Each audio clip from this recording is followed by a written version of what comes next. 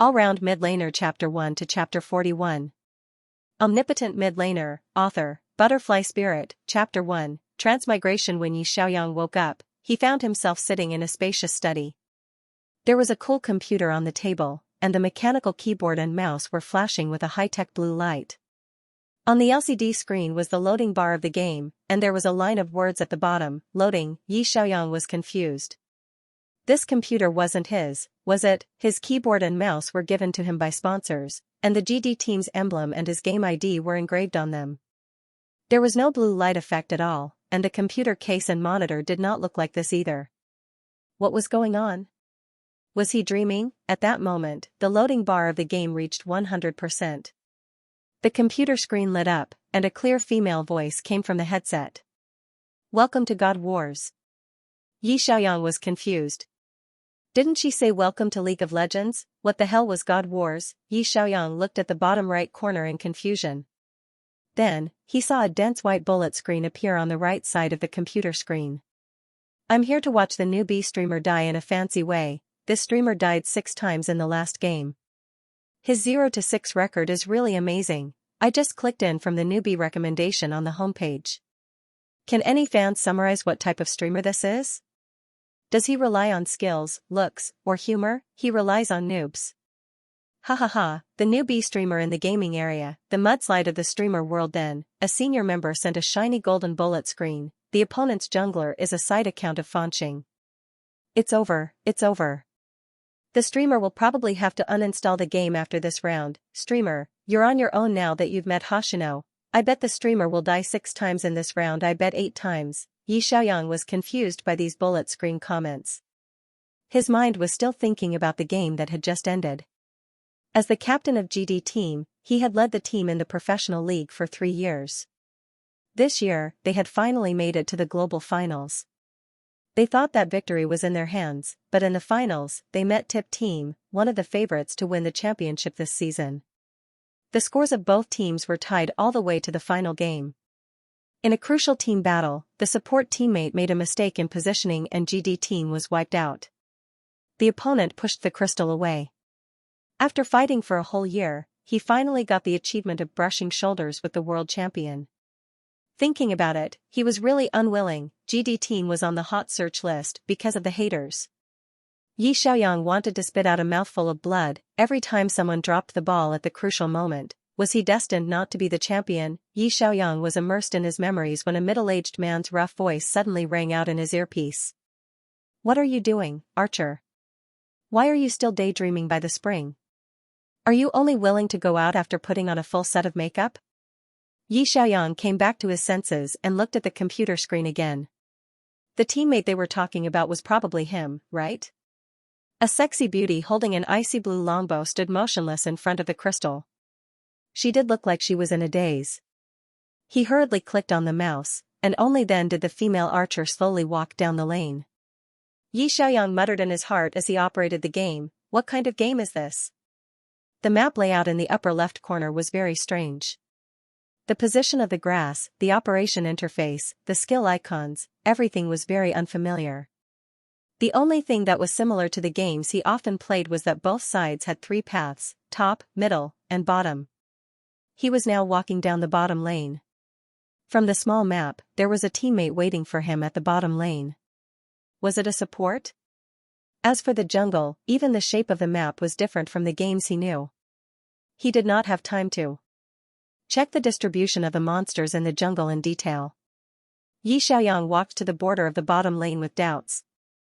A cute little elf stood under the tower, flapping its wings and throwing skills at the minions. A text message appeared in the chat area of the game interface. "Archer, follow me, I'll protect you." It was the elf player who spoke. Yi Xiaoyang was speechless. Everything in front of him was incomprehensible. He clearly remembered that after the finals, the players who had missed out on the championship were in low spirits. The manager treated everyone to a meal. After the meal, he took a walk along the river alone. He wanted to calm down, but he encountered a speeding sports car at the corner. The sports car seemed to have a brake malfunction and was heading straight for him. He did not have time to dodge and was sent flying by the car. The pain of his body being hit was still clear in his mind. Why was he sitting in front of the computer when he woke up and playing a game that he did not know? What was even stranger was that when he touched his body, he did not find any scars caused by the car accident. It was like a dream. Yi Xiaoyang had a splitting headache. He reached out and pressed hard on his throbbing temples. At this moment, a red mark suddenly appeared on top of the female archer's head. The next moment, a masked assassin wearing a black cloak teleported behind the female archer, and the dagger in his hand flashed with a cold light, first blood. The assassin only took 2 seconds to kill. Yi Xiaoyang came back to his senses. The system sound immediately rang in his ears, double kill. The little elf support next to him was also killed. The masked assassin who took down the double kill quickly disappeared into the nearby bushes. In the live chat channel, the middle-aged uncle with the rough male voice began to curse, F***ck. What's wrong with the bottom lane? You gave the opponent a double kill right at the start of the game? The level 4 assassin will definitely come to catch you. Don't you know how to retreat? Are you blind? The uncle's voice was so loud that Yi Xiaoyang's ears were almost deafened by his roar. The mage playing mid-lane girl said softly, "Stop cursing. I'm watching the live broadcast. The opponent's jungler is Fanqing Smurf. It's normal for a rookie to be killed." The support girl asked doubtfully, "Who's Fanqing?" The mid-lane girl, the rookie with the highest score in the youth training camp this year. He's Captain Chi's personal disciple and has joined the Tianhuan squad. He should be officially playing in the next season. The support girl's voice was excited. Captain Chi? Ah, I'm Captain Chi's diehard fan. Except for the uncle who was cursing, the attitude of the other 3 teammates immediately changed 180 degrees. They began to flatter him in the public chat. Is the opponent really Little Star? I often watch your live broadcast. It's a random match and we actually met Little Star. What a coincidence. Little Star, can you come to the mid lane and take a picture? The player with the ID star lighting typed a reply to the assassin. Smurf playing in a random match. Hello the number 1 rookie in the youth training camp? Fanqing, Yi Xiaoyang didn't remember such a person in the domestic esports scene. He temporarily suppressed the doubts in his heart and went to the bottom lane to carefully finish off the enemy. As soon as a wave of soldiers arrived at the foot of the tower, a familiar black figure appeared in their field of vision. The masked assassin flashed behind him, raised his sword, and instantly took his head. Following that, he killed the support and left without a second thought. Double kill. Another double kill. The bullet screen in Yi Xiaoyang's live broadcast began to flood the screen crazily. This streamer is so noob. Can any Tom, Dick, or Harry stream online these days? Streamer, are you playing with your feet? Or did your cat jump on your keyboard? I thought you were good, but it turns out you're a noob. Streamer, you've successfully attracted my attention. The streamer is actually playing a very big game of chess. There are too many good streamers in the gaming area. He wants to rely on noobs to fight his way out. This is called blazing a new trail, understand? He's not even at the bronze level, right? He doesn't even know how to fight minions. Damn, at the same time, in the Fanqing's live broadcast, our star is exploding. Fanqing playing a random match is simply cutting melons and vegetables. The other side has no gaming experience. Will they be so angry that they uninstall the game? The youth in the live broadcast was full of smiles. Thank you, I love Fanqing, for the deep sea fish. Thank you, the most handsome alpha, for the flying rocket. I just created this Smurf account today. I'm playing a random match.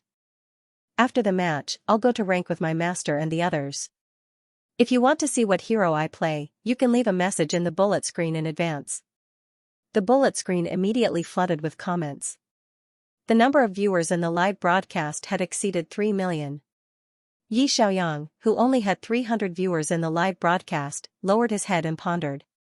The rules of the game on the computer were the same as the MOBA games he had played before, such as LOL and King of Glory.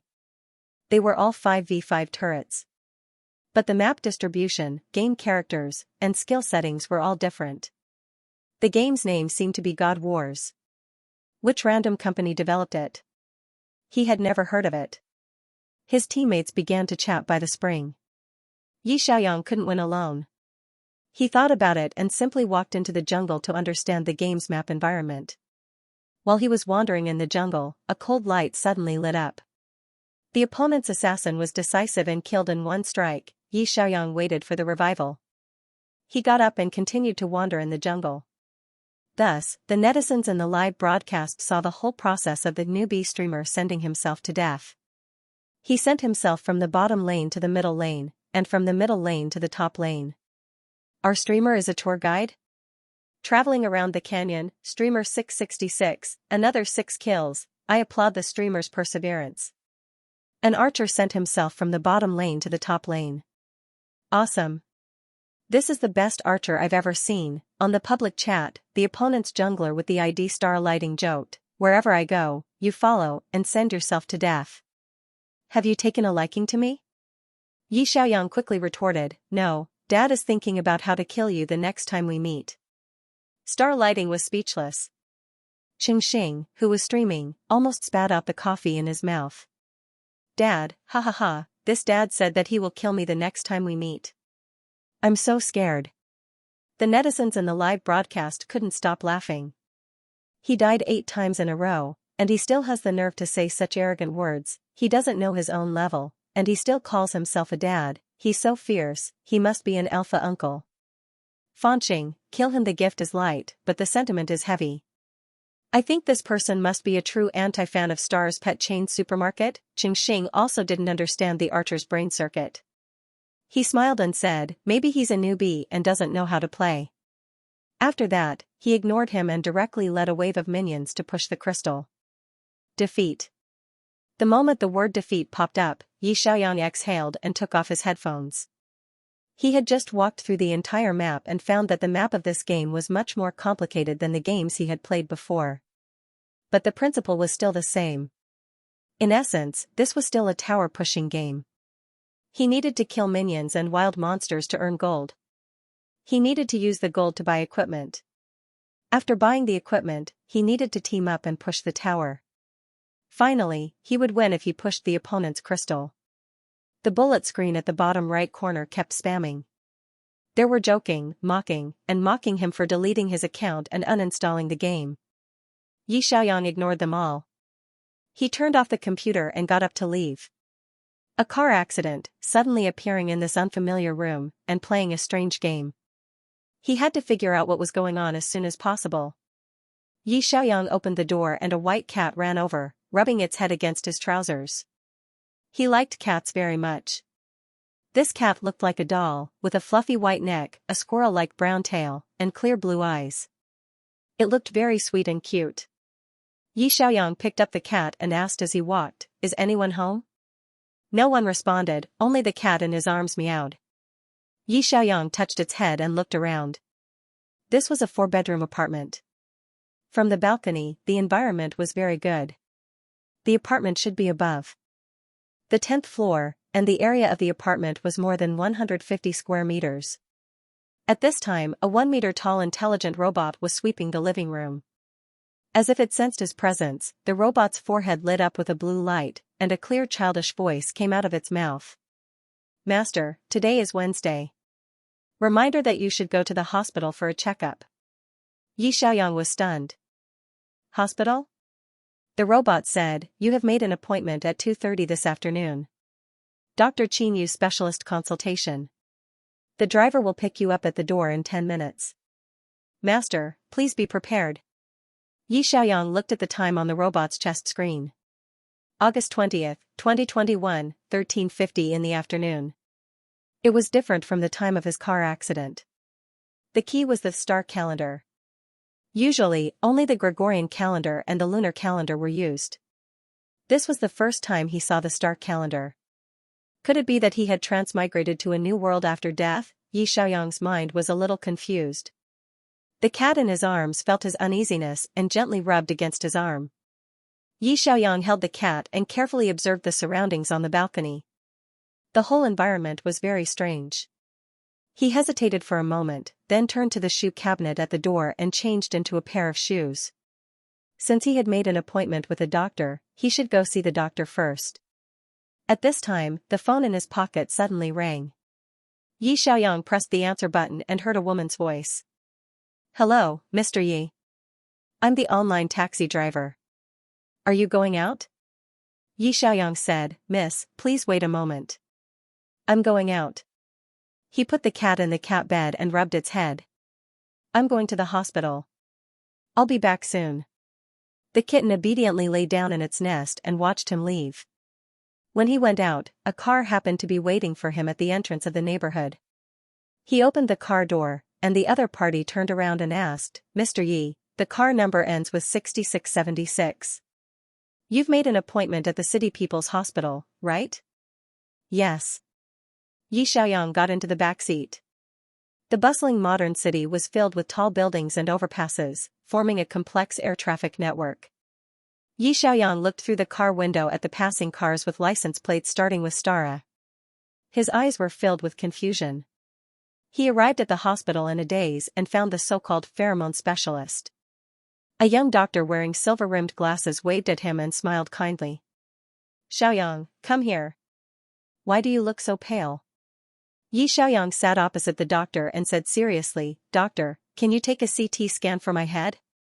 I suspect that there is a tumor in my brain after the car accident. That's why I have hallucinations. The doctor was stunned and immediately smiled. Don't think too much. I just checked you last week. There is nothing wrong with your body. It's just that your differentiation is late. There have been cases of differentiation at the age of 24 in foreign countries. You are only 21. There is no need to worry. Yi Xiaoyang was at a loss. Differentiation? The doctor patiently explained, there is no clear pheromone detected in your body. But your parents are AO, and your ancestors did not have beta genes. You will definitely not differentiate into beta. As for whether you will differentiate into alpha or omega, it is still uncertain. The probability is 50%. Yi Xiaoyang was even more confused. He looked at the doctor in confusion. Where are my parents? The doctor's face stiffened. He put the back of his hand on his forehead to check his temperature. No fever? Let me do a re-examination for you. He took Yi Xiaoyang to the treatment room. After the examination, the doctor looked at the results on the computer. He frowned and muttered to himself, there is nothing wrong with your brain. Why does it seem like you have amnesia? Yi Xiaoyang was uneasy. He whispered, there are indeed many things that I can't remember clearly. Your parents died in a car accident a week ago. Maybe your parents' death was too big a blow to you. You don't want to accept this fact, so you are hallucinating. The doctor patted him on the shoulder and said in a gentle tone, I am your cousin, Xianxia. I am also very sad about your uncle's accident, but there is no way to change what has happened. Slowly try to accept it. You are still young. You can't be depressed like this. Yi Xiaoyang was speechless. He did not have a cousin named Xianxia. Dr. Xianxia stood up and handed him a glass of water. How about this? I will ask a psychiatrist to give you a psychological counseling. Wait for me here. After the doctor left, Yi Xiaoyang came back to his senses. He turned and went to the bathroom to wash his face with cold water. He looked up and saw a fair-skinned blonde boy in the mirror. He looked sunny and handsome. Yi Xiaoyang reached out and touched his hair. There were no traces of dye.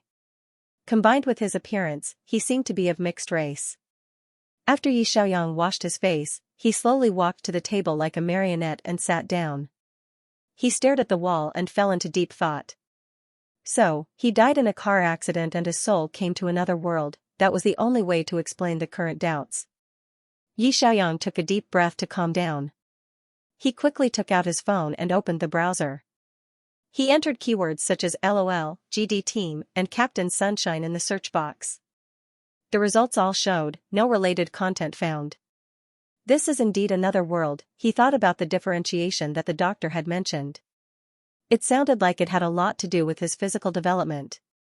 Yi Xiaoyang entered differentiation in the search box again. This time, he found more than 30 million results. At the top was official information similar to Baidu Encyclopedia. Differentiation refers to the process of peak hormones in the body during puberty, stimulating the development of glands, resulting in the emergence of three potential genders, alpha, beta, and omega. Usually, adolescents complete differentiation between the ages of 16 and 18. There are also clinical cases of delayed differentiation. Yi Xiaoyang was confused. He could understand every word, but he could not understand when they were connected. Three potential genders? What the hell was this? He curiously clicked on related information and saw even more unfamiliar terms. Pheromones, omega glands, susceptibility period, markers, reproductive cavity. The more Yi Xiaoyang read, the more shocked he became. In the end, his mouth was so wide open that an egg could be stuffed in. This world was so king perverted. In addition to men and women, humans actually had three potential genders, alpha, beta, and omega. In other words, humans had a total of 6 genders. Among them, omega and beta, regardless of gender, had the ability to give birth to offspring. Omega was more likely to get pregnant, beta had a lower fertility rate, and alpha could not give birth themselves, but they could make others pregnant. Alpha and omega had a special pheromone scent. Omega would still uncontrollably request for an alpha marker during the Q period. A marker? It sounded like a stamp. Yi Xiaoyang curiously finished reading the so-called ABO popular science paper and completely changed his worldview. Both men and women could have children. You guys are too hardworking in order to increase the fertility rate. The male compatriots of this world were awesome. Just as Yi Xiaoyang was dumbfounded, Dr. Qin pushed the door open and walked in. Xiaoyang, the psychiatrist is fully booked today. Why don't you come back tomorrow morning? He's free tomorrow morning. Yi Xiaoyang's fingertips trembled and he quickly put away his phone. He laughed dryly and said, "Cousin, I don't need psychological counseling. I was just joking with you." It was not a psychological problem, but his soul had changed, so he did not remember anything about this body, nor did he remember his parents' death. Qinyu looked at him worriedly. Is it really okay? Yes. Then what are your plans in the future? Yi Xiaoyang froze. In the future? Qinyu said, Uncle and aunt are gone, so no one will take care of you. I remember that you studied baking for 3 years. Why don't you open a private bakery and try it? If you need money, I can lend it to you. He was now an orphan, so he did have to consider the problem of supporting himself. But opening a bakery? He had no interest in making desserts at all. Yi Xiaoyang coughed softly. I'll go home and think about it carefully. Thank you, cousin. Qinyu nodded. Okay, remember to find me if you have any difficulties. Yi Xiaoyang got up and said goodbye to Qinyu. Qinyu helped him book a car to take him home.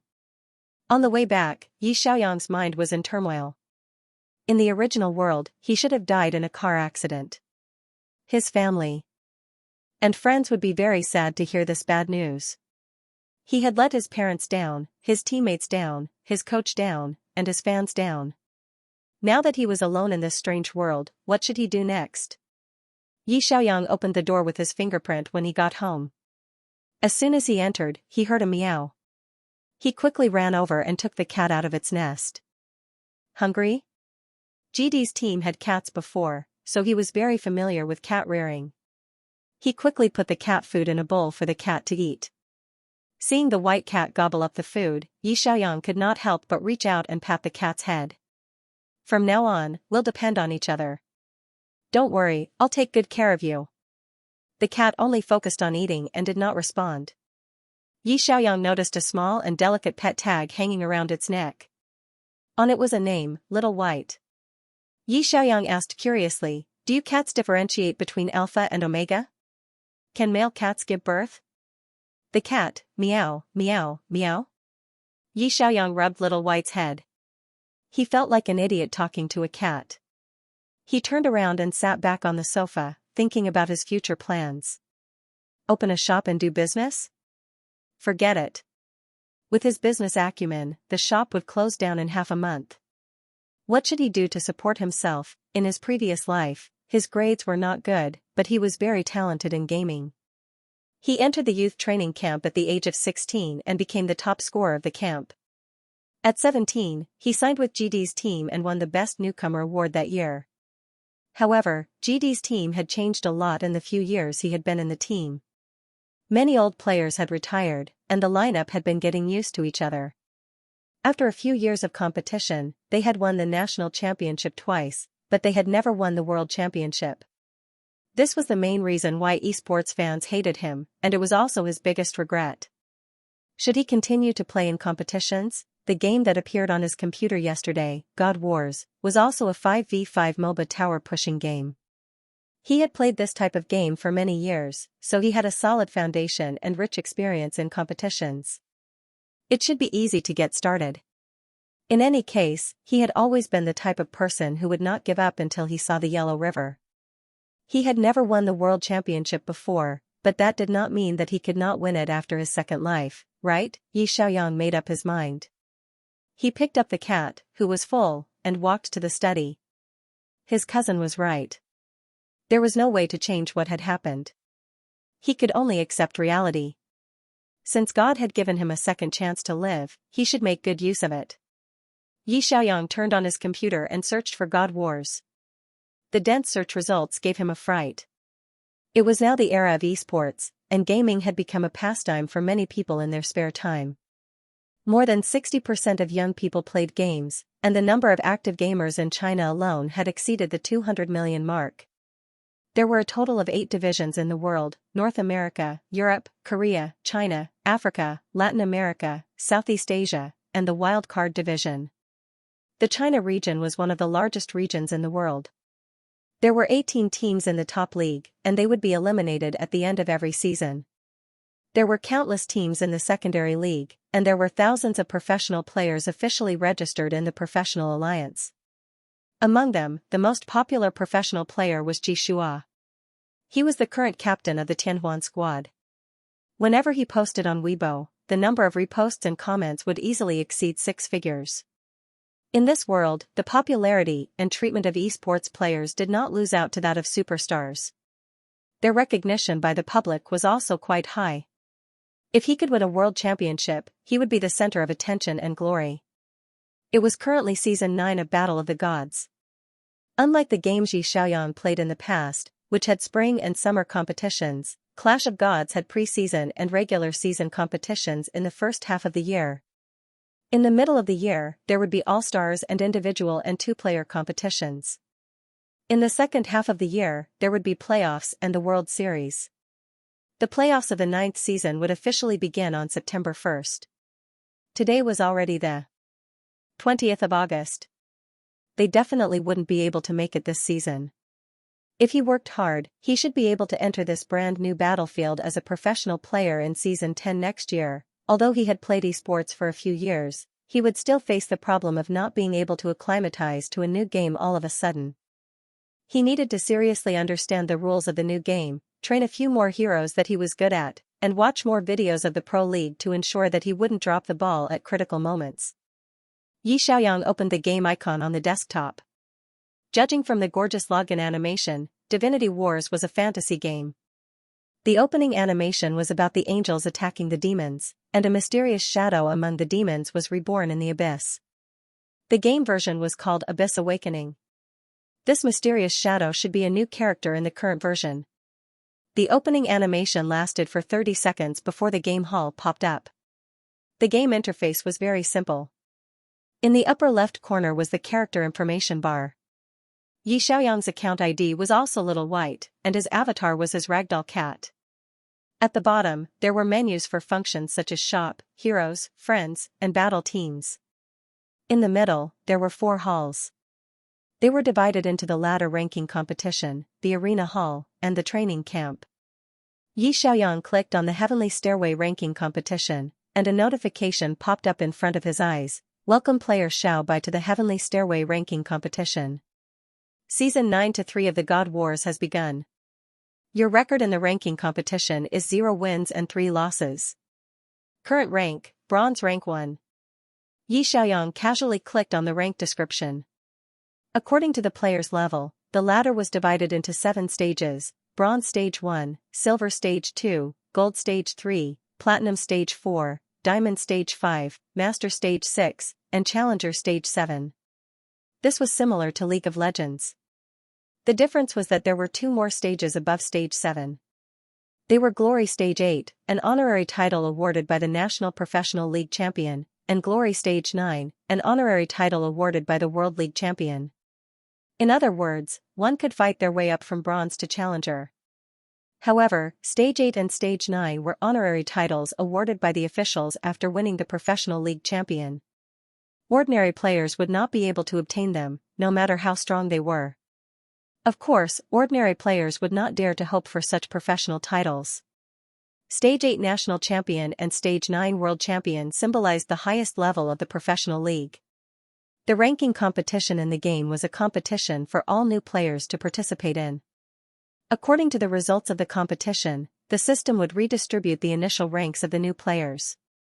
For example, if an expert opened a SMF account and won all 3 rounds of the ranking competition, he could be directly assigned to Platinum Stage 4 and start to level up from Platinum.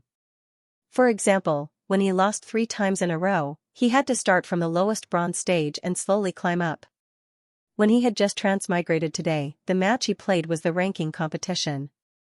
A professional player named Xianxia had created a SMF account to participate in the newcomer ranking competition. It just so happened that they had bumped into each other. Xiaoyang searched Xianxia's live broadcast room and clicked follow. After reading the general information, he got up and poured a glass of water. He settled Little White on the sofa next to him and sat back at the table. He clicked on the training camp in the game and started a game of man machine competition. The game interface loaded, and the system voice sounded in his ears, "Please choose the hero to use in this game." His account only had 5 heroes at the moment. Xiaoyang looked at the description and randomly chose a female mage character. The rules of a 5v5 tower pushing game were all the same. He was very familiar with this type of game. However, the map, hero skills, and data settings in the new game were different.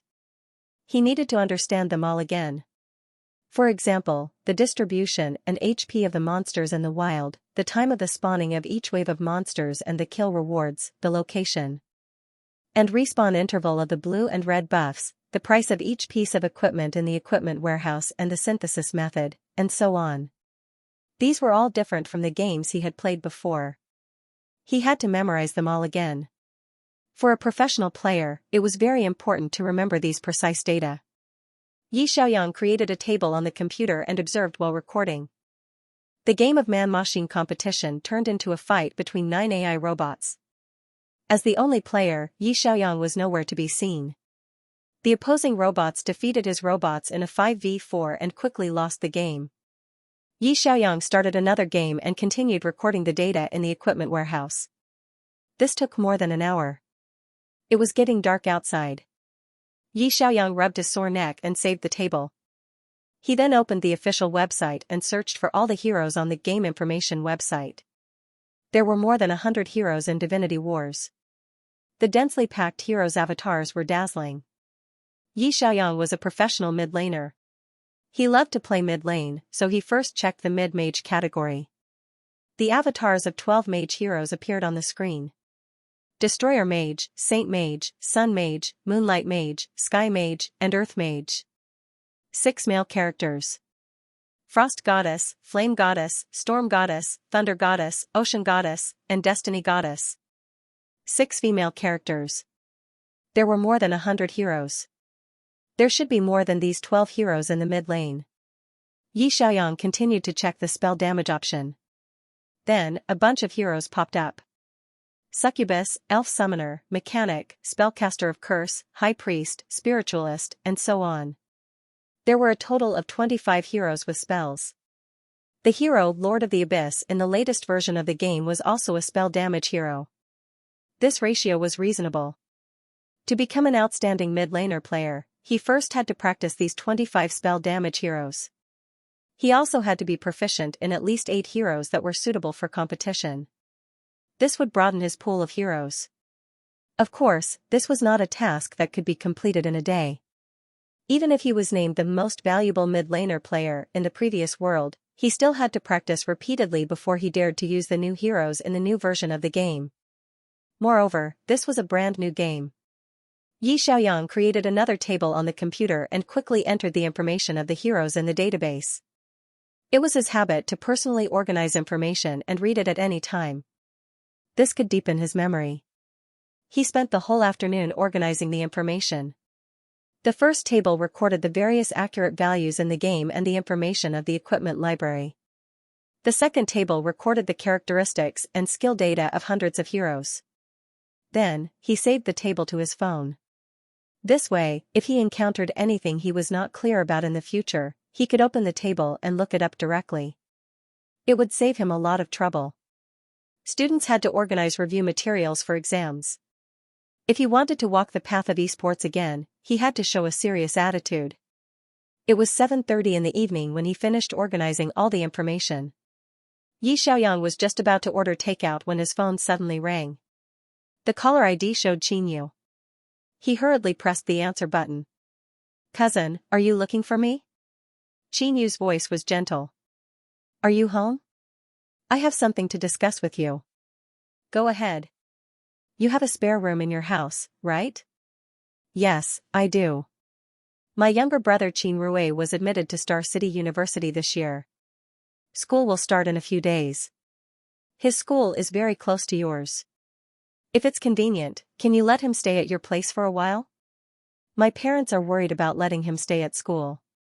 Xiaoyang was stunned for a moment before he understood. His cousin Qin must have thought that he had psychological problems and was worried about him staying at home alone, so he sent his younger brother to accompany him. Moreover, he had not differentiated yet. It was indeed not safe to stay at home alone. Being close to school and staying for a while were all excuses.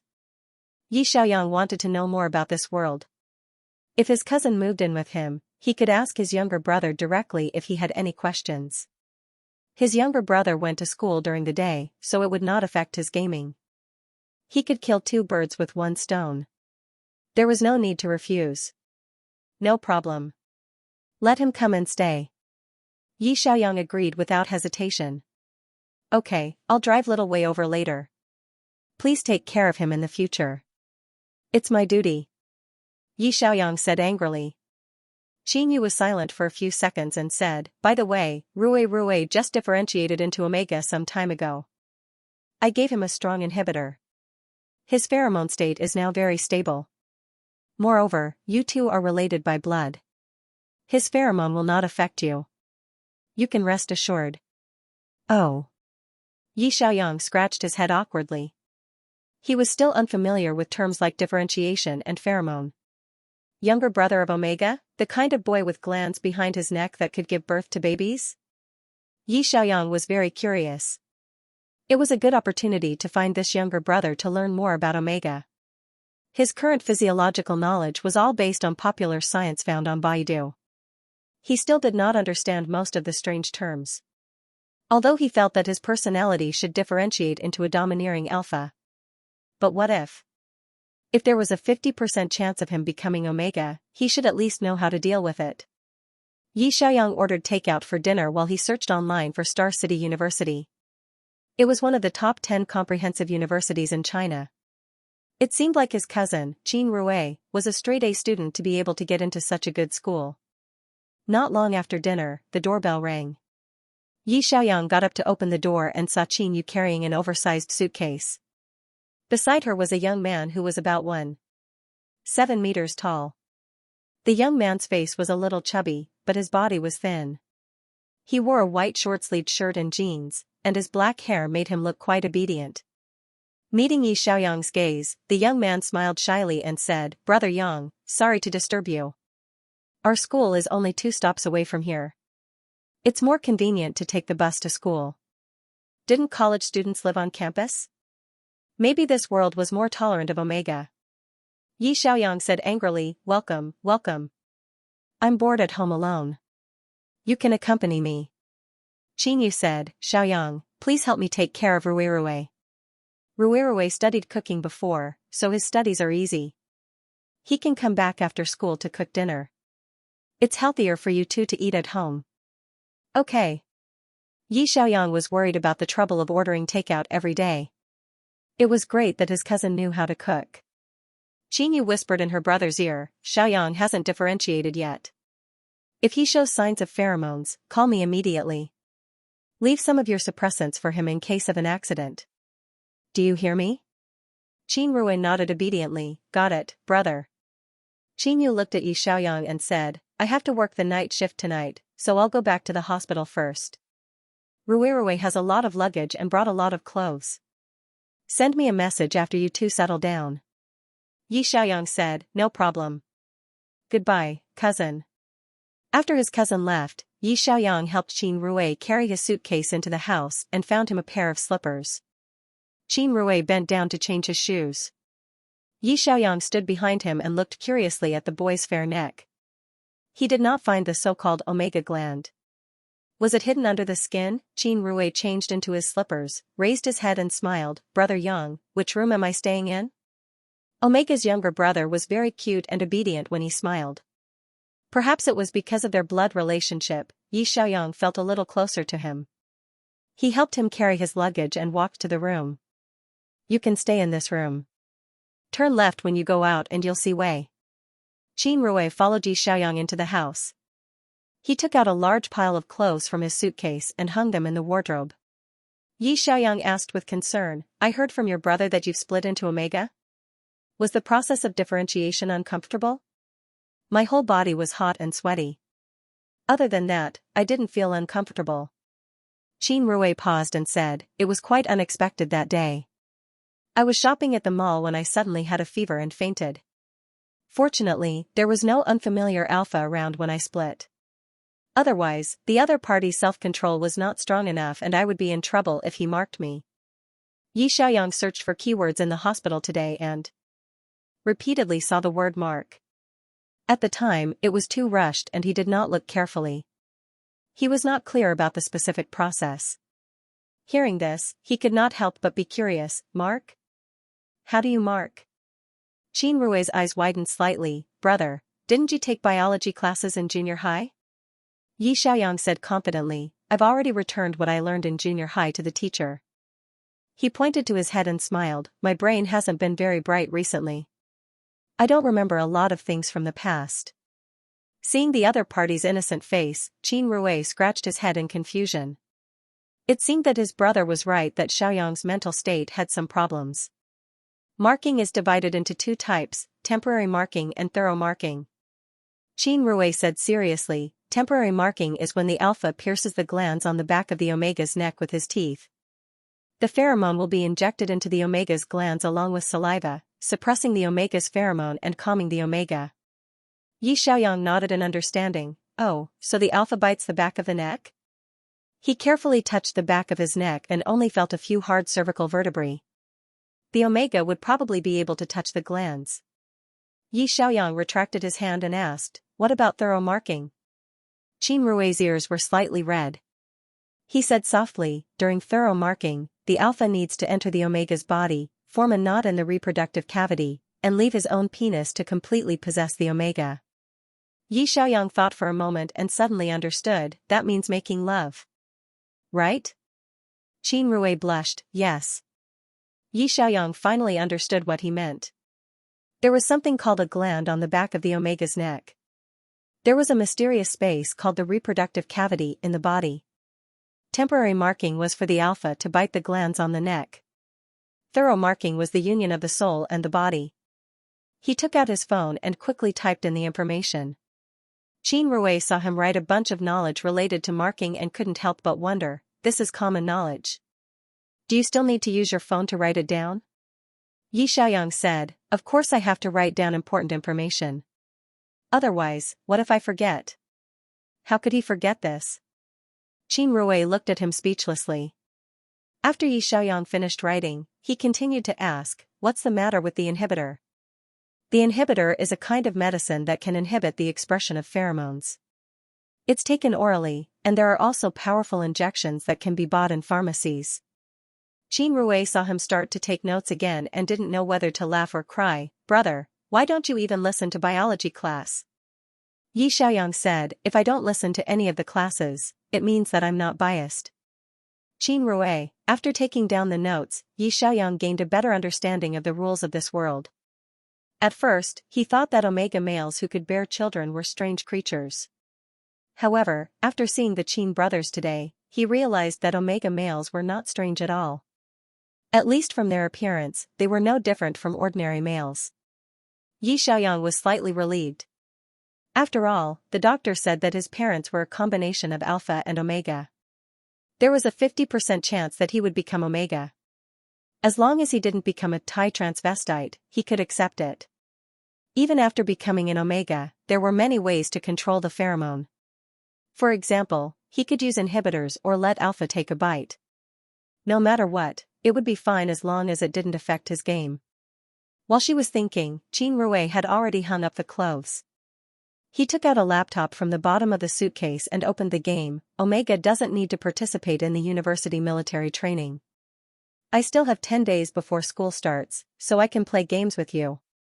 Yi Xiaoyang saw a familiar scene on the screen. God's War? Yes, I was the one who pulled you into the pit. Qin Rui put down the computer and turned back to ask, Brother Xiao, did you lose all 3 rounds of the preliminaries? I looked at the friend list, and you're still bronze. Yes, I'm currently bronze. As a professional player, Yi Xiaoyang hadn't come into contact with such a low rank for many years. He sorted out the information for the whole afternoon and also trained. A mage hero. He was just about to try it out when he said, take the computer to the study, let's play together. At the same time, at the Tianhuan squad base, Qingxing stretched his back and looked at the congratulations on advancing to the challenger rank prompt on the interface.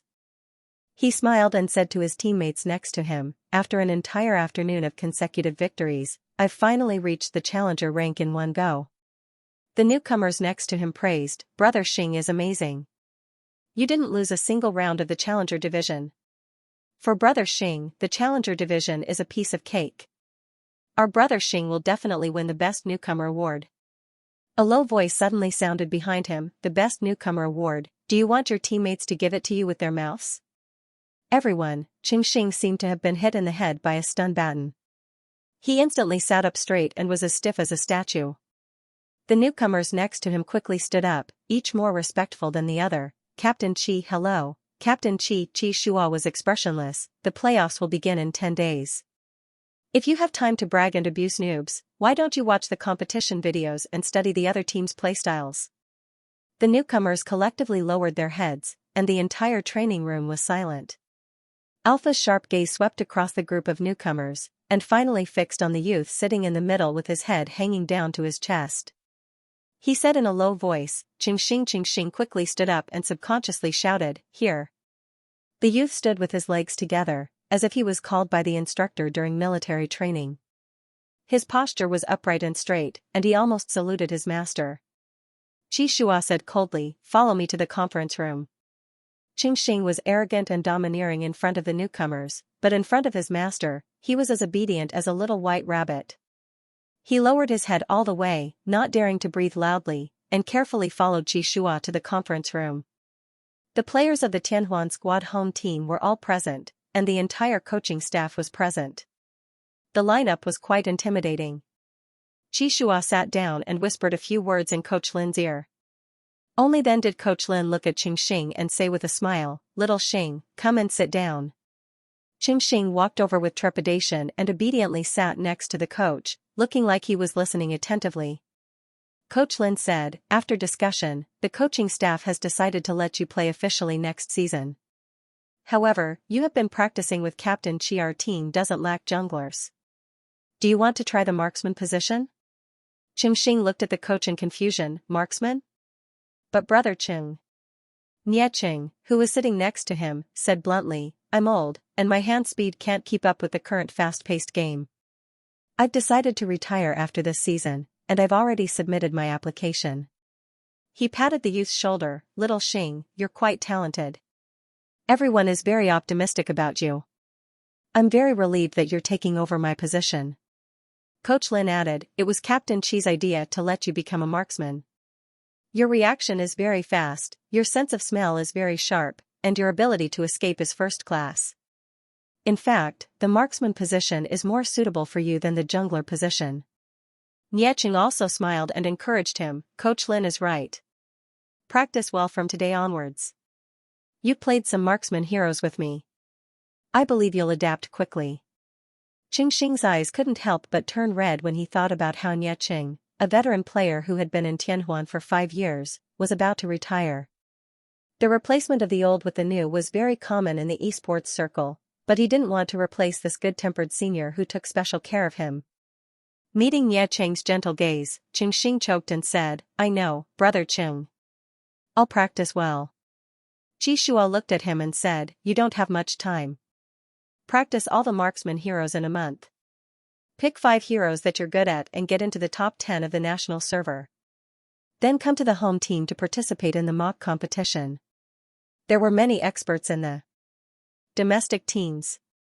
Shua's requirements were very strict even for professional players. But Xing had long been accustomed to his master's high requirements. He said without hesitation, "I know, master.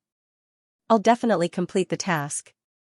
Shua nodded and motioned for the coach to continue. Coach Lin opened the PowerPoint and said seriously, "Next, let's talk about how to play the first round of the playoffs.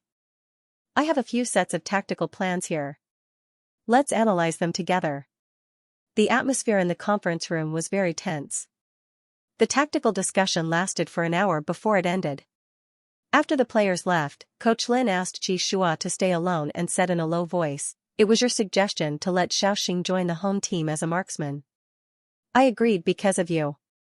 But his playing style is aggressive, impulsive, and his mentality is very unstable. Next season, Tianheng's marksmen and support will all retire. If he plays, the game will be more difficult." Shua's expression was calm. "It's okay. No matter how difficult it is, we've survived. Besides, our tactics need to be changed.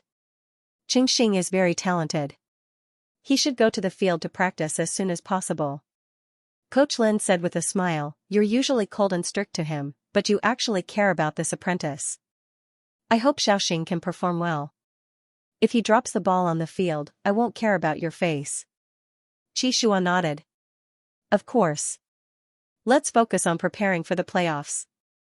It's the last playoffs before old Nia and Aning retire. We'll play well." Translator, Endless Fantasy Translation Editor, Endless Fantasy Translation. Qin Rui carried his laptop and followed Yi Xiaoyang to the study. He moved a chair from the dining room and placed it next to his cousin's gaming chair. He then opened the game and invited friends. 8:30 p.m. was the peak time for players to be online. They were matched in less than 5 seconds. Since players below Diamond didn't need to BP, ban/select heroes, they could only see their teammates when the game started. Out of the 5 players, Yi Xiaoyang's Xiaobai was bronze ranked, Qin Rui's Xiao Rui was gold ranked, and the remaining players, I'm Just a Legend, Your Smile, and My Heartbeat were all silver ranked. The last 2 players were obviously a couple. According to the principle of equal ranking, this game should be a silver duel. Yi Xiaoyang's account only had 5 heroes. He instantly chose the mid-lane mage, Frost Goddess Shirley, that he had just practiced in the training camp.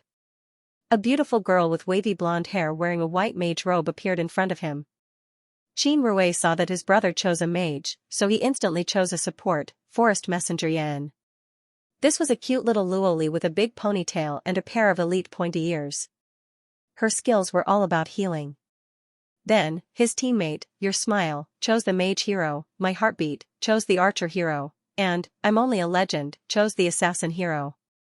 The lineup was 1 assassin, 2 mages, 1 archer, and 1 support. Your Smile, I'll play a mage.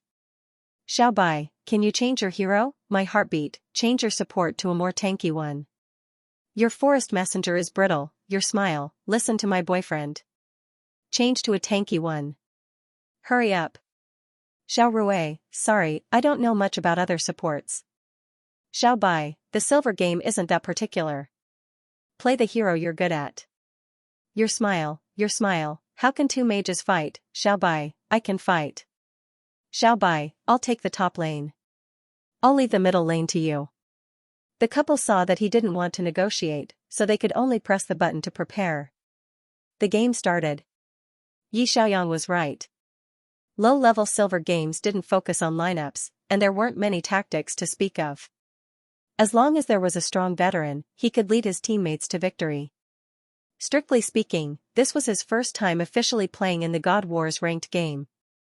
The previous time when he had just transmigrated didn't count. At that time, he was muddled and didn't know why he was assassinated. He didn't think much of it and didn't play. But this time, he was serious.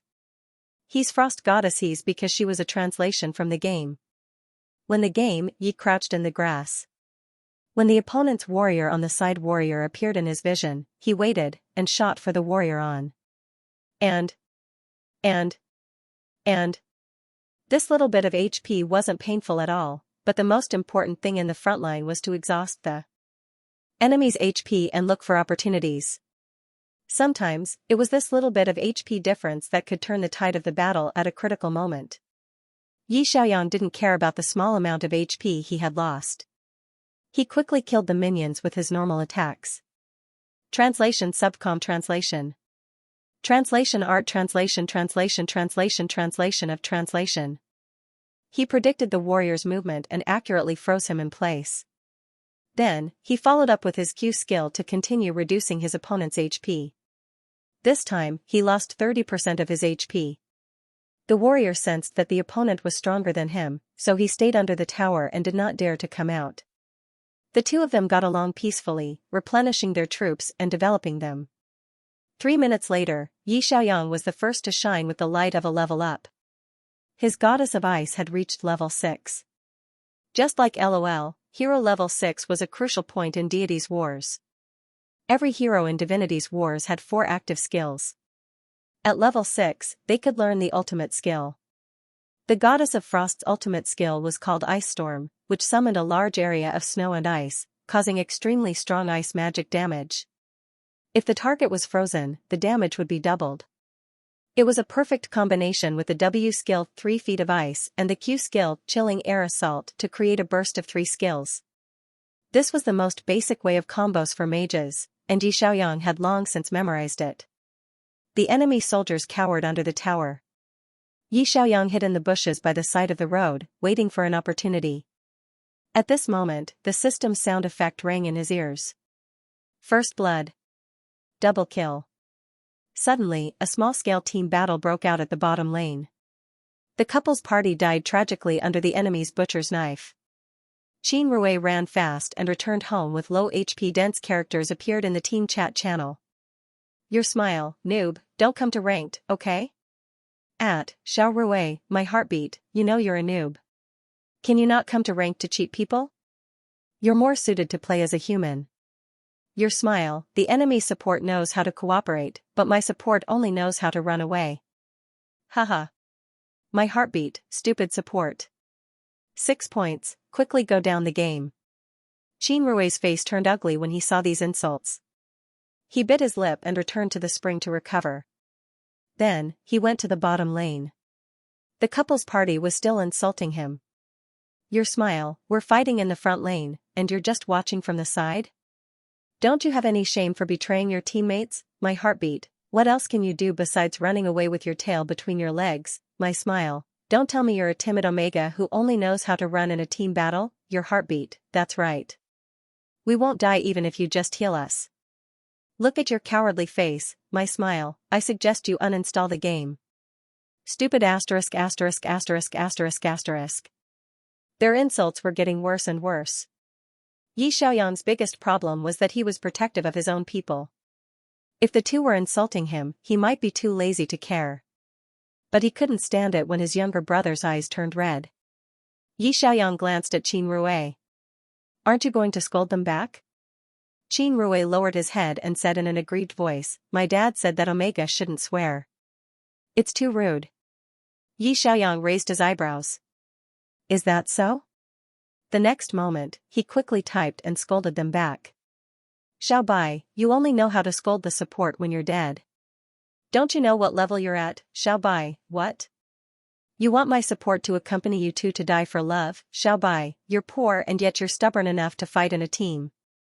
You can't even use your skills. Xiao Bai, you two should shut up and go to the fountain. I'll take care of my support. This noob was really too fast when it came to scrolling through the screen. 4 messages popped up in an instant. The couple was stunned by the scolding. Their brains couldn't keep up with his speed. Yi Xiaoyang said, Xiao Rui, come to the top lane and find me. Qin Rui froze for a moment and immediately ran from the jungle to the top lane.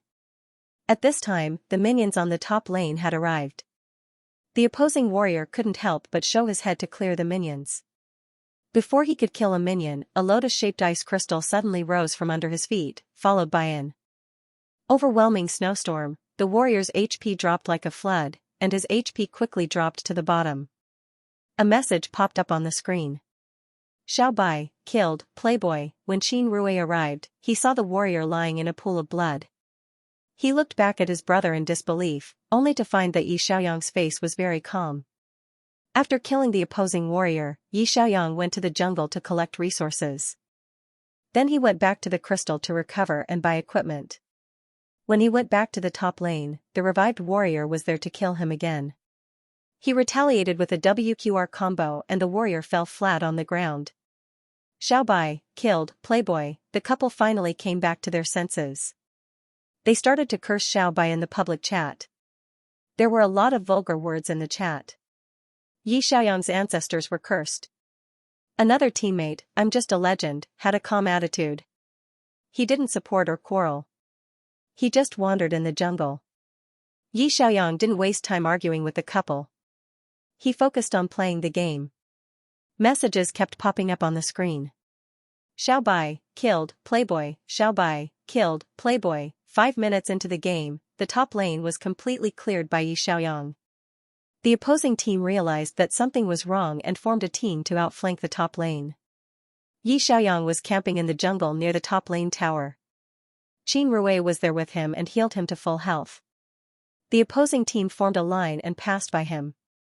The newbie didn't know how to stagger and didn't know how to use a skill to scout. He just used his face to scout. Yi Xiaoyang quickly pressed on the keyboard. 3 feet of ice, frost invasion, ice storm, the 3 skills were released smoothly in 1 second. His accurate prediction instantly froze the opposing team into ice sculptures. Yi Xiaoyang was equipped with luxurious equipment. His economy had crushed the opposing team. An overwhelming snowstorm came crashing down, and the 5 people who were frozen were unable to move. They were directly wiped out by this wave of attacks. Messages kept popping up on the screen. Xiao Bai, killed, Playboy. Xiao Bai, killed, Lemon Pudding. Double kill. Xiao Bai, killed, Snow Girl. Triple kill. Xiao Bai, killed, Lustful Falling Flowers. Quadruple kill. Xiao Bai, killed, Flowing Water. Quadruple kill. Xiao Bai was beyond godly. Xiao Bai started to dominate the game. The couple was speechless. What was going on? They had planned to surrender in 6 minutes, but the surrender button didn't even appear. They won just like that. They won? The 2 of them were so engrossed in their quarrel that they didn't understand how the top lane was cleared. Yi Xiaoyang quickly sold all his equipment and changed into a physical weapon with the highest attack speed. He then led his minions to push the crystal. He automatically attacked the crystal while typing, "Are you happy that you won?" The couple was speechless. Happy? He was scolding others while his teammate helped him win. He wasn't happy at all. Xiao Bai, what does it have to do with you two that I won with my support? Xiao Bai, you can curse for 5 minutes after dying. Are you guys using your mouths to play? Xiao Bai, don't say goodbye. His typing speed was very fast, and the 3 questions in a row appeared on the public chat. The timing was just right. The moment he typed the words, "Don't say goodbye," the crystal exploded with a bang, the game ended, and the golden word victory popped up in the middle of the screen. He couldn't type in the chat anymore. No matter how much the couple complained, they couldn't type to scold him. This was Yi Xiaoyang's style of slapping you in the face with actual actions, but you can't scold back. Qin Rui was speechless. He turned to look at his brother with a face full of disbelief.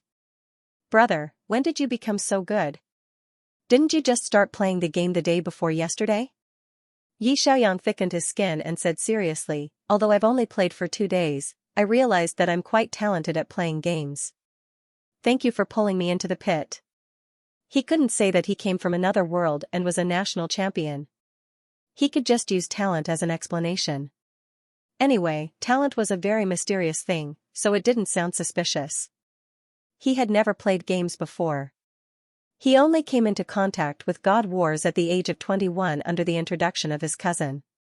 He realized that he was very talented at playing games, so he wanted to become a professional player. This story should make sense, right? Even if someone was suspicious, they couldn't find any evidence. He was indeed pulled into the pit by his younger brother a few days ago. Just now, it was only a low-level silver game, but at least it proved that his understanding of the game was correct. What made him even happier was that his body's hand speed was very fast, so he could deal with the high intensity of the esports professional league. Although 21 years old was a bit late for an esports player, he had played countless games in his previous life. He had rich experience in big competitions, and his adaptability to the team was very strong. He didn't have to worry about his psychological quality. He believed that as long as he played well, there would be a coach who would be willing to sign him. Qin Rui looked at his brother with eyes full of admiration. "Brother, you're so amazing. Can you take me to the diamond market? I've been stuck at gold for a month." Yi Xiaoyang readily agreed, "No problem." With his experience, it was not difficult to bring a newbie to the diamond. Moreover, it was also beneficial for him to bring along the support. He could instruct Qin Rui to scout the bushes and know the enemy's movements. That way, he could win the match as quickly as possible. However, he only had 5 newbie heroes in his account. They were the warrior, assassin, mage, archer, and support that the system had given him. There was only one mage, Frost Goddess. This kind of late-stage mage who relied on equipment was not suitable to carry people. What's more, there were too many players in the Novice Hero Club. Once it was snatched away by his teammates, he would face the awkwardness of having no hero to choose from. It was better to train an unpopular hero. "Give me a moment. I'm going to buy a hero." Yi Xiaoyang opened the game shop. "Brother, I'll buy it for you," Qin Rui said enthusiastically. "I still have a lot of money left in my account." Yi Xiaoyang didn't get mad at him. "Then give me a ruler of the abyss." "Lord of the Abyss?" Qin Rui was confused. "Is there such a hero?" Yi Xiaoyang pointed at the version number. "The hero that just came out in the new version, the one in the opening animation." I skipped the opening animation, so I didn't pay much attention. Qin Rui opened the shop and saw that there was a new in the list of heroes. It was the 9-3 season version hero, Abyss Master Locke. The demon from the abyss wore a black cloak and a huge hood that covered his face. He was surrounded by black fog. The weapon in his hand was a staff made of skulls, and the eyes of the skulls were still bleeding. The hero's image was quite cool, but the skill description was very long. Qin Rui couldn't understand it even after looking at it for a long time. He turned around and whispered, "Brother, are you sure you want to buy this? The difficulty of the operation is 5 stars. It looks very complicated. Let's buy him." Yi Xiaoyang said, "This is everyone's first encounter with a new hero. This way, I can stand on the same starting line as them." There were hundreds of heroes in God's Wars. For those old heroes, the pro players had already studied their playstyles and routines. He couldn't figure out too many tricks. No one was familiar with the new heroes, so he was able to produce results as quickly as possible. Qin Rui bought Master of the Abyss and asked, "Do you have any other heroes you want to play?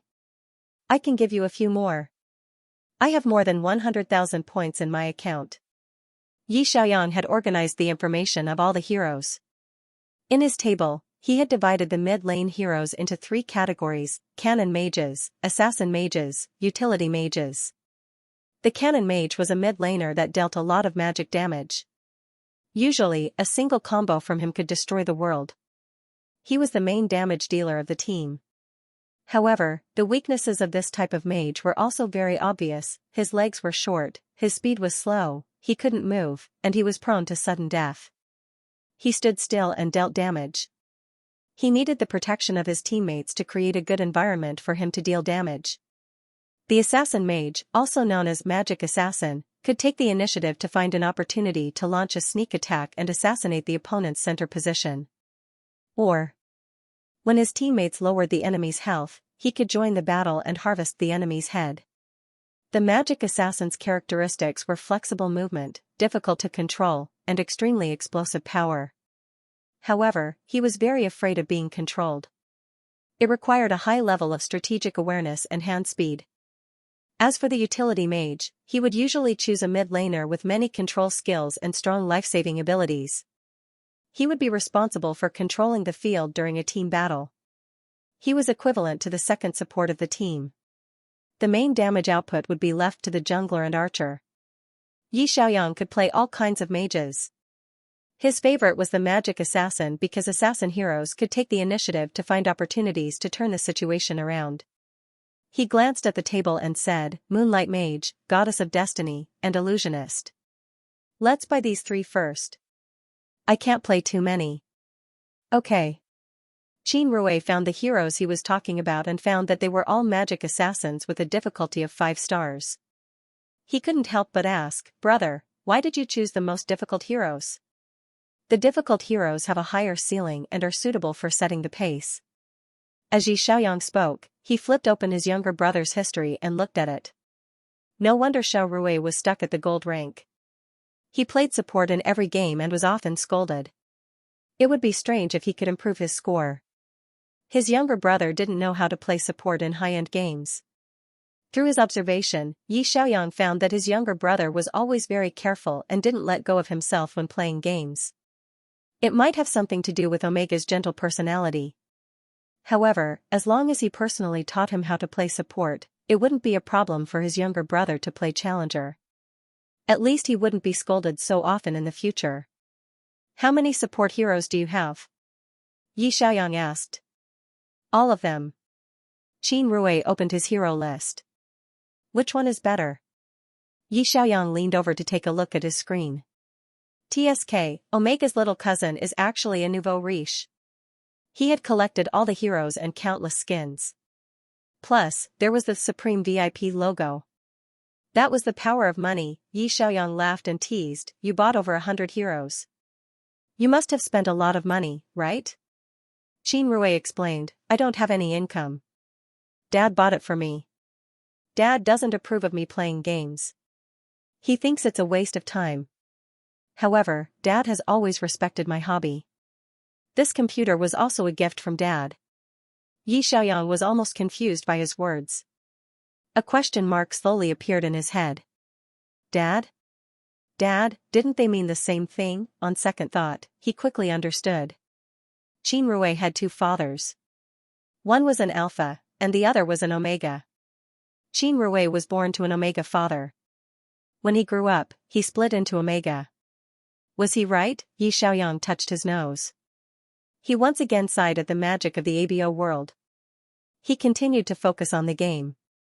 You play, Blessing Priest. Follow me later. Okay. Qin Rui clicked on Blessing Priest's information panel and checked the skill description. The difficulty of controlling Blessing Priest was only 2 stars. It was very suitable for novices. Q, W, and E skills respectively increased the attack power, mana recovery, and range acceleration of selected teammates. The R skill's ultimate skill was the whole team's life shield. This is the support with the strongest single protection ability. The Q skill that increases attack power will always be on me. When I run out of mana, press W to heal me. As for the other skills, wait for my instructions. Yi Xiaoyang instructed. Understood. Qin Rui paused. He looked at the white icon in the upper left corner of the hero and said, Brother, I haven't played this hero before. My proficiency is still 0. I can't participate in the ranking competition. My new hero's proficiency is also 0. I just need to play a few rounds with the AI team. Yi Xiaoyang opened the team interface. He added his brother to the team and went to the training camp to activate the AI team match. Winning or losing in the AI team match didn't count for points, but it could increase the proficiency of the hero. It was the most suitable place for players to practice their heroes. After playing a few rounds with the AI team and reaching 100 proficiency, they could use the hero in the ranking competition. Yi Xiaoyang also took the opportunity to familiarize himself with the new hero's controls. He tried playing a few rounds with Lord of the Abyss and found that this hero was indeed his cup of tea. Q skill Night Emissary sent out a black shadow that could penetrate obstacles. It dealt a small amount of magic damage to enemies in the path and marked them with the abyss. A maximum of 3 shadows could be sent out. Each shadow could be controlled separately. Each shadow inherited 30% of its master's current health. W skill Abyss Gaze locked onto the target, dealt magic damage and marked them with the Abyss. E skill Shadow Shift changed the position of the designated shadow. R skill Bloody Vengeance detonated all the Abyss marks and dealt a large area of black magic damage. When the enemy was successfully killed, the 3 skills of Q and W would be refreshed immediately. Vengeance mode would be activated, increasing attack power and decreasing defense power. Wasn't this a typical multi-position marking style? Q skill's shadow could pass through obstacles. E skill's shadow would switch positions with the shadow. Q and E combo could release a maximum of 3 positions. Whether it was chasing, assassinating, or escaping, they were all very flexible. Q and W combo could stack marks to create conditions for clearing the field. In addition, the cooldown of the equipment was reduced. If the hand speed was fast enough, it was possible to hit 8 marks. Finally, the R skill would detonate the marks. Killing people was not a problem. What was more terrifying was that after the R skill killed the enemy, the 3 small skills would immediately refresh their cooldown. The attack power of the Vengeance mode would increase, and they could continue to kill people. In theory, Lord of the Abyss was the kind of hero that got stronger the more you fought. As long as you entered the rhythm of his revenge, there was no way to stop him, but the Vengeance mode also had a disadvantage. Attack power increased, defense power decreased, and the user would become extremely fragile. So, one had to pay attention to their positioning and not be controlled. Otherwise, it would be easy to die suddenly. After playing a few rounds with the AI team, Xianxia had some experience with this hero's controls.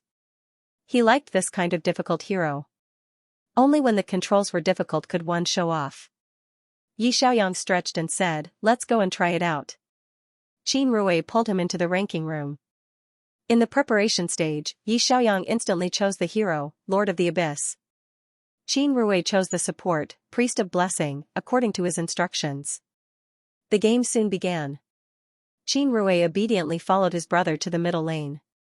In less than 2 minutes, the Lord of the Abyss in the middle lane single-handedly killed the opposing mage.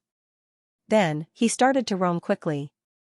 In 4 minutes, he roamed to the bottom lane, killed 2 people in the bottom lane, and pushed the outer tower. In 5 minutes, he roamed to the top lane, killed the opposing top laner, pushed the outer tower, and invaded the opponent's jungle to plunder resources. In 10 minutes, there was a team battle in the middle lane, and the Lord of the Abyss got 3 kills. His teammates were very confused. They only felt that this Lord of the Abyss was very powerful, he could kill people wherever he went. He was simply a walking human-shaped weapon, his teammates typed in the public chat. Is the new hero so strong? I'll buy one too. Guru, are you opening a Smurf account? Please carry me. How do I play this hero? Guru, teach me. Xianxia roamed around to establish an economic advantage. In the blink of an eye, he became the one with the best equipment in the game. He seized the opportunity to wipe out the opponent's team. Qin Rui was speechless. It seemed that the talent that his brother said was true.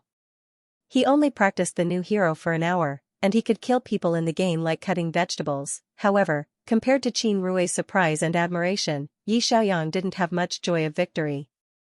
The difference in skill level was too big. It was like a professional NBA player playing a basketball game with a primary school student. It was meaningless to win. God Wars was a brand new game, but the mechanism of MOBA games was the same. In addition, he spent the whole afternoon reading the information in detail. The silver rank was very easy for him. There was nothing to be proud of by defeating a group of newbies. If he wanted to improve himself, he still had to fight against experts. Xianxia secretly made up his mind. He wanted to rush to the king rank as soon as possible and use the new hero, Lord of the Abyss, to break the national ranking. Only in this way could he be matched with the top experts in this world and attract the attention of the major clubs. He wanted to know how big the gap was between him and the esports experts here after his rebirth. Translator, Endless Fantasy Translation Editor, Endless Fantasy Translation 9 o'clock in the evening, Tianhuan Squad Base. When Qi Shua arrived at Training Room 1, the team members were already sitting in front of the computer and starting their daily training. He walked past Coach Lin Feng and saw the information interface of the new hero, Lord of the Abyss on the game screen. Lin Feng was the first generation of Tianhuan squad's main midlaner. He was a mild-tempered beta male who stayed in Tianheng as the head coach after his retirement. Because he used to be a professional player, his coaching philosophy was different from many professional coaches. He respected the players' wishes more and never put on airs as a coach. He rarely let players sit on the bench, unless a player really made a serious mistake in the game and didn't repent. Every time a new hero was released, Coach Lin would practice it himself. He believed that a coach couldn't be an armchair strategist. He had to know all the heroes like the back of his hand so that he could choose the best lineup for the game. Therefore, Lin Feng was also the strongest among all the current head coaches in the league. Qi Shua stopped and leaned over to look at his computer screen. How strong is the new hero? Lin Feng said, it should be a T0 level midlaner. This hero is a bit difficult to control. The Q skill's displacement distance is very short. It's easy to hit a wall if you don't control it well. The three shadows can split and merge. They have good damage in a team fight or in a solo fight. They are very flexible. Their output will explode in the later stage. They will refresh their skills after killing people. The more they kill, the stronger they become. Reaper Sting? Qi Shua sat down next to him and said while turning on the computer, the game server hasn't officially loaded the new hero yet. It won't be online until November. Do we need to make some arrangements for the Lord of the Abyss in advance? Coach Lin smiled and said, once the game server is online, the strong heroes of this version are likely to be in the ban position. But we have to be prepared. If the opponent doesn't ban, we can also practice the new lineup. Qi Shua nodded and said, I'll go to the ranking with you tomorrow and familiarize myself with the new hero. According to the schedule, each official season was divided into 3 small online game seasons. For example, the official 9th season would be divided into 3 small seasons, 9-1, 9-2, and 9-3. They corresponded to the 3 different stages of the official preseason, mid-season, and playoffs. In order to keep the players fresh and increase their tactical plans, some new heroes would be released every season. When new heroes were first released, they were usually very strong. They would be released on the online game first, and the competition server would be delayed for 2 months. This was also to prevent any bugs from appearing in the new hero, which would affect the official professional league. Currently, version 9.3's new hero, Lord of the Abyss, Locke, had been released in the online game. All players could purchase it or exchange it for quests. However, this character was not available in the competition server, so he could not be used in the professional arena for the time being. Pro players had to familiarize themselves with their new heroes. Otherwise, if you don't even understand the skills of the new hero in the official competition, how are you going to deal with him if you don't even understand his skills? Therefore, in addition to the Tianhuan squad, the players and coaches of the other teams would definitely practice their new hero, Lord of the Abyss. This was the key to standing on the same starting line as Yi Xiaoyang had said. Yi Xiaoyang continued to lead Qin Rui to play ranked with Lord of the Abyss. Getting a convenient hero was indeed beneficial for him to play his own skills. No matter how bad his teammates were, he was able to lead them. For hours, 15 victories, the MVP title, and the points obtained from winning streaks were doubled again and again. In the blink of an eye, his younger brother, Qin Rui, had reached the Platinum I rank. Yi Xiaoyang had also reached the Gold I rank from the Bronze 3 rank in one go. The ranking system of this game was that the more consecutive wins, the more points would be added. 5 consecutive wins would add 1 star, 10 consecutive wins would add 2 stars, and 15 consecutive wins would add 3 stars. As long as you had a winning streak, your rank would shoot up like a rocket. Seeing that it was already past midnight, Yi Xiaoyang rubbed his sore shoulders, turned around, and said, let's rest first. We'll talk about it tomorrow. He had been sitting in front of the computer for 9 consecutive hours. Qin Rui was also tired. He turned off the game, looked back at him, and said, brother, you're really good at playing games. You're much better than my classmates. They used to lead me and often lost, but you led me to 15 consecutive wins. His younger brother was so excited that his cheeks were slightly red. I've never won so many times in a row. How long have you been playing games? Yi Xiaoyang asked. 2 months. Qin Rui said, after the college entrance exam, I created an account with a few of my classmates. Some of them have already reached the diamond rank, and I'm the only one stuck at the gold rank. They thought that I was dragging them down, so they didn't bring me along. Do you want to reach the king level? Yi Xiaoyang suddenly asked. Ah? Qin Rui was completely stunned. He had played for 2 months, and he was still in the gold rank. He was often scolded by others. In his opinion, the diamond rank was already out of reach, let alone the greatest king, which represented the top level of online games. None of his classmates was the greatest king. The most powerful alpha class monitor was only at the diamond rank I. He had been stuck in the promotion competition and couldn't reach the master rank. The greatest king? Qin Rui scratched his head doubtfully. Can I do it? If I say you can, then you can. Yi Xiaoyang looked at his younger brother with a smile and patted his shoulder. Starting tomorrow, I'll teach you some game awareness. As long as you know how to protect others, it'll be easy for you to catch up to me. Qin Rui felt like he had been hit by a pie in the sky. He had been docile and obedient since he was young, and he had always been a good student in the eyes of his teachers. However, when he played games, he was always scolded, and his self-confidence was often hit. He didn't know much about this game, so no matter how badly others scolded him, he was too embarrassed to talk back. Today, Brother Yang helped him scold them back, and it was so satisfying.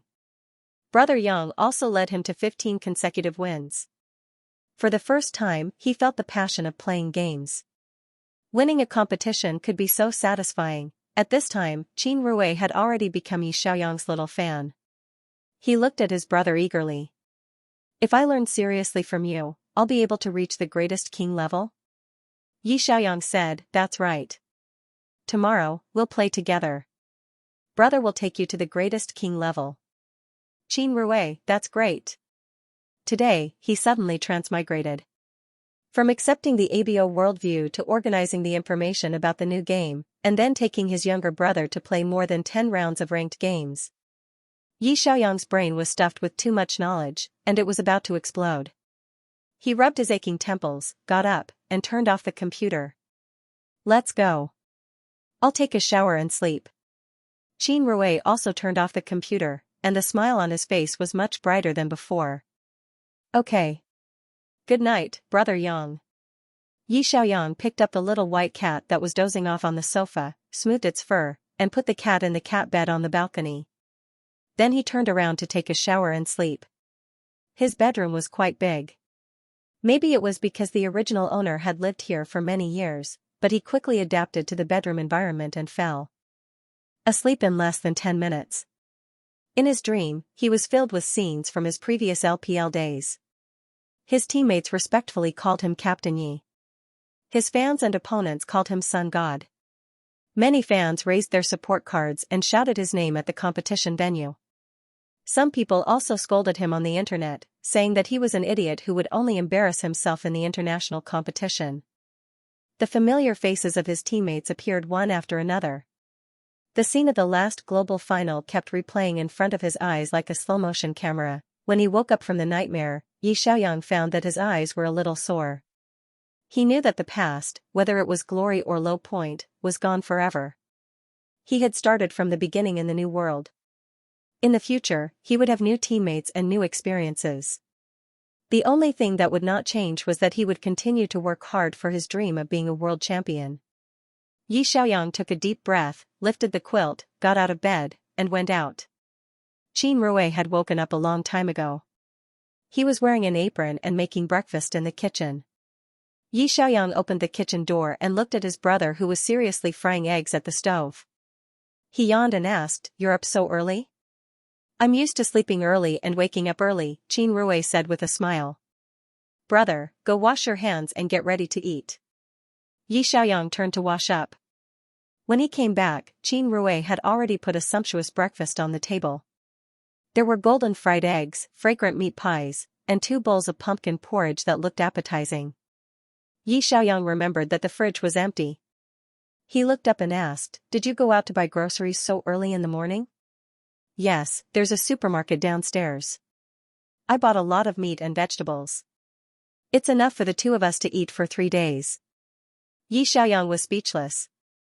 Brother Omega who could cook was simply an angel. Did his cousin send Xiao Rui to live with him to save his intestines? Yi Xiaoyang was in a good mood. He picked up the fried egg and tasted it. He gave a thumbs up and said, "Delicious." Xian Rui smiled shyly. "I bought pork ribs. I'll make sweet and sour pork ribs for you later." "Brother, what else do you want to eat? You can tell me. I'll go to the supermarket to buy more." Yi Xiaoyang looked at his brother with mixed feelings. He had never seen such a gentle boy who could cook and wouldn't scold back even if he was scolded in the esports industry. Was it because he had turned into an Omega? Qin Yu and Xian Rui were both Omega. The former was gentle and intellectual, while the latter was docile and cute.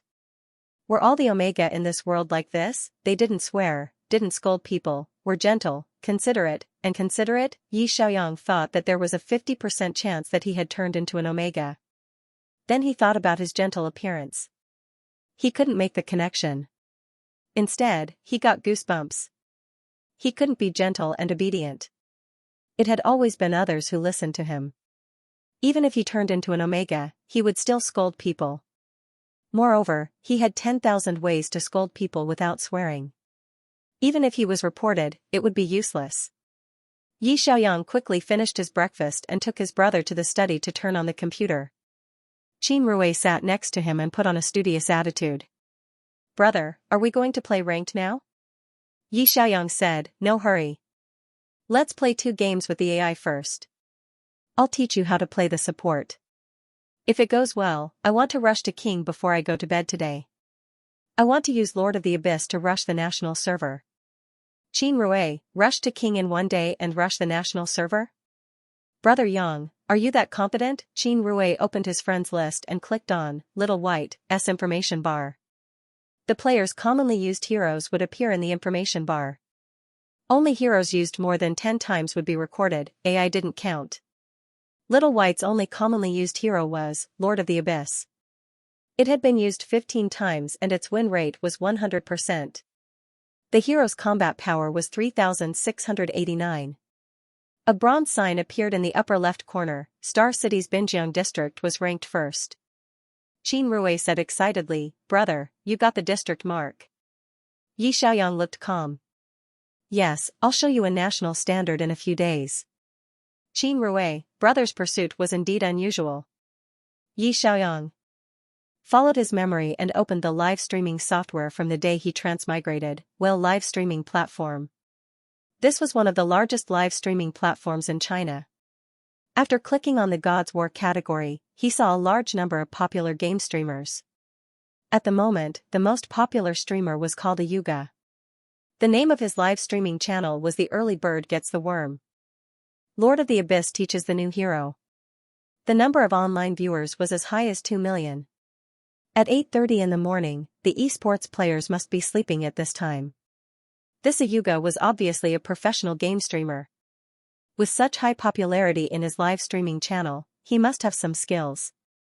Every time a new hero was released in the game, many players would watch various live streaming tutorials in order to learn how to play the new hero. This was the best way to accumulate popularity and attract attention. Yi Xiaoyang changed the name of his live streaming channel from Newbies Play As You Like to Livestream Lord of the Abyss Rushes the National Server. People entered the live streaming channel one after another. Little White? Isn't this the newbie who lost 3 times in a row in yesterday's elimination round? You haven't uninstalled the game yet. Are you really going to walk the path of no return of the worst streamer in the game area? Welcome back to the mudslide of the streamer world. How many times is the streamer going to die this time?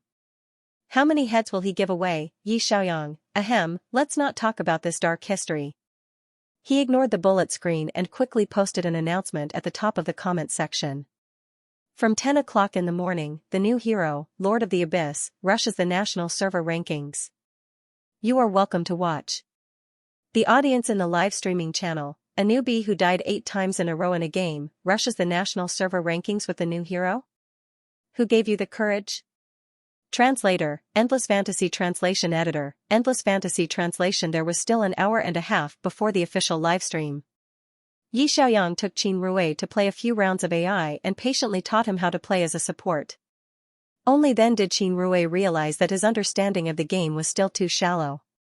He didn't know a lot of things that his brother had said about the rhythm, the positions of the wild areas, and the things to take note of in the big and small dragon groups. It was no wonder he was stuck at gold. However, Qin Rui was able to get into Star City University, so his IQ must be high. Yi Xiaoyang taught him patiently, and he also learned seriously. After an hour, he had memorized the positions of the bushes and the key time points that Yi Xiaoyang said. Yi Xiaoyang saw that he understood more or less, so he said, "Let's go and play the promotion match. You can go to Diamond first." It was 10 o'clock in the morning, so Yi Xiaoyang opened the livestream. Because the name of his livestream was Abyss Dominator Breaking into the National Server and the new streamer recommendation on the homepage of the website, a large number of viewers flooded the livestream.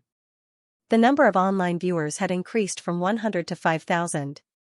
Some of them were curious about the new hero, and some of them were netizens who had followed him since yesterday. As he officially started the livestream, there were a few comments in the bullet screen. "I just watched the replay of the previous livestream. Damn, 0 to 5, 0 to 6, 0 to 8 in the 3 rounds of the promotion match? That's it? He still has the nerve to start a livestream, ha ha ha, I happened to watch his livestream yesterday. He was killed 8 times in a row and died miserably. So, how did he have the courage to use Abyss Dominator to break into the national server? Is the mudslide of the livestream world back? I just followed you yesterday, how many times are you going to die today?" It was no wonder that everyone was doubting him. His record yesterday was really bad, even worse than bronze. Why didn't the streamer show his face? If he was a good-looking guy, it would be forgivable if he was a little noob. He didn't dare to show his face.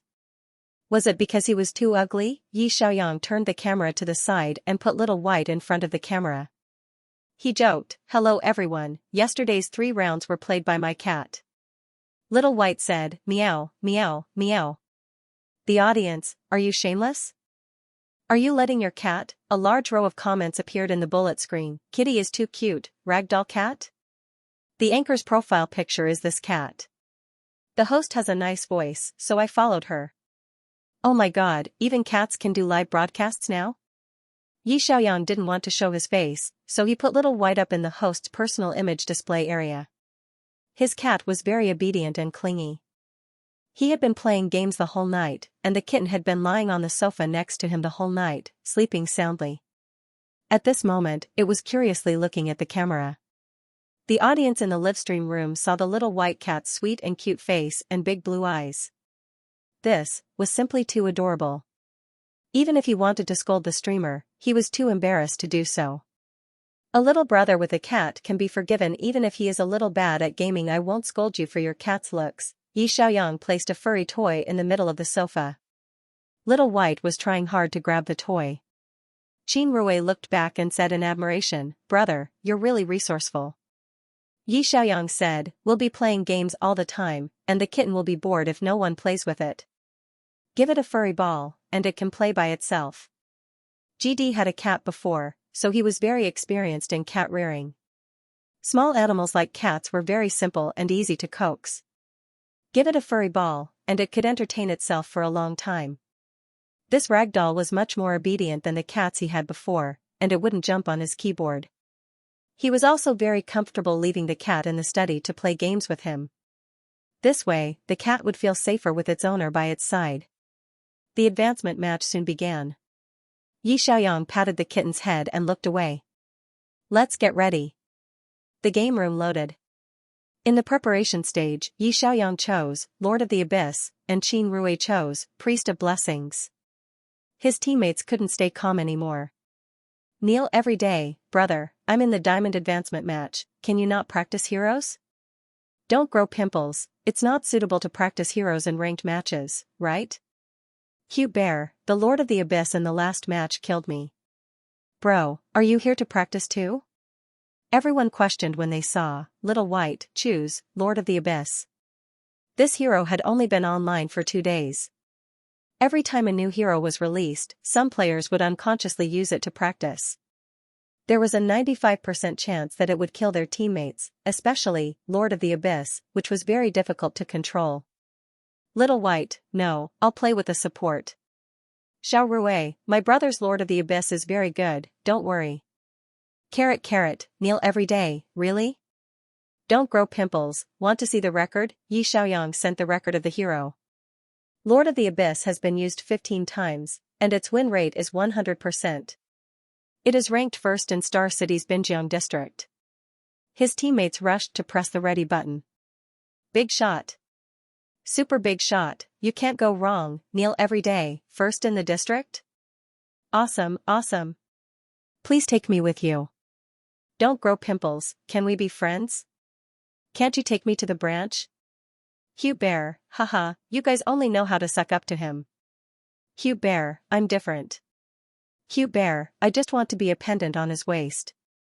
Teammates, the bullet screen in the live broadcast room went crazy. What the F*** CK? Is this still the new B streamer from yesterday? I'm following him. Streamer, teach me how to play the new hero. Ayuga's, Lord of the Abyss, has a 95% win rate, but the streamer has a 100% win rate. Was your cat really the one who played the 3 games yesterday? Kitty, if you were the one who played, why would you meow? Little White, meow. This cat was too nice to its owner, and the live broadcast room was full of laughter.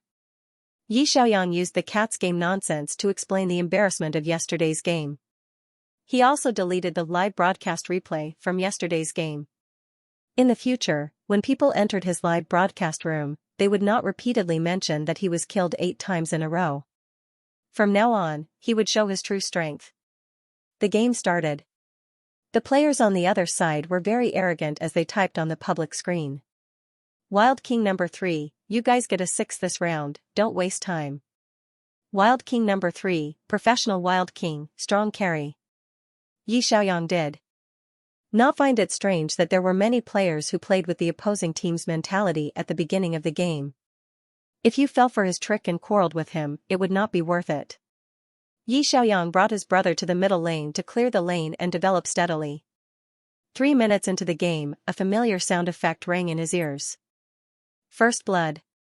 Our bottom lane archer, Hugh Bear, was assassinated by the opponent's jungler. The jungler who took the first blood became even more arrogant and continued to taunt in the public screen. Wild King number 3, the opponent's archer is so noob, this kill is so easy to give away. Wild King number 3, doesn't your support care about you? This person not only taunted and messed with the opponent's mentality, but also tried to drive a wedge between teammates. Xianxia hated people who talked nonsense when playing games. He could not help but look at his brother. Yi Xiaoyang was calm and said in a low voice, "Don't worry, wait for me to reach level 6. Starting in the jungle gave more experience, and junglers leveled up faster than the top, middle, and bottom lanes. They would reach level 6 first and learn their ultimate skills. The opponent's jungler had good awareness and used this time to ambush and assassinate the archer. The jungler had already taken the first blood and could not be allowed to snowball. Yi Xiaoyang glanced at the game time. Prepare to go to the jungle on the left side. Do you know why? Xianxia immediately replied, understood. The opponent's jungler started the game red, so the red buff will be refreshed soon. After he kills people, he will go back home to replenish his health. He will definitely go to the jungle to collect the buff. Yi Xiaoyang smiled. You can be taught. Just now, his brother had patiently taught him a lot of things to take note of. Xianxia was very familiar with the bushes and quickly planted an eye in the bushes and went to wait in advance. Yi Xiaoyang's Lord of the Abyss was about to reach level 6. He came to his brother's side, and Xianxia hurriedly gave him a Q skill to increase his damage output. After a while, Wild King number 3 really passed by. Yi Xiaoyang squinted his eyes and quickly pressed his finger, Little White, killed, Wild King number 3, the opponent's player was dumbfounded. He did not understand his actions at all. He only saw 3 black shadows circling around him and his health bar was instantly emptied. The audience in the live broadcast room widened their eyes. The moment just now was so fast that they could not capture it. The 3 black shadows rushed out like the wind, but they could not see how they did it. Everyone only saw the result. The opponent fell into a pool of blood. The Lord of the Abyss was standing beside his corpse, unscathed.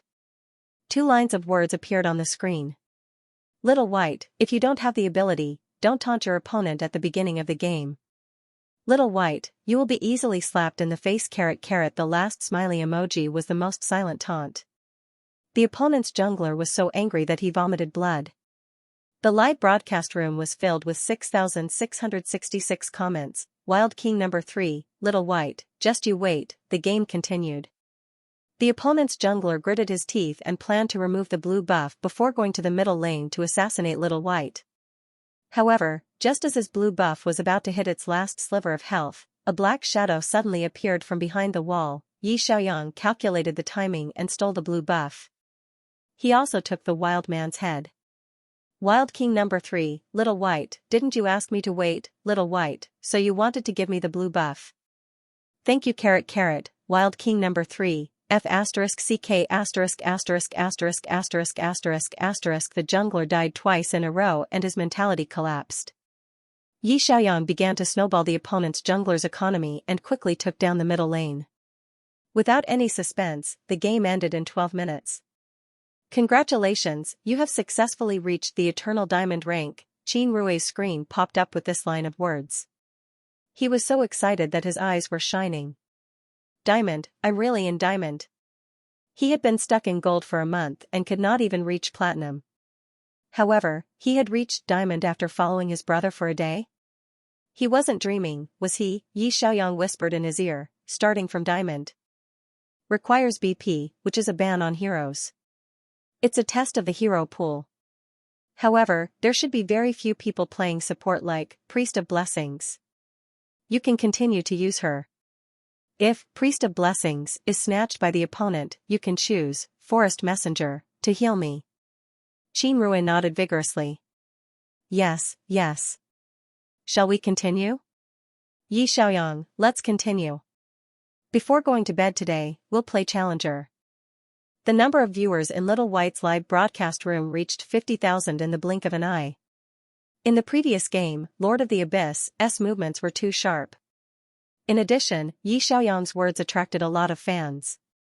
The netizens who had mocked him at the beginning also began to flood the screen with 666. The streamer scolded people without using any vulgarities, but why did it feel so good? Thank you for giving me the blue buff. It's not very harmful, but it's very insulting. If I were the opponent's jungler, I would be angered to death. Ha ha ha ha. Of course, there were also some discordant voices. The diamond ranks are all noobs. What's there to be proud of after winning once? That's right, I can even kill the diamond ranks. Ayuga's livestream next door has more technical content. If you can use Lord of the Abyss to carry the King of the Abyss, I'll give it to you. Xiaoyang glanced at the bullet screen and smiled. Don't worry, I'll play Challenger now. The ranking competition's leveling mechanism of God Wars was very beneficial for experts. Every 5 consecutive wins would give extra stars. If he won the MVP award consecutively, his Lord of the Abyss hero's battle power would also increase a lot. At this time, his Lord of the Abyss hero's battle power had already exceeded 5,400. He got the city title, Star City's #1 Lord of the Abyss. Star City was a big city located in the south of China. It was almost at the provincial level of Xianxia/Wuhan in his era. Being #1 in the city was already very impressive, but Xiaoyang's goal was far from that. #1 in the city, #1 in the province. Until he became #1 in the national server. Only when he was strong enough would the esports team be willing to accept him. Thinking of this, Xiaoyang pressed the ready button with his brother again. Qin Rui was already diamond, and Xiaoyang was currently platinum 4. In the ranked matches in the game, as long as one's teammate was diamond, they would be in BP mode, which meant that in the preparation stage, they would need to ban and select heroes. Banned heroes were also known as top ban position. Banned heroes could not be used by anyone in the match. In the previous low-level matches, everyone was randomly picking heroes, and both sides could use the same heroes. But starting from Diamond, the preparation stage needed to ban heroes first, and then select heroes. The order was, the blue team would pick 1 hero, the red team would pick 2, the blue team would pick 2, the red team would pick 2, the blue team would pick 2, and the red team would pick one last. This had to consider the hero pool. Once your hero pool was not deep enough, there would not be many heroes to play, and the opponent would pick or ban the hero you were good at, and you would be in an awkward position. Yi Xiaoyang only had 2 ranked mages, Lord of the Abyss and Frost Goddess. Once Lord of the Abyss was banned, and Frost Goddess was selected, he would have no heroes to play. He couldn't play the top lane meat shield that the system gave him. Yi Xiaoyang temporarily turned off the live stream and left an announcement, "Go feed Kitty, come back in half an hour." He really needed to feed Kitty, but he would send Qin Rui to do it. There was a cupboard in the house that stored food for Little White. Qin Rui opened a pack of freeze-dried food and scooped a spoonful into Little White's plate. Kitty was at the side eating rice in big mouthfuls, and even meowing for more food after it finished eating. Qin Rui said helplessly, "Brother, your Little White's appetite is so big, won't it be too fat if it keeps eating like this?" Yi Xiaoyang said, "It's still young, so it's okay to eat more. We can control its weight when it grows up." Qin Rui could only feed it another spoonful. Kitty was full, and returned to the sofa to continue playing with Furball. Yi Xiaoyang took advantage of this time to quickly grind a few machines, raising his Illusionist hero's proficiency to 100. Illusionist was also a spellcaster, and it was much easier to control compared to Lord of the Abyss. He had trained this hero mainly to deal with Lord of the Abyss and Frost Goddess being selected or banned. After he was ready, Yi Xiaoyang turned on his livestream. When the netizens saw the cat's face appear again, they immediately sent a lot of kisses. A golden bullet screen popped up in the live broadcast room. The most handsome warrior sent a rocket to the streamer Xiao Bai. Message: buy canned food for Kitty. This was the first time Yi Xiaoyang had received a gift from a netizen since his live broadcast. He froze for a moment, then said with a smile, "Thank you, the most handsome warrior, for the rocket. There's no need to send gifts. My cat has a whole cabinet full of canned food." He did not come here to make money. Instead, he wanted to use this method to attract the attention of the major domestic teams as soon as possible so that he could find the coach who appreciated him and was willing to sign him. However, the netizens did not listen to him. Soon after, someone sent a gift. "It will only assist and send a deep-sea fish to the streamer Xiao Bai." Message: the streamer's skills are not bad. This is the most expensive gift on Whale platform. It will be announced on the entire platform. The announcement attracted a large number of onlookers.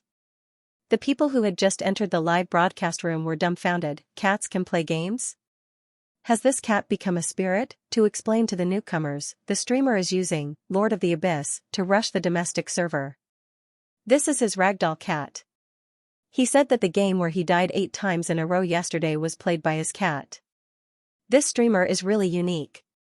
I'm following him. The number of followers in Xiao Bai's live broadcast room was getting higher and higher. In the blink of an eye, it had exceeded 50,000. Yi Xiaoyang minimized the bullet screen window and continued to play the game. The ranking began. Both sides entered the BP stage. Fortunately, Lord of the Abyss was not banned. Yi Xiaoyang was on the blue side again.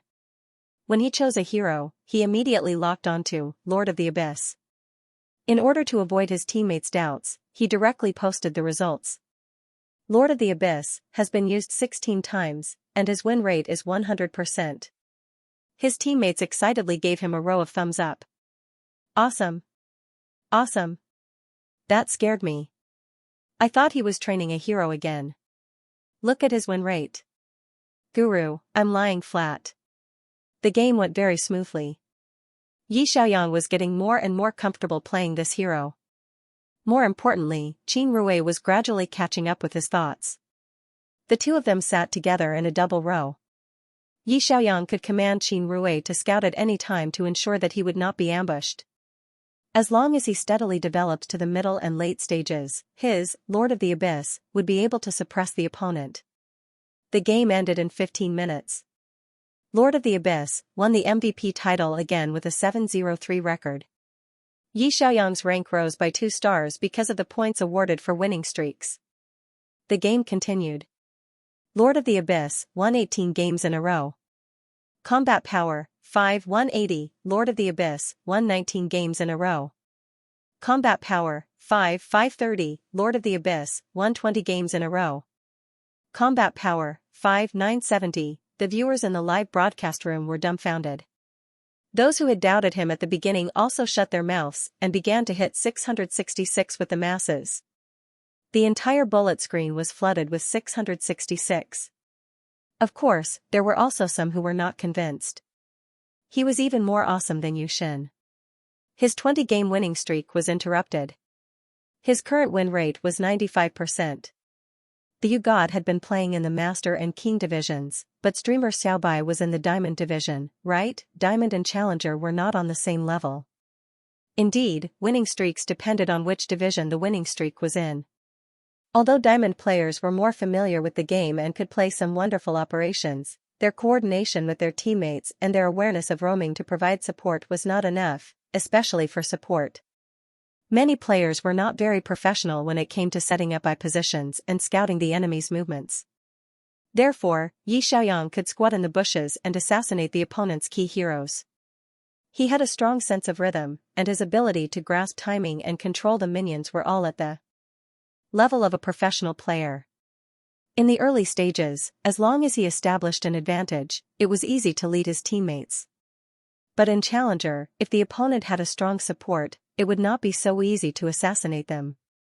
In the morning, his account, Lil Bai, went from Platinum to Diamond. Yi Xiaoyang paused his live broadcast and went to have lunch with Qin Rui. The number of people in the live broadcast room did not decrease, but increased. Yi Xiaoyang looked at the gifts he received backstage and said with a smile, "Our Lil Bai has the potential to be a star cat. A lot of people are giving it gifts and buying canned food." At first, when he put the cat on the sofa, he did not expect Lil Bai's ability to attract fans would be so strong. He just wanted to keep the cat by his side to play games with him. As a result, his Lil Bai was too awesome. The number of people watching the live broadcast room had exceeded 100,000. Some of them came to watch him play games, and some came to play with the cat. In just half a day, he had gained 100,000 fans and directly soared to the top of the new streamers on the Whale live broadcast platform. In the afternoon, Yi Xiaoyang rested enough to continue playing ranked games with Qin Rui. Qin Rui always felt that it was unreal. Yesterday, he was still excited about winning 15 games in a row. This morning, his winning streak had exceeded 30 games. He was still winning. He was numb from winning. What was the experience of winning to the point of numbness? His classmates had probably never experienced it before. It's so cool to have an awesome brother. At 8 p.m., Qin Rui took the lead to play the king rank. At 8:30 p.m., Yi Xiaoyang's Master Eye was also full of stars. Yi Xiaoyang was about to play the promotion match. The promotion of a master to the king rank was a nightmare for many players. In the game, the king rank masters were as common as clouds. In the promotion match, there would be several king players. If one's skill level was not high enough, it would be easy to fail. There were many players stuck in the promotion match. The netizens could not help but worry, play well in the promotion match. Pay attention to the application for a card when you reach the king rank. He had a winning streak today from 10 a.m. until now. It was easy for him to be matched with opponents with a lot of winning streaks. I used the God Battle Assistant to check the streamer's record. Including yesterday, his winning streak had reached 49 games. 39 games were with Abyss Dominator, and the remaining 10 games were with Frost Goddess. Does the streamer only know how to play these two heroes? At this moment, a bold bullet screen suddenly appeared in the live broadcast room. Damn. The streamer was matched with Yu Xin in the promotion match. I opened both channels and watched together. The opponent's mid laner was indeed Yu Xin.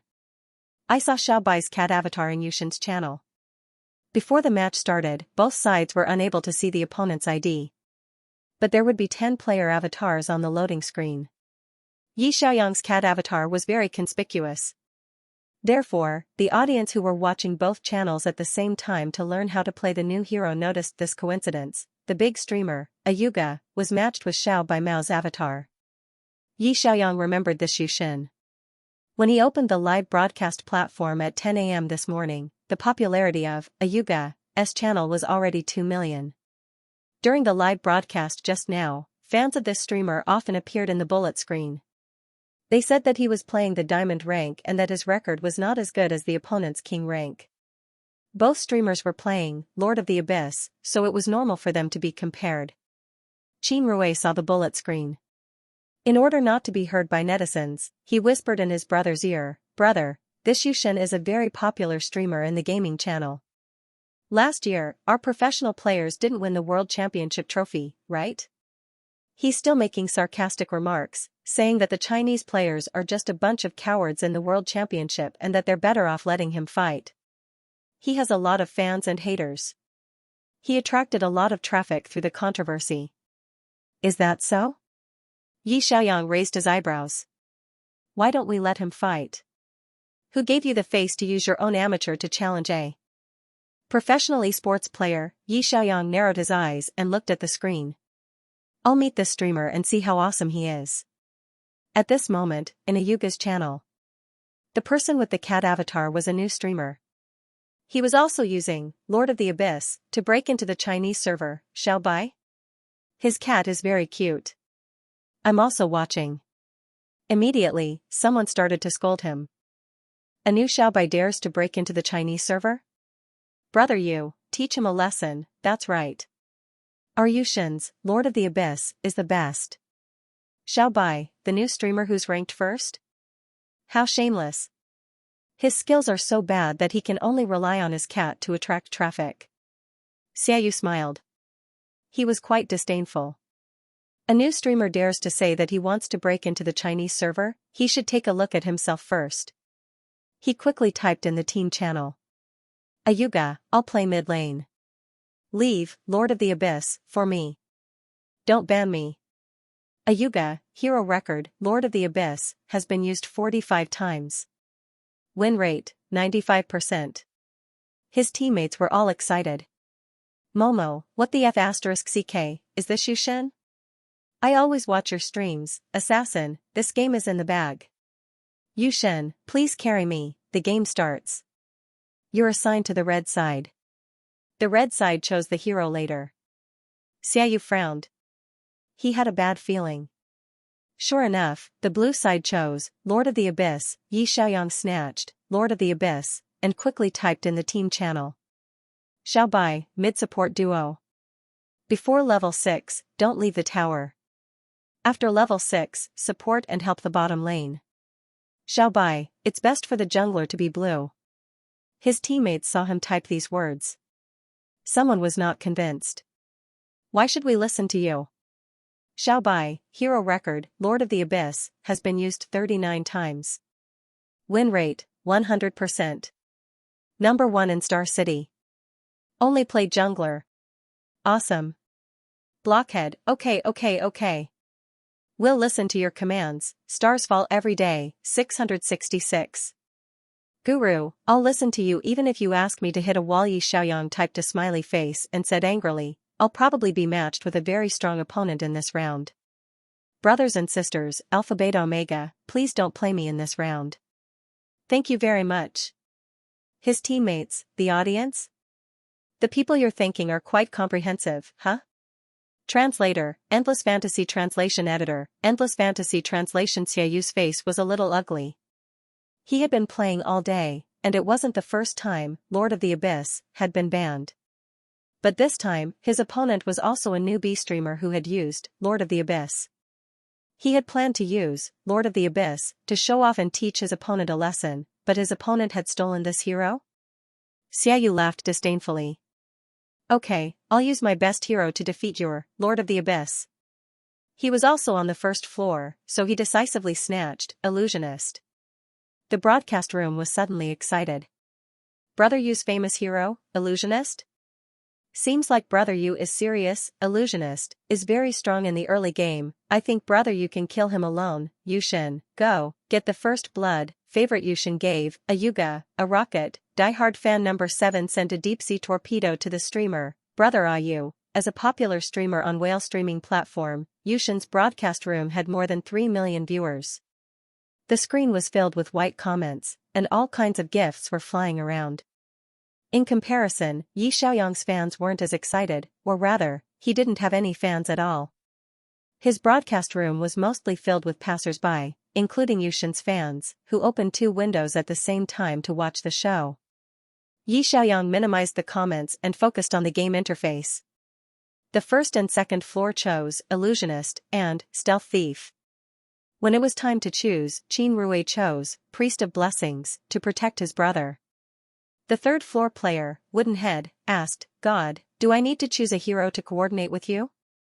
Little White, which position are you good at? Wooden Head, Archer and Jungler are good. Only Jungler, brother, you choose the Archer, leave the Jungler to me. Wooden Head, okay, he began to change heroes frequently, and changed 5 archers in a row to prove that he knew how to play all 5 archers. Yi Xiaoyang looked at the 5 heroes he showed and said, I choose Holy Archer. The third floor player immediately chose Holy Archer. When it was their turn to choose a hero, the third and fourth floor player chose Forest, Healer, and Sharpshooter, Critical Shooter. A healer and an archer was a very common composition in the bottom lane. The 2 of them were most likely playing together. Yi Xiaoyang thought for a moment and said, pick a pugilist from the jungle, and pick a berserker as the top laner. Only Jungler, Jungler. Is Jungler, stars fall every day, there's no meat left. Archers are also very late game. It's hard to fight a team battle. Little White, translation, mobility. White, translation, me, translation, I, translation. Seeing the words I'm here for the team battle, the teammates immediately relaxed. Perhaps this was the power of a god? You translation. That was Yi Team S's teams that TSS's translation S was A in at least, they was that, their S. The blue team's lineup selection was completed. Xiaoyu almost laughed out loud when he saw the lineup. The top laner was brittle, the jungler didn't have enough burst, the support was only suitable for solo, and the archer was too late. Xiaoyu complained, who the F***ck came up with this lineup? What a bunch of talents. Many people in the broadcast room also sent I'm dying of laughter emojis, complaining that the lineup was unreasonable. The red team still had one last top laner to choose. The 5th floor player chose Paladin. This was the hero with the highest defense in the game, and was called Tank Daddy by the players. The game began.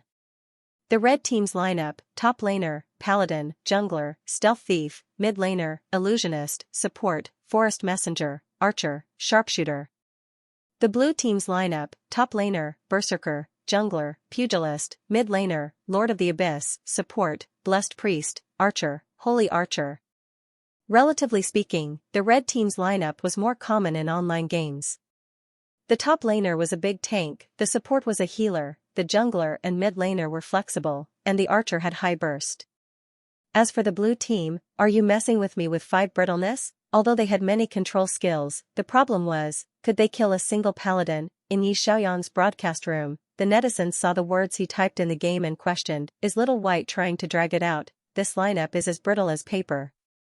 It will die in a team battle. However, what Little White said made sense. The flexibility of this lineup was really strong. Streamer, don't give orders blindly. You need a tank to tank in a team battle. Choosing a top laner like the Berserker won't help at all. Yushin's broadcast room was waiting for the new streamer to be slapped in the face. Hee. Yi Xiaoyang didn't explain further. The tactics in MOBA games were interchangeable. He had memorized the hero information in detail yesterday and had a general understanding of the heroes in each lane. This lineup was completely chosen to target the red team's mid laner and jungler. Don't you have high burst? We are very mobile. All the heroes have displacement, support, blessed priest, and team acceleration. You can run very fast with acceleration. You will soon realize that in a team battle, if you can't wipe us out in one wave, you won't be able to catch up to us. Can't catch up, can't control, can't make them stay. This is a big taboo in a competition. Welcome to the God Wars, the familiar system sound rang. Yi Xiaoyang immediately made a mark in the bushes on their left side. Top laner, mid laner, support, and jungler. The 4 of them went to the blue buff area to ambush. Only the archer went to the bottom lane to wait for the minions. Qin Rui skillfully made a mark in a hidden spot in the river. 30 seconds. The blue buff refreshed. The opposing jungler, Stealth Thief, had invisibility skills. As expected, he boldly ran into the jungle to fight for blue buffs. He hid in the bushes and found that only the pugilist was fighting for blue buffs. Moreover, the pugilist had the lowest damage among the junglers. It was very difficult for him to fight for blue buffs. After a long time, he only lost half his health.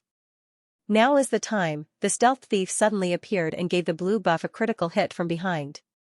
Just as he was about to punish the blue buff, the opponent's berserker suddenly jumped out from the bushes and slashed down with a broadsword. The broadsword hit the thief's forehead.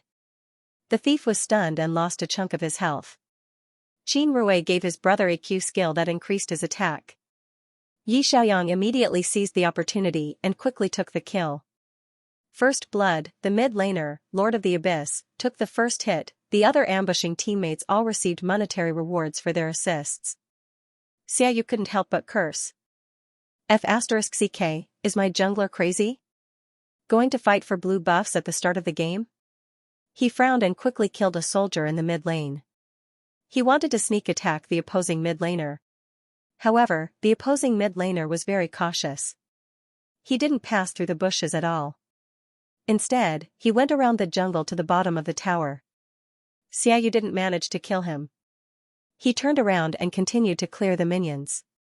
Both sides developed peacefully until 3 minutes later. Suddenly, a kill notification came from the bottom lane. Momo, Sharpshooter, killed, Blockhead, Holy Archer. Yi Xiaoyang looked at the situation in the bottom lane and quickly typed a reminder. Don't go out of the tower. The opposing archer and support are in a duo. It's very dangerous for you to fight 1 against 2. Blockhead was embarrassed. It's my fault. I crippled him just now. I was too greedy and got killed instead. Yi Xiaoyang, it's okay. Pay more attention. The support will come to help you later. At this time, both sides had a kill count of 11. Yi Xiaoyang took the lead because he took down 1 HP. Soon, both sides' junglers were level 6. The first wave of attacks came. The opposing jungler came to the bottom lane again. Although their archer was carefully crouching under the tower, the opponent had a healer. He directly jumped over the tower and killed Momo, Sharpshooter, killed Blockhead, Holy Archer. The opposing archer got another kill. Their archer was almost beaten into a corner. He sent a string of ellipses. Yi Xiaoyang decisively said, Xiao Rui, go to the bottom lane to help. Qin Rui obeyed and went to the bottom lane. Yi Xiaoyang and Xiaoyu formed a 1v1 situation in the middle lane. Xiaoyu sneered. This annoying support is finally gone. Watch me kill him at level 6. Illusionists were heroes with high burst damage in the early stages of the game. A combo could take out a weak HP. Yi Xiaoyang happened to buy this hero. He had also practiced it in a PC game, so he knew how explosive the early stages of the game were. As soon as Xiao Rui left, he immediately controlled the minions to retreat. Soon, the two mages lit up with the light of leveling up. Yi Xiaoyang's vision suddenly blurred. Under the purple light, countless illusion shards surrounded his body like a whirlwind. Then, the shards fiercely strangled him. His HP instantly dropped by a large chunk. He only had a sliver of HP left. Seeing that he was about to die, Xiaoyu quickly chased after him. Yi Xiaoyang directly switched positions with Black Shadow and went through the wall, escaped with a sliver of HP. This thrilling scene made the viewers in the live stream break out in cold sweat. The illusionist was about to kill him. Unfortunately, he was just a hair's breadth away from escaping. Xiaoyu cursed angrily. F*CK, he didn't even kill him. Is he using cheats? After Yi Xiaoyang escaped through the wall, he quickly replenished his mana. Because he deliberately controlled the position of the minions, even if he was killed, his minions wouldn't lose anything. The two continued to fight in the middle lane. After a while, both junglers came to help. Xiaoyu found an opportunity and attacked with the jungler at the same time. Both sides were 2v2. Yi Xiaoyang escaped with a sliver of HP again. Our jungler was careless and was killed by the opponent's illusionist. Ayuga, illusionist, killed, only played jungler, pugilist. As soon as this message came out, Yushin's live stream started to spam with 666. They won the 2v2. but, Lord of the Abyss, escaped with a sliver of HP again. Xiaoyu raised his eyebrows and smiled. He escaped again. We could have gotten a double kill. Yi Xiaoyang returned to the middle lane and reminded, Jungler, help the bottom lane. I'll be fine in the middle lane alone. The jungler changed his route and went to the bottom lane. The opponent's jungler went to the bottom lane as well. Both sides were 3v3. Their jungler skill was obviously not as good as the opponent's. Plus, they didn't have enough damage and the opponent's support could heal them. They lost the team battle again. Momo, sharpshooter, killed, only played jungler, pugilist, the opponent's archer got 3 kills and took the lead in economy. Our jungler lost 2 waves in a row and collapsed, only played jungler. Forget it, I can't beat the opponent's jungler, only play jungler, I'll let you take the top jungle's economy. We'll depend on you this round. Little White, thank you. Everyone, stay calm. Both sides had 14 kills. After a while, the bottom lane's outer tower was destroyed. The situation was very unfavorable. The morale of the entire team was low. He didn't expect the bottom lane to collapse so quickly. The archer and jungler weren't very good. Yi Xiaoyang typed a reminder in time. Don't worry, drag it out. 9 minutes into the game, the opponent's mid laner suddenly supported the bottom lane. A team battle broke out at the bottom lane again. The archer and support both died. The illusionist took the opportunity to get 2 kills. Ayuga, illusionist, killed, Xiaorui, priest of blessings, Ayuga, illusionist, killed, blockhead, holy archer. Xiaoyu's mood became better and better. He smiled and said to the netizens in the stream, I didn't expect to win this game so easily. The opponent's archer is too weak. The support is only at the gold level. He was probably brought to the king level.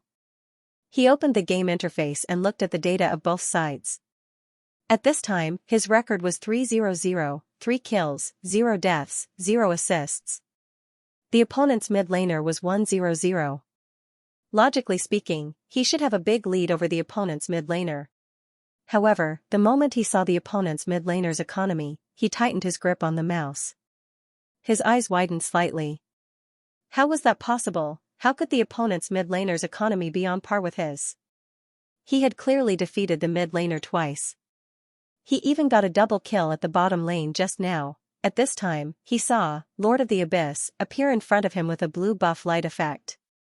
F***ck, he ate up all the resources in the jungle. Xiaoyu, who had played dozens of games, knew how strong the late game of Lord of the Abyss was. He suddenly felt a chill run down his spine. He hurriedly typed in the game channel. They want to drag it out. Don't let them drag it out. Hurry up and finish the game in the middle lane. The other teammates saw the reminder and gathered in the middle lane. Yi Xiaoyang also put down a gathering sign. All of his teammates gathered in the middle lane. At the 11th minute of the game, the first 5v5 team battle was about to break out. Translator, Endless Fantasy Translation Editor, Endless Fantasy Translation. The battle was on the verge of breaking out. The viewers on both sides held their breaths nervously. Other than the Lord of the Abyss, the blue team didn't win any of the small team battles after that. They lost a 2v2 in the middle lane, and the bottom lane was even more bloodied. The archer and jungler were almost beaten to a pulp. The red team's archer had 3 kills, and the mid laner had 3 kills as well. With a head count of 61, the red team was sure to win this team battle. Yi Xiaoyang typed, everyone, turn on voice chat. The game had its own voice chat. His teammates quickly clicked on the speaker icon in the upper left corner, and then heard a clear male voice, don't stand in a group later. Split up and hide behind the tower. The opposing paladin has a team control. The blue team's minions were quickly cleared by the red team's 5 players. The moment the red team's minions entered the tower, the tanky paladin was the first to jump over. As the tankiest tank in the game, the paladin's health was doubled that of the others. If he rushed over, the blue team might not be able to kill him even if they worked together. Retreat. Don't attack the paladin. Just clear the minions. Yi Xiaoyang quickly moved the mouse to look at the opponent's position. He quickly said, support, speed up. Berserker, go around the left side and stun the archer. He's hiding there, Yi Xiaoyang said as he made a mark on the map's blind spot, indicating the opponent's archer's position. Actually, they couldn't see where the opponent's archer was. However, the support appeared. There was a pattern to the positions of the support and archer. The archer had to be in the bushes behind the support. That was the safest damage output position. Hearing the command, the two immediately moved. The support and berserker suddenly rushed forward. Everyone thought that they were going to fight the paladin head-on. However, the two were caught off guard and went around the left side, directly to the back row, and slashed at the bushes. Almost at the same time, 3 black shadows appeared out of nowhere: Night Emissary, Abyss Gaze, Bloody Vengeance. The 3 skills were used consecutively. Yi Xiaoyang's hand speed was ridiculously fast. The archer didn't even have time to react before he was killed. Whitey, Lord of the Abyss, has killed Silent, Sharpshooter. Berserkers could only control a target for 1 second. Yi Xiaoyang only needed this 1 second to kill someone. What was even more infuriating was that after he killed the man, he immediately switched places with his shadow and disappeared into the bushes. Xiaoyu was hopping mad. Are the archers stupid? They died at the beginning of the team battle. 0 damage output? The archer player was also angry. I was hiding in the bushes. How would I know that they would suddenly come around? Xiaoyu was too lazy to argue with him. Quickly kill the other side and destroy the middle tower. However, our Holy Spirit archers have a huge advantage. Their attack range is the longest among all the archers. This was also why Yi Xiaoyang had asked his teammates to choose a holy archer. At this time, the Holy Spirit archer was hiding in the distance, quickly killing the small soldiers. Xiaoyu had an ugly expression on her face. She rushed forward with her teammates and killed both the archer and the berserker. However, before the archer died, he cleared the minions. When there were no minions, the defense tower would attack the enemy players who entered the range. Each attack was more painful than the last, and no one could withstand it. Xiaoyu was hit by the defense tower and had to retreat with his teammates. In the process of retreating, they bumped into the jungler who was lying in ambush in the bushes. The jungler saw that the situation was not good and immediately jumped over the wall to escape. Xiaoyu chased him all the way and killed him at the river. Xiaoyu took another kill. In this wave of team battles, he had obtained 3 kills. 3 kills, the stream was filled with Brother Fish 666, but he felt very uncomfortable. They won the team battle, right? They killed 3 people on the other side, and the other side only killed 1 of them. It seemed like they had won. However, the middle tower was not destroyed, and the Lord of the Abyss ran away, and after the archer was killed, he actually ran to the top lane to carry. If it was a normal ranking match, he would be scolded to death by his teammates. You ran away after 1 round, disregarding the lives of your teammates? Others were fighting in the middle lane, but King ran to the top lane to carry. Xiaoyu was so angry that he wanted to smash his keyboard. They were in a frenzy during the team battle, but when they were not paying attention, the Lord of the Abyss ran to the top lane and led a wave of minions to destroy the outer tower of the top lane. He even pushed to the inner tower and quickly destroyed the inner tower. Did they win the team battle? They won. But did they gain an advantage? Not at all. 3 people died on the other side, but 2 towers were destroyed on their side. Xiaoyu sat up straight with a sullen face and typed quickly, "Supports, pay attention to protect the archer. Go back home to recover. We'll attack again later. I have 6 kills. Their economically disadvantaged team won't be able to take it." Yes, the team won't be able to take it. So next, the blue team began to avoid the battle. Yi Xiaoyang commanded in the live chat, "Berserkers, go to the top lane to carry. Bring them to the river and then go home. Archers, take down the top lane. I'll go to the jungle. Hold the middle lane for 1 round. Supports, speed up and steal minions from the jungler. Bring the minions to the bottom lane. Archers and supports, bring them to the river and then speed up and go home." The voice that kept coming from the live chat was very pleasant to the ears. The command was also very calm. He looked at the 3 lanes and mobilized the entire team. The minions of the 3 lanes were tightly controlled by him. Under his command, although they were at a disadvantage, they were steadily developing. The archer, who was about to be beaten into a corner, finally reacted. God, are you playing guerrilla warfare? That's right. Our opponent's economy is much higher than ours. Let's avoid them for now. Drag it out until 20 minutes. At this time, although the red team's players had 9 kills, they were feeling very uncomfortable. Extremely uncomfortable. It felt like they had a body full of martial arts but had nowhere to put it to use. When they saw someone appear in the top lane, they went to surround the top lane. However, the other side ran away after bringing the minions. Although the berserkers were fragile, they had many movement skills. They couldn't catch up. The archer and support appeared in the bottom lane. They went to surround them, but the support ran away again with speed up. They still couldn't catch up. As for the middle lane, where was the Lord of the Abyss in the middle lane, Xianxia was surprised to find that the Lord of the Abyss was nowhere to be seen in the 3 lanes. He must have entered the jungle, letting the jungler lead the minions while he farmed experience in the jungle. This was the first time they had seen a mid laner like him. Their headcount stopped at 92. Whether it was headcount or economy, the red team was leading by a lot. However, they couldn't end the game. The group of fragile players on the opposite side were running faster than rabbits. Xianxia gritted his teeth. Open the dragon and force the team directly. Don't waste time with them. The 5 of them quickly gathered at the dragon. The support player was also very experienced. He looked around the surroundings. Xianxia noticed that the 5 of them had disappeared from the map. He immediately marked the location of the dragon boss. The dragon, full name, Primordial Tyrannosaurus, was a very important wild boss in this game. After killing the boss, the entire team's attack and defense would be greatly improved. The minions would also become the Tyrannosaurus captain with strong attack power. When the time came, it would be very easy to crush the opponent and win the game in one go. The archer will lead the minions in the bottom lane. The jungler will deal with the minions in the middle lane. The top laner and support will follow me to look at the dragon. Xiaoyang's voice sounded. The jungler and archer immediately followed his instructions to deal with the minions. The remaining 3 people used speed up to get near the boss. Xiao Rui, go sell. Qin Rui had been duo with his brother for a long time. Naturally, he knew what this sentence meant. Selling meant sacrificing oneself to create the conditions for his teammates. In the past, he was very afraid of death.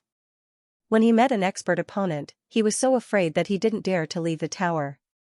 But it was different now. Behind him was Yi Xiaoyang.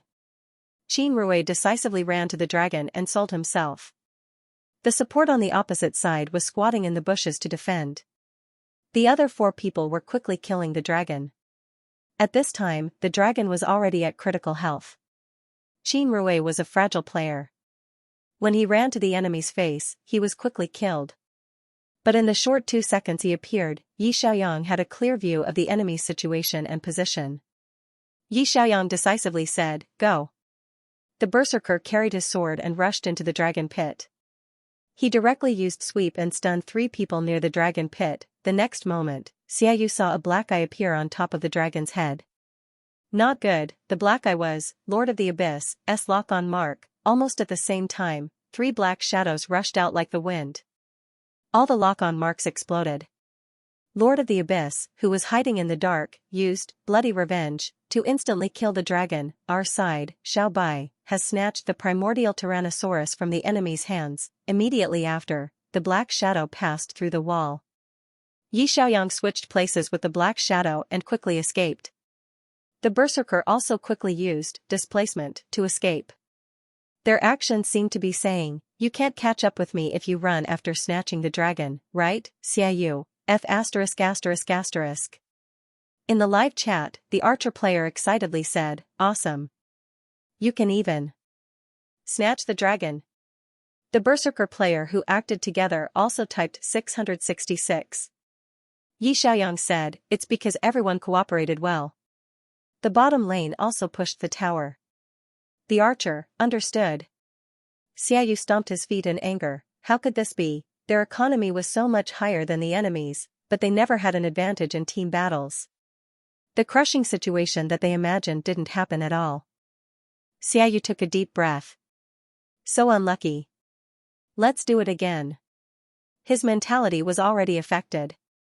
After getting 7 kills, he was in a killing frenzy and just wanted to end the game as soon as possible. What he didn't realize was that the enemy's economy had already caught up by repeatedly carrying the map. Both sides entered a stalemate. Yi Xiaoyang calmly commanded his teammates to transport, escape, and reposition. This guerrilla tactic annoyed Xiaoyu to no end. The game quickly dragged on to 20 minutes. In the late game, the mage and archer equipment were all ready. Yi Xiaoyang decisively said, "Gather together in the middle lane and counterattack." His teammates gathered together and pushed forward. The two sides confronted each other in the middle lane. The blue side had been avoiding the battle. Xiaoyu had already accumulated a lot of anger. The moment his teammate, Paladin, rushed forward to start the battle, his hand speed exploded.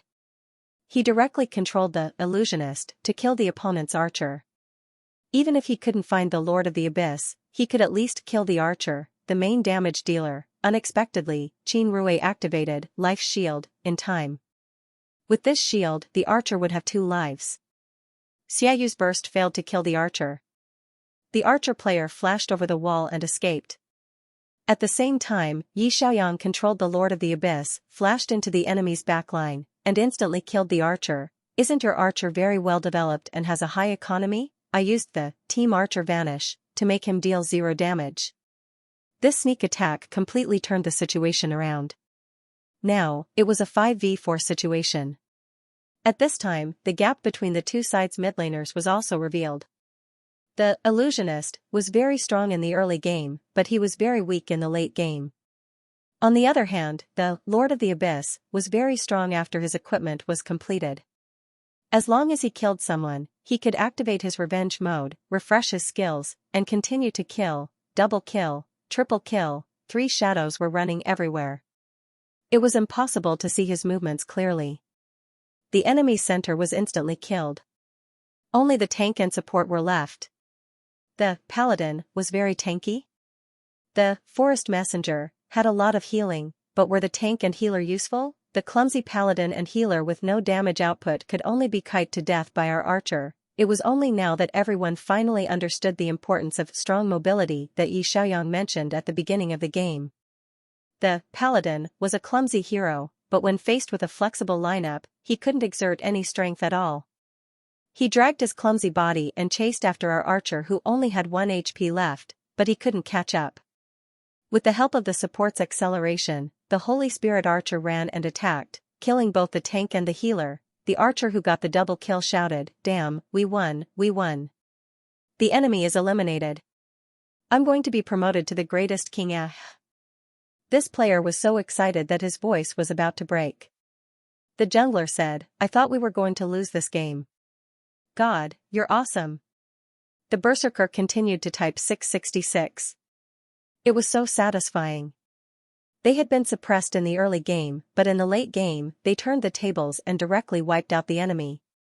Yi Xiaoyang led his teammates all the way to the crystal. Before the game ended, he typed a few lines on the public chat. "Little White, this is a game of 5 people pushing the tower. Little White, it's not a one-man show. Little White, thank you for letting me win .. Xiaoyu." The atmosphere in Ayuga's livestream became a little strange. Ayuga, who had just said, "Watch me kill the Lord of the Abyss single-handedly as an illusionist," hadn't been able to kill the Lord of the Abyss even once in the entire match. At the end of the match, his record was 8 kills and 1 death. He was the MVP of the losing team. However, he felt a burning pain on his cheeks, especially the last sentence that Little White typed. This was a game of 5 people pushing down the tower. It wasn't a one-man show. It was like giving him a tight slap in the face. The atmosphere in the bullet screen changed as well. In a 5-player game, if you want to show off, you have to see if you have the ability to do so. Hehe. Ayuga has always been like this. He only wants to kill and be in the limelight and doesn't care about the lives of his teammates. Did you get slapped in the face? That's what you get for talking tough at the start of the match. This was the consequence of the streamer only caring about killing people and not caring about the troops. The tower pushing game was not a killing game. How could the stupid streamer not see that he was being led through the middle lane? Ayuka's live broadcast room was very popular, but more than half of these people were anti-fans who didn't like him. Seeing that he was slapped in the face, this group of anti-fans suddenly became excited and ran to follow the newbie streamer opposite them. The number of followers in Little White's live broadcast room shot up like a rocket. Xiaoyu cursed in a low voice, F***ck. Our archers are too lousy. They disappeared in two crucial groups. We didn't even manage to deal any damage. He pressed the report button and said, I'm tired today. I'll go offline first. See you guys tomorrow. Xiaoyu immediately turned off the livestream.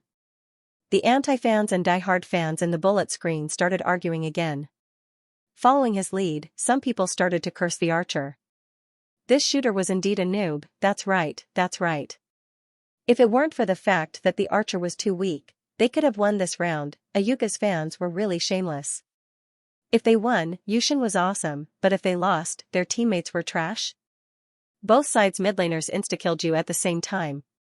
If the other side insta-killed you but didn't, you would blame the archer for being weak. Can't Lil White streamer be better than your streamer? Xiaoyu looked at the quarrel in the bullet screen, and his face turned a little ugly.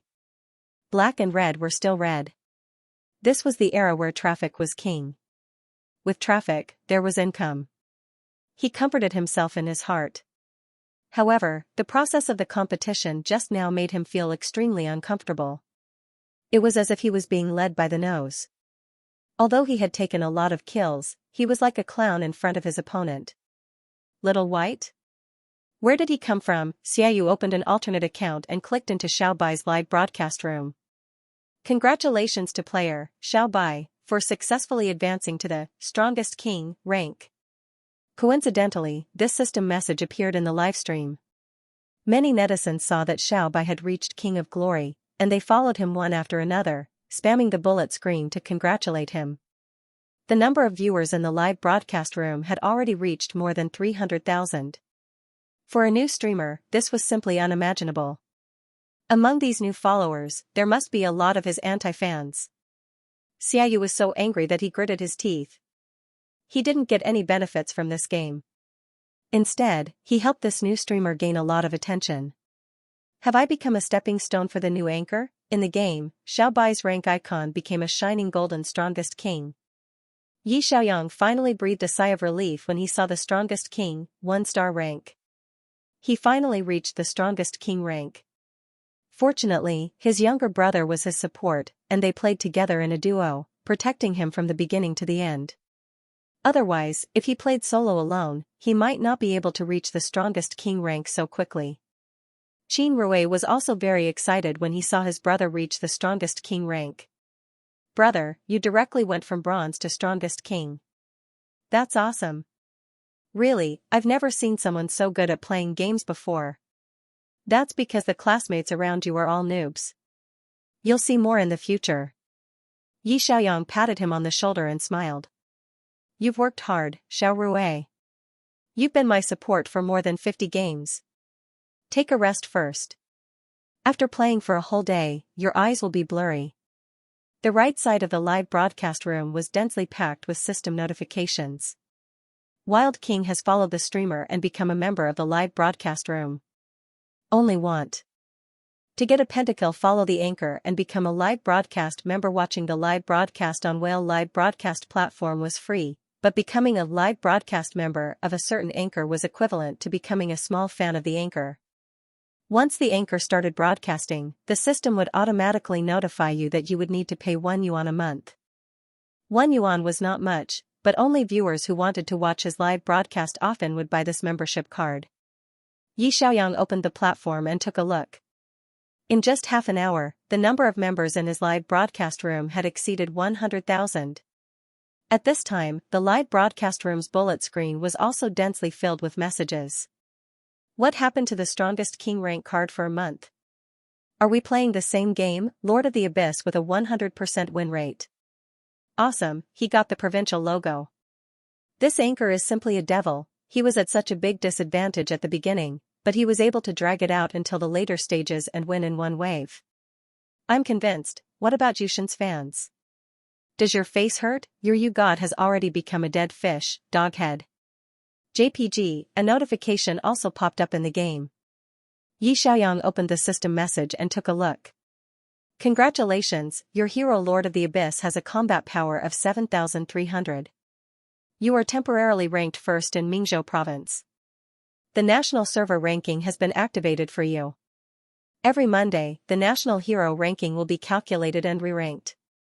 Please continue to work hard. The golden provincial logo, first in the entire province.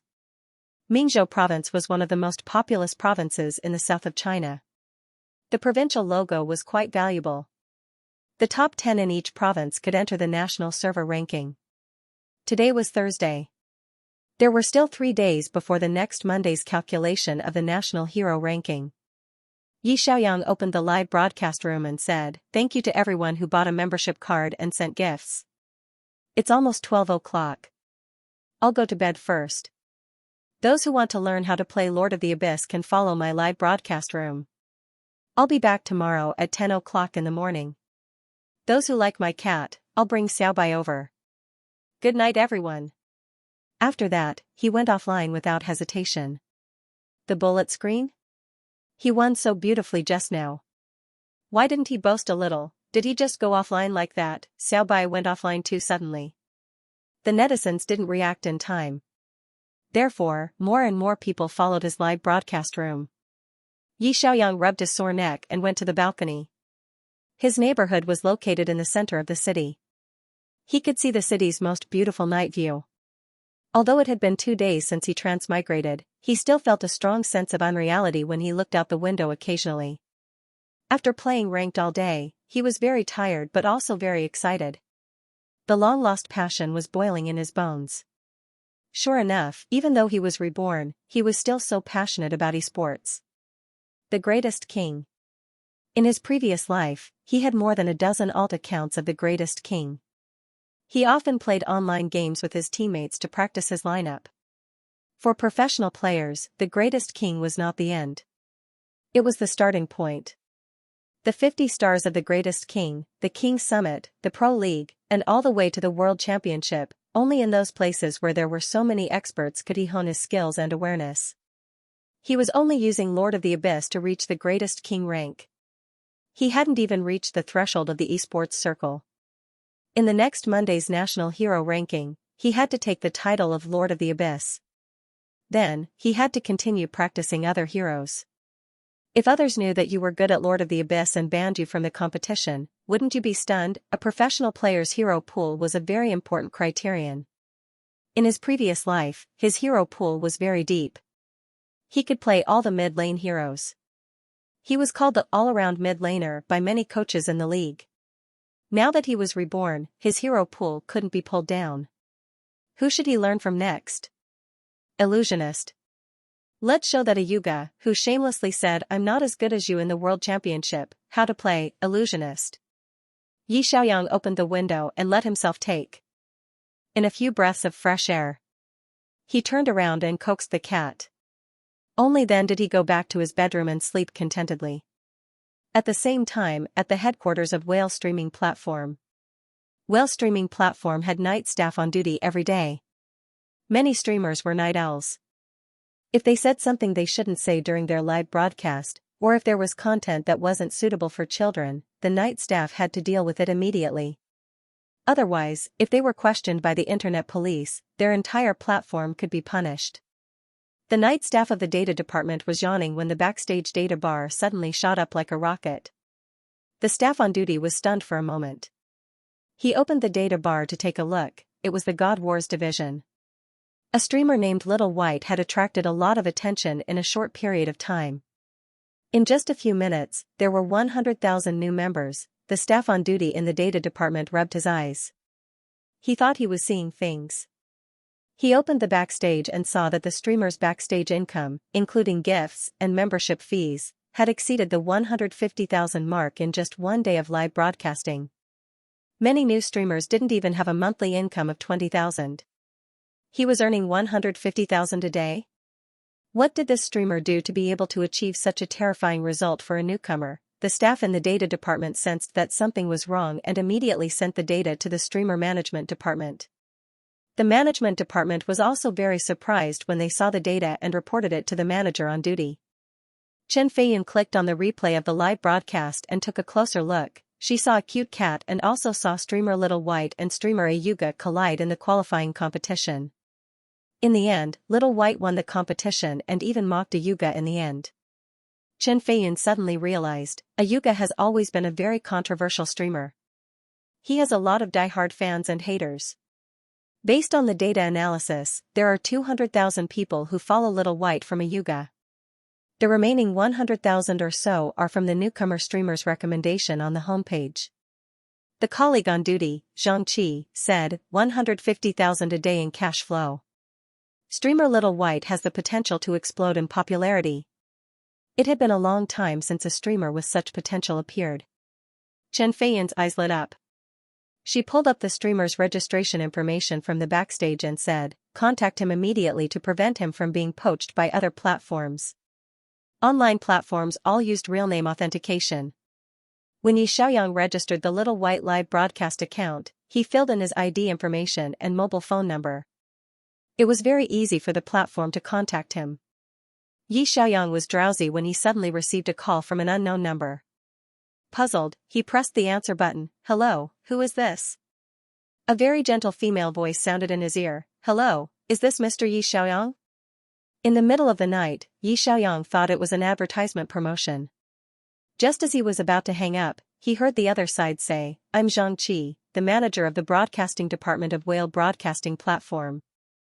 Xiaoyang was stunned for a moment before realizing the other party's identity. He said angrily, hello. I didn't scold anyone during my live broadcast, nor did I commit any illegal or criminal acts. Xianxia didn't know whether to laugh or cry. That's not the reason. We're looking for you because we want to officially sign a contract with you. Because we saw backstage that you didn't sign a contract with our broadcasting platform. Xiaoyang was completely awake now. He sat up and asked, you're looking for me because you want to sign a contract with me? Yes. The platform's new streamer's recommendation is automatically rolled by the system on the homepage in turns for the streamers who registered within a week. After officially signing a contract, we will have a special recommendation for contracted streamers. Xianxia said in a gentle voice, our manager thinks you have a lot of potential, so we want to sign a contract with you. After signing a contract, we'll directly ban you. In the future, there will be recommendations from various channels to help you attract traffic. In addition, we have professional streamer managers and streamer assistants to help you increase your popularity and manage your fan club. Hearing this news, most people would probably be very excited. However, Xiaoyang wasn't moved at all. His goal wasn't to become a streamer. Xiaoyang said angrily, thank you, but I don't plan to sign a contract for the time being. Xianxia was stunned. After a moment, she said doubtfully, you don't plan to sign a contract? But if you don't sign a contract, you won't be able to withdraw the gifts from the netizens into your account. You won't be able to get a share of the membership fees and a share of the platform's traffic. What the other party said made sense. During today's live broadcast, he saw that the backstage was densely packed with membership fees and gifts. Those were all real gold and silver. If he signed a contract with a streamer, he could get a share of the profits from the platform. If he didn't sign a contract, he wouldn't get a single cent of the money. Wouldn't that be a huge loss? After all, the netizens gave him gifts because they liked him, and many of them bought canned food for cats. Xiaoyang thought for a moment and said, can you send me the contract first?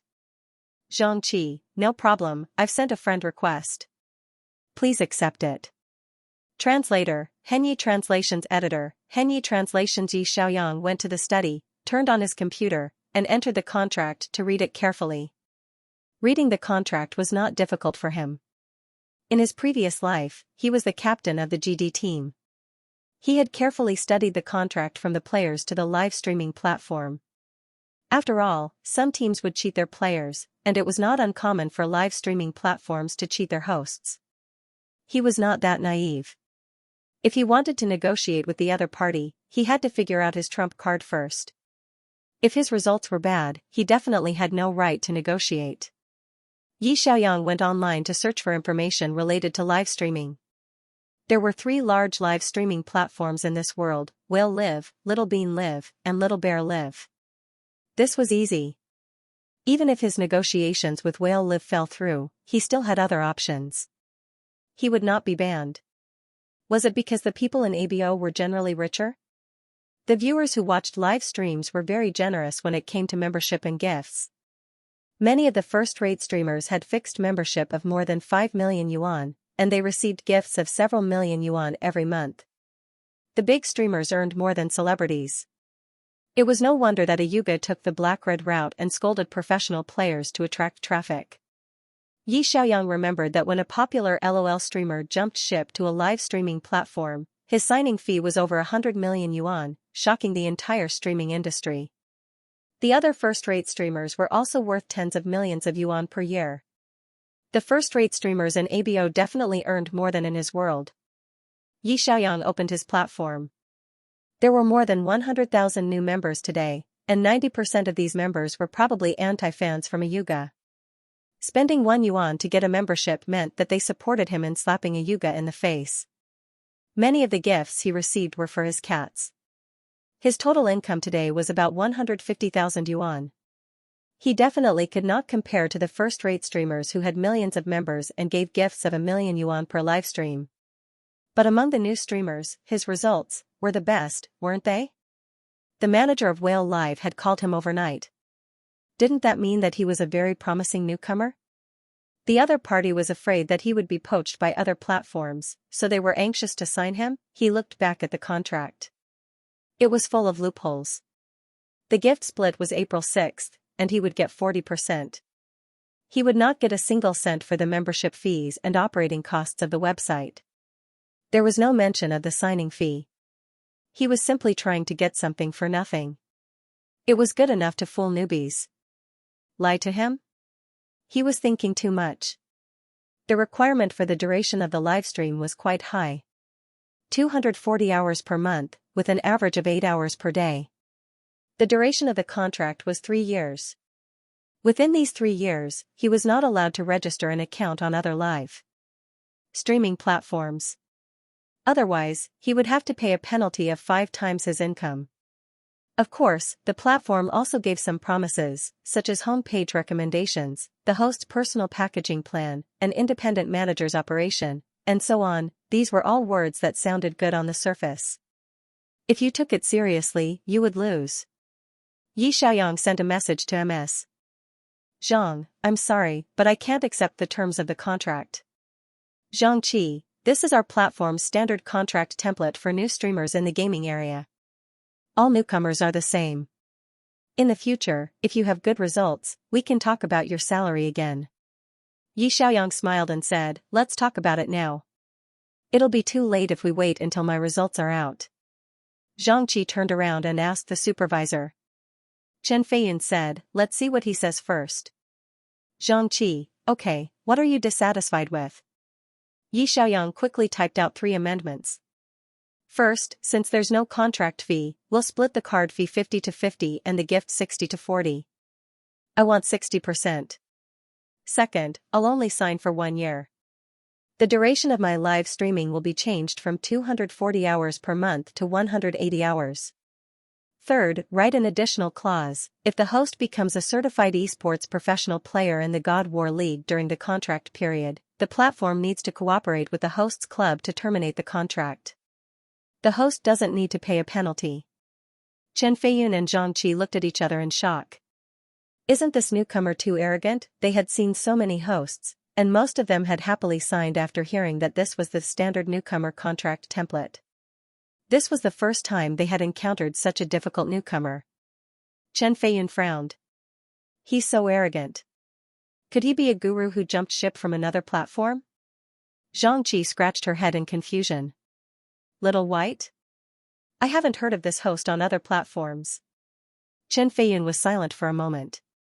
She took her colleague's phone and quickly typed a reply. The contract period of 3 years is the company's standard rule for new streamers. It can't be changed casually. Under special circumstances, it needs to be approved by the higher-ups. We'll split the gift 50 to 50. How about that? Our platform's very outstanding streamers also get 50 to 50. Yi Xiaoyang, I want 60%. I'm confident that I can become a first-tier streamer. Yi Xiaoyang, you can observe for a few more days. You can make a decision after seeing my livestream results.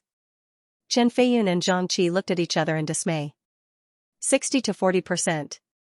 That was the treatment given to the top streamers of the live streaming platform. How dare he mention it? Yi Xiaoyang, I'm going to sleep first. Good night carrot then. He really went to sleep.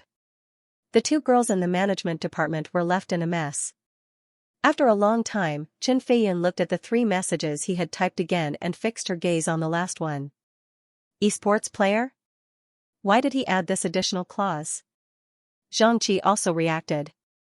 Generally, streamers don't even consider whether there's a conflict between the team's contract and their own. Could it be that his goal isn't to be a streamer, but to become a professional player? Chen Feiyun rubbed her chin and looked at the 3 modification suggestions again. She said, he probably wants to become a professional player. Once he signs the streamer contract now, it'll be very troublesome if he can't successfully terminate the contract when he joins a team. That's because the teams all sign contracts with the platform. The team he joins might not necessarily sign with our platform. Wasn't this person thinking too far ahead? The competition between the 3 domestic live streaming platforms was fierce. The extremely popular professional players in the alliance usually signed contracts with their teams. In order to compete for the powerhouse teams, the 3 platforms offered very generous contract benefits. That was because these god-level players didn't need the platform to help them recommend and attract streams. Instead, they would pull their fans to the platform and help the platform attract huge amounts of traffic. The celebrity effect was quite scary. A casual live stream by a first-rate professional player in the alliance could attract tens of millions of fans and haters from Weibo. The gifts in the livestream room could be flooded by fans. The platform even had to urgently increase the bandwidth of their servers to prevent them from being paralyzed. Zhang Qi suddenly realized. If his goal is to become a professional player, adding a contract termination clause is reasonable. Otherwise, when he's bound to our platform, it'll be troublesome if his teammates are on other platforms. The two of them looked at each other in silence for a moment, not knowing what to do. After being in the live streaming circle for so many years, this was the first time they'd seen such a confident newcomer. Starting a live stream with the goal of becoming a professional player, he directly asked for a 60-40th split after signing a contract. Chen Feiyun thought for a moment and said, observe him first and see his strength. In addition, tell the talent scouts sent by the company to the major live streaming platforms to keep an eye on this newbie live streamer at all times to prevent him from jumping ship and going to other websites. Zhang Qi nodded. Understood. I'll send his information to the group right away. At this time, a group called God Wars Super God was bustling with noise and excitement. There were only about 100 members in this group, and they were all the captains and god-level players of the major teams. Usually, it was mainly used for training matches between teams or to play ranked games. The review for joining the group was very strict. At night, the night owls in this group would collectively move out, and all kinds of teams would emerge. Just as the group of god-level players were looking for their teammates, a message suddenly appeared, Reporter Zhao, damn. I just watched the live stream. A Yuga was taught a lesson by a new live streamer.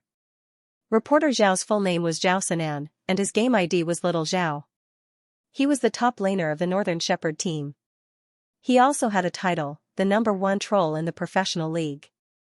He once quarreled with a reporter during a post-match interview and was given a yellow card by the league as a warning. Some time ago, he quarreled with anti-fans during a live stream, and his live stream was blocked for a month.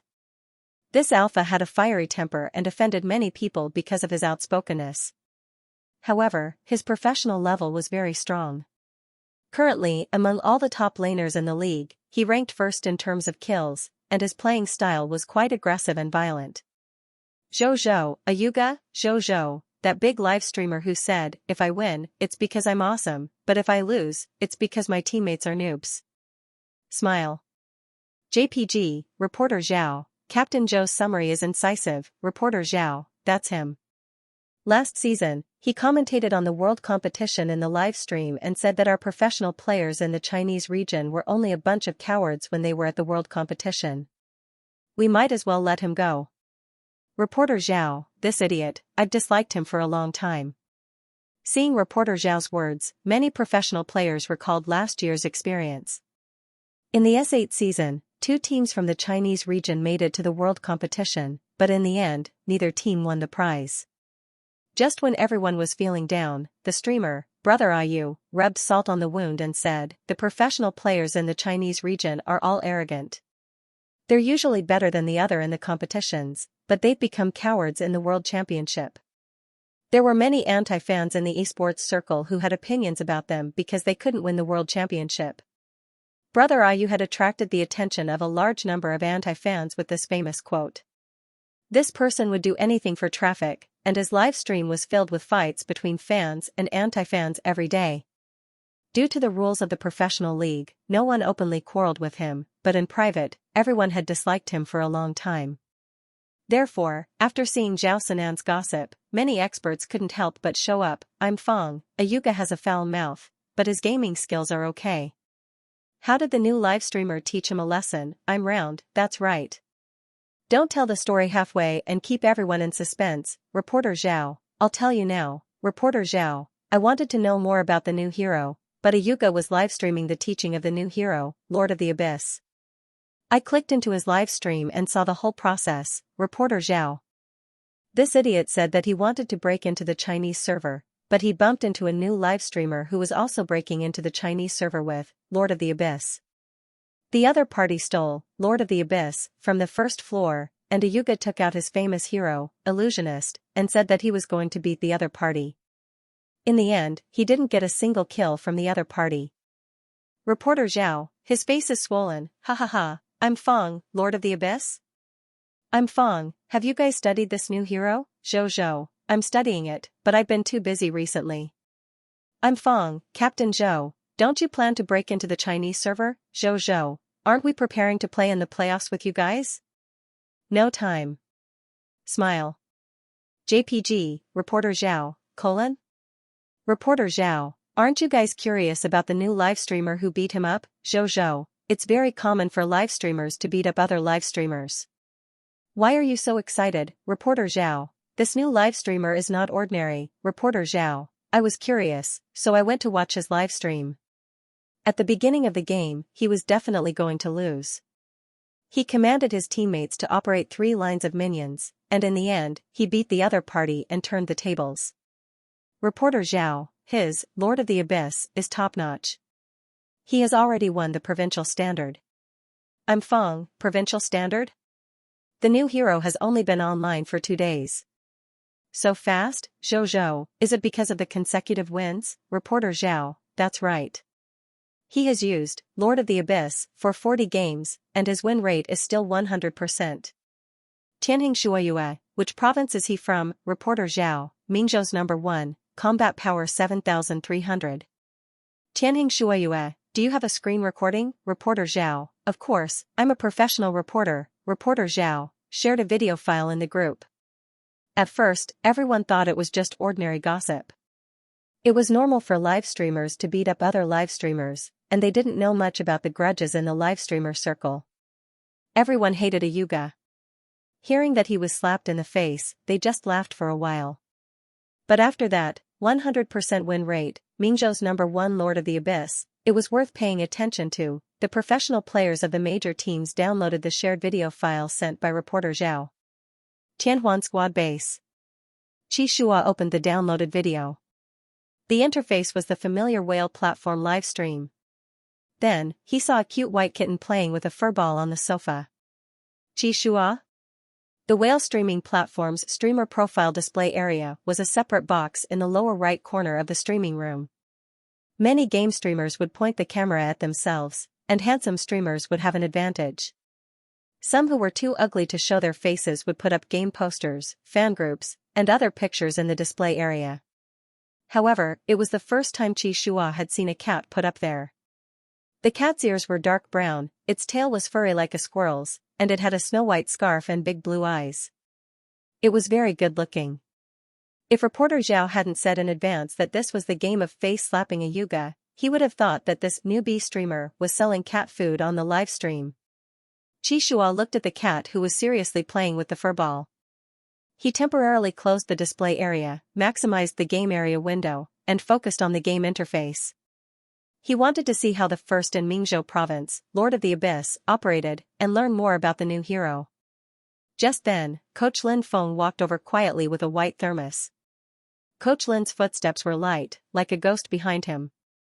The players in Tianheng didn't dare to be distracted during training, because they would be caught by the coach if they weren't careful.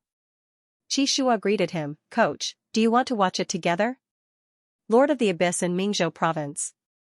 Coach Lin walked quickly behind Qishua and put his head in front of the computer screen. Someone got the provincial title so quickly?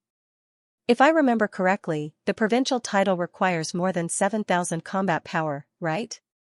The MVP has to win at least 40 games. Qishua said, "A new streamer is rushing the national server. I downloaded the video from the group." Coach Lin immediately put down the thermos and said with interest, Come, let's watch the replay." Qishua clicked to play the video. The match began, and the blue team snatched Lord of the Abyss. Both teams continued to choose their heroes, and Xiao Bai's words popped up in the chat. He asked his teammates to choose Holy Archer, Berserker, and Pugilist. The thinking of the netizens was definitely different from that of a professional coach. When Yi Xiaoyang chose that lineup, there was a lot of doubt and mockery in the bullet screen. But the professional coaches understood at a glance. Lin Feng said, "The opponent is too strong in the early stages. Is he trying to rely on his speed advantage to avoid the battle and focus on operations?" Qishua calmly analyzed, "It's very difficult to operate in an online game. Teammates may not be able to keep up unless there's someone commanding from the beginning to the end, and the teammates have to obey the command completely. Otherwise, if we can't control one path, the whole situation will collapse." Lin Feng nodded. "Yes, let's continue watching." At the start of the match, the Lord of the Abyss and his teammates crouched in the blue buff area and took down the first blood. Lin Feng commented, "The opposing jungler was too careless. However, their position this time is pretty good. They chose the bushes on the other side and didn't crouch on the right as usual." Qishua also became more focused. As a top jungler in the professional league, he was more familiar with the jungle than his own backyard. The position he chose just now was indeed tricky. Soon, the enemy, Illusionist, was level 6 and wanted to kill the Lord of the Abyss alone. In the end, the Lord of the Abyss managed to escape. Lin Feng praised, "Beautiful." Qishua pressed the pause button. The Illusionist's level 6 first burst can kill 90% of the mage heroes. Logically speaking, he shouldn't have been able to dodge this wave. How come he didn't die? Lin Feng also had some doubts. Replay it in slow motion. Qishua used the mouse to drag the progress bar forward a few seconds and began to replay it in slow motion at 0.5x. At this time, they saw clearly that the moment the Illusionist rushed over, the Lord of the Abyss summoned two shadows in succession. One was placed beside him, and the other was placed on the other side of the wall. The opponent's burst crippled him and instantly killed the shadow beside him. Then, he used his E-skill to switch places with the other shadow and escaped over the wall. Lin Feng praised, "The details are good." He calculated the opponent's damage very accurately. The Illusionist's big move is a small area skill. Once there are other targets in the area, the big move will be divided. He summoned two shadows and let them go to different positions. One shadow is used to divide the damage, and the other shadow is used to escape. He fought very calmly. This kind of detail was so fast that the netizens didn't even notice it during the live broadcast. In the Pro League, if the opponent chose a hero like the Illusionist, with high burst power in the early stages, then the jungler or support at level 6 would definitely come to help the mid lane. They would never let their mid lane face the Illusionist alone. However, this newbie streamer relied on accurate damage calculation and super high hand speed to escape with a sliver of HP. This was enough to prove his skill and adaptability. Lin Feng was puzzled. Such fast reaction and hand speed. Which pro player's smuff is this? Xianxia clicked on the image display at the bottom right corner and pointed at the cat. Not many people in the Pro League have cats. Captain Feng's cat has a black face. Lin Feng didn't know whether to laugh or cry. Captain Feng's cat is called a key color ragdoll. The one you see now is a C-double ragdoll. There are many kinds of ragdoll cats. Could it be that Captain Feng felt that one cat wasn't enough, so he raised another one? Xianxia shook his head. No. When reporter Zhao mentioned this in the group, old Feng didn't have any special reaction. He doesn't seem to know this newbie streamer, unless he's pretending. The two looked at each other and continued to watch, focusing on the Lord of the Abyss's play. Soon, the blue team's bottom lane was destroyed, and the jungler completely collapsed. The situation was against the wind. If it were the Pro League, it would be very difficult to turn the tables with a 16-point head difference. Xianxia stared at the computer screen. Until the first team battle in the mid lane, the words "everyone turn on voice chat" appeared on the screen. Lin Feng said, "He wants voice command. Listen to what he has to say." Xianxia turned on the computer's voice speaker and heard a pleasant voice in his ear. Most alpha players' voices would become low after differentiation, while omega players' voices were softer. This person's voice was very special, a clear, sunny voice, with a kind of confidence that came from the bottom of his heart. Don't fight the paladin, just clear the troops. The support accelerates. The berserker goes around from the left to stun the opposing archer. He's hiding there. Then, the two saw a magical scene. With no vision at all, the blue team's berserker and support rushed blindly to a hidden bush. Immediately after, the Lord of the Abyss flashed from a distance and launched a sneak attack, instantly killing the opposing archer. Beautiful. Lin Feng's voice was excited. He guessed the opposing archer's position. Yes. Killing the archer in a team battle is the most rational. Without the archer, the opposing team definitely won't be able to take advantage of the middle lane team, Xianxia said calmly. The facts proved that this was the case. In this team battle, not only did they not take advantage of the opposing team, they suffered a huge loss. The Lord of the Abyss was in the middle of a team battle, but he actually ran to lead the troops. Lin Feng was full of praise. The handling of the troops is very good. It's useless to continue participating in the team battle at this time. He used the skills refreshed after killing people to quickly clear the troops and lead the troops on the road. It's a big win. Next, it was a tug-of-war that lasted for 8 minutes. That confident voice kept ringing in their ears, "Berserker, lead the troops on the top lane. Bring them to the river and come back. Archer, take down the middle lane. I'll go to the jungle. Hold the middle lane and hold the line." Looking at the overall situation, he mobilized 3 lanes. Under his command, the 3 lanes of troops pushed forward separately. Although the opposing team had a huge advantage in numbers, they controlled their troops very well. As long as the opposing team didn't have any troops, they couldn't forcefully push the tower. The more Lin Feng watched, the more surprised he was. His understanding of the troops is very thorough. Many king-tier players sometimes don't care about the troops in the 3 lanes when they're in a frenzy with the opposing team. Xianxia looked at the troops that were constantly moving out of the base on the screen and said seriously, "Troop control is a tactic that only the Pro League pays attention to. It's very rare to see such fine coordination between the 3 lanes in the game." The opposing team sensed that something was wrong and began to force the dragon. Little White asked the support to go over and sell it. After seeing the dragon's HP, he decisively attacked and locked onto the dragon with the Abyss Gaze skill, instantly killing the dragon with low HP. He attacked so quickly that the opposing jungler didn't even have time to react. Lin Feng smiled and said, "The opposing team is going to lose." The red team had been led by the nose by the blue team.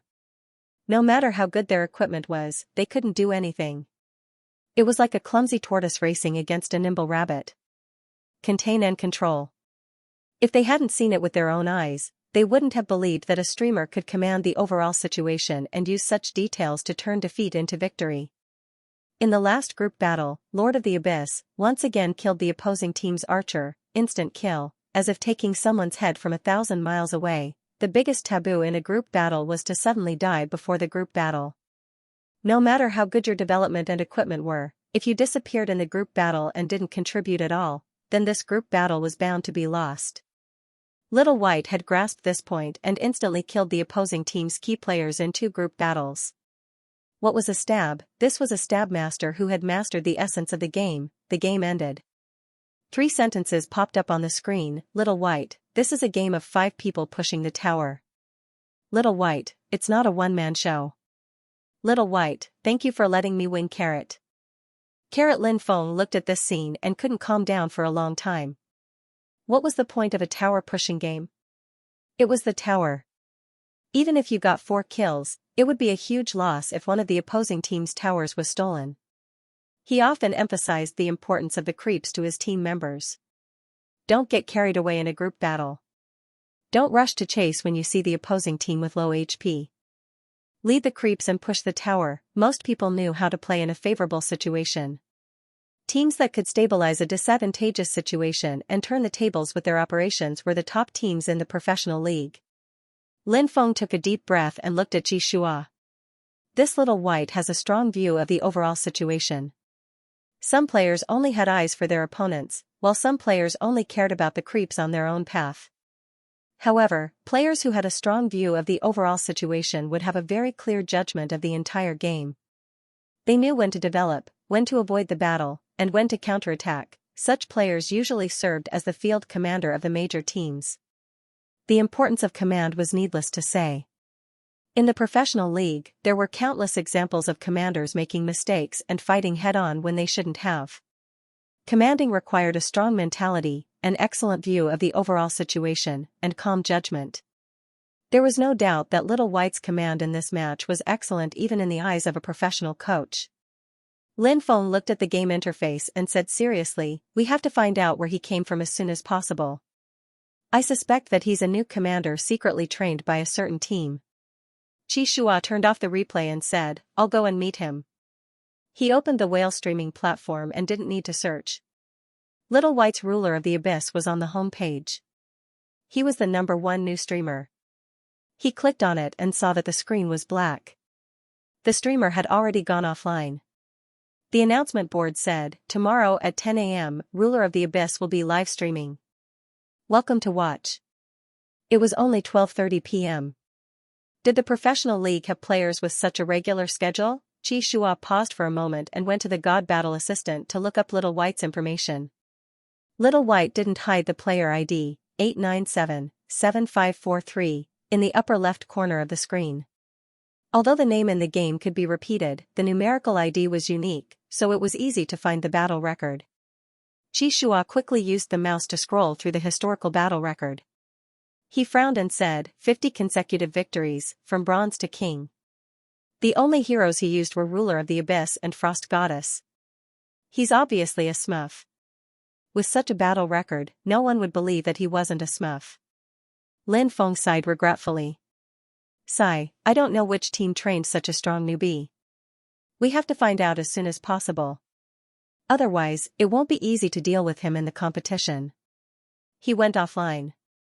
I'll go to his streaming room tomorrow. Xianxia paused and turned to look at Lin Feng. Do you have any smurfs? No one knows them. They're below 10 stars. You want to open a smurf and PK with him? No, I want to play with him. Lin Feng paused for a moment and reacted. That makes sense. It's easier to get information if we play together. However, if you directly add him in the game, he won't accept, right? Little White's streamer was now very famous. There were probably countless people who applied to add him as a friend in the game. Xianxia said lightly, don't worry, I have my ways. Translator, Endless Fantasy Translation Editor, Endless Fantasy Translation. Xianxia asked Coach Lin for an alternate account with the ID Jungler number 8, which was a 1-star challenger. The team usually prepared many alternate accounts to practice their lineup without exposing their tactics. This was a recent practice, and his friend list was blank. However, he bought all the jungler heroes, which was obviously prepared for Xianxia. Xianxia thanked him, turned off his computer, and prepared to go back to the dormitory. Coach Lin looked at Alpha's back and wondered, you're going to bed so early? Don't you usually stay up until 2 or 3? Qi Shua said, I'll wake up at 10 tomorrow morning and watch Xiaobai's live broadcast. Lin Feng was speechless. The esports player's life in the underworld suddenly became life in the world because of a live streamer. Lin Feng laughed, then I'll go to bed too. I'll wake up early tomorrow. Qi Shua replied with an okay and went back to the dormitory to take a shower. The warm water splashed on his body, but his mind was still thinking about the game just now. He was not afraid of this newcomer who came out of nowhere. After playing in the professional league for so many years, he would not be nervous even if the world champion was standing in front of him. He was puzzled because in the replay of the game just now, Xiaobai's train of thought completely overlapped with his. He thought that he should go to the top lane to lead. In the end, Xiaobai went. He thought that it would be better to let the archer go to the bottom lane and steal the tower. Xiaobai gave the same command. He rarely encountered this kind of strange tacit understanding. Qi Shua was the captain of the Tianhuan squad and the overall commander of the field. The team members were used to listening to his orders. Usually, he was the one who looked at the 3 lanes and commanded the overall situation. In the game just now, Xiaobai's command train of thought completely overlapped with his, which made him realize how good Xiaobai was. This was a rare talent in command. There were countless good players in the professional league, but there were only a few good commanders. In some teams, the individual ability of the players was actually not bad, but their command was poor and their team battle was terrible. They could never win the game. As Xiaobai said, this was a game of pushing the tower with 5 people, not a one-man show. The essence of the tower pushing game was actually the tacit cooperation of 5 people and 3 paths. It didn't mean that you could lead your teammates to victory just because you were good at individual skills. No matter how good a player was, if their teamwork wasn't good enough, it would be difficult for them to win a match. If Xiaobai was really a newbie secretly groomed by a certain team to come and slap a Yuga in the face, then in the future, he would very likely become his strongest opponent. That was what Qi Shua thought. That was why he went to bed early for the first time. He planned to wake up at 10 a.m. tomorrow to watch Xiaobai's livestream. At the same time, at the Xianxia team's base, Fang Jingqing pushed up his glasses and looked at the white kitten in the lower right corner with a smile. He praised, "This ragdoll cat is very cute. I don't know if it's a male or female. It's only a few months old. Has it been neutered?" His teammates, Xiaoyuan, couldn't bear it any longer. "You didn't look at the Lord of the Abyss operation just now. You only cared about the cat?" Fang Jingqing narrowed his eyes and hugged a black-faced ragdoll cat. He stroked the cat and said, "What's so good about the operation? Even a professional player can do this kind of operation." He paused, put the cat aside, and looked back at the coach. This Xiaobai has a very good view of the overall situation. The key to turning the tables is that he commanded well. There were plenty of players who knew how to operate, but those who knew how to command were hard to come by. Coach Chen said suspiciously, "Don't you think that this person's operation style is a bit similar to Qi Shua's?" Fang Jingqing nodded. "It's a bit like Qi Shua's. However, I've met Qi Shua's disciple, Qing Xing, in the ranking competition before. He wasn't at this level. Could he be a new commander trained by Coach Lin?" Everyone looked at each other. Coach Chen made a decision. "How about this? Since we don't have any other plans tonight, you guys should go to bed early and wake up at 10 a.m. tomorrow to play ranking matches. See if you can meet this Xiaobai and test his skill and background." At this time, Yi Xiaoyang was sleeping soundly. In his dream, he was standing on the podium of the World Championship, holding the golden trophy and waving to the audience. The audience was shouting his name. Because of his beautiful dream, Yi Xiaoyang woke up the next morning full of energy and was in a very good mood. When he came to the dining room, his brother had already prepared breakfast. Today's breakfast was a new dish. It was a plate of small and exquisite meat buns and 2 cups of hot soy milk. After breakfast, Yi Xiaoyang fed the cat half a can of canned food. He took the cat teaser and walked Xiaobai around the room so that it wouldn't eat too much and not exercise enough and grow into a big fat cat. At 10 a.m. sharp, Yi Xiaoyang carried Xiaobai to the study and turned on the computer on time. The number of followers in his Xiaobai's livestream had exceeded 400,000, and there were 150,000 members. It seemed that after he went to bed last night, another wave of followers increased. It was probably attracted by Ayuga's anti-fans. Ayuga's anti-fans were too awesome. Seeing Xiaobai Mao'er appear in the lower right corner of the screen, the people who were waiting immediately became excited. Kitty kitty kisses. Today's kitty kitty is still as cute. Good morning, host. It's really rare to see a game host who works and rests in the mortal realm. I'm watching the live stream while working. The host is teaching us how to play Lord of the Abyss. I'm from Ayuga's side. If he loses, he'll say that you're cheating. I'm also from Ayuga's side. The host's Lord of the Abyss is much more awesome than him. I've already applied for a membership. I'll be staying in Xiaobai's livestream from now on. Yi Xiaoyang roughly glanced at the bullet screen and said, "Good morning, everyone. My livestream is currently from 10 a.m. to 12 p.m. I'll pause for a few hours during mealtime. If there's anything, I'll notify you in advance. You're welcome to watch." Next to him, Qin Rui also turned on his computer and logged in. Yi Xiaoyang said, "Let's not talk nonsense.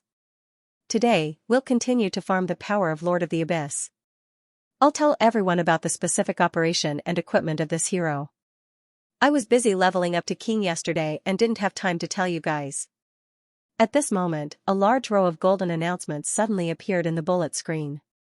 Jungler number 8 has sent a deep-sea torpedo to Xiaobai X1. Jungler number 8 has sent a deep-sea torpedo to Xiaobai X2. Jungler number 8 has sent a deep-sea torpedo to Xiaobai X3. Jungler number 8 has sent a deep-sea torpedo to Xiaobai X100100. Consecutive golden announcements flashed at the bottom left corner of the screen.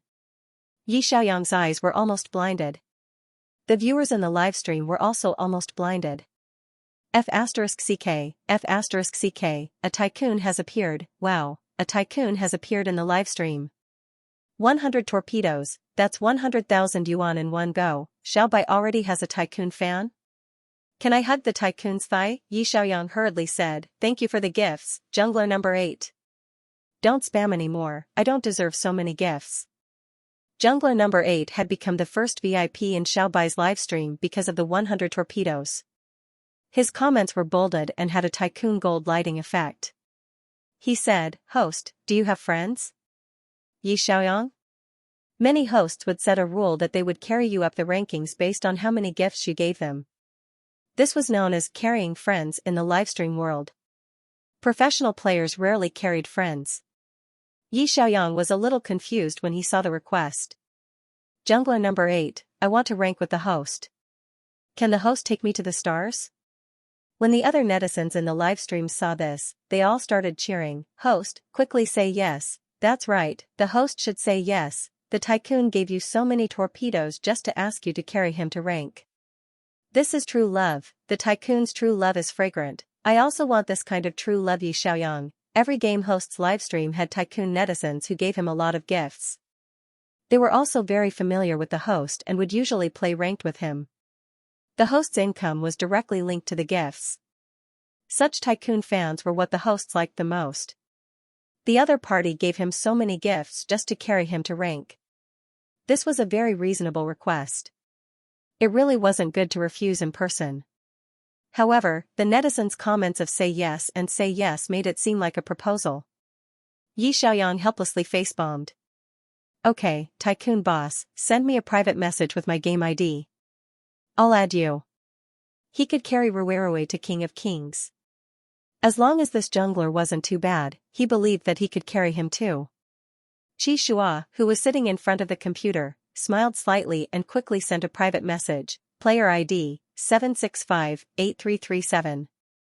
Game ID, Jungler number 8. Xiaobai's streamer was already famous, so he might not accept her friend request. Qi Shua used this method of sending gifts to add friends in the livestream world. The other party would take the initiative to add him. Sure enough, the next moment, he received a friend request from Xiaobai. Qi Shua clicked accept. Yi Xiaoyang pulled Jungler number 8 into the ranking room. Qi Shua saw the two names, Xiaobai and Xiao Rue, in the room and typed, "Who is this Xiao Rue?" Yi Xiaoyang turned on the voice message and introduced, "Hello boss, this is my younger brother. He'll be ranked with me." Younger brother, which team would train two brothers together to train professional players? Xianxia pressed ready with confusion. Yi Xiaoyang said angrily, "Boss, your name is Jungler number 8. Do you only play jungler?"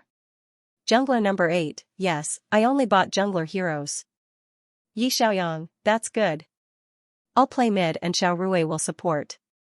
Boss, you can play jungler. Jungler number 8, no problem. Yi Xiaoyang, it's starting. The ranking match has begun.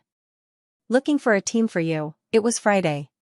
At 10 o'clock in the morning, there were much fewer players in King of Kings than at night. Yi Xiaoyang thought that it would take a few minutes to find a team, but as soon as he pressed start, he was matched within 5 seconds. Yi Xiaoyang was still in the blue side this time. He chose heroes first and snatched Lord of the Abyss. On the first and second floors of the opposing team, he took 2 heroes, King of Eyes, and Poison Warlock. Xianxia frowned. He had a bad feeling about this. The opposing team was the Poison Squad. How could there be such a difficult Poison Squad lineup in an online ranking match? At this moment, he heard light footsteps behind him. It sounded like a ghost. It was Coach Lin. Xianxia changed his schedule and got up early to play with the streamer, Xiao Bai. Coach Lin also forced himself to change his schedule and got up early to watch Xianxia and Xiao Bai play together. He walked to Xianxia's side. As soon as he sat down and turned on the computer, he heard Xianxia ask in a low voice, "Coach, is the alt you gave me a high hidden score?" Lin Feng yawned and said, "Of course it's high. I told the newbies in the youth training camp to fight their way up as soon as possible. Those who fought their way up as soon as possible were likely to be the King of Kings who won in a row. Starting from the King of Kings, the matches would become more intense. The system had a hidden score mechanism for matching players. The hidden score could not be seen on the surface. It was calculated by the system based on a player's average score and win rate. Those with high hidden scores would be matched with opponents with high hidden scores as well. This way, the matches would be evenly matched. It would be more interesting to play, and there would not be a one-sided crush. Xiao Bai and Xiao Rui won 50 matches in a row and reached the King of Kings. Xianxia's alt was also the fastest to reach the King of Kings. The 3 of them had very high hidden scores. Moreover, the 3 of them were in a team ranking match. They would definitely be matched against players who were also in a team of 3 and had extremely high hidden scores. There was no need to guess. Xianxia said calmly, "The opposing team is Jing's 3-man team, led by Fang Jingqing." Lin Feng was halfway through his yawn when he heard this. He immediately sat up straight and opened the live broadcast room. He complained in a low voice, "It's only 10 o'clock. Why are they up so early?" Xianxia was speechless. Who knew, a group of night owls suddenly had a life of the living. Both sides quickly finished choosing their lineups. The 5 heroes on the opposite side were Black Dragon Knight, Trap Hunter, Ice Snake King, Dark Priest, and Poison Warlock. Yi Xiaoyang looked at this lineup and felt a little puzzled. If he remembered correctly, Cobra King and Poison Warlock were both mages. The other side chose 2 mages and no archers. What was the meaning of this? Although he had sorted out the hero's information on the day he transmigrated, he was still an outsider. It was impossible for him to have a 100% understanding of the heroes in this new game. This was especially true for lineups that they had never seen before. They couldn't understand it immediately. This lineup was very strange. He vaguely felt that this was a very unique system. The game interface quickly loaded. Yi Xiaoyang opened the game interface and looked at the information. There were 5 people on the other side, and 3 of them had the same ID. Squarish. Round and smooth, cute, and their avatars were all cartoon style. Yi Xiaoyang, could it be a professional team? Seeing these 3 IDs, the bullet screen of Little White's live streaming room was instantly filled with activity. What the F***CK, what the F***CK, Jing's trio. Fang Dui, the Cloud God, and I Yuan? This was too much of a coincidence. It's not a coincidence. The streamer has won 50 games in a row, so the hidden score is too high. Furthermore, it's 3 rows. It's normal to bump into 3 rows of cars. Fang, Yuan, and Kiki. With such weird names, it must be the 3 of them. They were facing the Poison Squad. It's Xianxia's Poison Squad again. We're doomed this time. When Yi Xiaoyang saw the comments in the broadcast room, he finally understood the background of the other party. They were professional players from Xianxia team, and the three of them just happened to be playing ranked matches. Because his concealment score was too high, he bumped into a professional team early in the morning. There was nothing strange about crashing into a professional team. What Yi Xiaoyang was puzzled about was why the esports players in the ABO world woke up so early. In his previous life, esports players usually slept until noon and only trained in the afternoon and evening. This was because most of the esports events were held in the afternoon and evening. In order to allow their bodies to adapt to the competition time, the players had to maintain the most energy during the competition. Over time, this kind of work and rest became the norm. The match soon began, and the familiar sound of the system sounded in his ears. Welcome to the War of Gods. Qi Shua made a mark at the bottom right corner, which meant that this round was a red. Yi Xiaoyang let Qin Rui go to the top half of the map to look for blue while he and the jungler went to the bottom half of the map to defend red. The opponent invaded the jungle right away. Moreover, it was a jungle where the mid laner, archer, and support came together. Yi Xiaoyang did not expect the opponent to start the game so fiercely. It was a 3v2 in the jungle. The opposing, Cobra King, summoned a few green snakes to chase after the two players while Poison Spellcaster shot arrows from afar. Yi Xiaoyang realized that numbers of 1, 2, and 3 kept popping up on his body. The number instantly jumped to 5, and his HP started to drop. Every step he took, his HP dropped. Jungler number 8, retreat. Yi Xiaoyang immediately flashed back to the tower and ate a healing mushroom. Seeing that his, Lord of the Abyss, only had a sliver of HP left, the healing mushroom at the critical moment saved his life. Yi Xiaoyang managed to save his life and quickly pressed the return button to restore the crystal to its full state. In the live chat, Yi Xiaoyang said, "This is the Poison Squad? They started the game so fiercely? Jungler number 8, no level 1 team can beat the Poison Squad.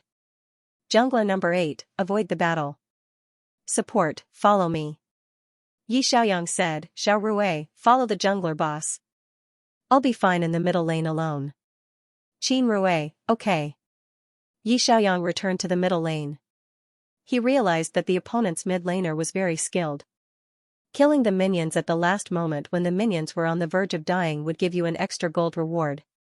If you did not calculate your HP well and used your skill too early, you would not get the reward of killing the minions.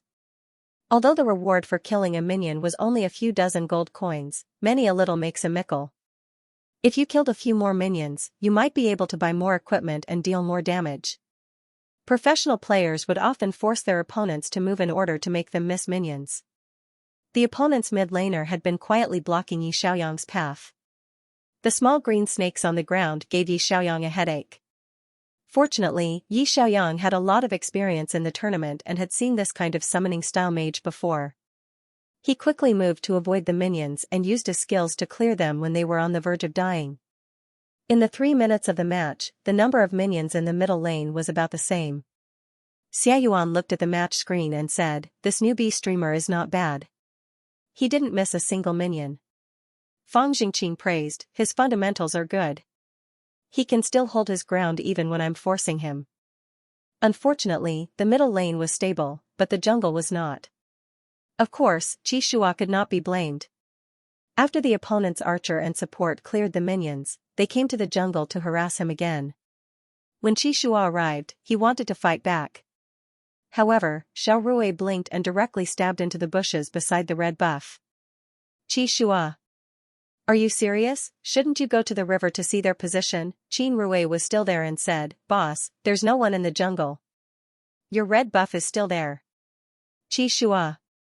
"Of course I know the buff is still there. The problem is, where are they at? You have to give me vision, support." Qin Rui didn't bother with the vision. He actually walked to the side of the red buff and began to slowly throw basic attacks at it. He even stood there obediently and said, "Boss, I'll help you with the buff." Qi Shua. Lin Feng, who was watching the game from the side, was stunned. He doesn't care about the river and is helping you with the red buff? Not giving vision to the river, not looking for the opponent's jungler, but squatting in the hole to help his teammate with the red buff. This kind of support would only appear in low-level games below Diamond. Usually, Qin Rui would follow his brother and his brother would tell him where to go and what to do. Now, Yi Xiaoyang was forced to change his position in the middle lane by the opponent's mid laner, so he could not care less. Qin Rui followed the jungler and did not know how to cooperate. Thus, he followed the jungler all the way and protected him closely, becoming a follower. Lin Feng did not know whether to laugh or cry. Your assassin can turn invisible. He followed you and exposed your position. What is this support trying to do? Qi Shua did not understand either. What was the support doing following the invisible jungler? Originally, he wanted to sneak attack the opponent's archer, but the support exposed his position. This Xiao Rui was really like a spy sent by the enemy. Soon, it was time for the first dragon to spawn. Qin Rui actively ran to check the vision around the dragon, but because his vision was completely suppressed by the opponent could see his actions clearly. Qi Shua did not have time to stop him. He heard the sound of the kill and the words popped up on the screen. Yuan run, poison warlock, killed Xiao Rui, priest of blessing. Yi Xiaoyang immediately became alert. As soon as the support died, the opponent's bottom lane turned to the middle lane. Cooperating with the mid laner, the three of them began to force their way into the tower. The professional team cooperated well, and the pace was ridiculously fast. Yi Xiaoyang called for the nearby teammates to come and help. The two sides pulled for a while. The moment the minions came over, a series of messages popped up on the screen. Fang Jingxing, King Cobra, killed an archer, Holy Spirit archer. Fang Jingxing, King Cobra, killed the top laner, Paladin, double kill. That was scary. You didn't even find the opponent's position, but the opponent killed two of your teammates in a row? Yi Xiaoyang quickly sent Black Shadow to investigate, and then he saw jungler number 8 make a mark in the grass. Almost at the same time, Yi Xiaoyang's Lord of the Abyss and Qi Shua's stealth rogue rushed to the grass on the left side. The two of them burst out and instantly killed King Cobra, who was hiding there and releasing small snakes. Fang Jingxing. Fang Jingxing, so cruel? A competition was not a place to talk about morality. There was no need for discussion if the two of them killed the other party. King Cobra was killed instantly.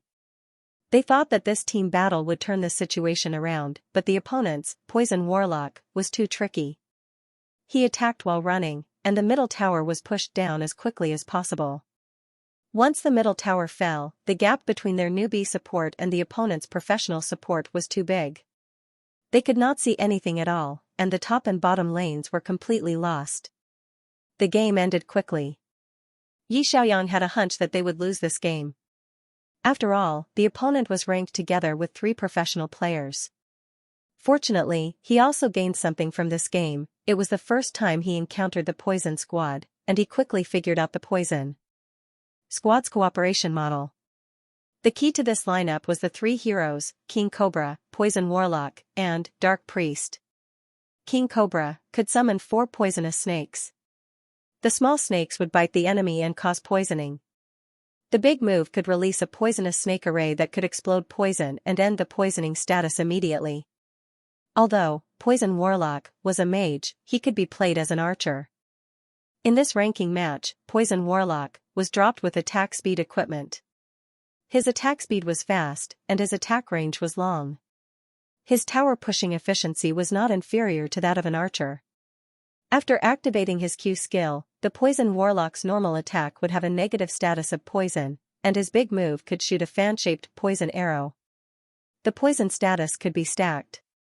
In other words, King Cobra and Poison Warlock could work together to stack poison and quickly stack 5 layers of poison, causing the opponent to continuously lose HP. Dark Priest could suck blood to heal his teammates. In the previous battle, the Poison Warlock's HP had been sucked to more than 20,000. He was even tankier than a meat shield. As long as one of the 2 mages did not die in the team battle, the poison status could continue to stack. If the opponent's HP could not recover, it would be easy for the entire team to lose HP. Yi Xiaoyang was deep in thought. Dual mages, dual poison systems, and a vampire healer? Tanky and flexible, it is indeed not easy to fight. There are 3 core points, and we have to deal with more than 2 of them at the same time to crack it. The word failure that had not appeared in a long time popped up on the screen. Qin Rui lowered his head in shame. I made a mistake just now. I was killed before the team even started. Yi Xiaoyang came back to his senses and comforted him softly. It's okay. The opponent is a professional team. Of course, your skill level can't be compared to professional players. He opened the livestream and laughed. I lost. I'll give everyone half a minute to flame me. I want to collect the words you all use to flame me. The netizens? What was wrong with this streamer? Other streamers would find all kinds of excuses when they lost, such as how their teammates were bad, or that they did not perform well in the game. You lost and you wanted everyone to flame you? The opponent was the Poison team. It would be strange if you could win, right? The Poison team was the lineup that had entered the World Series in the S8 season. Fang Jingqing Snake King had been banned since then. That's right, that's right. You let the opponent choose the Poison team. You lost half the game at the beginning. Don't be discouraged, streamer. It's not embarrassing to lose to a professional team. Let's continue to win the next round. The netizens did not flame him. Yi Xiaoyang sighed. The netizens this time are too gentle. If I lose in the future, you should spam the screen saying that the streamer is an idiot and that the streamer is bad. That will motivate me. The netizens? Qi Shua, who exactly was this little white? Why did it feel more and more like he was not a professional player from a certain team? Coach Lin Feng, who was sitting next to them, was also confused. Doesn't he know about the Poison team? Fang Jingqing is so famous. All the players in the league should know about the Fang team, right? Qi Shua frowned.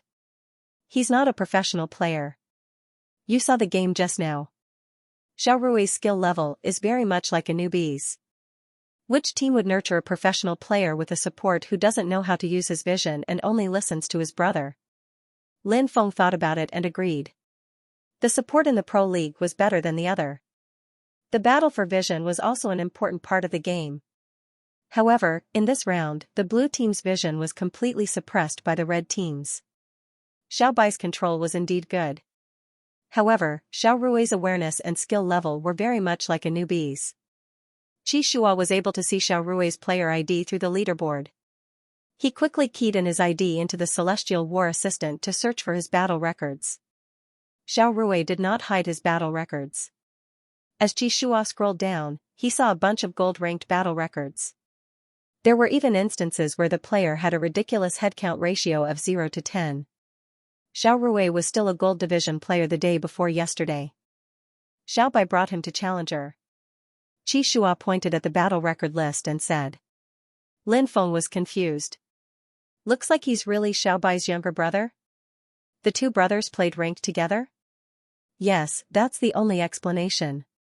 Lin Feng was even more confused. If he's not a professional player, then where did this Xiao Bai come from? I've never heard of such a person in the broadcasting industry. Could he be a folk expert who suddenly appeared? Qi Shua thought about it and said, I'll try to contact him again and see how good he is. Translator, Endless Fantasy Translation Editor, Endless Fantasy Translation Jing's team base. Fang Jingqing looked at the word victory that popped up on the screen.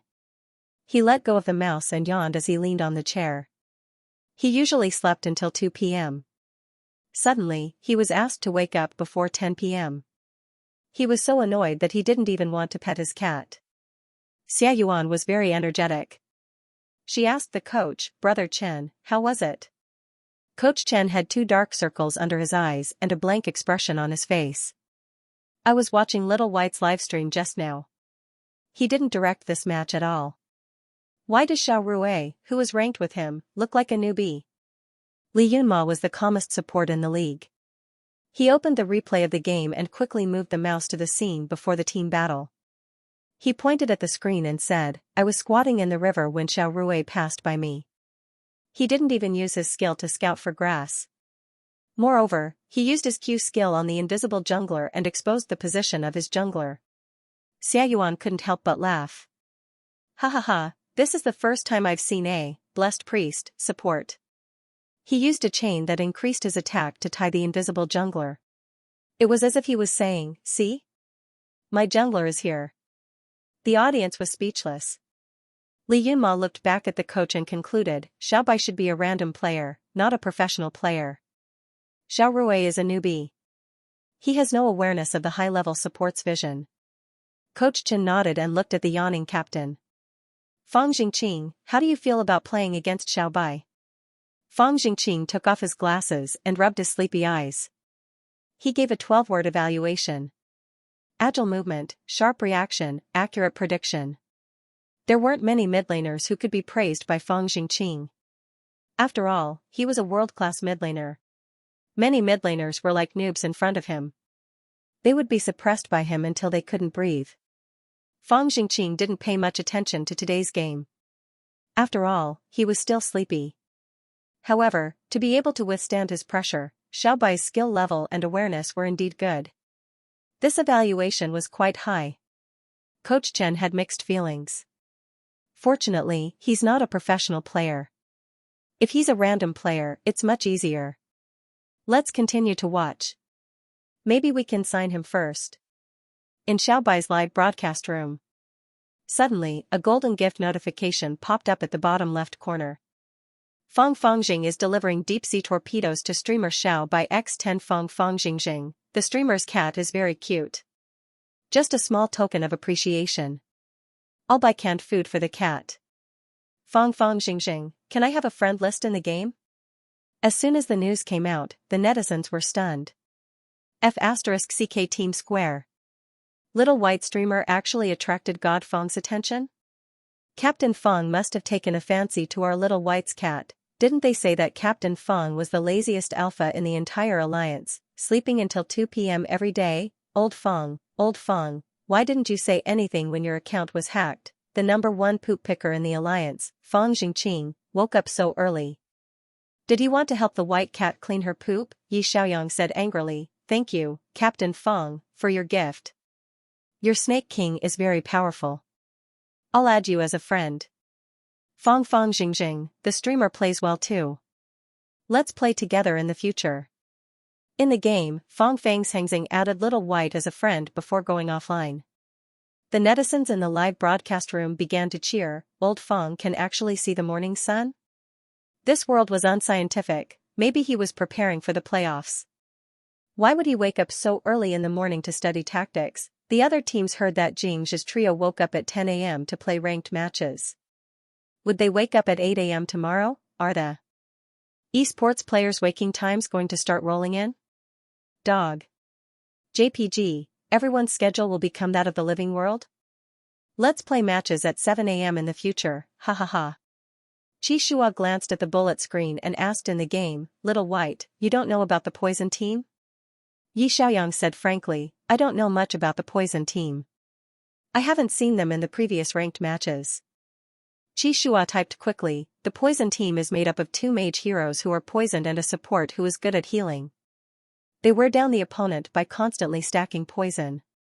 Because everyone's magic defense is very low in the early stages, poison is a type of magic damage. It will hurt a lot when it hits the body. Once the poison stacks, the opponent will easily bleed out. Yi Xiaoyang understood and said, this kind of lineup isn't easy to break, right? Qi Shua said, the middle and wild team can break through it and disrupt their rhythm. The Poison team's version of Cobra King was popular for a period of time during the 8-1 season. Fang Jingqing used Cobra King to win MVP many times and forced the coaches of other teams to ban Cobra King that season. This was also one of the heroes that made Fang Jingqing famous. Today, he used the Poison team's lineup to fight against the noob streamer. It was enough to show how much he valued the noob streamer. Fang Jingqing, that lazy bum, usually slept until 2 p.m. Today, he woke up at 10 a.m. and the 3 of them came to play ranked matches. It was definitely to deliberately fight the noob streamer. Under the circumstances where the hidden score was very high, it was very likely that they would be matched together if they entered the rankings at the same time. It seemed that the video that reporter Zhao posted in the group last night had attracted the attention of all the teams. There were actually many flaws in the King's advancement match last night. Some of the players' mechanics were so bad that it was unbearable to watch. However, it was precisely because of this that Little White's clear and calm commanding mind was highlighted. That was a very detailed operation, poor tempo, and containment play style. It was rare to see a commander who could control all three lanes. It was no wonder that Coach Chen of the Xianxia team was also curious about his background. Thinking of this, Xianxia continued to type, "The opposing mid laner we met just now is called Fang Jingqing. He is the captain of the Xianxia team and a world-class mid laner player. You don't know him because you don't pay much attention to the professional league, right?" Yi Xiaoyang thought to himself, "I just transmigrated here and didn't have time to pay attention to it." He typed a reply, "I just downloaded this game a while ago. I really haven't watched the competition." Qi Shua asked, "Then, other than Lord of the Abyss and Frost Goddess, what other heroes do you specialize in?" Yi Xiaoyang, "I also know Illusionist, but I haven't used it in ranked matches." Qi Shua, "What else?" Yi Xiaoyang, "Nothing else." Qi Shua, "He only knows 3 mages." Seeing this answer, Coach Lin's face was full of surprise. Diamond-ranked players know at least 7 or 8 heroes, and he only knows 3? Is he being modest? Qi Shua had checked Little White's record last night. He only had records of using 2 heroes, Lord of the Abyss and Frost Goddess, and their win rates were very high. He had thought that this was a smurf. In the end, did he really only know 3 mages? If he only knew 3 heroes, how could he reach the king level in a row? Yi Xiaoyang also knew that his record was unbelievable, so he added, "I read a lot of strategies and practiced in the human and machine training camp for a long time. I started playing ranked matches the day before yesterday and realized that I'm quite talented." Qi Shua looked at the smiley face at the end and felt that this guy was full of nonsense. He was silent for a moment, then typed, "I've reached the king level in 2 days. Can you bring me along? I want to reach the 20-star king level." Yi Xiaoyang said readily, "No problem. The boss gave me so many gifts, so it's only right that I bring you along." Qi Shua, "Thank you for bringing me along." Yi Xiaoyang, "Don't be angry. Come on, boss, let's continue ranking." He had turned off the game livestream, so his conversation with the boss wasn't seen by the people in the livestream. Qi Shua had only asked him these questions in private because he saw the black screen in the livestream. The more he asked, the more puzzled he became. Yi Xiaoyang didn't explain much and directly pressed start ranking. At this moment, Qin Rui's phone suddenly rang, and he heard a voice, "Xiao Rui, we're having a gathering at Shiyuan restaurant this afternoon. Let's have a meal together before school starts. Are you coming?"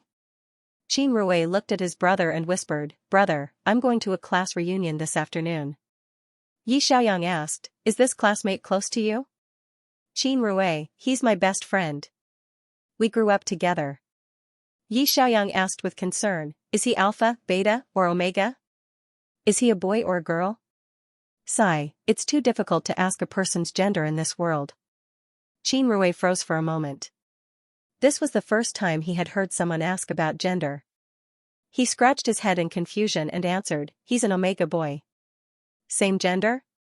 Yi Xiaoyang waved it off without hesitation, "Go on then. Come home early tonight and don't stay out too late." Qin Rui said to the other end of the line, "I'll be there in an hour." He hung up and got up to say, "Brother, it's still early. I'll go prepare lunch and dinner. You can just heat it up and eat it. Don't keep ordering takeout." Yi Xiaoyang was all smiles, "That's great, thank you for your hard work, Xiao Rui." Qin Rui turned around and went to the kitchen. With Xiao Rui gone, they had no support. However, Xiao Rui's support skills were actually not at diamond level yet. It was Yi Xiaoyang who had forcefully brought him up. When they were playing ranked, Xiao Rui had been using his Q skill, which increased attack power, to keep his brother Yi Xiaoyang in check. Today, he was asked to follow the jungler, so he did it out of habit. At that time, the jungler was invisible. When he used his Q skill, the opponent immediately saw the jungler's position. Yi Xiaoyang wanted to remind him, but it was too late. Xiao Rui was very obedient, but an overly obedient personality was not suitable for esports. He did not know how to think or be flexible.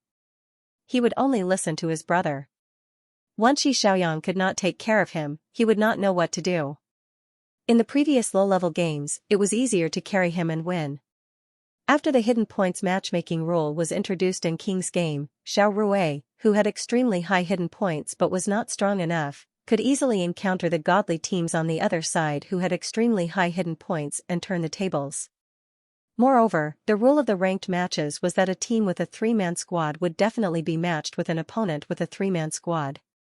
Many professional teams and power-leveling teams had three-man squads, so it was very difficult for a support who did not know how to play to gain points. On the other hand, it was easier for a two-man squad because a two-man squad would not be matched with a three-man squad. At most, the opponents would be in a two-man squad. Yi Xiaoyang pressed the button to get ready again. Soon, they found the matchup for the match. After a few minutes of silence, the livestream was flooded with comments. Yi Xiaoyang turned on the microphone and said, "Everyone has been waiting. Let's continue with the ranked matches. My brother has been called away by a classmate, so I'll be in a two-man squad with the boss. Please pick your hero." This time, Yi Xiaoyang was on the red team. He and Qi Shua were on the second floor and the fifth floor respectively. The blue team chose the Holy Spirit Archer position. When it was their turn, Qi Shua on the fifth floor sent out a help steal message, "Please steal my hero, Bloodcloak Thorn. Usage, 0, win rate, 0%. His teammates on the first floor? The netizens in the livestream were about to die of laughter. "Boss, you're too funny. You sent out a help steal message. I'm your teammate, I'm going to explode. Boss, your win rate is 0%. How can you send out a help steal message, his teammates, are you kidding me? Win rate, 0%, boss, you're really weird." Qi Shua, he forgot that this was a Smurf account. He didn't know which newbie from the youth training camp had practiced it. Bloodcloak Thorn had never been used in the ranked matches. However, all the assassin heroes' proficiency had been raised to 100 and could be used directly. Yi Xiaoyang held back his laughter and said, "With your 0% win rate, you're going to break your teammates' morale." Qi Shua typed, "Sorry, I didn't notice." Yi Xiaoyang had already guessed that he was a Smurf account because he had a long winning streak. When it was the second floor's turn to choose a hero, Yi Xiaoyang directly helped him steal Bloodcloak Thorn. His teammates could help him steal the hero. Qi Shua sent out a help steal message because he was worried that a random teammate in front of him would take his jungler position. His teammates on the first floor saw that he had a 0% win rate and ignored him, minding their own business as they chose a warrior. Fortunately, the newbie streamer on the second floor helped him steal the jungler position. Qi Shua typed, "Thank you, newbie." The netizens in the live broadcast room flooded the screen. The streamer really dotes on boss. Did he really help him steal the hero? Our newbie is better. Boss has a 0% win rate, but he still helped boss get the hero. A jungler with a 0% win rate. His teammates' morale is going to explode. Ha ha ha, doting on boss? Of course. After all, boss had given him real gifts. To prevent his teammates' morale from collapsing, Yi Xiaoyang quickly typed out his battle record. Newbie, mid and jungle duo. The jungler is a Smurf account. Newbie, leave the mid lane for me. Thank you. Newbie, hero record, Lord of the Abyss, has been used 41 times. Win rate, 98%. Ranked first in Mingzhou province. A mid laner ranked first in the province. That should be enough to stabilize his teammates' morale, right? Sure enough, when his teammates saw this, they flooded the screen with 666. Everyone gave up the mid lane and jungler and consciously chose other positions. Mid and jungle combination, the most classic combination in 5v5 matches. There was no reason not to give up.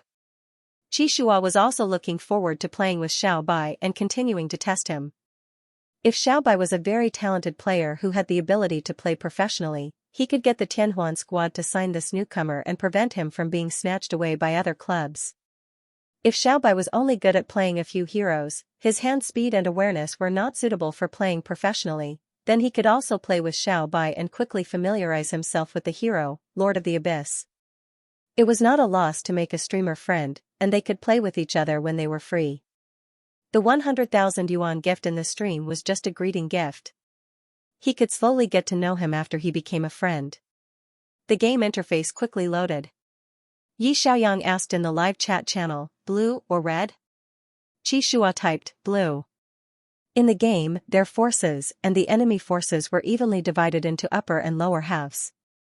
The left side of the lower half had a blue buff, and the right side had a red buff.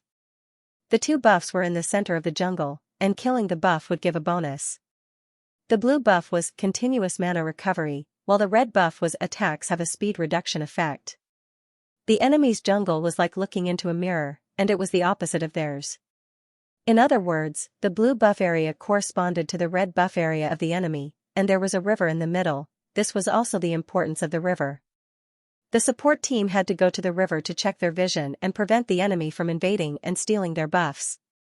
Most junglers liked to kill their own buffs at the beginning of the game, which was often referred to as blue or red. As for the blue and red buffs, it was a more radical way to play. They did not care about their own jungle at the beginning of the game, but instead invaded the enemy's jungle to steal their buffs. Qi Shua liked to play against junglers, and this was something that many players in the professional alliance knew. His jungler style had always been sharp, the enemy's jungle is my backyard. As long as he found an opportunity, the resources in the enemy's jungle would be swept clean by him, and not a single monster would be left for you. Looking at the empty jungle, many junglers who played against Qi Shua would have a mental breakdown. Qi Shua was also the player with the most aggro in the professional alliance. During a game, there had even been a grand occasion where 5 players from the enemy team had ganged up to catch Qi Shua. In this match, both Yi Xiaoyang and Qi Shua were serious. Stealing blue at the start of the game was a method of catching the opponent off guard. This was because Qi Shua's jungler, Bloodcloak Thorn, did not have a mana bar. Heroes without mana bars naturally did not need to fight for the mana recovery buff. Even if it was a jungler, the opponent would think that he would steal the red buff. In the end, yet, you didn't expect it. Qi Shua and Yi Xiaoyang teamed up and quietly ran over to the blue buff zone. They quickly brought the blue buff down to critical health. Then, Qi Shua suddenly stopped attacking and said, "You take it." Yi Xiaoyang was taken aback. "Give it to me?" Qi Shua, "Yes, let's see if, Lord of the Abyss, can suppress the opposing mid laner with mana." Yi Xiaoyang smiled and said, "Then I won't be angry anymore." The mage in the mid lane needed mana the most. He could continuously recover mana and cast more skills. Yi Xiaoyang quickly removed the blue buff from the remaining blood. When the minions reached the mid lane, Yi Xiaoyang went to clear the minions. Qi Shua went around the river and went to the opposite red buff zone. When he saw the opposing jungler hit the red buff to critical health, he used Retribution to steal the red buff. Then, he took advantage of the fact that he had gained 2 levels and the opponent was only 1 level lower to decisively kill the opposing jungler. First blood.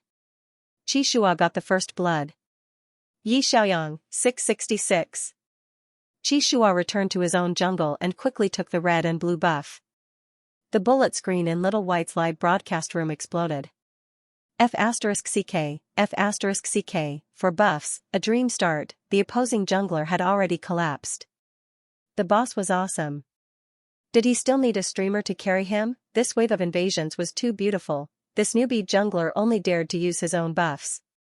I kneel down to the boss for buffs to start the game. This was a rare dream start in a game. There were only 4 buffs in the game.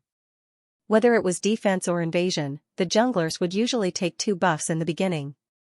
However, Qi Shua had helped Yi Xiaoyang in the mid lane to steal the first blue buff. He killed the opposing jungler single-handedly and stole their red buff. Then, he took advantage of the time when the opposing jungler went back to his base to quickly kill off his own blue and red buff. In other words, Qi Shua had stolen all 4 buffs at the beginning of the game. At this time, Qi Shua was 2 levels higher than the opposing jungler. It was a real dream start. After the opposing jungler revived, he rushed to the jungle as fast as he could. Looking at the empty jungle, he collapsed. Then, a kill notification came from the mid lane.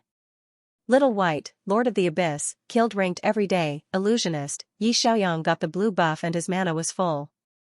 He used all his skills and killed the opposing mage single-handedly at level 4. The netizens in the livestream were spamming 666. The opposing mid laner was so suppressed by Yi Xiaoyang that he didn't dare to leave the tower. However, it was useless if he didn't dare to leave the tower. With the cooperation of the mid and jungler, killing him was a piece of cake. Seeing the jungler's boss squatting in the bushes at the side and clicking on the attack notification, Xiaoyang didn't hesitate. He blinked and killed the opposing mage instantly. Qi immediately went invisible and killed him with a backstab. The two of them left one after the other. The economic disparity in the jungle was too big. The opposing jungler was only level 4, while the boss was level 6. How could they fight? Cool. Two people crossing the tower and killing the opposing mage, the opposing jungle and mid lane were completely destroyed. The cooperation between Little White and the boss was too good. 5 minutes into the game, the outer tower of the mid lane was destroyed. The mid laner was destroyed.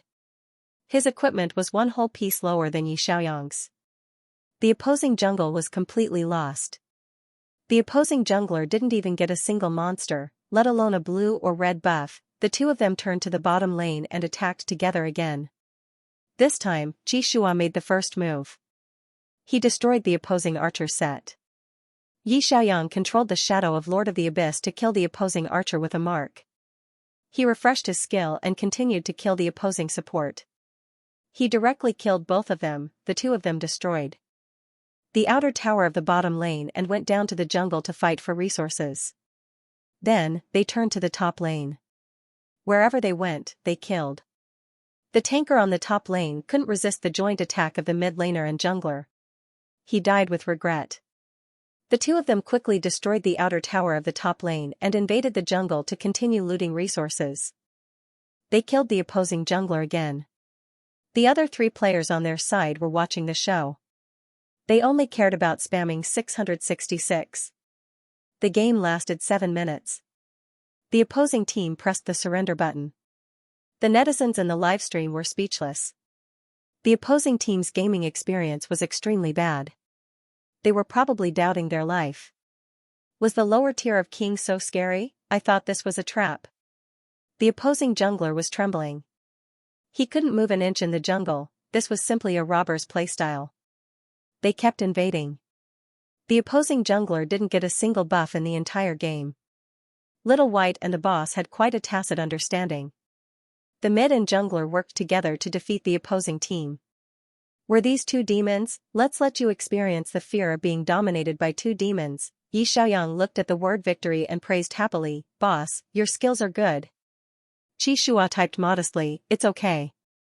Xiaoyang said, "I found that after Lord of the Abyss gets blue in the beginning, his strong phase can be brought forward. As long as all 3 Q skills hit the opponent, plus W, he can usually solo kill the opponent." Qi looked at the match information and typed, "You provide cooldown equipment?" Xiaoyang said, "Lord of the Abyss makes cooldown equipment. His support ability and control are stronger." Speaking of this, Xiaoyang explained to the netizens, "Friends who want to learn Lord of the Abyss, let me tell you some skills. This hero's damage mainly depends on Q skills. Pay attention to the timing of the release of the shadow. Usually, when the opponent's mid laner clears the minions, you can release the shadow. While clearing the minions, you can deplete the opponent's health. Pay attention.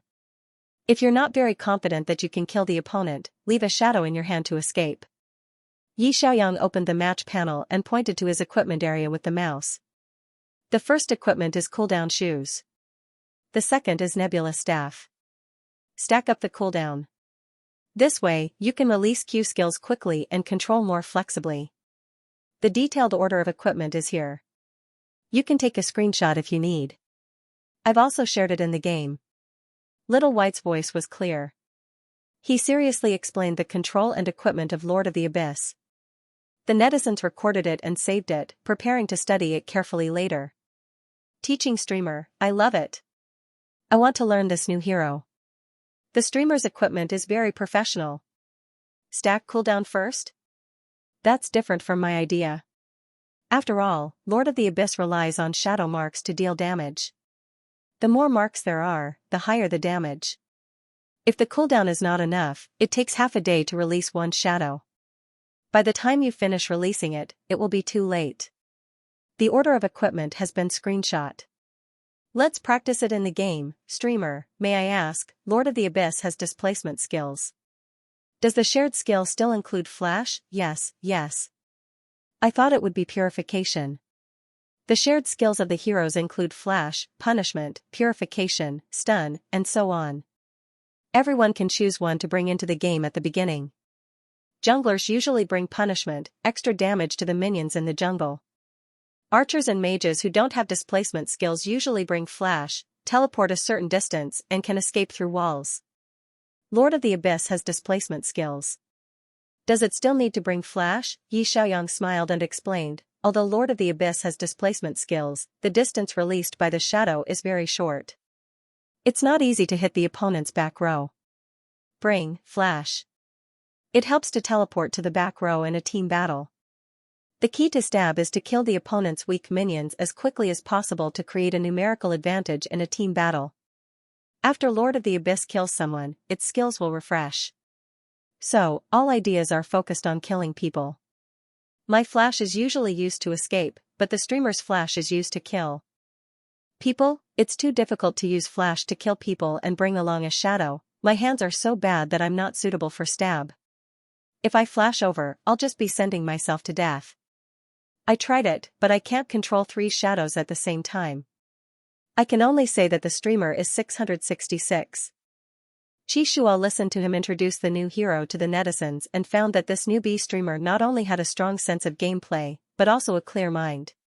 He rushed to first place in the province in just 2 days of playing the new hero that had just come online. He also figured out his own set of equipment. Also, Qishua just took a look. This set of equipment was indeed the most suitable for Lord of the Abyss. Qishua became more and more interested in the newbie streamer. He typed, "Continue ranking?" Xiaoyang, "Okay, let's just play until lunch." The two of them continued to team ranking. Then, the netizens saw how scary the Nakano tandem was. The boss kept choosing Bloodcloak Thorn as the jungler, and Xiaobai kept choosing Lord of the Abyss as the mid lane. The former had the strongest burst power in the jungler, and the latter had the strongest killing power among the mages. When the jungler and mid laner worked together, they could deal devastating damage. Whoever they stared at would die. Everyone found that Xiaobai and the boss cooperated very well. Either Xiaobai flash over to kill the opponent, and the jungler would come in and kill them, or the jungler would lower the opponent's health and Xiaobai would release a shadow to kill them. As long as they attacked together, almost no one could escape from them. They didn't encounter any professional teams in the next ranking, and the two of them started a winning streak again. The greatest king x 2 stars, the greatest king x 4 stars, the greatest king x 10 stars. The netizens in the live broadcast room were spamming, the Nakano tandem was too scary. Even hiding under the tower could be killed by these two. 666, it was so fun to watch. The opponent's jungler was reflected. There was no way to fight. The newbie streamer won again and again. Lord of the Abyss was the MVP with a combat power of 9,000 plus. The MVP? That was because the boss cooperated well. After the boss killed the opponent, he let the jungler come in and kill them. Therefore, Xiaoyang's Lord of the Abyss was very good in these few games. He often had triple, quadruple, and even quintuple kills. Naturally, his combat power was very high. Currently, his combat power was over 9,000, not far from the national server's standard of 10,000. In his previous life, Xiaoyang especially liked to play Thorn-type heroes. He worked with the jungler to kill the opponent's squishy tanks. Because of this, in later games, the opposing coach would often ban his powerful Thorn. In the official Pro League, it was difficult for him to choose a Thorn-type hero that he liked. It had been a long time since he had experienced such a refreshing Nakano tandem. After winning 9 matches in a row, Xiaoyang saw that it was already 12:30 p.m. He rubbed his sore neck and said to the netizens, "Everyone, go and have lunch first. We'll take a 2-hour break and continue in the afternoon." He turned off the stream and saw a private message from the boss in the game.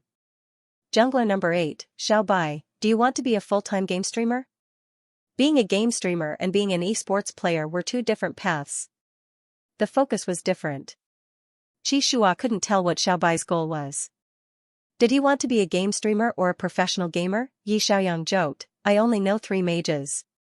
My pool of heroes is smaller than a wash basin.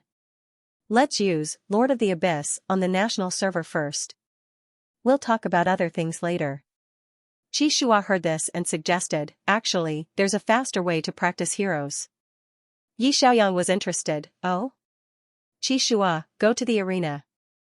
You can quickly familiarize yourself with each hero's skills and mechanics. Yi Xiaoyang thought about it and nodded in agreement. That's true. It takes at least 10 to 20 minutes to play a ranked match. If it's a solo battle, it only takes 2 to 3 minutes. You can also test the restraints of different heroes. Qi Shua, are you interested in playing a few rounds with me? A solo battle was the easiest way to test a person's true strength and see the opponent's mechanics and understanding of heroes. Qi Shua left the team and opened the arena in the game. He created a room and pulled Xiaobai in. Come, let's see if my assassin can kill your Lord of the Abyss. Yi Xiaoyang gladly accepted. He had played too many low-level games before. Those assassins couldn't pose a threat to an experienced player like him. However, the boss with whom he was ranked today was very skilled. He could try it out. As soon as he entered the room, a message popped up on the screen. Friend, Jungler number 8, sent you a gift box. Please accept it. Yi Xiaoyang was stunned. Gift box? What's this? Qi Shua, Lord of the Abyss, legendary skin, Bloody Avenger. The special effects of this skin will change, so it should feel better to the touch than the original version. Try it. Every time a new hero was released in the War of the Gods game, there would be skins for the players to choose from. Different skins would have different appearances, but it would not affect the attributes in the game. Yi Xiaoyang had previously used the original skin. Lord of the Abyss looked like a mage wearing a black robe and a black hood.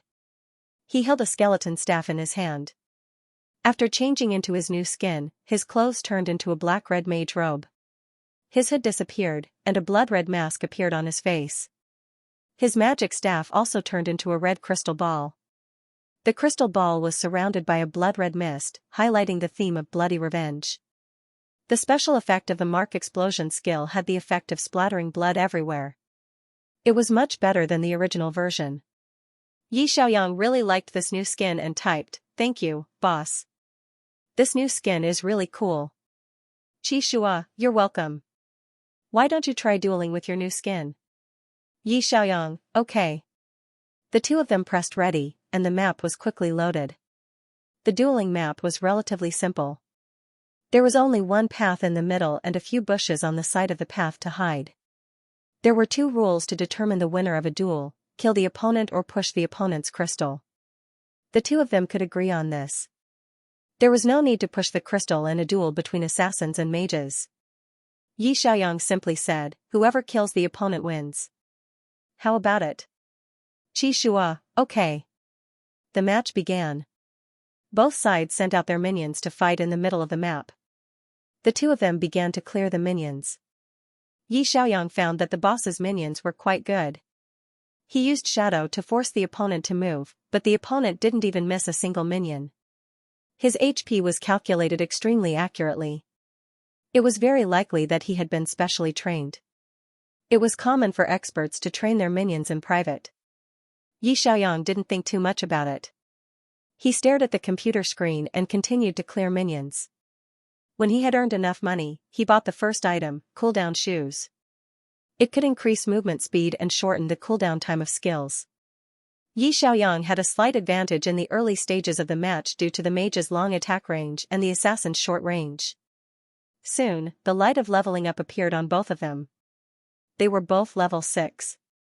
At this time, Yi Xiaoyang's Lord of the Abyss had about 80% HP, while Qi Shua's Bloodcloak Assassin only had 50% HP.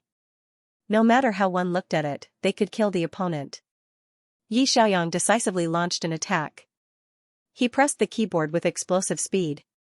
On the screen, 3 shadows rushed to Assassin's side like the wind. 3 abyssal marks and a black stare appeared on Assassin's body instantly. After the marks appeared, Yi Xiaoyang immediately pressed a big move. However, a line of text appeared in the middle of the screen, target lost. Yi Xiaoyang was stunned. He saw a blood-red dagger symbol suddenly appear on his body. He instinctively wanted to dodge, but Assassin's movements were extremely agile. He quickly circled behind him, and the sharp dagger instantly pierced through his body. blood splattered everywhere. The Lord of the Abyss's HP bar was emptied in 1 second. Looking at the gray screen, Yi Xiaoyang couldn't help but type, "You can even counterattack like this?" Qi Shua said, "You were careless. Bloodcloak Assassin has combat stealth. I blocked the timing of your skill release so that your big move missed. That way, I could counterattack and kill you." Yi Xiaoyang praised, "Your prediction is very good." He had launched a sudden attack just now, thinking that he would be able to insta-kill his opponent. But in the end, Thorn had used combat stealth to dodge his crucial big move, and then circled around to counterattack. He didn't even have time to use blink and was instantly killed. Qi Shua said, "Bloodcloak Assassin has the strongest single kill ability among all assassins. Moreover, his passive has a special characteristic. The lower his HP, the higher his damage. It's a fighting style that sells his HP," Yi Xiaoyang typed, 666. After fighting with an expert, Yi Xiaoyang realized that his understanding of the game was far from enough.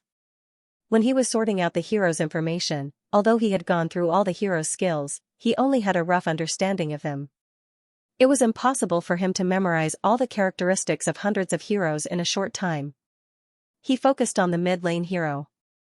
He had never played Bloodcloak Assassin before, so of course, he didn't know how to use this hero. However, the boss was a professional jungler. He had a good grasp of Assassin's timing. He blocked the timing of his big move release, used combat stealth, and quickly circled behind to counterattack. Such a terrifying jungler was definitely the nightmare of all the weak health heroes. Qi Shua continued, "Bloodcloak Assassin can deal high damage in a solo fight, but he also has a fatal weakness. He can't fight in a group fight and is prone to sudden death." Yi Xiaoyang analyzed, because he needs to have low HP to burst out. When he has low HP, his damage is the highest. However, in a group fight, there are many group attacks and crowd control skills. Is it difficult for him to find the opportunity to cut in? Qi Shua, yes. If he enters with full HP, he can't deal any damage. If he enters with low HP, he can easily be counterattacked. This kind of assassin required a jungler to have high awareness. If his teammates went up to start the group fight, when would Assassin enter? If he went too early, he would be easily killed. If he went too late, he could only collect his teammates' corpses. Yi Xiaoyang pressed the ready button, "Let's play another round." In the second round, he was much more cautious and didn't suppress Assassin's HP. However, Bloodcloak Assassin had another skill that could take HP, which was the selling HP tactic. If you didn't hit him, he could hurt himself. This kind of hedgehog hero was indeed difficult to deal with. If you hit him and couldn't kill him, he could counterattack with low HP. If you didn't hit him, he could take the initiative to sell his HP and kill you alone. Therefore, after both sides reached level 6, Yi Xiaoyang decisively used Flash and Shadow to return to the bottom of the tower. Qi Shua didn't have time to finish his set of attacks before he was out of attack range. Yi Xiaoyang laughed, "You can't hit him, right? Qi Shua. You run fast enough." The short attack range was also Assassin's fatal flaw. Can't beat him? Run first and wait for all his skills to cool down before counterattacking. Although Yi Xiaoyang didn't know much about this hero, he had a lot of experience in competitions and could understand many things at a glance. Qi Shua found that Little White was very smart in the game. After suffering a loss, he remembered his attack rhythm and decisively flashed to escape. He applied what he had learned and reacted very quickly. Smart was a difficult thing to describe. According to Coach Lin, this was called the sense of the battlefield. Little White's sense of the battlefield was very sharp. He could always make clear and accurate judgments about the current situation. Qi Shua admired him a little more and typed, "Try playing Illusionist." Yi Xiaoyang switched to Illusionist and continued to PK with Qi Shua. The map was loaded. The two patiently cleared the troops and leveled up to level 6. Qi Shua damaged himself to low health and looked for an opportunity to attack. Yi Xiaoyang turned around and used Illusion Stun to crowd control him. Then, he killed him with a backhand combo. Looking at Assassin at his feet, Yi Xiaoyang smiled and typed, "You were careless this time." Qi Shua praised, "Good timing." Yi Xiaoyang, yes, as long as he's crowd-controlled, assassin can only lie down.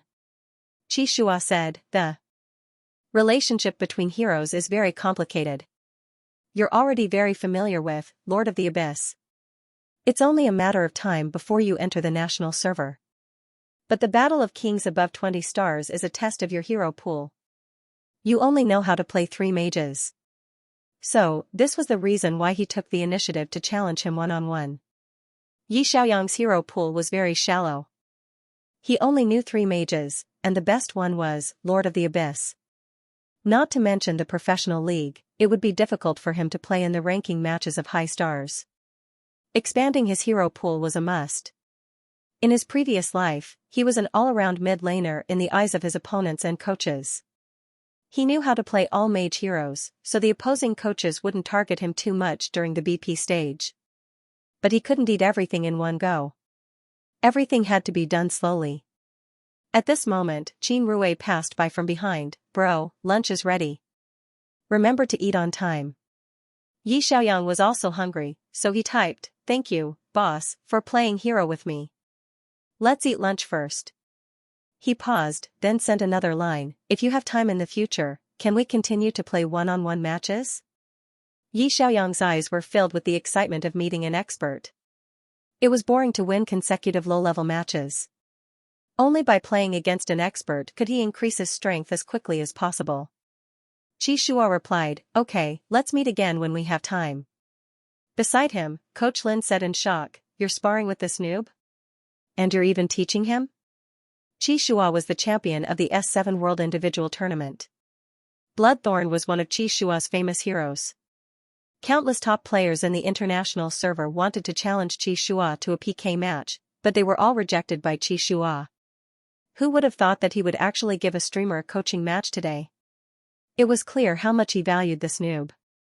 Lin Feng leaned over to look at the replay of the match, frowning, you deliberately made a mistake, didn't you? How could your thorn be stunned so easily by an illusionist? Qi Shua calmly said, that was the only way to test out his true potential. Although I sold him a loophole, he reacted quickly and immediately took advantage of it. Qi Shua pointed at the replay. His reaction time is about 0.2 seconds, about the same as mine. He's very talented. If he practices for a while, I might not be able to win against him in a PK. Lin Feng was silent for a moment, then looked at the screen thoughtfully. Noob's reaction time is really fast.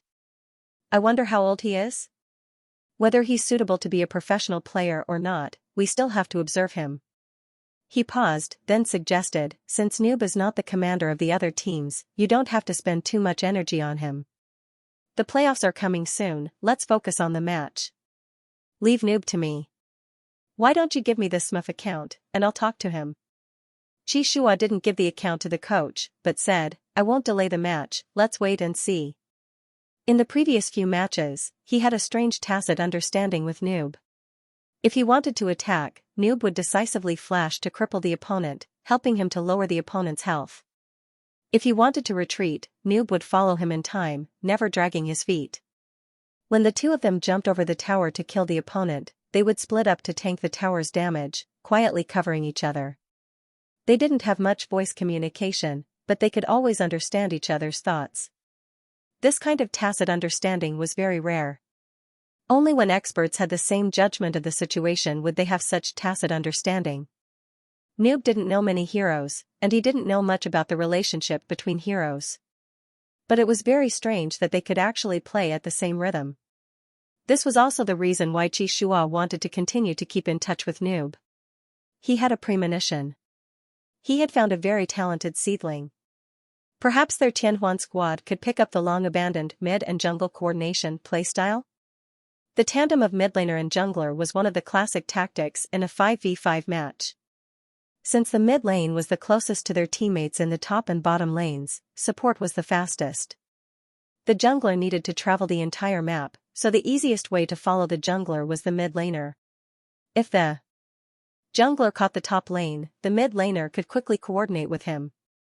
If the jungler caught the bottom lane, the mid laner could rush over to help. The jungler usually had high damage output, but if the opponent had support and protection, a set of burst attacks might not be able to kill the opponent. Then, this wave of attacks would be ineffective, and the jungler might even be killed by the opponent. After the mid laner followed, the damage output of the mid laner and jungler would be enough to kill the opponent's squishies. This was the terrifying part of the tandem of mid laner. However, the tandem of mid laner and jungler required a high degree of tacit understanding.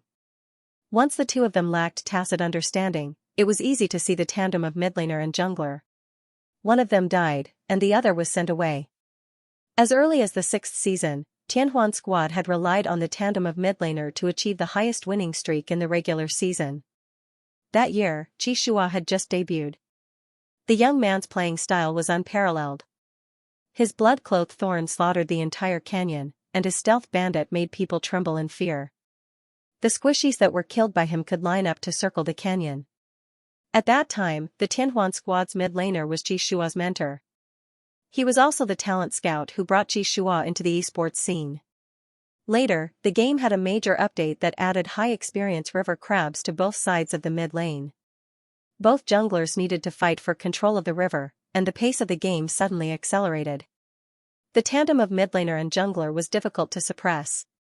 The focus of the game shifted to the bottom lane, where they could develop steadily. The combination of archer and support began to rise. After Xianxia's mentor retired, Tianheng's newly trained mid laner, Xianxia, was better at controlling mages. His style was completely different from Xianxia's, and Tianheng's tactics gradually shifted toward archers. Moreover, everyone knew that Xianxia was good and would target him like crazy. When they played against Tianheng, the opposing coach would continuously ban Xianxia's jungler. Xianxia almost couldn't choose his favorite hero. Last season, Tianheng's results were not very good.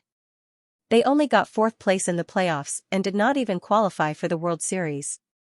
Although Xianxia had also made it to the playoffs this season, he was not optimistic about the following games. His jungler position was being targeted. Although the mid-lane player Xianxia was very stable, Xianxia's mage did not have the ability to insta-kill people, so he was more suitable for team fights. In Tianheng's team battle, the archer Nie Cheng's hand speed had decreased, and he was gradually unable to keep up with his teammates' rhythm.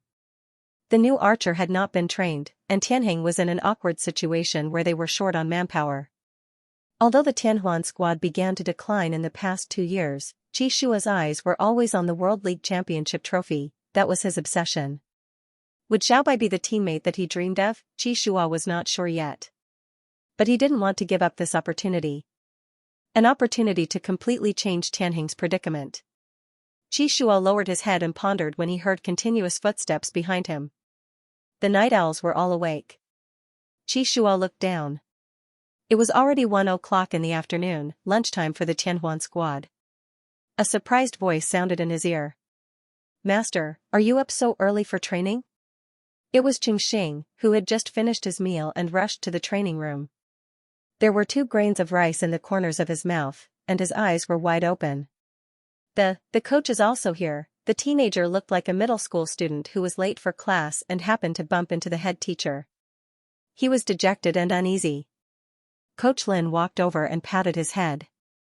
He said gently, "I had something to do with Captain Qi, so I woke up early today." "Don't worry, you woke up at a normal time. No one will scold you." Qingxing looked cautiously at Xianxia. Sure enough, his master had no intention of scolding him. He turned off the computer and said lightly, "I'm going to eat lunch." After taking 2 steps, he looked back at Qingxing and frowned. "Wipe your mouth clean." Qingxing wiped his mouth subconsciously and found 2 grains of rice on it. He was so embarrassed that his face turned red. Coach Lin chuckled. "You're almost 18 years old. Why are you acting like a child? Hurry up and train. You'll train for 2 hours in the afternoon. You'll use the marksman for 3 hours. Today, you'll reach 30 stars in the King of Kings." Qingxing nodded vigorously. "Got it, coach." When Xianxia arrived at the cafeteria, the other Tianheng squad members were eating. Tianheng was a first-tier club in the country. They had bought a 3-story building in the suburbs of Jingdu and renovated it into an esports base. The 3rd floor was the dormitory for the team members, coaches, and staff. The 2nd floor was several training rooms and meeting rooms. The first floor was the gym, leisure area, tea bar, and cafeteria. The club spent a lot of money to hire professional chefs to cook for them. The meals for the team had always been good. Xianxia sat down at the table with his plate. Xiujiang, who was eating, put down his chopsticks and asked curiously, "What's up with you, Captain Qi? Why are you up so early today?" Nieching yawned. "Don't you usually sleep until 12?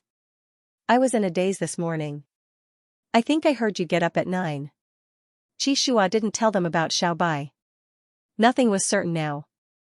If they knew about it, it would distract them and affect the game. He said casually, "It's nothing. I just got up and talked to the coach about tactics."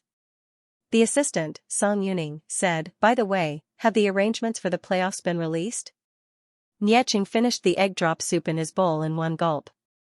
He wiped his mouth and said, "I just checked the league's official website. The first round is Xianxia from the winners group against Huan. The winners group will definitely be very intense." The team members fell into a short silence. Tianheng's results in the regular season were quite bad. They barely qualified in 4th place and were placed in the losers group.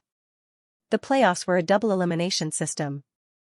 If the winners group lost, they still had one more chance.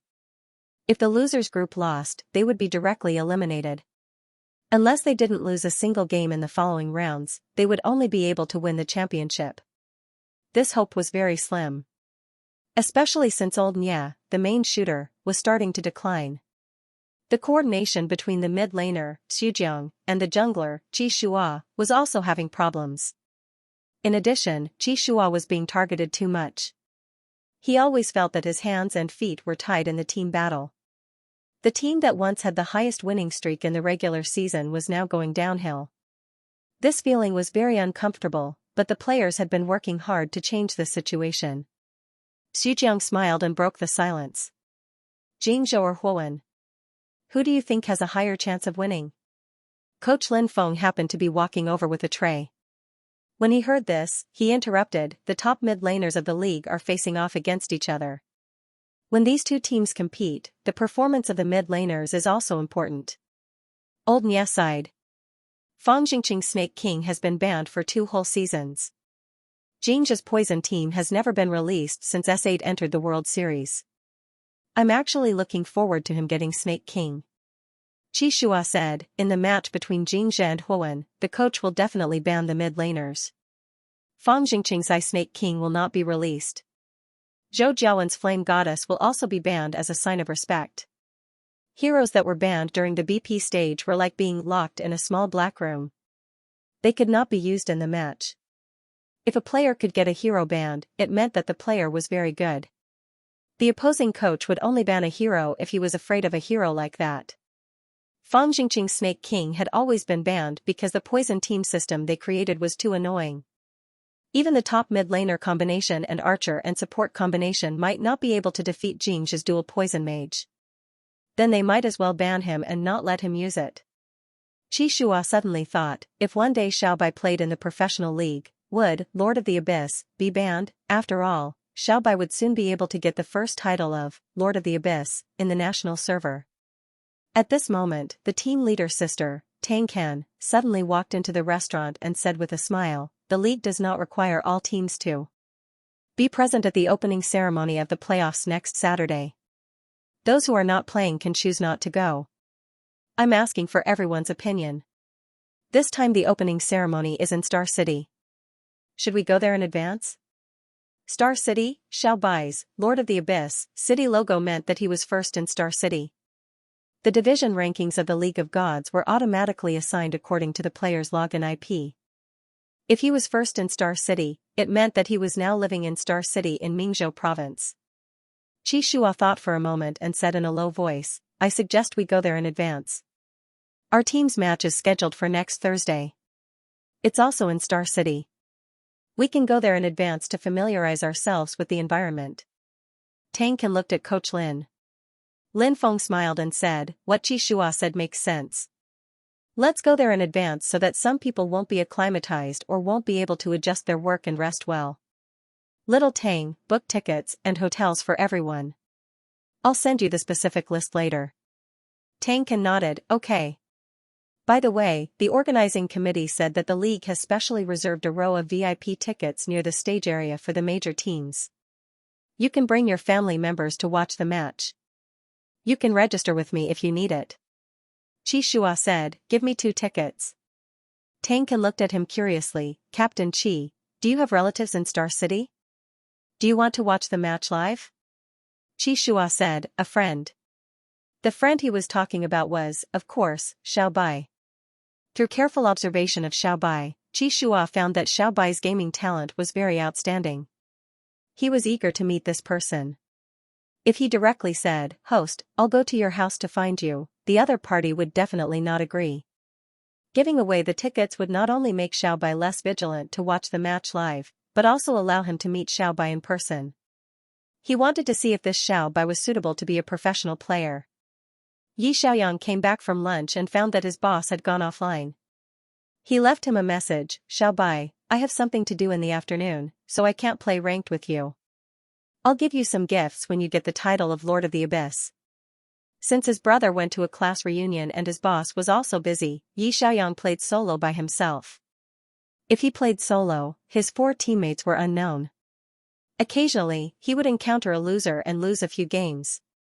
Fortunately, Yi Xiaoyang had found the feeling of playing the mid lane in his previous life, and his operation was getting more and more skilled. In this game, as long as your operation skills were good, even if you lost, the loser's MVP would not lose too much battle power. His, Lord of the Abyss, battle power had been steadily increasing.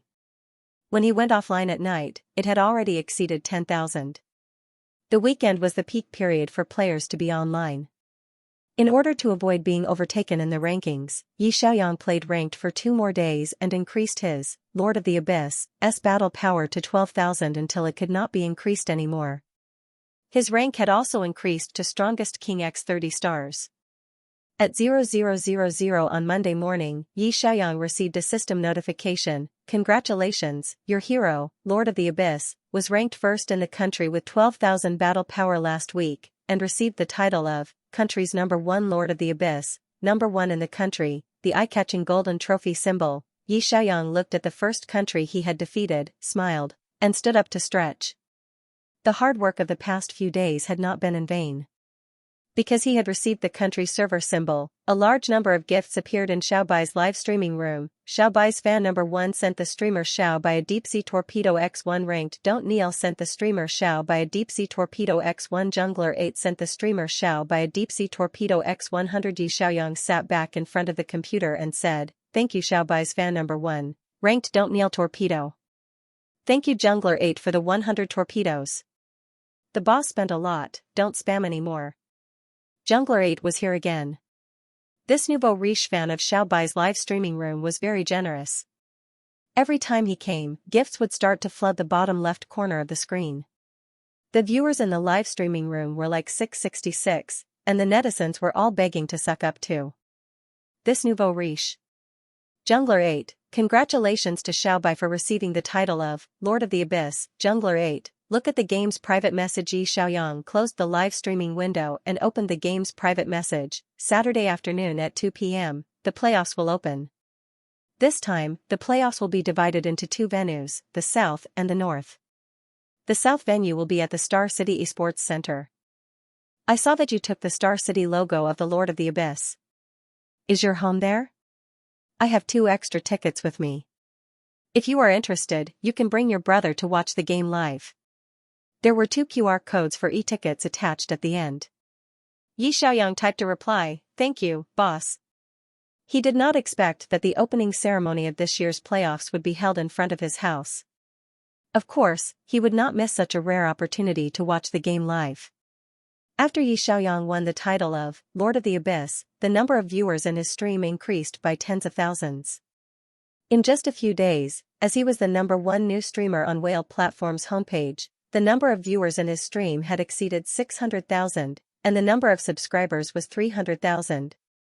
Tycoon, Jungler #8, who was #1 on the gift list, sent 200,000 torpedoes, Fong Fong sent 10,000, and many other fans sent thousands and hundreds. In less than 5 days of streaming, the backstage cash flow exceeded the 600,000 mark. Among the new streamers, he was simply the best. Whale Platform HQ. Xianxia reported, Sister Yun, Little White has already obtained the Lord of the Abyss title. The ranking list just came out, and his Lord of the Abyss combat power is 12,000, while Ayuga barely broke through 10,000. Little White's average score is also obviously higher than Ayuga's, and he's the MVP in almost every game. Ayuga can't get the MVP most of the time. Chen Feiyan looked at the data report in her hand and said, Little White's number of viewers has been steadily increasing, and the number of gifts is increasing. There are very few unfollow, which means that his ability to keep people is very strong. Xianxia nodded, feeling nervous. Sister Yun, what about his contract? Chen Feiyan was silent for a moment, then made up her mind. I'll go find the leader. It's a pity to miss such a newcomer. If he's poached by the other two platforms, I have a feeling that we'll regret it. I think so too. Little White's gaming skills are obviously above Ayuga's, and he also has a cute cat that's very popular. Xianxia had been paying attention to Little White all this time, and she was full of praise for this newcomer. What's even rarer is that his stream style is relaxed and cheerful, unlike Ayuga who quarrels and scolds people every day. It's easier for a streamer like this to keep passers-by and turn them into fans. That makes sense. Chen Feiyan paused, then said, Tomorrow morning, accompany me to find Boss Lu and see if the 3 conditions Little White proposed can still be discussed. The next afternoon, Yi Xiaoyang was eating when he suddenly received a message from Miss Xianxia. Mr. Yi, the general manager of Whale Platform's broadcasting department, Boss Lu, admires you very much and wants to meet you in person. Is it convenient? Yi Xiaoyang, yes. What's the exact time and place? Are you in Star City right now? Yes. Our company's headquarters is also in Star City. At 3 o'clock this afternoon, you can go directly to Star City's Whale Building.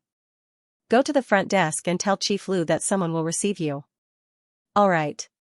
Yi Xiaoyang changed the name of Little White's livestream to I have something to do this afternoon, so I won't be streaming for the time being. See you at 8 p.m. Then he went to change his clothes and prepared to go out. When Qin Rui saw him changing his clothes, he hurried over and asked, Brother, where are you going? Yi Xiaoyang said, The general manager of Whale Streaming came looking for me. He said that he wanted to discuss a contract with me. Really? Brother, are you going to be a professional game streamer? Qin Rui looked at his brother excitedly. It's just a face-to-face meeting.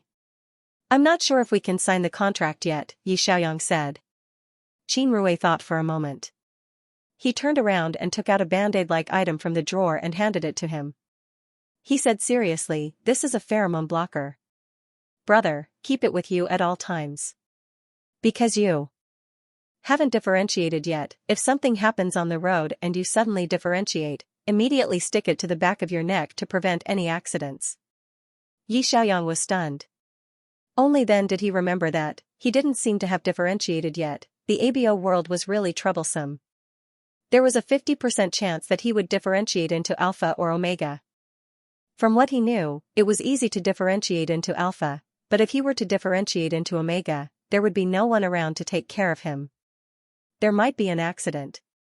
When cousin Qin Yu sent Xiao Rui to accompany him, he was probably worried about this situation. Yi Xiaoyang took the band-aid from his brother and stuffed it into his pocket. He pointed at the back of his neck and asked, If something goes wrong, stick it here, right? Qin Rui nodded.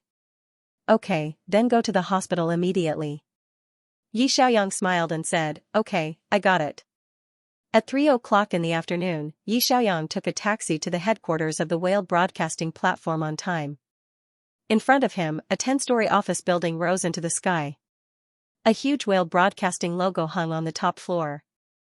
The silver-white exterior of the building shone brightly under the sun, showing off its wealth everywhere. The afternoon sun was a little dazzling. Yi Xiaoyang narrowed his eyes and walked through the door. He went to the front desk and said, Hello, I'm looking for Mr. Lu. I made an appointment in advance. The beautiful receptionist smiled kindly. You must be Mr. Yi Xiaoyang? This way, please. Yi Xiaoyang followed the beautiful receptionist to the 10th floor in the elevator and was taken to the general manager's office of the broadcasting department. When he entered, there were 3 people waiting for him in the room. 2 women and a man. The receptionist took the initiative to introduce him. This is our Mr. Liu. Mr. Liu, Mr. Yi is here. Yi Xiaoyang looked at the middle-aged man sitting in the boss chair and nodded politely. Hello, Mr. Liu. Mr. Liu was about 40 years old. He was fat and had a round face. When he smiled, his eyes narrowed into two slits. He looked very friendly and kind. He pointed to the sofa next to him. Xiaoyi, come, sit down and talk. He then looked at the receptionist. Pour a glass of water for Xiaoyi. The receptionist asked, Mr. Yi, what would you like to drink? Coffee, milk tea, juice? Yi Xiaoyang said, juice, thank you. The beautiful receptionist quickly poured a glass of juice and put it on the coffee table in front of Yi Xiaoyang. Mr. Liu carefully looked at Yi Xiaoyang. With such good looks, why would they put a cat on the broadcast? He didn't quite understand. The young man in front of him was very good-looking. He wasn't like the aggressive handsome and domineering alpha, nor was he like the gentle and cute omega. Yi Xiaoyang's temperament was more like a clean and handsome between the two. He had a bright smile and a pair of beautiful and clear eyes. He was neither servile nor overbearing and full of confidence. His looks were definitely in the top echelon among the streamers. He could even make a living in the entertainment industry. So why would he put a cat on the broadcast, with his face facing the camera? Wouldn't it attract more fans? Mr. Liu asked curiously. Xiaoyi, can I ask if you are alpha, beta, or omega? You didn't fill in the gender split on the back-end registration information. Because I haven't split yet. Yi Xiaoyang thought for a moment and said, can I not answer? Mr. Liu coughed lightly and said with a smile, of course, this is your privacy. But I'm very confused. Why would you put a cat on the broadcast? With your image and temperament, you can definitely attract a large number of die-hard fans with your looks. Yi Xiaoyang said, I'm a game streamer. Mr. Liu, so? Yi Xiaoyang looked calm. Game streamers should rely on their gaming skills to attract attention. Mr. Liu, there was nothing wrong with this sentence. But now was the era where traffic was king. Many streamers couldn't wait to hype up and attract traffic every day. He had such good conditions, but he didn't make use of them. He didn't know whether to call him stupid or stubborn. Mr. Liu was silent for a few seconds and put on a friendly smile. We have seen your broadcast record and the conditions you put forward. Xiaoyi, we recognize your potential, but the company has a rule that the minimum contract period for new streamers is 3 years. If you only sign for 1 year, it will be difficult for us. Yi Xiaoyang said, I originally only wanted to sign for half a year. I knew half a year was impossible, so I said 1 year. Mr. Liu's smile froze. When he saw the conditions Chen Feiyun handed over in the morning, he was stunned. Such an arrogant and conceited newcomer was unheard of. Did she think that the live broadcast platform was opened by her family? She directly asked for 60% of the gifts. One had to know that the streamer Big Brother in the whale gaming area only received this treatment. Big Brother had tens of millions of fans, but after seeing Yi Xiaoyang in person today, Mr. Liu's opinion changed slightly. After all, he was very handsome, much more handsome than the photo on his ID card. He was a face bestowed by the heavens. If his gaming skills were slightly better, his popularity might reach the top. Mr. Liu said patiently, if you only sign for 1 year, the risk that the platform will have to bear is too high. We need time to promote a new streamer and recommend people. If you just become popular and then jump ship, wouldn't we be at a loss? You also have to understand the difficulties of the company. He sighed and seemed to have made up his mind. How about we both take a step back and sign for 2 years? Yi Xiaoyang thought for a while and nodded. Okay. Then he said, but the additional clause must be written clearly. If the streamer becomes a professional esports player certified by the God Wars League during the contract period, the whale broadcasting platform needs to cooperate with the esports club the streamer is in and terminate the live broadcast contract. The streamer doesn't need to compensate for the breach of contract. Mr. Liu had seen this additional clause before. When he heard this, he couldn't help but want to laugh. Young people really didn't know the immensity of heaven and earth and liked to daydream. Esports player? Did he really think that he could play esports just because he got the Abyss Lord's local server? He was already 21 years old, and he was only going to play esports. If others heard this, they would only find it funny. The children in the youth training camp all started training when they were in their teens. The better ones had already become gods by the age of 21, right? Mr. Lu asked with a smile. Do you have to add this clause? Yi Xiaoyang looked serious. Yes. Mr. Lu nodded. Okay, in order to show our sincerity, we can agree to this clause. In any case, it was as good as not writing it. He then said, in terms of the gift split, we can give you 60%. However, we don't have such a precedent of splitting the card fees 50-50. The operation of the platform requires costs, and the server bandwidth is also very expensive. Yi Xiaoyang said calmly, I know, so I only want 50% of the card fees. I don't want 60%. Mr. Lu almost couldn't catch his breath. Then shouldn't I thank you instead? Chen Feiyun saw Mr. Lu's stiff face and immediately spoke to ease the atmosphere. Little Yi, you're still a newcomer, so you can't ask for too much. The conditions you put forward are almost the treatment of the big brother and sister of all the major broadcasting platforms. It's really not right for us to give a newcomer such good treatment. Xianxia nodded in agreement. Yeah, newcomers have never received such a high percentage of gifts. For most of the newcomer contracts on the platforms, it's already very good to give them 40%. There's also no such thing as splitting the card fees. Yi Xiaoyang smiled slightly and hit the nail on the head. But you guys will give first-rate streamers a large signing fee as a base salary. I don't have a signing fee. If you don't give me a share of the card fees and only take the gift split, isn't that too little? The three of them looked at each other. Was he really a newcomer?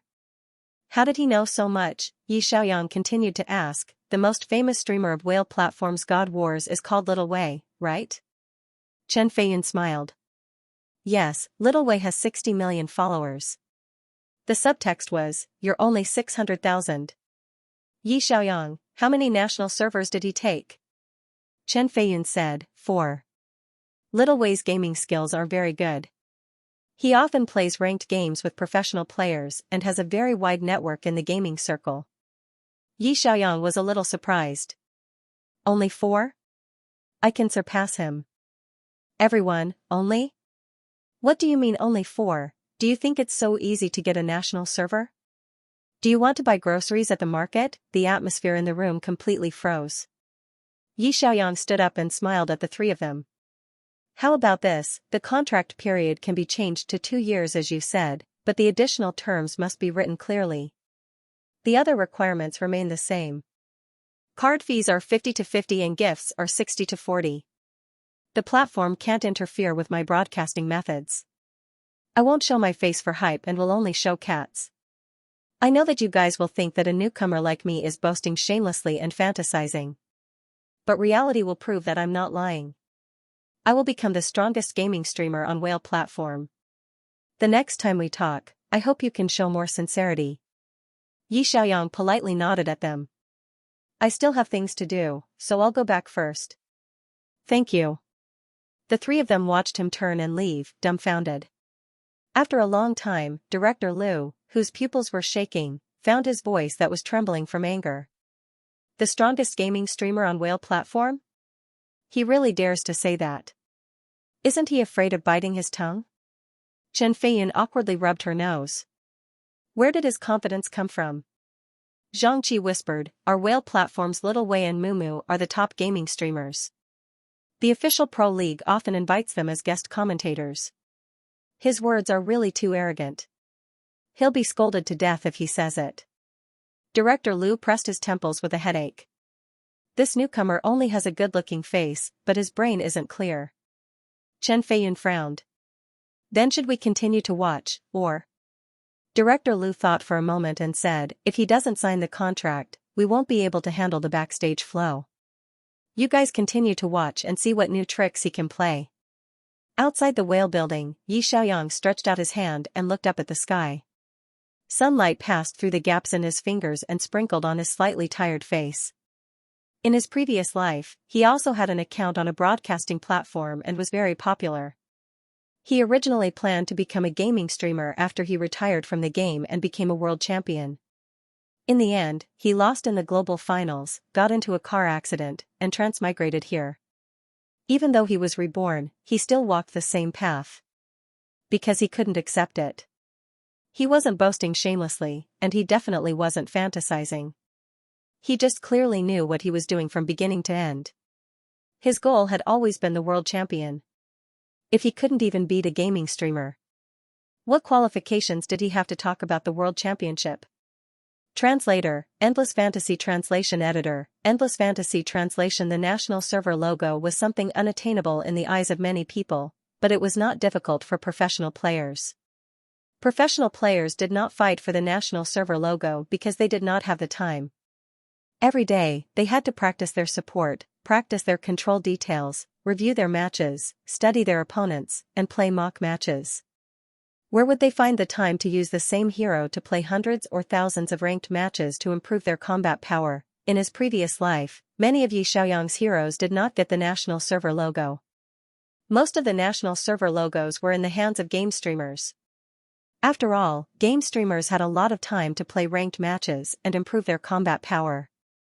The national server logo was also an advertisement for the streamers to promote themselves.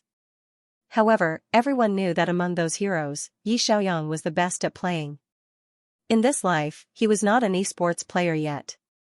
He had plenty of time. Xiaoyang took a taxi home and opened the door to enter the house. Xiao Rui immediately ran over and asked, "Brother, how was it? Did you talk to them?" Little White also meowed and ran over to rub against his trousers.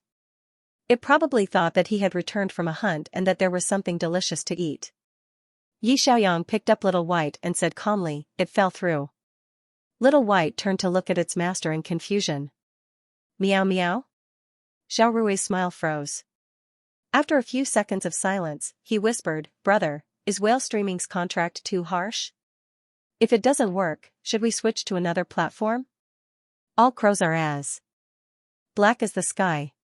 The contracts of all the major platforms are similar." Xiaoyang carried Little White to the balcony and said, "I won't switch platforms for the time being. I have hundreds of thousands of gifts in my streaming room and more than 200,000 members.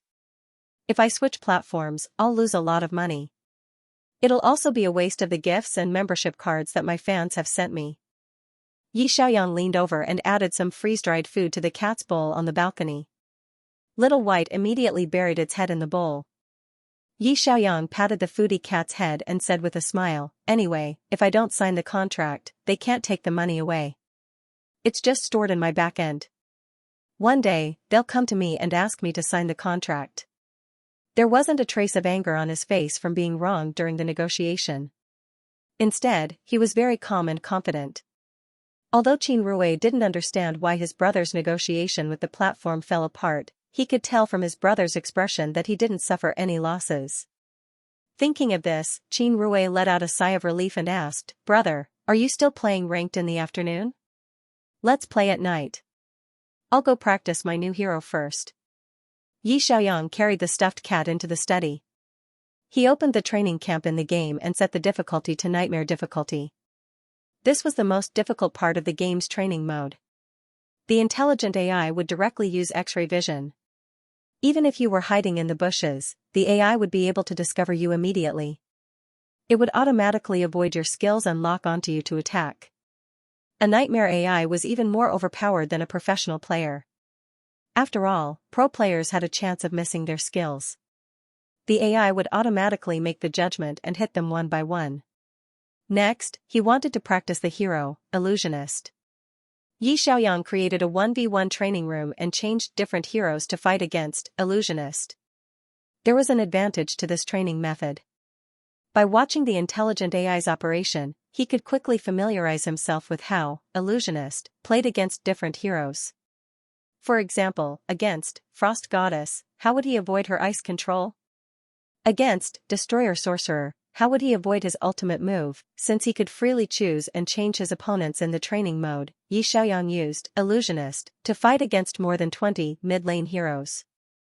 He quickly familiarized himself with Illusionist's operation and the key points to pay attention to when facing different opponents. He had also calculated the damage of all the skills of the Illusionist. These skills would cause different damage to the weak and the meat shields. This was because the initial defense of the meat shields would be higher. The training camp's equipment and levels could be adjusted at any time.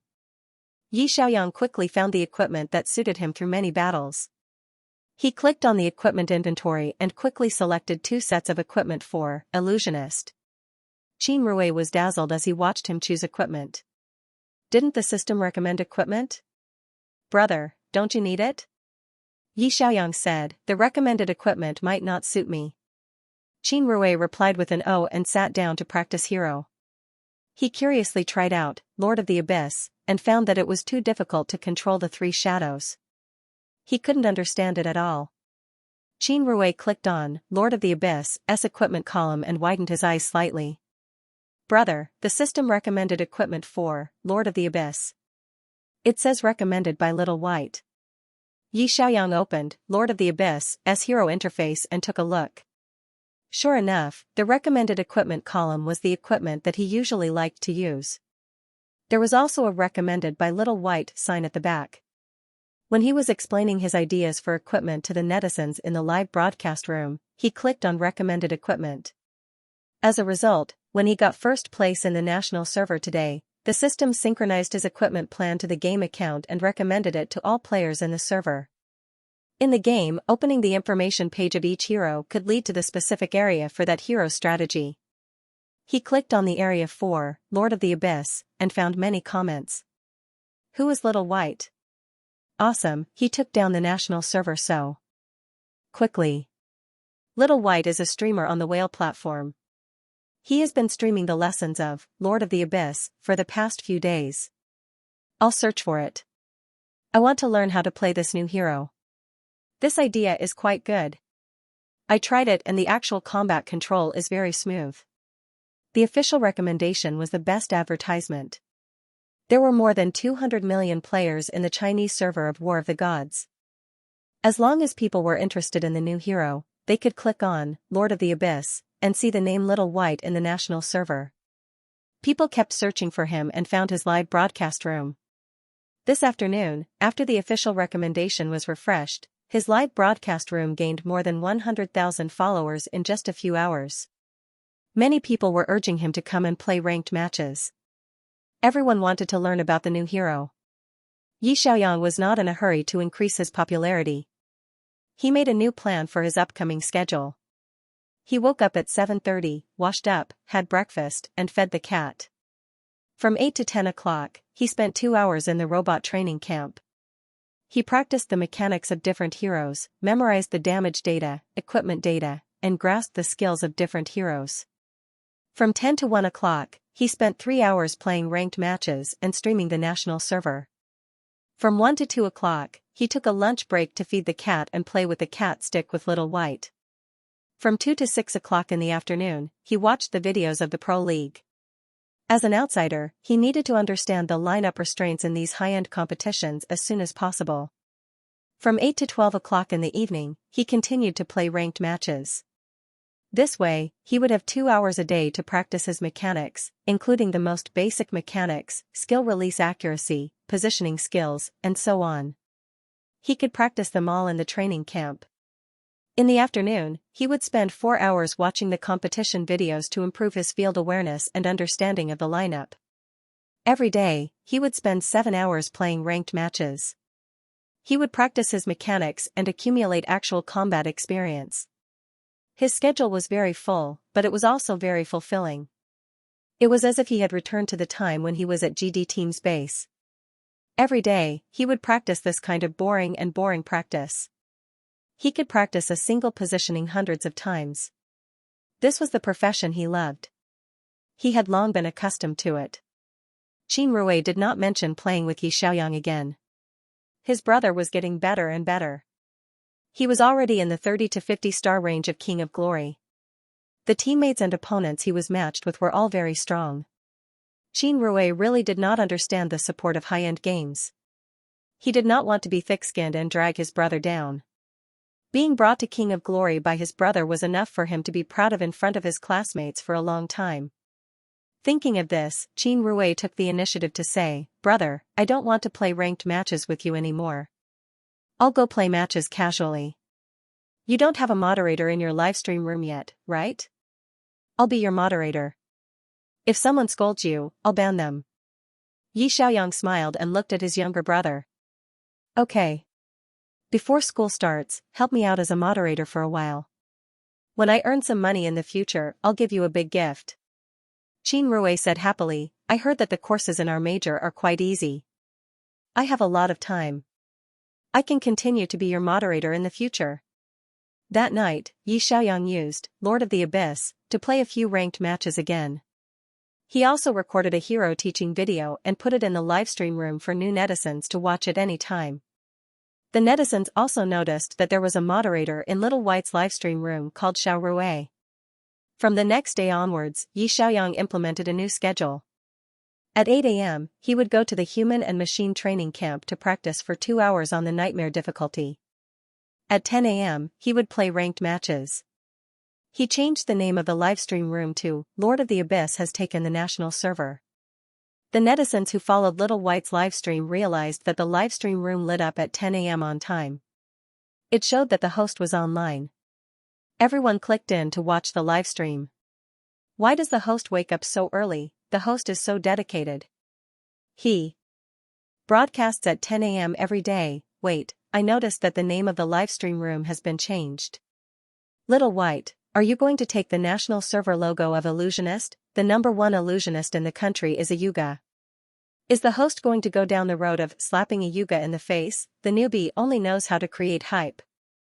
Stepping on a Yuga to get to the top, shameless. If you have the ability, show your face. You're just a cat trying to act cute. You're probably too ugly to look at. Little White, you're really shameless. Do you think it's that easy to take the national server? Hee. Yu Bupo was muted by moderator Xiao Rui. Little Angel Princess was muted by moderator Xiao Rui. Qin Rui banned several IDs in a row. The livestream room was flooded with comments. Moderator 666.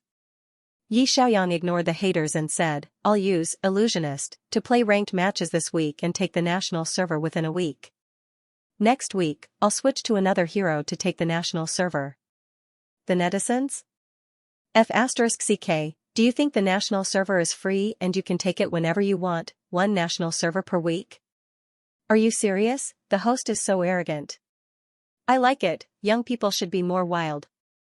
Who would angrily say, hello, can I kill you, when playing a game? Come on, host.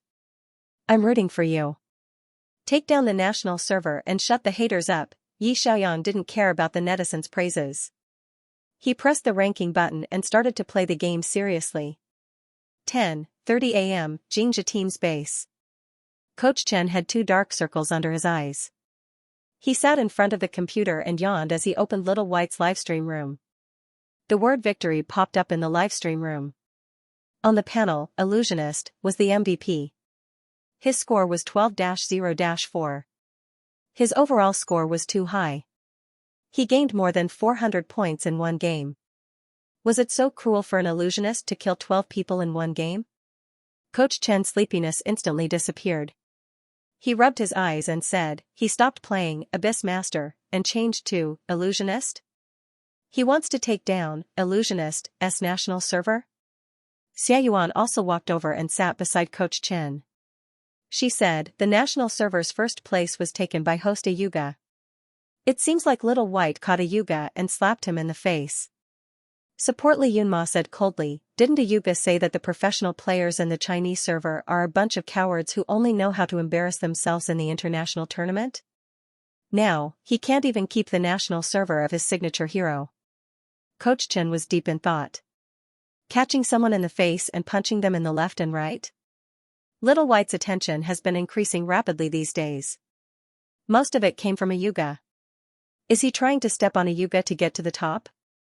Xia Yuan laughed. Didn't a Yuga step on the entire esports scene to get to the top? He deserves to be punished by the new host. In reality, Yi Xiaoyang didn't have the intention of stepping on anyone to get to the top. He just wanted to take the national server logo. The national server logo of Lord of the Abyss was far from enough to prove his strength. The most important problem was that he was already 21 years old and hadn't split yet. He did some research and found that most of the youth trainees in this world started competing in their teens. When they split into the second gender between 16 and 18 years old, their bodies and minds would gradually become more stable. Their hand speed would also be at its peak. Esports players around the age of 18 were the easiest to achieve. Players above the age of 20 were basically the aces of the esports scene and the main force of their respective teams. When others heard that he started competing at the age of 21, their first reaction would be, "It's too late."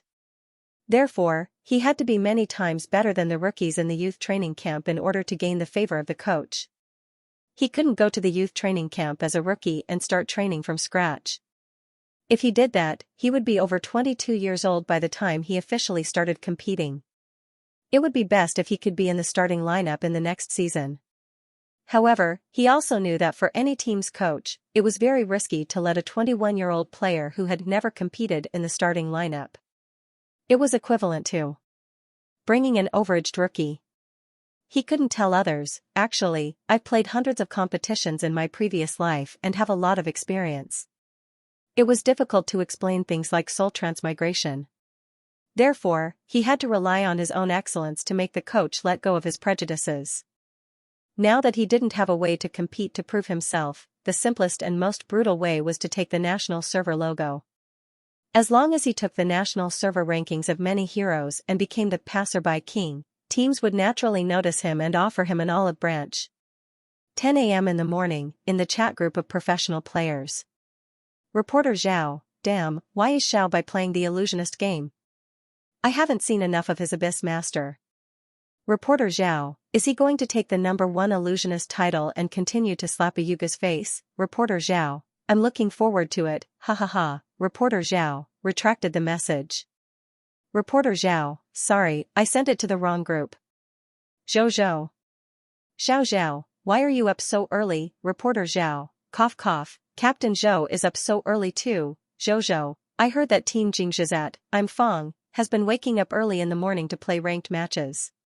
Our coach wants us to learn from Team Fong's hard-working spirit and wake up early for training no matter how you looked at the smile." It was obvious that he was unhappy. "I'm Fong, good morning, Zhou Zhou." Zhou Zhou, "Good morning, Captain Fong." The sun was shining brightly outside the window. They hadn't seen the sun in the morning for a long time. But then again, why do all the professional players in the underworld have to wake up so early? Of course, it was because of the coaches. At first, the news of Jingzhi team waking up early to play ranked matches spread in private. Soon after, the coaches of the major teams followed suit. The coaches thought that if professional players stayed up late every day, it would hurt their liver and kidneys. If they got sick at a young age, it wouldn't be good for their future. In the future, they would learn from Jingzhi team and train in the morning. After all, the laziest alpha, Fang Jingqing, woke up early in the morning. How could they have the nerve to sleep in? If there was a match in the afternoon, they would take a nap to recover their energy. Coach Chen was very clear that the fuse for all this was actually a streamer called Xiaobai. There were countless alternate accounts lurking in Xiaobai's livestream. There were definitely many scouts from the top and second-tier clubs in the country who were following his livestream. Every time this kind of passerby expert appeared on the internet, the major teams would investigate. If this person was suitable to play professionally, the next step would be to snatch him away. Having a strong team member and having a strong opponent were two completely different experiences. That was why Coach Chen had been paying attention to Xiaobai. If he was sure that he could play professionally, he would immediately snatch him away. Abyss Overlord's national server battle had come to an end. Xiaobai's combat power had increased to 12,000, completely defeating a Yuga's 10300. To be able to reach such a high combat power within 3 days of the hero being released, it was enough to show that he had a very thorough understanding of the new hero. The MVP record also proved his strength. However, it wasn't enough for a pro player to only know one hero. It wasn't enough for them to only know one type of hero. Whether or not a player could play in a professional match depended on the overall quality of the player. This week, Little White had started to challenge the Illusionist national server, so Coach Chen took the opportunity to observe him. At 10:45 in the morning, another round of qualifiers was about to begin. The spectators in the live stream all widened their eyes in anticipation. At this moment, a message popped up in the lower left corner. Supreme VIP, Jungler number 8, entered the live broadcast room. Yi Xiaoyang smiled and greeted, "Good morning, boss." Qi Shua typed, "You've switched to being an illusionist?" Yi Xiaoyang, Abyss Overlord, got the national server and switched to another hero. "Boss, do you want to double up?" Qi Shua typed, "Not for now. I have something to do today." "You play, I'll take a look." The game soon began. Yi Xiaoyang was on the 5th floor and took the initiative to help. "Xiao Bai, please help me get the hero, illusionist." Used 10 times, 100% win rate. Daddy carries you to lie, hero record, Frost Goddess. Used 1600 times, 55% win rate. Then, the player on the 1st floor locked onto the Frost Goddess. "Daddy carries you to lie, you have the nerve to help me with a record of 10 times? I have a 100% win rate even with 10 times. Daddy carries you to lie, Frost Goddess has won more than 1000 games." Xiao Bai, this situation was very common. He clashed with this player's position. Daddy carries you to lie, was also a mid laner. The player on the 1st floor chose a hero first and directly took the mid laner. In the live broadcast room, the streamer's mid laner was taken. This round was over, more than 1000 games and a 55% win rate. He could only be considered skilled and not an expert, right? Xiao Bai, what are you going to do? You only know how to play mid laner. The streamer randomly chose a hero, lost, and said, "My cat played this round." "Let your cat play." The camera was aimed at the sofa. The cat was tired from playing and was lying there yawning. Yi Xiaoyang looked back at Xiao Bai and said with a smile, "My cat is sleepy and doesn't want to play. I'll play this round." Both sides quickly chose their heroes. Yi Xiaoyang looked at their lineup. The player on the 1st floor took the mid laner, Frost Goddess. The player on the 2nd floor chose the top laner, Paladin. The player on the 3rd floor chose the support, Radiant Shield. The player on the 4th floor chose the archer, Sharpshooter. There was a jungler position left for him. Yi Xiaoyang locked onto illusionist on the 5th floor and typed frowny face Xiao Bai, "I'm an illusionist jungler." A row of question marks appeared in the live broadcast room. The team channel in the game instantly blew up. "Daddy, lie down with you, it's early in the morning and you're still living in a dream. Daddy, lie down with you, you chose a weak mage jungler. Are you crazy?" This mid laner was obviously very irritable and spat a bunch of words in the team channel. Yi Xiaoyang said simply, "Xiao Bai, I'll check my mana when the support starts. Wait until I reach level 6. Daddy, lie down with you, Daddy, lie down with you, you? You're as weak as paper and you're jungler. Wake up. Daddy, lie down with you, go to the hospital if you want to NC. Don't come to the qualifiers early in the morning to cheat people." Yi Xiaoyang frowned and ignored him. Junglers were usually assassins and warriors. Many players couldn't understand why a weak mage jungler was used. It wasn't just his teammates who didn't trust him. The livestream was also flooded with comments. The streamer was too arrogant, using an illusionist jungler was really rare, the opposing warrior could stun you in one hit and you'd be instantly killed. An illusionist jungler in the local server? Streamer, are you crazy or are my eyes playing tricks on me? Amidst a lot of doubts, a golden bullet screen suddenly appeared, Jungler number 8, illusionists can jungler. The VIP in the livestream would have a golden light effect when he posted the bullet screen. It was very eye-catching. Jungler number 8, the first equipment is a strong jungler. When the stacks are full, it can instantly kill a weak player. Yi Xiaoyang laughed. "See, even the boss said so. Don't be in a hurry to scold him. Wait until I lose. Hurry up and search for new insults." The netizens in the livestream sent question marks. Some rational netizens began to analyze. The boss is rich. Whatever he says is right, you bunch of rookies haven't even heard of AP junglers, there have been mages junglers in the professional league. What are you all arguing about? Xiao Bai, wait for me. I'm going to search for insults. Yi Xiaoyang had been playing mid laner since last week's livestream. But actually, he also knew how to jungler. A good mid laner had to know the rhythm of the jungler very well to be able to coordinate with the jungler. The best way to know the rhythm of your teammates was to play their positions and practice it yourself. In his previous life, when he played ranked, he often changed positions with his teammates. In this life, this was the first time he played jungler. But after playing so many games with the boss, he was very familiar with the rhythm of the jungler. When the game started, Xianxia didn't enter the jungler. He hid in the bushes and placed a mark on the blue buff. The support in this game was better. When he saw Xianxia's mark, he took the initiative to help him check his vision. Sure enough, the opponent's jungler and support invaded the blue zone together. Illusionists were mages who needed blue buffs. The opponent knew that he was weak in the early game and purposely came to the jungler to steal his blue buff. This was expected. Xianxia quickly sneaked over from the river and hit the blue buff. You want to steal my blue buff, I'll steal yours. 1 for 1, not a loss. In the end, when the opponent's jungler returned to his own jungler, he found that his blue buff was gone. After Xianxia killed the opponent's blue buff, he sneaked back from the river and killed the crabs in the river. The small crabs on the side of the mid lane gave a lot of experience. Xianxia's illusionist level was already one level higher than the opponent's jungler. The opponent's invasion could be said to have gained nothing. Instead, it was a loss. The opponent's jungler was furious. He buried his head in the jungler and quickly leveled up. In the blink of an eye, Xianxia was the first to reach level 6. He sneaked to the top lane and clicked on the attack prompt.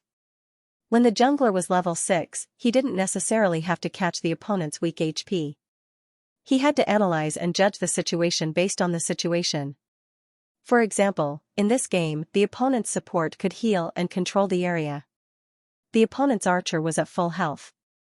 With the healer's protection, he might not be able to kill the archer. But the top lane was different. The opponent's top lane was a berserker. His defense wasn't high. Moreover, the top lane players on both sides had raised their swords and slashed at each other. At this time, their health was around half. He could kill them instantly. Seeing the opponent's berserker move forward, Xianxia immediately used his E skill to teleport over. Then, he used W's illusion stun to stun the opponent on the spot. He followed up with a combo, illusion missile, illusion shard, a purple cannonball accurately smashed into the berserker's head. Countless purple shards suddenly shattered like a mirror. They exploded on the berserker's body and scattered in all directions. The shards caused spell damage layer by layer. The half-health berserker was instantly killed. First blood, the illusionist took down the first kill. After killing the opponent, Xianxia immediately sneaked back to the jungler. His blue buff was about to refresh. At this time, the mid lane suddenly exploded with kills. Our mid laner moved too far forward and was accidentally killed by the opponent's mid laner. Daddy carry you lie, are you blind? Daddy carry you lie, the opponent's mid laner only has 1 drop of health left. Don't you know how to help when you pass by? Little white, no skills. Daddy carry you lie, choosing a mage as a jungler is hilarious.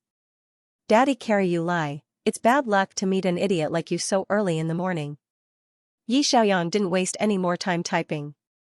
When his skills were off cooldown, he prioritized getting rid of his own blue buff. Then, he went to the bushes on the side of the mid lane to wait for the opponent's mid laner. The opponent's mid laner had just gone home to buy equipment. As expected, he quickly returned to the mid lane. Taking advantage of his position, Xianxia stunned him again with W and killed him with a combo. Little White, Illusionist, has killed Strawberry Milkshake, Sea Goddess. After killing the mid laner, he went to the jungler to gain experience. Then, he went to the bottom lane to catch the opponent's archer. At this time, he had already completed the first piece of spell enhancement equipment. With the spell jungler's damage bonus, he could kill the archer while tanking the opponent's healer. He roamed to the bottom lane just as the opponent's jungler came to the bottom lane. It was a small 3v3 team battle. After a wave of skill exchanges, all 6 of them had low health. Xianxia hit the retreat button. The 3 of them retreated to the bottom of the tower, and the 3 of them did the same. No one had the upper hand in this small team battle. The opponent's healer had run out of blue and couldn't heal them.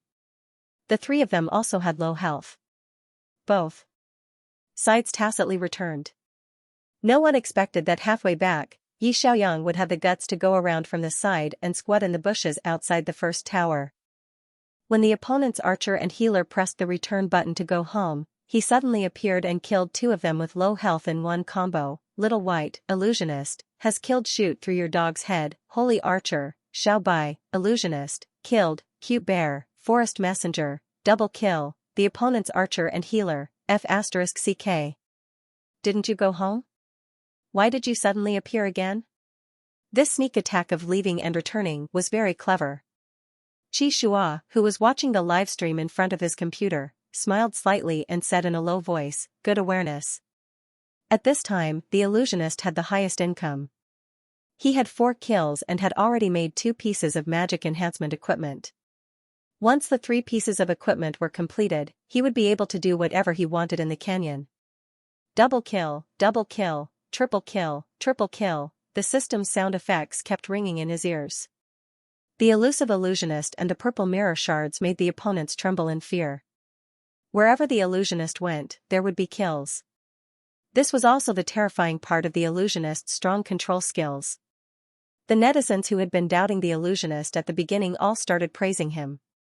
What was a jungler's rhythm? A jungler with a strong rhythm could make his teammates follow his movements and quickly establish an advantage. Go to the top lane to catch people and kill the opponent's top laner. Go to the bottom lane to catch people and kill the opponent's archer. Push towers, invade the jungle, kill small dragons, kill big dragons, until the final victory. Illusionist record, 10-0-8, 10 kills, 0 deaths, 8 assists. Frost Goddess, battle record, 1-4-4. His teammates brought the minions to the high ground. The match was about to end. Yi Xiaoyang's hand speed exploded as he typed a few words. Little White, Daddy help you lie down, you should just lie down obediently in the crystal. Little White, playing single-player matches is more suitable for you. Little White, 1,600 rounds of Frost Goddess. Little White, that's it. After he finished typing, the victory icon popped up on the screen. Even if the opponent was furious, he couldn't retort. Yi Xiaoyang didn't like to taunt others in a match. But if someone kept taunting him, he didn't mind taunting them back. Moreover, he had to taunt them at the last moment so that they couldn't respond. The netizens realized that Little White's taunting style wasn't very harmful, but it was very insulting. For example, the one he sent to Ayuga, "Thanks for letting me win .. And the one he sent to his teammate in the middle lane today, "That's it." The stream started spamming, "That's it." Qi Shua looked at the dense "That's it" in the bullet screen and couldn't help but smile. This Little White was too interesting. He actually knew how to play jungler. Moreover, his jungler skills were exactly the same as his. He learned so fast. No wonder he could keep up with his rhythm so quickly. Qi Shua sent a private message in the game, "Are you going to watch the playoffs this weekend?" Yi Xiaoyang replied, "I'm going." "Boss, are you going too?" Qi Shua, "Yes, I'll be there too. If it's convenient, we can get to know each other." Translator, Endless Fantasy Translation Editor, Endless Fantasy Translation. Yi Xiaoyang was a little surprised when he received the message. He knew a lot of streamers in his previous life and knew that the relationship between streamers and their bosses had always been sensitive, especially for some of the popular streamers in the entertainment area. Countless of them were kept by rich bosses. The gaming area was a little better. Most of the bosses gave gifts to game streamers because they liked their style of playing games or wanted to be ranked with the streamer. It was normal for bosses to ask for a private meeting when they had given so many gifts.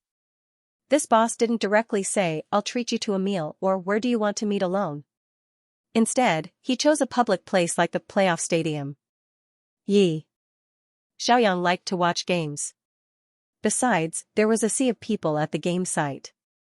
Even if 2 strangers sat together, it wouldn't be too awkward. Compared to a private meeting, the sense of propriety of getting to know each other at the game site was quite good. Thinking of this, Yi Xiaoyang replied, "Boss, see you at the playoff stadium this weekend." He didn't have any psychological burden when he met the boss. After all, when he was streaming, the camera was looking at a cat. No one knew what it looked like, let alone its gender. Therefore, he completely ruled out the possibility that the boss wanted to keep him. The rich boss obviously liked his style of playing games, so he gave him gifts. he received so many gifts from the other party. According to the rules of the broadcasting world, he should add the other party as a friend, right? Yi Xiaoyang sent a message, "Boss, is it convenient to add me?" Almost at the same time, the boss sent a message, "Jungler number 8, is it convenient to add me?" Yi Xiaoyang sent his account to the other party and soon received a verification message. After verification, he found that the boss's avatar was blood-clothed Thorn in the game. The name was a string of English words and numbers. His circle of friends was blank. At the top was "This friend only shows the circle of friends in the last 6 months." It seemed that the boss was a very low-key person. He hadn't posted a single message in half a year. Yi Xiaoyang's circle of friends was also blank. He changed the other party's contact to Jungler Boss and sent a message, "Hello, boss. Jungler Boss, Xiao Bai, I'm a little busy these days. I won't be playing ranked with you first. Jungler Boss, if there's time, I'll play with you again." Yi Xiaoyang, "Okay, boss, if you need me to help you, feel free to contact me." Jungler Boss, "Okay. There will be more spectators during the playoffs. You can go there in advance and enter through the VIP passage." Yi Xiaoyang, "Thank you, boss." Indeed, there was nothing other than the game. Yi Xiaoyang translation was. At this time, the bullet screen in the live broadcast room was filled with "That's it." The translation, xiao xiao xiao xiao translation, lu translation. Yi Xiaoyang pressed the continue ranking button. While waiting for the matching time, he patiently explained, "The illusionist hero is not difficult to control. Skilly is a displacement skill. You can press it again in 3 seconds, which is 2 displacements. Illuers to E, using Illisa Luto E translation, illusion Telion using EEE translation fast translation SS to illusion, but at work can, but translation the simpler the hero, the higher the requirement for awareness. We can't just mindlessly go up and unleash a combo. If we fail to kill the opponent after the combo, we'll be killed instead. We have to learn to analyze the situation. To play this kind of hero, you have to look at the map at all times. You have to look at the overall situation and see which side of the top lane, bottom lane, and jungle needs your support. Sometimes, you can analyze the movement path of the opponent's jungler and ambush him in the bushes he has to pass by. Illusionists have a strong period of 6 to 15 minutes. They're a typical early game hero. After 20 minutes, the opponents will collectively make defensive equipment. The illusionist's role will be greatly reduced, and they won't be able to kill anyone. So, try to build enough economic advantage in the early game and end the battle quickly. This kind of hero will be useless in the later game. The netizens in the stream began to listen carefully. Teacher Little Bai is lecturing again. "Everyone, get a stool and take notes. Teacher Little Bai, I haven't learned Abyss Lord yet, and you're already teaching illusionists." The teaching streamer loved it and continued to record and learn. Yi Xiaoyang was not stingy with sharing his experience. Many netizens would encounter bottlenecks and find themselves stuck at a certain level. At this time, they had to improve their understanding of the hero and awareness of the game. Illusionists were not difficult to control, but they had a high requirement for awareness. They were very suitable for bad players. As long as they seized the opportunity, they could kill people in one move and run away. It was very easy for them to help their teammates win the game. Of course, in the Pro League, this kind of explosive hero would be targeted by the opponent's support. At this time, they needed the cooperation of their teammates. Another game began. This time, no one fought with Yi Xiaoyang for the mid lane. He continued to choose Illusionist as the mid laner. The game ended quickly. His Illusionist record was 809. It was still very eye-catching. The netizens realized that after Little Bai changed to play Illusionist, which was a hero with explosive power in the early game, the pace of the game became very fast. As soon as he reached level 6, he began to wander around the map. Sometimes, he would crouch in the jungle and ambush the opponent. Sometimes, he would go to the top lane and kill the low-health top laner. The 5 people on the other side were annoyed by his sneak attacks. After being ambushed so many times, there were even 5 people who came to the mid lane to kill him. The netizens were laughing like crazy. Little Bai's aggro is so high. If I were to meet such an illusionist, I would rather lose this game to kill Little Bai. I can lose the team battle, but Little Bai must die, that's right. He's so sneaky. I don't know where he came from, but he can kill you instantly. If I were to fight in the jungle, I would be angered to death by him. At this time, Coach Chen, who was crouching in the live stream, was scared witless. An illusionist who wandered around the map was the most terrifying existence. The essence of this hero was to wander around and catch people. It was very suitable for the mid laner. Moreover, Little Bai was especially good at seizing opportunities.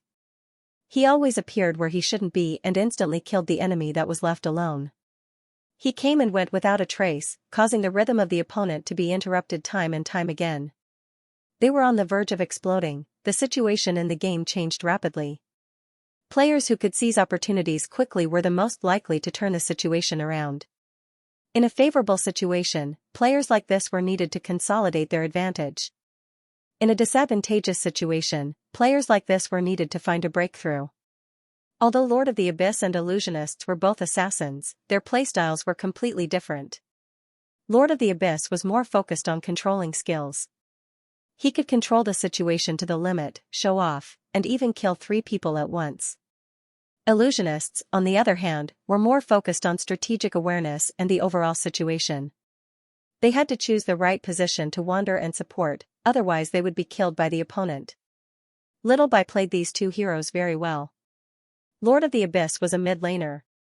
His control details and reaction speed could be seen. Illusionist was a mid laner. His excellent sense of wandering and support could also be seen. Coach Chen murmured, "Where did this Little Bai come from? He's too talented." Fang Jingqing pushed up his glasses and said with a smile, "Why? Are you interested in him and want to sign him?" Coach Chen was silent for a moment. He touched his nose embarrassedly. Xianxia team can't just sign people casually, right? Before signing a player, they must go through many tests. I'll observe more. It was true that the big clubs couldn't be too hasty when signing people.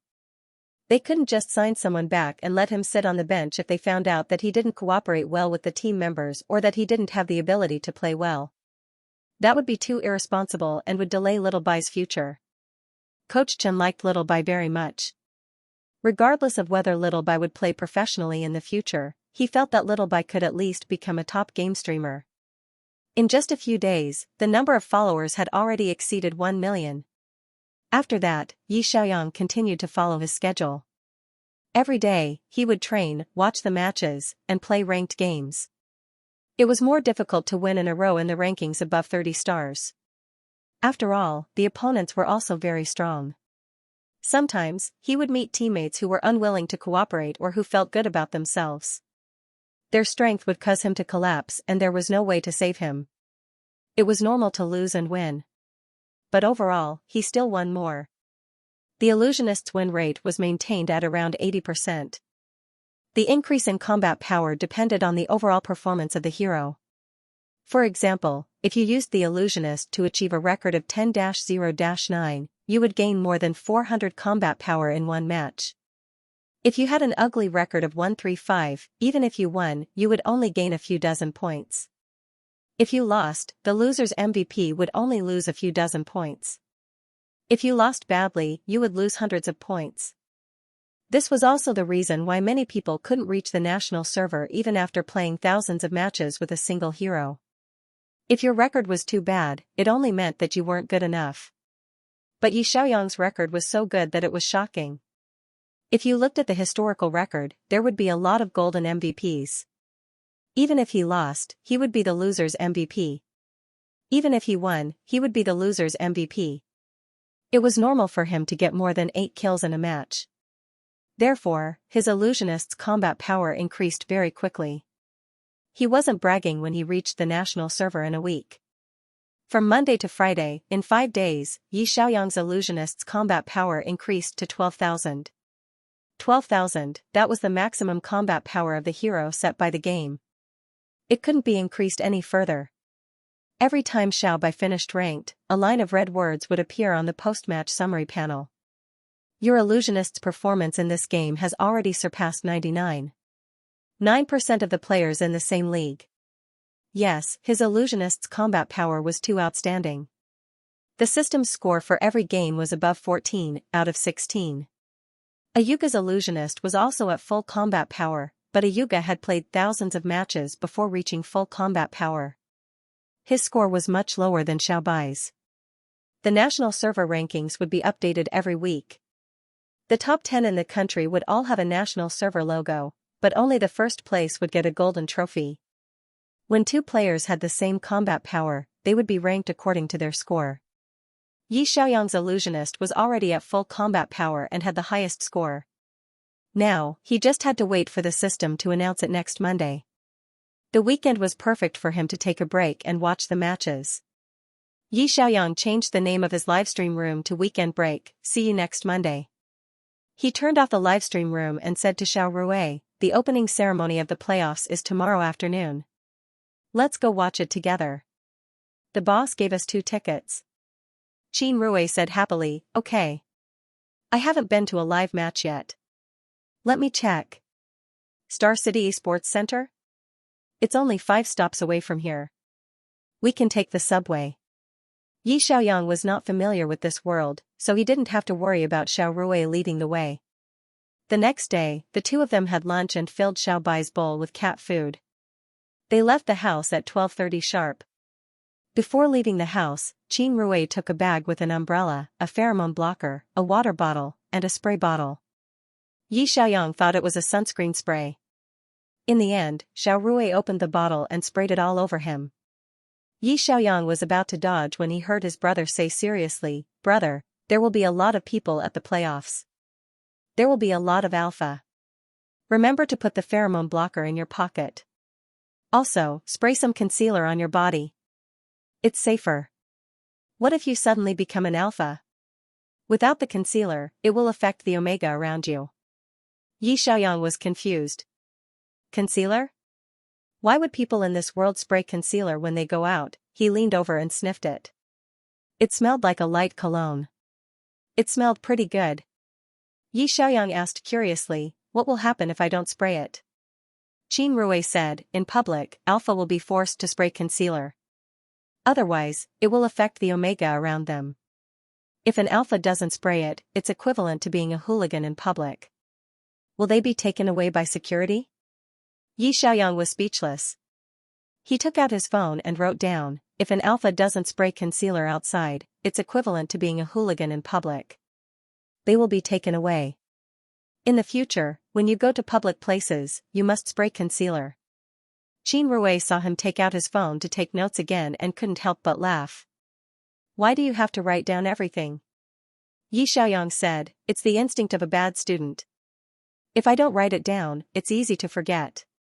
He put away his phone and said with a smile, let's go. The two of them went out and took the subway. 10 minutes later, they arrived at the Star City Esports Center. The Esports Center looked a bit like a bird's nest. It looked quite large. There were 6 entrances, A to F, and a dedicated VIP passage. Yi Xiaoyang looked at the VIP logo on the electronic ticket and took his brother to the VIP entrance. They scanned the QR code and entered. There was a strict security check at the entrance. Their carry-on backpacks had to be put through the security check. The electronic sensor measured body temperature. There was also a row of data called pheromone value. Yi Xiaoyang looked at himself. Pheromone value, 0, Xiao Rui's pheromone value was, omega pheromone 4. 35, Yi Xiaoyang guessed that his pheromone could not be detected because he had not yet differentiated. It looked like in this world, public places did not only measure body temperature, but also pheromones. Was it to prevent omega from suddenly going into heat and affecting the people around them? There were 3 boxes at the entrance. Inside were masks, pheromone blocking pads, alpha pheromone concealer spray, and other equipment. If anyone forgot to bring them, they could collect them directly at the entrance. It could be said that they were very considerate. Yi Xiaoyang picked up a black mask with the game's logo printed on it and put it on his face. Just as he was about to go in, he suddenly heard a series of screams from not too far away.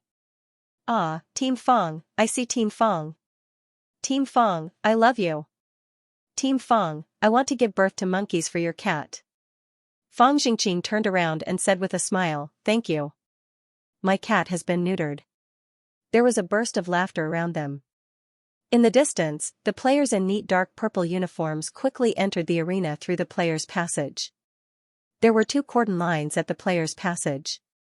Security guards were maintaining order, but they still could not stop the crazy fans. Countless fans were holding up support signs and screaming. Yi Xiaoyang looked over there and only had time to see the backs of a group of tall boys. He thought, next season, he should be able to walk through the players' passage, right? Walk into this arena as a professional player. Translator, Nyoibo Studio Editor, Nyoibo Studio. Yi Xiaoyang walked into the VIP channel and found that on the LCD screen above the security checkpoint, a few lines of attention were marked in eye-catching red letters. Spectators need to know 1. Please spray alpha pheromone concealer politely when entering the venue. 2. For abnormal pheromone detection, please contact medical personnel immediately. 3. Please watch the game in a civilized manner. Smoking and drinking are prohibited in the venue. Shouting and fighting are prohibited. A harmonious esports environment needs everyone's protection. Just as he finished reading the notice, a female doctor in a white coat suddenly came to him and asked with a smile, Sir, your pheromone data is abnormal, the value is 0. Excuse me, have you not differentiated yet? Yi Xiaoyang nodded, yes, I haven't differentiated yet. The female doctor handed him a sealed plastic bag. Here is the contact number of the medical team. If you feel unwell during the game, you can contact us immediately. There are commonly used omega and alpha pheromone inhibitors in the bag, which can temporarily suppress the pheromone and prevent the differentiation from going out of control. Yi Xiaoyang took the bag and smiled politely at her, thank you, doctor. The female doctor gestured to the security guard to let him through. Yi Xiaoyang and Qin Rui walked through the security checkpoint together. Seeing that there was no one around, he couldn't help but ask his brother curiously, will people like me, who haven't differentiated, be protected in public? He felt like he was about to become a rare animal. Qin Rui whispered in his ear, yes, brother, because you can differentiate at any time. If you don't prepare in advance, if you lose control, it will affect the surrounding audience. Yi Xiaoyang thought, pheromone data 0 means that I haven't differentiated yet? Qin Rui nodded and explained, after differentiation, the alpha, beta, and omega pheromone data can be detected through instruments. Usually, less than 6. 0 is safe. If it's more than 10. 0, omega may enter the estrus period and alpha may appear susceptible. Monitoring pheromones in public is also to avoid the occurrence of chaos. It seemed that not differentiating was quite troublesome. He had to carry all kinds of drugs and blockages with him. He hoped that he would be able to differentiate quickly. With a 50% probability, whether it was alpha or omega, at least give him a result. Yi Xiaoyang took out his cell phone and quickly jotted down the key numbers that Xiao Rui had mentioned. After that, he put away his cell phone and plastic bag and walked into the scene with his brother. The Star City Esports Center was huge and could easily accommodate more than 100,000 spectators. The venue was divided into 2 floors, the first floor and the second floor. The stage was in the middle of the venue, and the seats in the AF area surrounded the stage like flower petals. The competition venue had a temperature control system. It was August in the south, so the weather outside was unusually hot. The ground was so hot that it could fry an egg. As soon as he walked in, the cold air from the air conditioner was very comfortable. 2 soundproof glass rooms were located on the left and right sides of the stage. In the soundproof room, there were 5 gaming chairs and a desktop computer neatly placed. At this time, the ceiling lights were on, and the light was very bright. Many staff members were adjusting the equipment in the soundproof room. There was a projection screen hanging in the air in every area of Zone A to F. During the competition, the big screen would play the video of the competition in real time. The audience sitting far away could also see the competition through the big screen. It was very considerate. Yi Xiaoyang quickly found his seat according to the seat number on the electronic ticket. He and Xiao Rui's seats were 3 to 51 and 3 to 52 in Zone A. They were right in front of the stage and were the best seats to watch the competition. Yi Xiaoyang and Xiao Rui sat down together in their seats. There was still some time before the competition. Out of boredom, he turned on his cell phone and registered a Weibo account called Host Xiaobai. Then, he logged into the Whale platform's live broadcast room and wrote in the announcement area, "Welcome to WB Host Xiaobai." The audience gradually entered the venue. At 1:30 p.m., all the audience members had entered the venue. Yi Xiaoyang looked back and saw a dense crowd. The more than 100,000 seats were all filled. The fans in the back row raised huge support posters. There were flags with team emblems, cartoon avatars of the players, posters of real people, cheering slogans, and so on. It was as lively as a celebrity concert. Qin Rui looked around excitedly and whispered, "Bro, this is my first time watching a competition live. There are so many people." Yi Xiaoyang said calmly, "It's the playoffs, so there will definitely be more people than the regular season. I took a look at the competition schedule. The team that wins today will at least enter the semifinals. The team that loses will be sent to the losers bracket." Qin Rui was puzzled. Losers bracket? Yi Xiaoyang explained, "It's the double elimination system. The team in the winners bracket will be sent to the losers bracket if they lose once. As for the team in the losers bracket, if they lose, they will be eliminated. According to the results of the regular season, the top 4 teams will enter the winners bracket and the bottom 4 teams will enter the losers bracket." Qin Rui suddenly understood. Then doesn't that mean the losers bracket has no chance? They're all teams with poor results. Yi Xiaoyang smiled and whispered in his brother's ear, "That's not necessarily true. There are plenty of teams that perform well in the regular season that fail in the playoffs. The competition is all about improvisation. The playoffs are an elimination system, so the players will be under a lot of psychological pressure. If they don't have a good mentality, they will easily collapse after losing a game." Qin Rui nodded seriously. "That makes sense. Brother, you know quite a lot." Yi Xiaoyang didn't explain. He had seen too many players cry when they were eliminated from the winners bracket, and there were also cases of players who tried their best to make a comeback from the losers bracket. This was the biggest charm of esports. As long as the crystal wasn't broken, anything was possible. At 13:45 in the afternoon, the lights in the stadium suddenly dimmed and the audience burst into cheers. A male and a female host walked onto the big stage.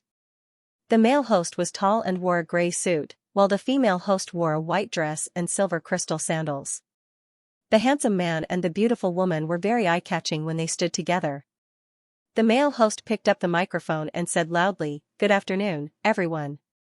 I am the host, Lin Qi. There are still 15 minutes before the playoffs officially begin. Next, we will start with the lucky draw. Let's welcome the host of Whale Broadcasting Platform, who is also our special guest host for this match, Yao Mu, to give everyone the first round of lucky draw." Yi Xiaoyang raised his head and looked at the stage in surprise.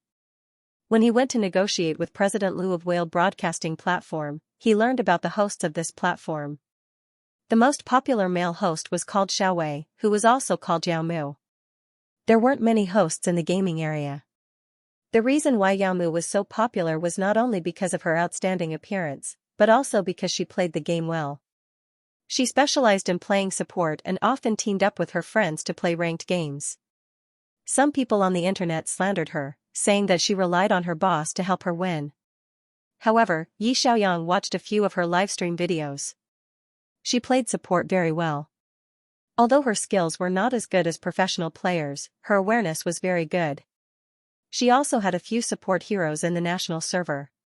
She had a good temper and never argued with anti-fans. Yi Xiaoyang had a good impression of her.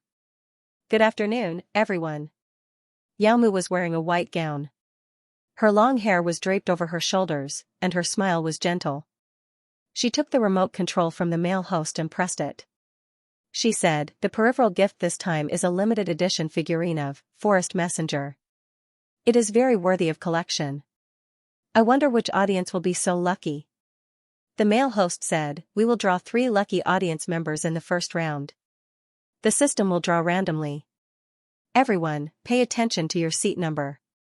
Who knows, you might be the one to win." The screen began to quickly scroll with the live seat numbers. Yamu smiled and said, "Counting down. 3, 2, 1. Stop. She pressed the pause button. 3 seat numbers were fixed on the big screen, B3-51, C18-39, F60-99. Qin Rui lowered his head to look at the seat number and sighed regretfully. What a pity. Brother, you were just one letter away from winning. Yi Xiaoyang's seat number was A3-51, but he won B3-51. Yi Xiaoyang smiled and said, It's normal. There are more than 100,000 people in the audience. The probability of winning is very low. As he said that, a person suddenly walked over from the side. The man was tall and wore a simple pair of jeans and a black t-shirt. He wore a mask on his face and a black cap on his head. The brim of the cap was so low that it was impossible to see his face clearly. He quickly walked to the third row of the A section and sat down in seat A3-50 next to Yi Xiaoyang. Yi Xiaoyang smelled a very special cold fragrance. It was light and very pleasant to the nose. He turned his head to look at the late audience member beside him. The other party also happened to look back at him. When the two people's eyes met, Yi Xiaoyang couldn't help but be startled. It was a pair of dark and deep eyes. They were calm, steady, and unperturbed. Paired with a pair of good-looking eyebrows, even if the mask covered most of his facial features, just his eyes alone were enough to leave a deep impression. Yi Xiaoyang suddenly met that pair of eyes. He was stunned for a moment, but then he revealed a polite smile. The other party's gaze was still fixed on him. There seemed to be a hint of a smile in his eyes as he asked, Shall I? His voice was very pleasant to the ears. It was deep and magnetic. It was the voice of a male god that was very recognizable in the dubbing industry. Yi Xiaoyang reacted and said with some surprise. Boss? He had thought that the rich boss would be a successful man in his 30s, but this person seemed very young. Qi Shua nodded. Hello. Yi Xiaoyang immediately reached out his hand politely. Hello, boss. Is your seat also here? Qi Shua reached out and shook his hand gently. Yes. I asked a friend for an extra ticket. It's right next to your seats. The Tianhuan squad could go through the player passageway to the backstage area on the second floor where the professional players and reporters were used to watch the competition. However, Qi Shua didn't go with his teammates. He asked the team leader for an extra ticket and came to the venue as a spectator. This way, he could sit with Xiao Bai. He was too popular. If he walked in directly, he would be surrounded by fans. Therefore, he wore a hat and a mask. When the audience entered the venue and the lucky draw began, he quietly walked into the venue. At this time, only the lights on the big stage were on. The lights in the other areas were off, so no one would notice him. When Yi Xiaoyang heard this, he smiled and said, I wanted to thank you in person. Whether it was the gift for the live broadcast or today's tickets, you spent a lot of money.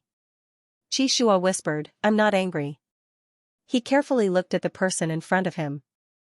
The other person was also wearing a mask. His eyes were clear and gentle. When he smiled, his eyes seemed to light up.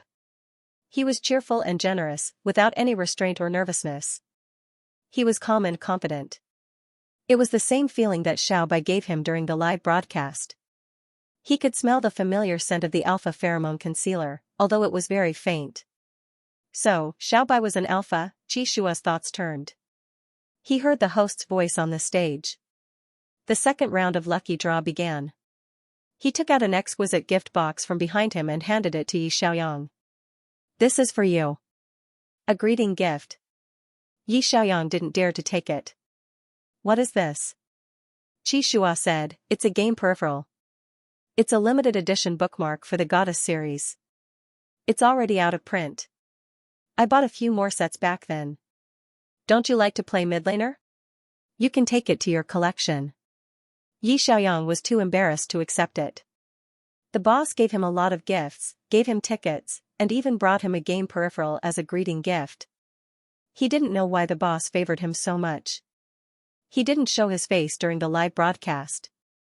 It couldn't be that he liked his cat, right?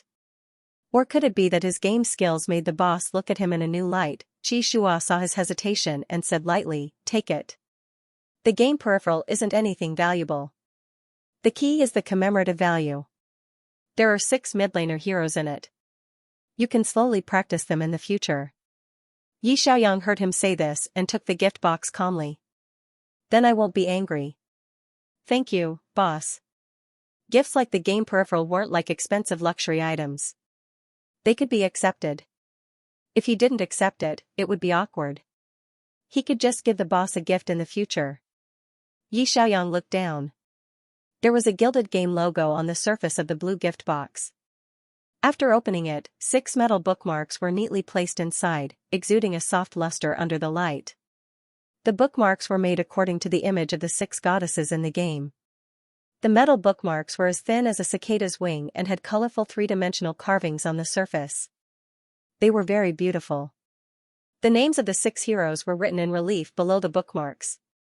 Shirley, the goddess of frost; Nico, the goddess of fire; Vivian, the goddess of storms; Blanche, the goddess of thunder; Hydas, the goddess of the sea; and Angelia, the goddess of fortune.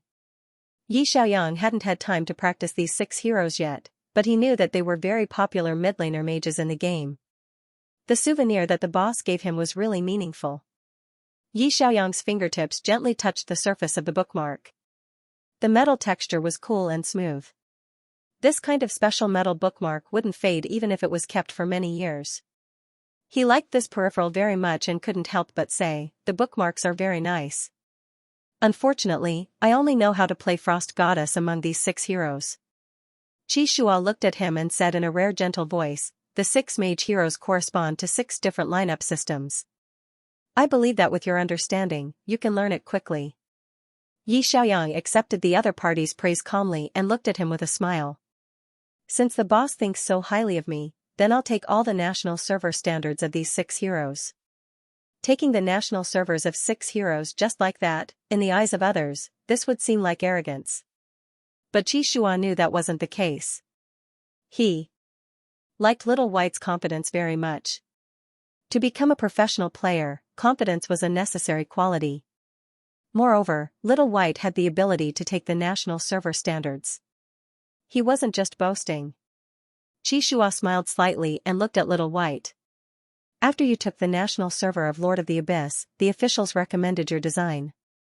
I tried it out with your equipment these few days, and the operation was really smooth. Yi Xiaoyang said modestly, I also thought about it myself.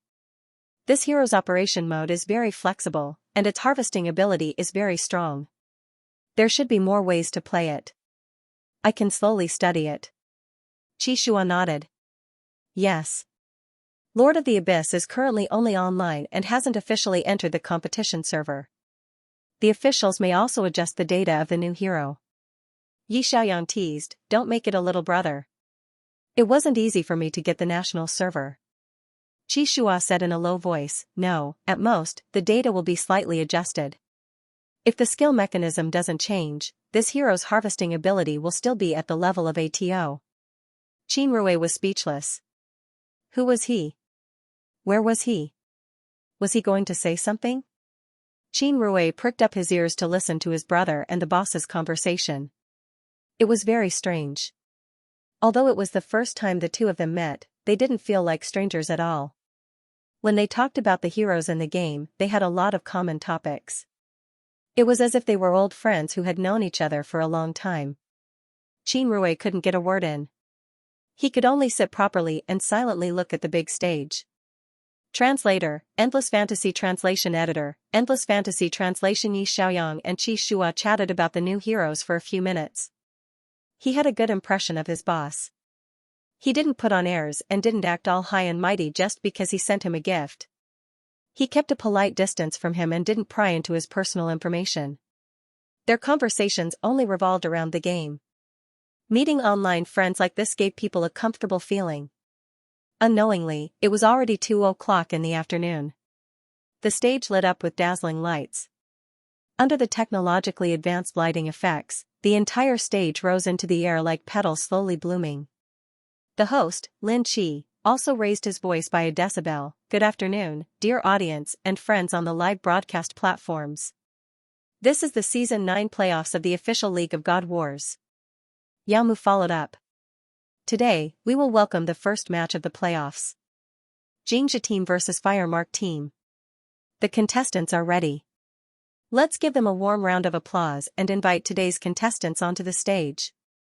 The transparent glass elevator slowly descended from the second floor to the stage. The design was like the gods descending, causing the audience to erupt into deafening screams and cheers. Xianxia team was the first to enter the stage. They wore neat dark purple uniforms. The team emblem on the back of the uniform was a little like a scorpion, giving them a mysterious feeling. The team captain, Fang Jingqing, was handsome. He wore a pair of silver-framed glasses and was smiling. He seemed to have a good temper. He was obviously very popular. The moment he appeared on the stage, the fans below the stage screamed crazily for Team Fang. The cheers were very loud. Qi Shua leaned over to Yi Xiaoyang's ear and whispered, "The one standing in the middle is Fang Jingqing. On his right is Xia Yuan. Next to them is Li Yunma. Xianxia team's iron triangle.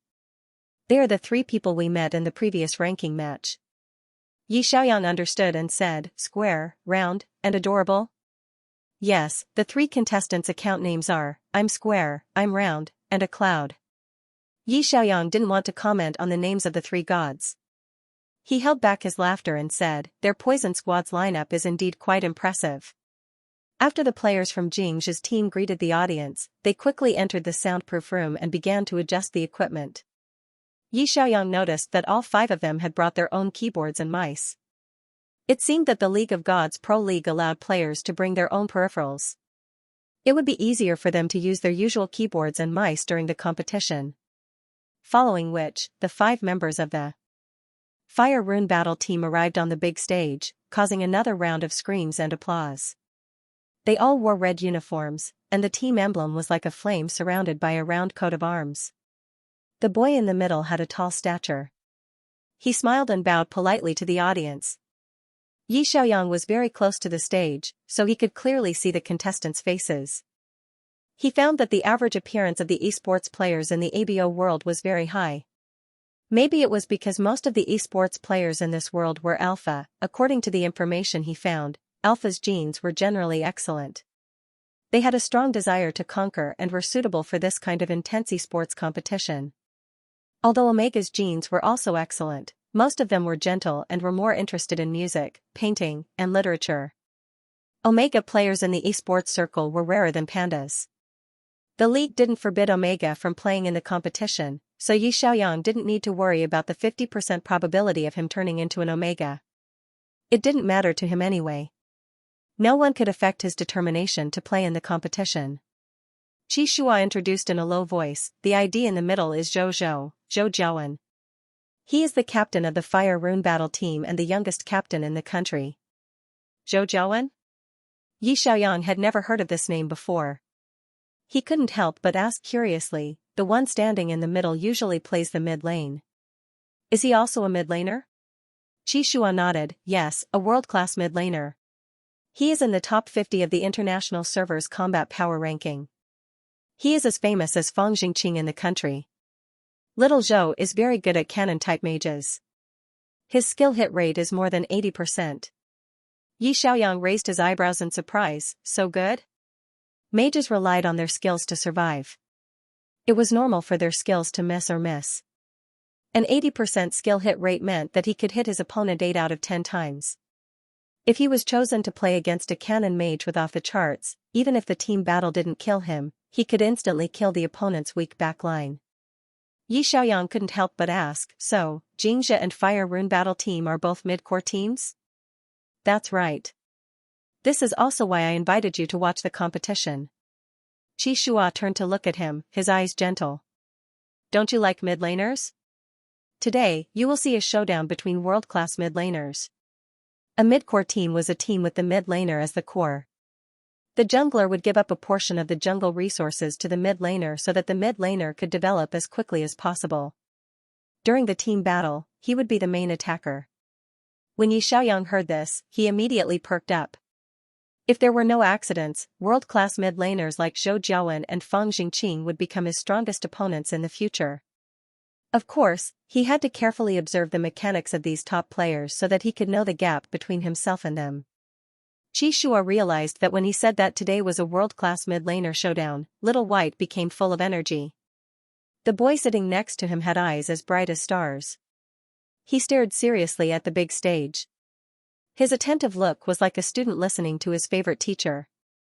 From his eyes, one could see a strong interest in the esports competition. Xianxia's lips curled up slightly. He leaned back in his chair and looked at the stage. Both teams were adjusting their equipment in the soundproof room. The host said, "Let's give the time to the commentators." The big screen switched to the commentator's booth on the second floor. The commentator's booth was very carefully decorated. There were some game figurines on the commentary platform. A male and a female commentator sat there. The male commentator was wearing a formal short-sleeved shirt and tie. The female commentator was wearing a decent suit skirt. After the screen switched to the commentator's booth, the two started explaining together. "Welcome to the first match of the winner group of the God Wars S9 playoffs, Xianxia vs Fire Mark. I'm the official commentator, Yu. I'm the official commentator, Mingyu. Here, I'd like to thank XXX and XXX Corporation for their support of the God Wars Pro League. The official guessing channel has been fully opened. Everyone can participate in the guessing game on the guessing platform. The guessing coins you win can be used to exchange for accessories in the official store or skins in the game. This competition will be supervised by artificial intelligence throughout the entire process. The official referees of the Tournament of Gods will be responsible for the fairness of this competition. Next, let us introduce the starting members of both teams."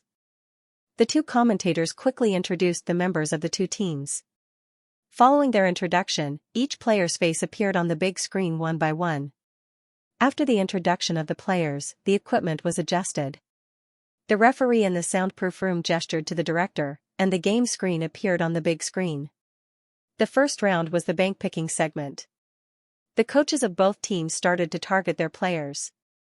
Firemark's team drew the blue team and banned their hero first. Their coach didn't hesitate to ban Cobra King. Yu smiled. Team Fang's Cobra King is indeed in the bank-picking position. Mingyu sighed. If you want to play against Xianxia, you have to ban Cobra King. This seems to be the default rule in the coaching circle. After all, Xianxia's poison team is really strong. If he is released, it will be very difficult to target him. Following that, Xianxia's coach Chen banned someone. The hero locked in the small black room was Flame Goddess. Yu said, banning Flame Goddess was also expected.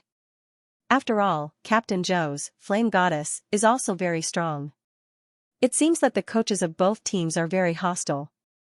They banned their opponent's strongest system. Mingyu asked curiously, who will be the second bank-picking position? Will they continue to target the mid lane? Yu said, it's possible. After all, both teams are mid laners. The next moment, Firemark's team banned Elf Princess, which Fang Jingqing was good at. Xianxia's team banned Ocean Goddess, which Zhou Jiawen was good at.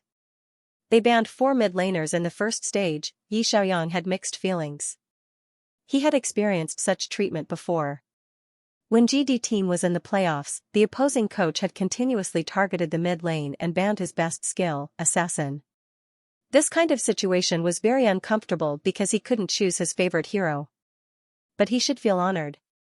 After all, being targeted by the opposing coach was enough to show that the coach was wary of you. The BP stage ended quickly, and the lineups of both teams were confirmed. Yi Xiaoyang focused on the mid laner hero. Fang Jingqing's mid laner hero was Forest Whisper. It was a summoner who could summon green vines to bind the opponent. It could also plant trees to stop the enemy's advance. Just looking at the skills description was enough to give one a headache. Zhou's hero was World Destroyer. It was simple and brutal, and its big move could instantly kill a weak target.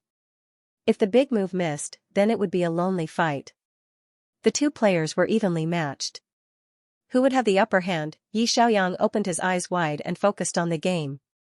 In the early stages of the game, Fang Jingqing had a slight advantage. He planted trees everywhere to restrict Captain Zhou's movements, making it difficult for him to finish off the enemy. Captain Zhou was probably annoyed by him. 6 minutes into the game, Zhou Zhou suddenly used a big move, and Fang Jingqing immediately used it and ran away. In the audience's eyes, the two of them used it almost at the same time.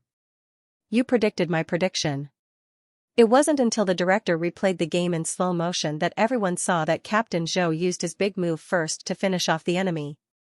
Fang Jingqing used his big move to escape. The difference was less than 0.2 seconds. This kind of reaction time was worthy of being a world-class mid-laner. The battle in the mid lane was getting more and more intense. The team battles came one after another, and deafening cheers could be heard in the stadium. Xiaoyang turned a deaf ear to it and focused on the big screen in the stadium. In the first round, the Firemark team won by a small margin. In the second round, Xianxia team recovered the score. In the third round, Xianxia team took the lead and won the match point. In the fourth round, Zhou Jiawen chose Frost Goddess, which was suitable for dragging out the pace of the battle. He defended the high ground for 10 minutes and forcefully froze 3 people on the opposing team during a crucial group battle. He exchanged 0 for 3 and turned the tables around. The score was 22. The final game was about to begin. Qi Shua looked at the person beside him. Xiaobai was very focused when watching the game. He was even more focused than the coaches of many teams. No matter how loud the screams were, it didn't seem to affect him. Sometimes, he lowered his head and thought seriously. Sometimes, he would applaud a player's wonderful performance. Sometimes, he would frown slightly, as if he had discovered a player's mistake. Qi Shua observed him quietly. The game was very intense. The two of them didn't talk much during the game. However, Qi Shua was sure that the person beside him had the necessary qualities of an esports player: focus and calmness. Xiaobai's serious attitude of watching the game seemed out of place compared to the lively fans around him. However, it also showed that his standpoint was different from that of the ordinary audience. Most of the audience watched the game for fun. They would applaud excitedly for whoever got the kill. However, Xiaobai watched the game for the coordination of the lineup, the player skills, the timing, and so on. There was still a break before the final game. Qi Shua took the initiative to speak. In the fifth round, we should be able to see Jingxia's poison squad. Xiaoyang asked in surprise, the coaches are not going to ban Cobra King? Qi Shua said, if we reach the final game in the playoffs, the rules are to force the teams to ban and blindly choose the heroes. Usually, during the BP stage, the coaches of both teams would try their best to target your strong hero or lineup. However, in the playoffs, as long as the two teams reached the final game, the alliance required the coaches of both teams to ban. The so-called ban also meant that no heroes were allowed. All heroes were open to the players of both teams. They could freely choose. This also meant that both sides could choose their favorite heroes and bring out their strongest lineups to determine the winner. Qi Shua saw that the boy beside him was deep in thought. He couldn't help but ask in a low voice, if you were asked to fight Fang Jingqing's Cobra King, which hero would you choose? Xiaoyang thought for a moment and said, Blood Spike and an illusionist. Can the Nakano team work together to kill him? Qi Shua said calmly, if they work well together, they can kill him. Xiaoyang said, but killing Fang Jingqing isn't enough. Qi Shua nodded. Yes, Jingxia's team still has Xia Yuan. Xiaoyang smiled and looked at Qi Shua. What if we kill both of them? Qi Shua, kill both of them? This was easy to say. However, Fang Jingqing was a world-class mid-laner and Xia Yuan was a world-class marksman. They also had a very calm support by their side to protect them. It was already difficult to kill one of them. Killing both of them, which Nakano team in the alliance would dare to say such a thing? However, Xiaobai said this very calmly, as if it was a matter of course. Xiaoyang said seriously, if we want to break through a dual-core lineup, we need 2 core players of similar skill levels. The best way to deal with the stacked poison is for the Nakano team to work together and kill the core of the poison team. If we work well together, the jungler and mid laner can attack at the same time. It's possible to kill both of them quickly. He paused and smiled.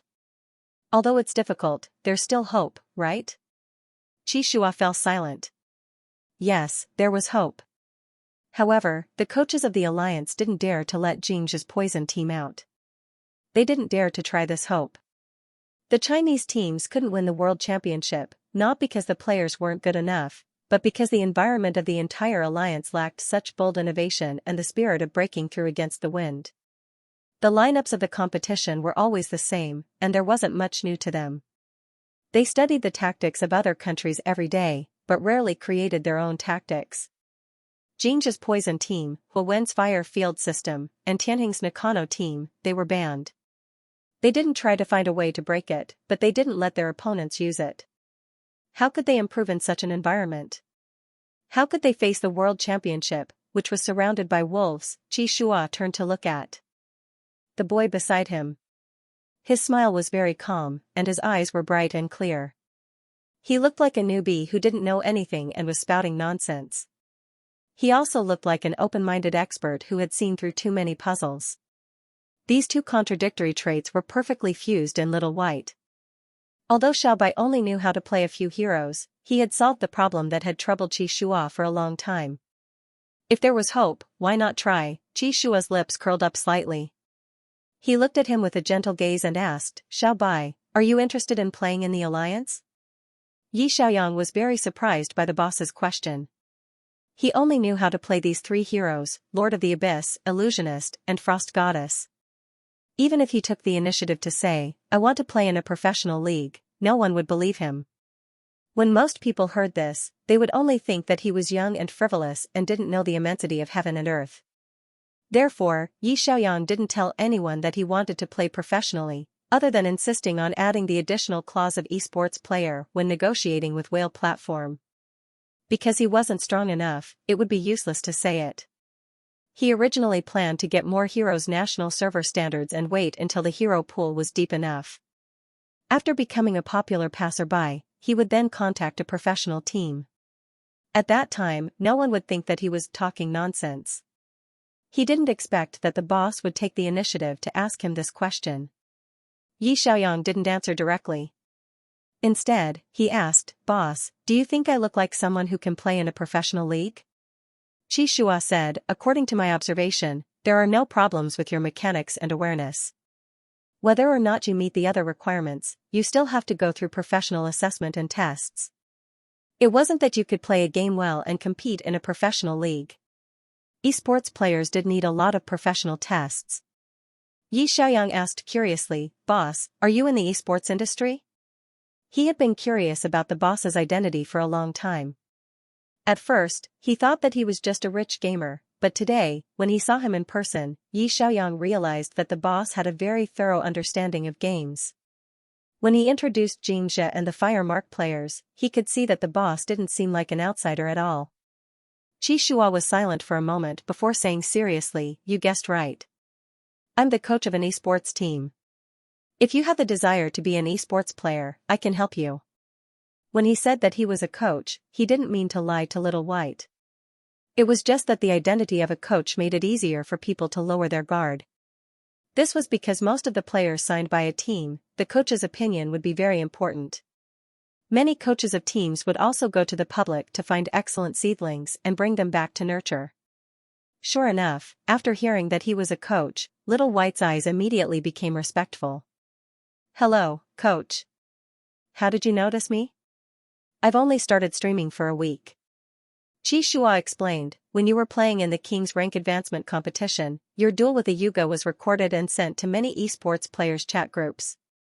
I watched that match and realized that you are very talented and commanding. That's why I followed you in your livestream. Yi Xiaoyang suddenly understood. So that's how it is. He really had to thank his ally, a Yuga, for setting him off. A Yuga publicly scolded an esports player. His reputation in the esports circle must be very bad. At that time, he had bumped into a Yuga in ranking. All he wanted was to get to King of Glory as soon as possible, so he patiently commanded his teammates to turn the tables. He didn't expect that a simple King of Glory promotion match would be recorded and even spread among the esports players. It seemed that many coaches were paying attention to him. The boss was the quickest to act. He was almost there to meet him in private. Yi Xiaoyang asked, so, you sent me gifts on the stream, invited me to watch the match, and met up with me just to confirm if I'm suitable to play professionally? Xianxia admitted frankly, that's right. Yi Xiaoyang completely let down his guard this time. He had seen many examples of coaches finding talented passers-by and personally contacting them. Since the other party was so direct, Yi Xiaoyang didn't need to hide anything. He simply said, "I'm already 21 years old. If I want to play professionally, do you think it's too late?" Qi Shua looked at Xiaobai with some surprise. The boy's eyes were very frank, and his voice was very young. He didn't have the deep voice of an adult alpha. Qi Shua thought that Xiaobai was an 18-year-old who had just split. He didn't expect him to be 21 years old. It was indeed a bit late to be exposed to esports at the age of 21. Most rookies started training in their teens. At 21, they were already the main force of major teams. But it wasn't completely hopeless. Evaluating a professional player couldn't be based on age alone. Qi Shua looked at him and said gently, "As long as you want, it's not too late to be 21. Hearing the answer he wanted, Yi Xiaoyang couldn't help but laugh. "Is that so?" Qi Shua said, "Competition mainly depends on talent. Some people play for several years and still perform poorly. Some people can win the season MVP in their first year." Yi Xiaoyang nodded in agreement. "That's true." Qi Shua's eyes were very calm. He looked seriously into Xiaobai's eyes and said, "If you want to become an esports player, you have to pass some professional tests. For example, reaction speed, dynamic vision, effective hand speed, and so on. I can take you to these tests. This way, you can understand yourself better. If you don't have the talent to be an esports player, you can continue on the path of being a streamer. With your gaming skills and streaming style, you can definitely become the top streamer in the broadcasting industry. But if you have the talent to play professionally, you can have one more choice and walk to a higher stage." Qi Shua turned his head and looked at the stage in the middle of the field. Yi Xiaoyang followed his gaze and looked back. In the soundproof room on the big stage, the players from both teams were making their final preparations. Some were drinking water to adjust their state of mind, while others were discussing tactics with their coaches. They had to make good use of the last break before the final match because the next match would determine the team's fate for the season. No one could be sure of the outcome of an intense and exciting match until the last moment. Wasn't this stage what he loved the most? Even if he was reborn, his determination had never changed. So what if he was 21 years old? As long as he was willing, it was not too late. Yi Xiaoyang looked back at Qi Shua. "Thank you for your appreciation.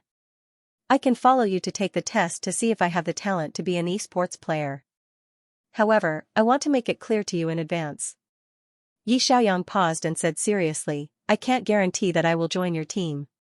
He wanted to win the world championship.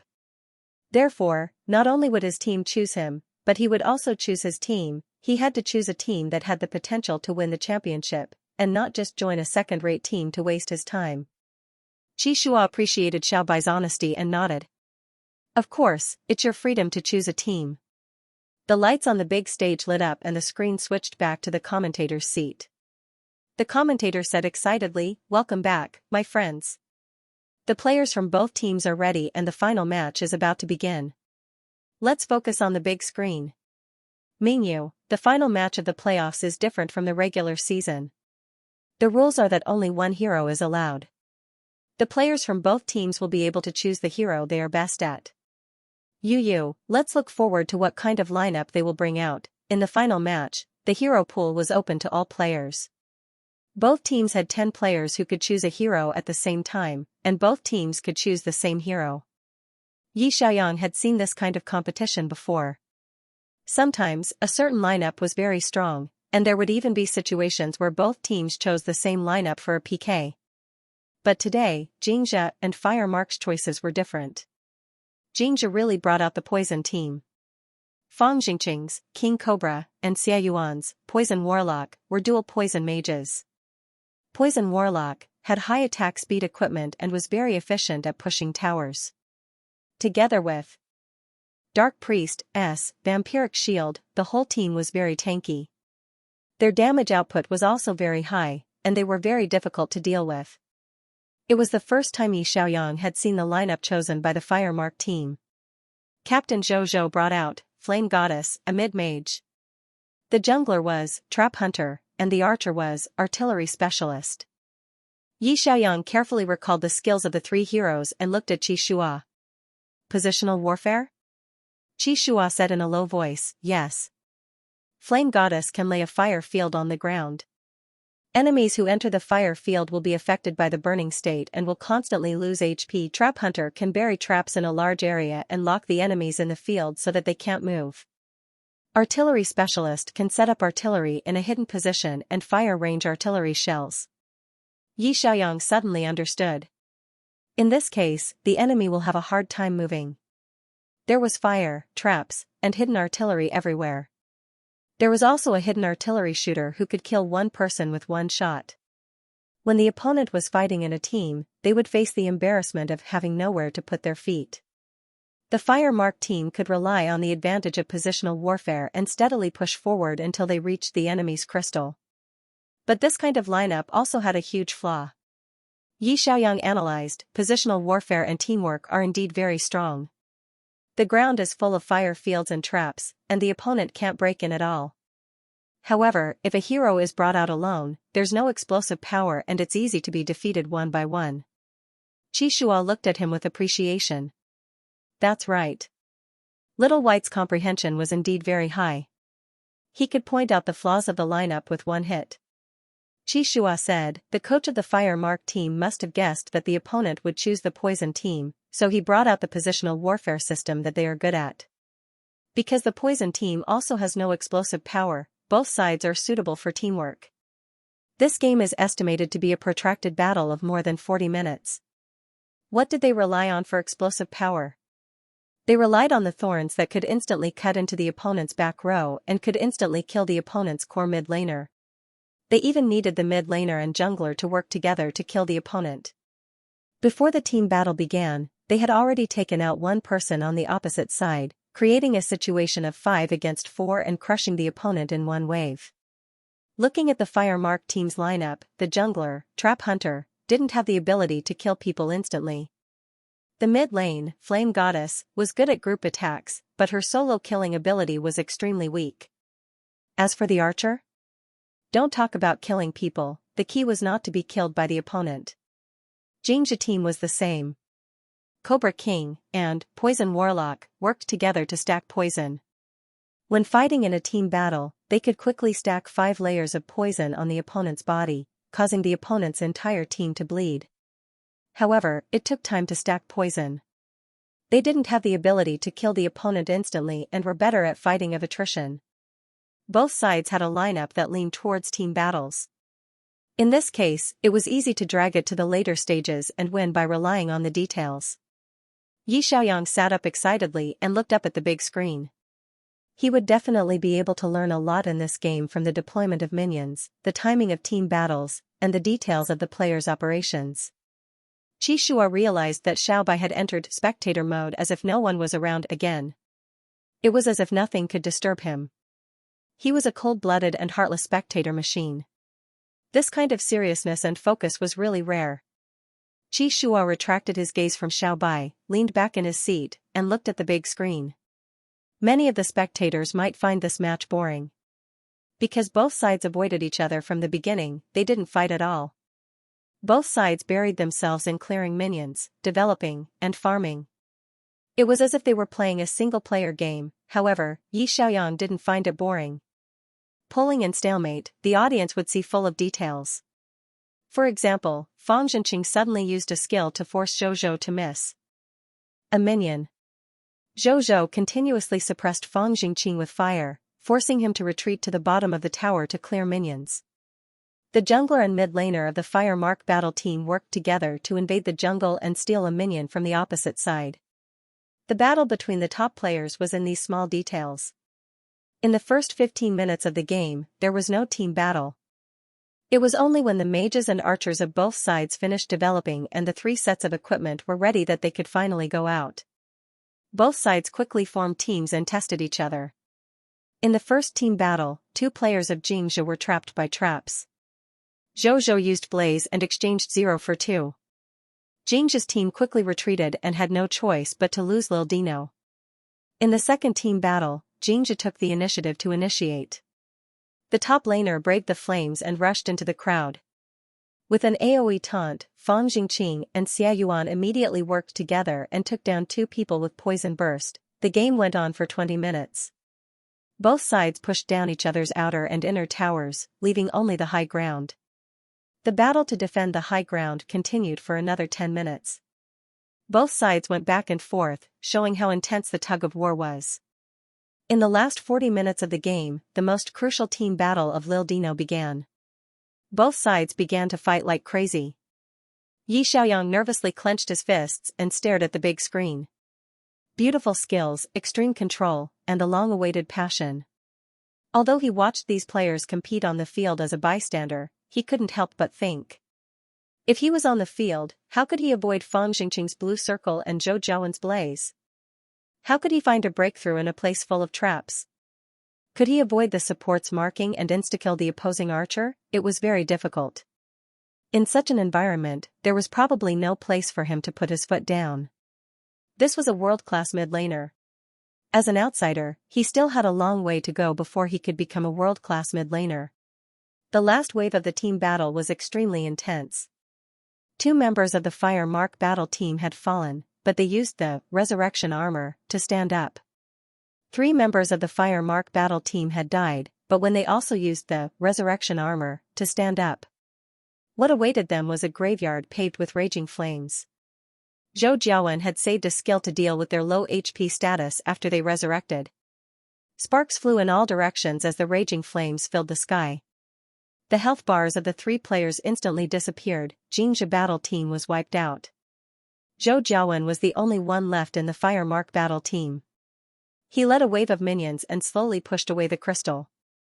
The commentator said excitedly, "Congratulations to the Fire Mark battle team for their first victory in the playoffs."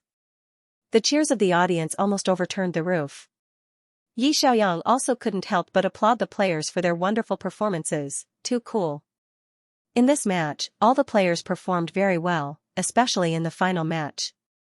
There were several rounds of intense team battles, and they could even be used as material for coaches to observe and study.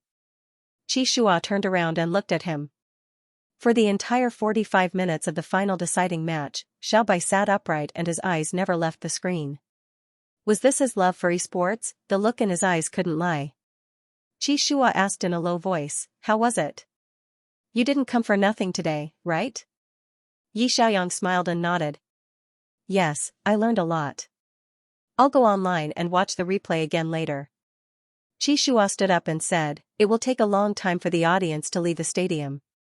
Come with me, I'll take you through the backstage tunnel. It'll be the fastest way out." To prevent fans from harassing the players, the backstage passageway was usually closed during the competition. The only people who knew the backstage passageway were the professional players, coaches, and venue staff. It would take at least half an hour to leave the venue with the audience. Since they could leave early, Yi Xiaoyang didn't think too much about it. He stood up and said to his brother, "Xiao Rui, let's go." Qin Rui, who was still in a daze, came back to his senses. He quickly followed behind his brother and whispered in Yi Xiaoyang's ear, "Brother, aren't you afraid that he's a scammer and you really want to go with him?" Yi Xiaoyang held back his laughter and said, "He didn't give me a gift of 200,000 just to trick me. He doesn't look like someone who's crazy." Qin Rui still couldn't believe it.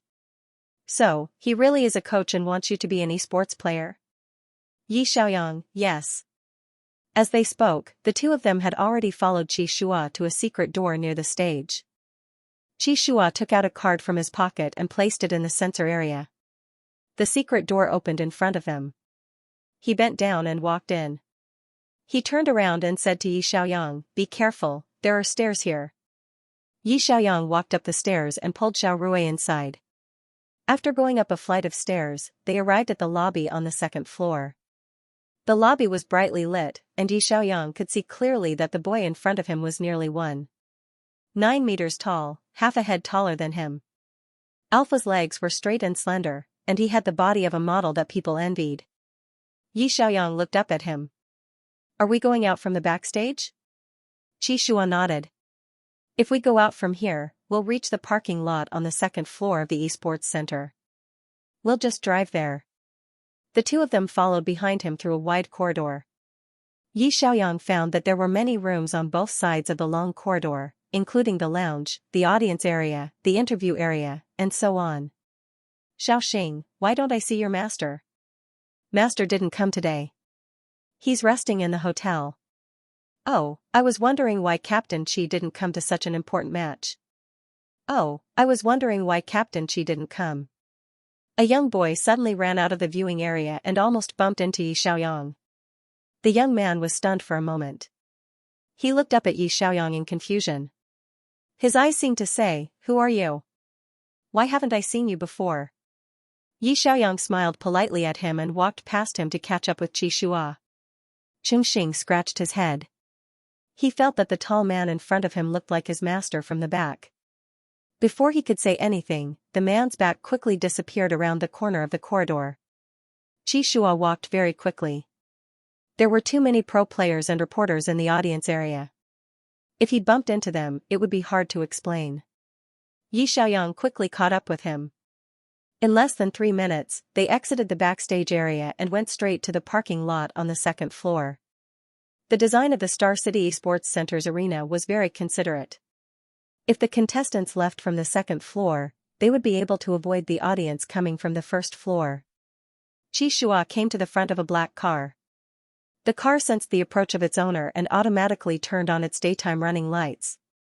He opened the back door and said politely, "Get in." Yi Xiaoyang sat in the back with his brother. Qi Shua went to the driver's seat and started the car. The black car quickly drove out of the parking lot and headed to the nearby highway. Yi Xiaoyang looked out the window at the air traffic network outside. He had been playing games at home ever since he came to this world. Today was his second time going out. He was still unfamiliar with the city. He would probably get used to it in the future. He had always been a homebody. If there was food and drink, he could stay in the base for half a year. Half an hour later, the car exited the highway and turned into a relatively remote road. Yi Xiaoyang looked up and saw a sign hanging on a building in the distance. It said, "Star City Esports Youth Training Camp." Qi Shua whispered, "The country places a lot of importance on the training of youth trainees. Star City has a youth training camp. Children who are interested in playing esports will be sent here by their parents to take a test. Those who pass the test can undergo a period of trial training. The major teams will also go to the youth training camp every year to select players." This kind of training system was really good. It wouldn't bury the talents who were suitable to play esports. And those who dreamed of playing esports but didn't meet the requirements could also pass the professional test. They would know that they didn't have the talent to give up their dreams and find another way. Yi Xiaoyang asked with interest, "What does the test include?" He didn't know if it was the same as the test for esports players in his previous life. Qi Shua said, "You'll find out later." He turned the car into the parking lot and opened the door for Yi Xiaoyang and Qin Rui to get out. Qi Shua took out his phone and dialed someone's number. "Hello, Coach Su, I'm here. Go directly to the second floor? Okay, see you later." He hung up the phone and looked back at Yi Xiaoyang. "Let's go. I've already told Coach Su to borrow their testing equipment." Yi Xiaoyang followed him into the building. The afternoon competition lasted for 3.5 hours. It was already 6 o'clock in the evening when they arrived. It was dinner time. The newcomers of the youth training camp poured into the cafeteria to eat. Yi Xiaoyang met many 17 or 18-year-old youths in the stairwell. They all looked at him curiously. Seeing him walk to the testing center on the second floor, many of the youth trainees whispered in confusion. "Who is this guy? I've never seen him before. Is he here to take the test? The mask is so tight. I can't see his face. The kid walking at the back is quite cute. He looks like an Omega.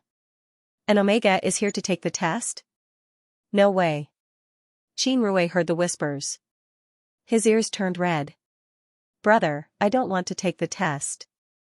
I'm afraid I'll fail." Yi Xiaoyang smiled at his brother. "You can try. What if you have the talent?" Qin Rui immediately waved his hand. "I can't do it. I couldn't press my skill for a long time when I was in a team fight. I'll wait for you outside. He obediently went outside and found a stool to sit down. Xianxia pointed at the door in front of them and said to Yi Xiaoyang, "It's here."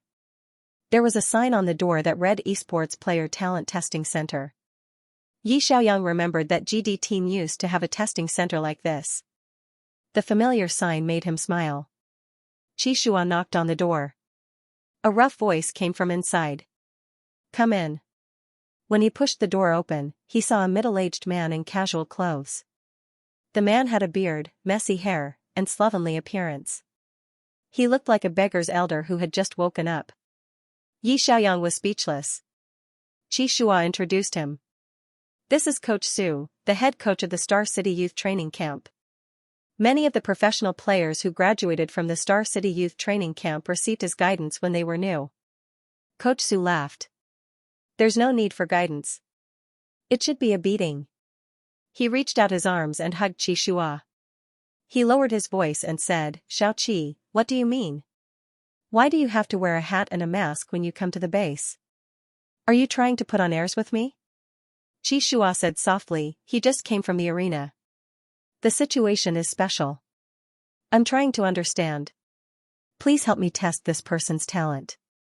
Coach Su looked at the person beside him and met a pair of bright eyes with a smile. That pair of eyes was confident and calm. There was no trace of nervousness or panic in an unfamiliar place. Just this psychological quality alone was much better than the new players who came to the base for the first time and were trembling with fear.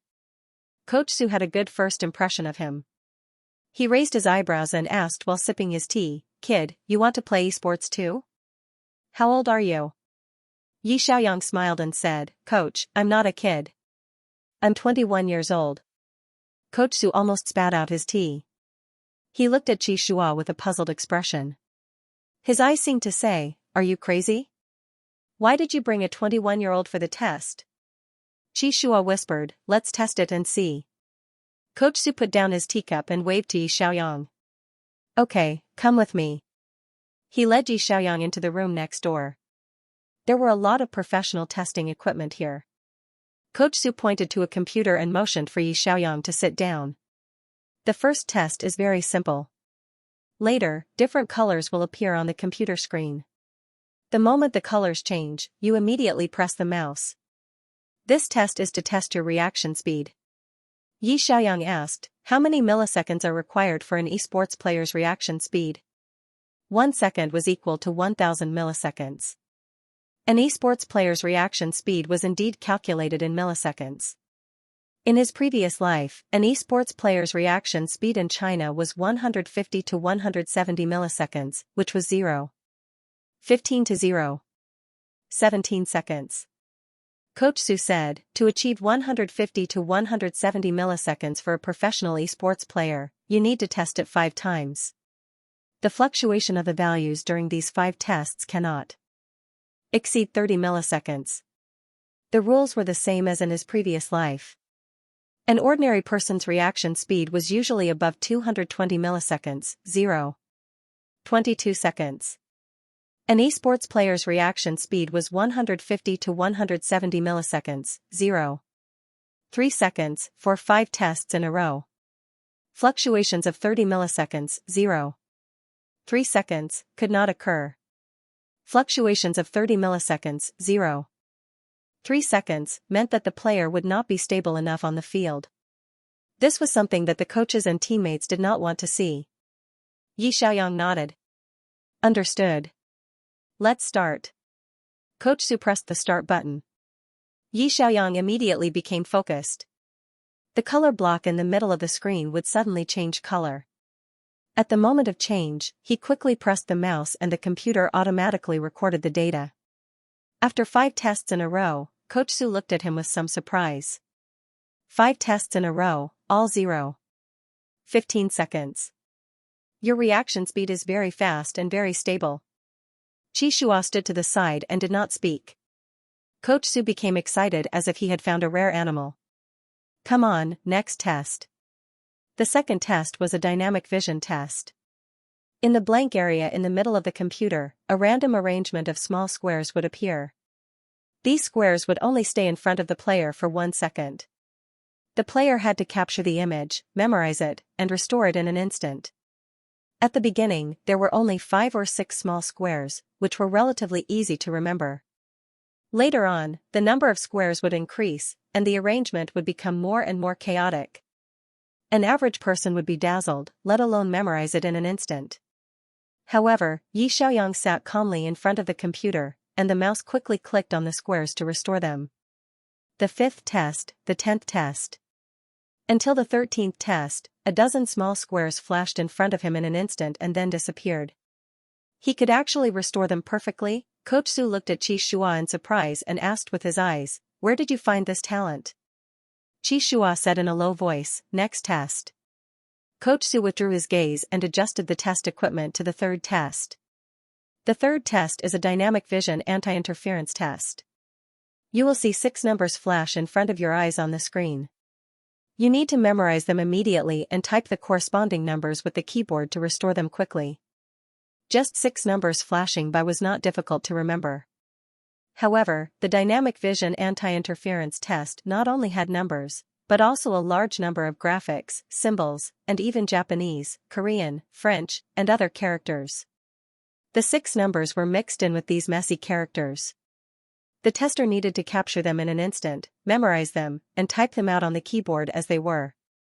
Xiaoyang stared at the screen attentively.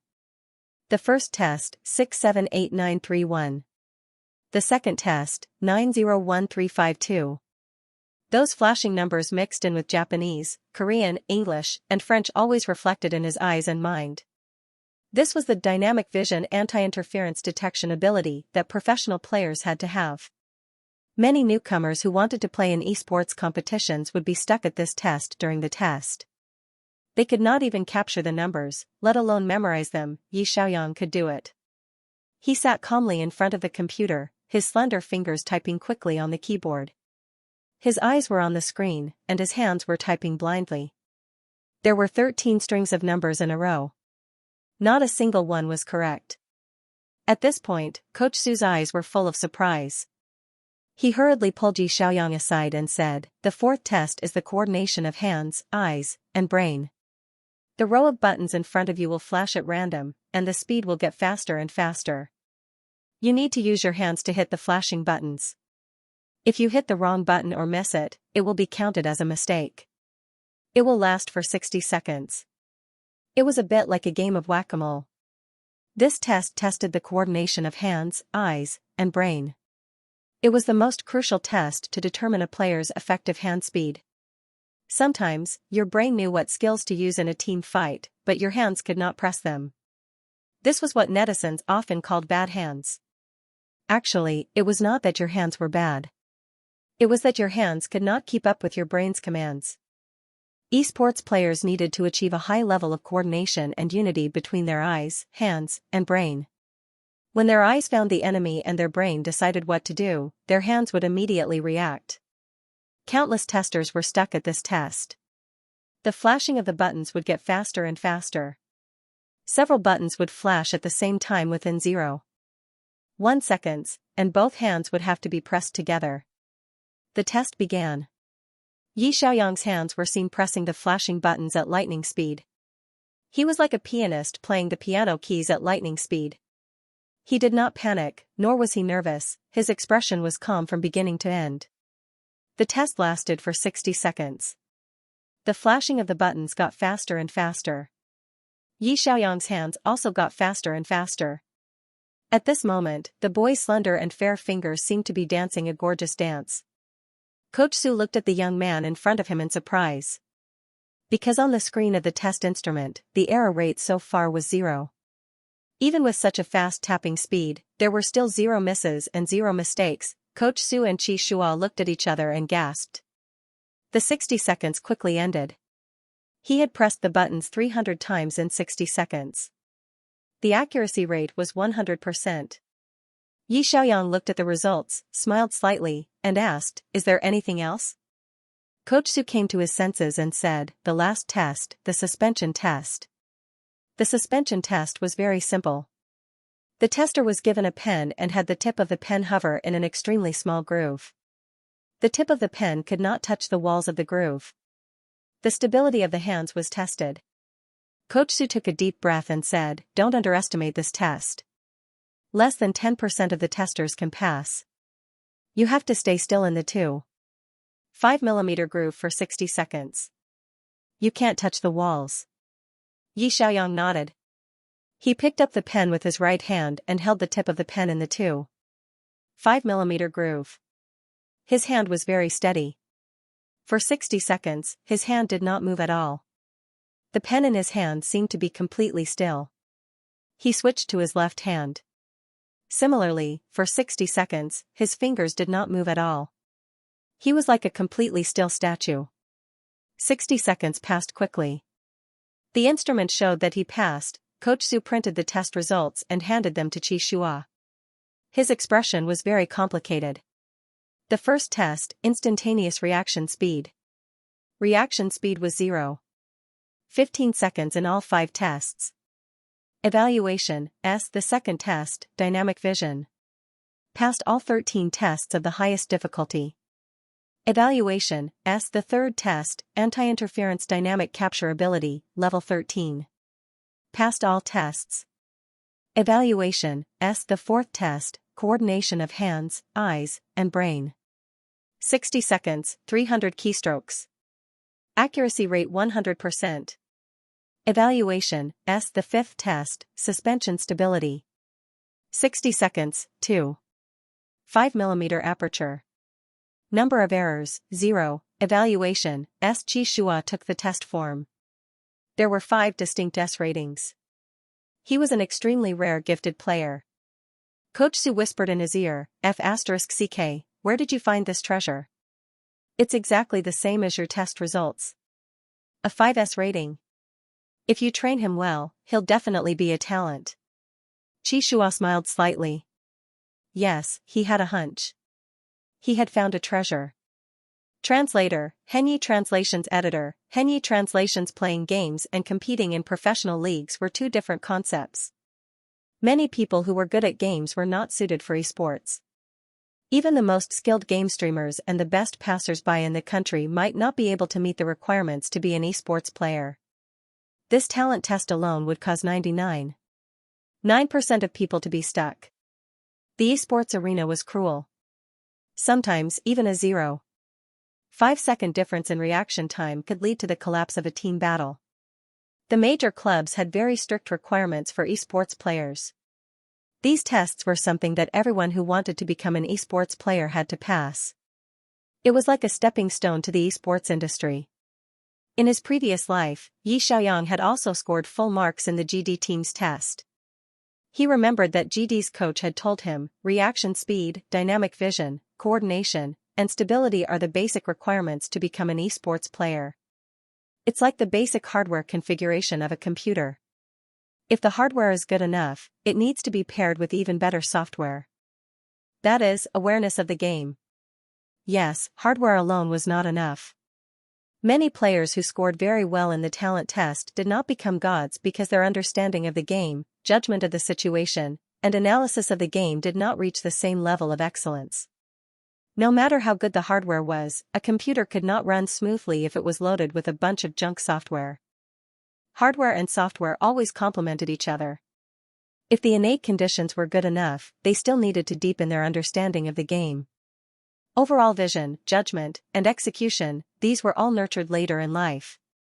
Therefore, Yi Xiaoyang was not excited to get full marks in the test. There were many players who met the requirements for reaction speed and hand speed, but during the game, should they form a team? How should they lead the minions? It all depended on the player's ability to make on-the-spot decisions. As an outsider, he needed to have a deeper understanding of the game. Yi Xiaoyang stood up and took the report from Qi Shua. He looked at it and said politely, "Thank you, coach." Coach Su stared at Qi Shua in shock and mouthed, "He called you coach?" Qi Shua coughed softly and ignored Coach Su's widened eyes. He looked at Yi Xiaoyang and said, "Your test results are very good. In the talent test, players with 5S ratings are very rare. There are no more than 10 in China. Is that so?" Yi Xiaoyang asked seriously, "What rating do you need to be able to play professionally?" Coach Su came back to his senses and interjected, You can play professionally if you get an A rating in all 5 tests. You passed the 11th level dynamic vision test. You finished the 13th level, the most difficult level. The final suspension experiment usually requires an aperture of 3 mm, but I directly raised it to 2.5 mm for you. Yi Xiaoyang understood and said, "It seems that my test results are not bad." Coach Su's eyes lit up as he took the initiative to ask, "Have you signed with a team? Why don't you come to our youth training base for a period of time and I'll personally guide you?" Yi Xiaoyang politely refused him. "I'm not considering going to the youth training camp for the time being." Coach Su scratched Su turned Coach Su's hair. Su turned Coach to Chi Nai. He noticed that Chi Shua's eyes were on the young man. His eyes were full of appreciation, and his gaze was much gentler than usual. Coach Su's heart was full of doubts. He moved closer to Chi Shua and whispered, "Is this the person you like? You want to sign him to Tianheng?" Chi Shua didn't answer the coach's question. He said, "It's almost dinner time. Why don't we have dinner together?" Yi Xiaoyang thought for a moment and said, "Thank you for working so hard for me. This meal should be on me." He wasn't familiar with Star City, so he went out and found Qin Rue, who was waiting for him obediently. He asked softly, "Xiao Rue, is there a good restaurant nearby?" Qin Rue took out his phone and searched for a moment. He located a restaurant and said, "Brother, this is a chain restaurant. The food should be good. I've been to their main store before. The food is exquisite and the price is reasonable." Yi Xiaoyang glanced at it and said, "Let's go to this one then." While Yi Xiaoyang was chatting with Xiao Rue, Coach Su quickly pulled Chi Shua aside and asked in a low voice, "What's going on?" "This person is 21 years old. 21 years old is too late to play sports, but his test results are very good. Where did you find him? You want to sign him to Tianheng. Does Coach Lin and the others know about this? What are you thinking when you pulled him to my place to take the test?" The barrage of questions made Chi Shua frown slightly. "Which one should I answer first?" Coach Su coughed. "The most important one. What are you thinking?" Chi Shua was silent for a moment and said in a low voice, "I just want to change Tianheng's current predicament." He turned his head to look out the door and saw Yi Xiaoyang's silhouette chatting with his brother. Chi Shua looked away and said in a firm voice, "This person is the best partner in my heart." Coach Su's eyes widened and he looked at Chi Shua in disbelief. "You've played against him before?" Chi Shua, "No, we've only played a few duos." Coach Su, "Then how can you be sure that he's your best partner? Don't tell me it's based on your feelings." It was based on his feelings. Some feelings were indescribable. It was only a few duos, but that strange tacit understanding and telepathy was something Chi Shua had rarely experienced before. The two of them had the same understanding of the game. They didn't need to speak to understand each other's thoughts. More importantly, Xiaobai was like a sharp knife that pierced into the professional league from the outside world. He wasn't afraid of anything. He was willing to try, to break through, and to innovate. No matter how strong Jing's poison squad was, or how difficult Zhou Jiawen's flame goddess was to deal with, Xiaobai would straightforwardly say, "Find a way to kill them. No matter how strong the lineup is, there's hope to break through it." This was completely in line with Chi Shua's philosophy. He didn't try to stop those strong lineups. Instead, he tried to find a way to break through and innovate, and find a way to counter them. The stronger the opponent, the stronger the opponent. Wasn't this how his sports should be? At first, he was worried that Xiaobai was only good at playing games. If he couldn't pass the talent test for esports players, he still wouldn't be able to become a professional player. But today, the 5S scores made Chi Shua feel completely relieved. He would do his best to fight for this treasure that hadn't had time to shine yet. Yi Xiaoyang walked into the testing room and happened to meet Chi Shua's eyes. His gaze was very gentle. Yi Xiaoyang smiled at Chi Shua and said, "Coach, my brother has already booked a place to eat. It's only 500 meters away from here. Let's walk there." "It's my treat." Chi Shua nodded. "Okay, then I won't be angry anymore." He looked at Coach Su. "Let's go together?" Coach Su's gossipy soul had already been ignited. He immediately followed. "Since someone is treating me to a meal, of course I have to go." I'm tired of eating in the base's cafeteria. Haha. The four of them walked out of the gate of the training base. The trainees eating in the cafeteria were confused. They discussed in private. Old Su left? Who are those people who came to see him today? They're wearing hats and masks, and they're fully armed like celebrities.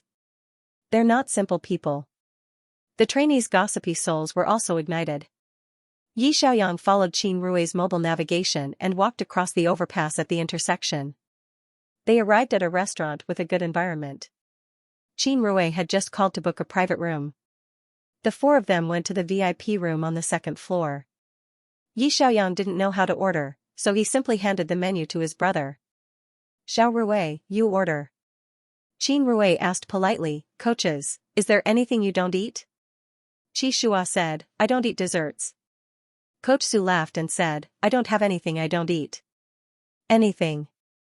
Qin Rui lowered his head and began to order. Coach Su looked at Qi Shua and then at Yi Xiaoyang. He couldn't help but complain, how long are you two going to wear masks? Do you have to eat with masks in between?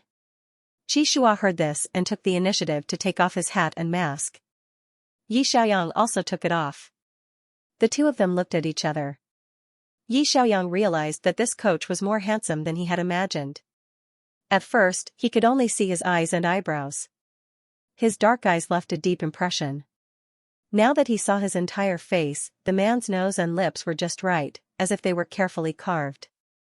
However, his overly godlike appearance looked a little cold and unapproachable.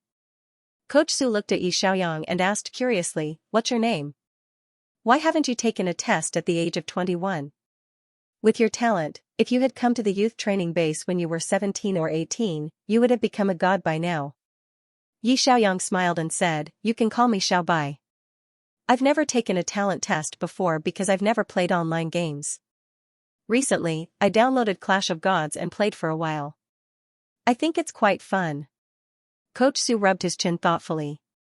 Oh, I see. Never played online games before? What a pity. If he had discovered his talent in this area earlier, Xiao Bai might have been an international first-class player by now. Qin Rui finished ordering and handed the pad to Yi Xiaoyang for a look. Brother, do you think these are okay? Yi Xiaoyang nodded. Yes, let them serve the food as soon as possible. Everyone is hungry. While waiting for the food to be served, Qi Shua looked into Yi Xiaoyang's eyes and said seriously, Xiao Bai, I sincerely invite you to join our Tianhuan squad. Tianhuan? Yi Xiaoyang knew about this team. It was considered a powerhouse club in China. Tianhuan was one of the 8 teams in this year's playoffs. They had barely qualified in 4th place in the regular season and were currently in the losers bracket. Of course, one season's results alone could not be used to evaluate a team's strength. Yi Xiaoyang smiled and said, Thank you, coach. But I've told you before that I might not join your team. I'll have to think about it when I get back. Coach Su looked at him in surprise. F***CK. Qi Shua's invitation was rejected? This was definitely breaking news in the esports circle. Tianhuan was a powerhouse club in China. It had been established for more than 10 years and was the dream of countless newcomers. Most newcomers would be overjoyed to receive an invitation from Tianhuan. What was up with this Xiao Bai? Coach Su asked curiously. Xiao Bai, are you looking down on the Tianhuan squad? Yi Xiaoyang said calmly, No, it's just that I don't know enough about Tianhuan. Since I've decided to become a professional player, no matter which club I sign with, I have to work hard for it. I can't make a hasty decision. What do you think, coach? He looked at Qi Shua. The latter was silent for a moment, then nodded calmly. That's right. I guessed that you wouldn't agree immediately. It's okay, you can take your time to think about it. The Tianhuan squad's information is all over the internet. Go back and read it up. Our team's results this year weren't very good, but our foundation isn't bad. Coach Su coughed and said, Tianhuan was the champion of the 1st, 3rd, and 6th seasons of the Divinity Pro League. They also took 2nd place in the S6 World Series. He looked at Qi Shua and said with a smile, The current captain, Qi Shua, is one of the best students I've ever coached. He's a rare genius player. Yi Xiaoyang wasn't intimidated by him. Instead, he said calmly, no matter how glorious our results were in the past, they don't represent our current strength, right? Coach Su didn't catch his breath. Just as he was about to refute, he heard Xianxia say calmly, yes. Let's not talk about our past glory. Signing a team also depends on its future. Your thinking isn't wrong. Xianxia's eyes flashed with a hint of heaviness. He lowered his voice and said, Tianhuan's shooter and support have already submitted their retirement applications. They will leave after this season. The starting shooter for next season has no experience in major competitions. He's an 18-year-old rookie, but he's very talented. His test results are 1A and 4 S's. The new support hasn't been confirmed yet. Next season, there will be a lot of changes in Tianhuan's personnel. The results are also unknown. I can't be sure what trophy we'll get next season, but we've been working hard to return to the championship.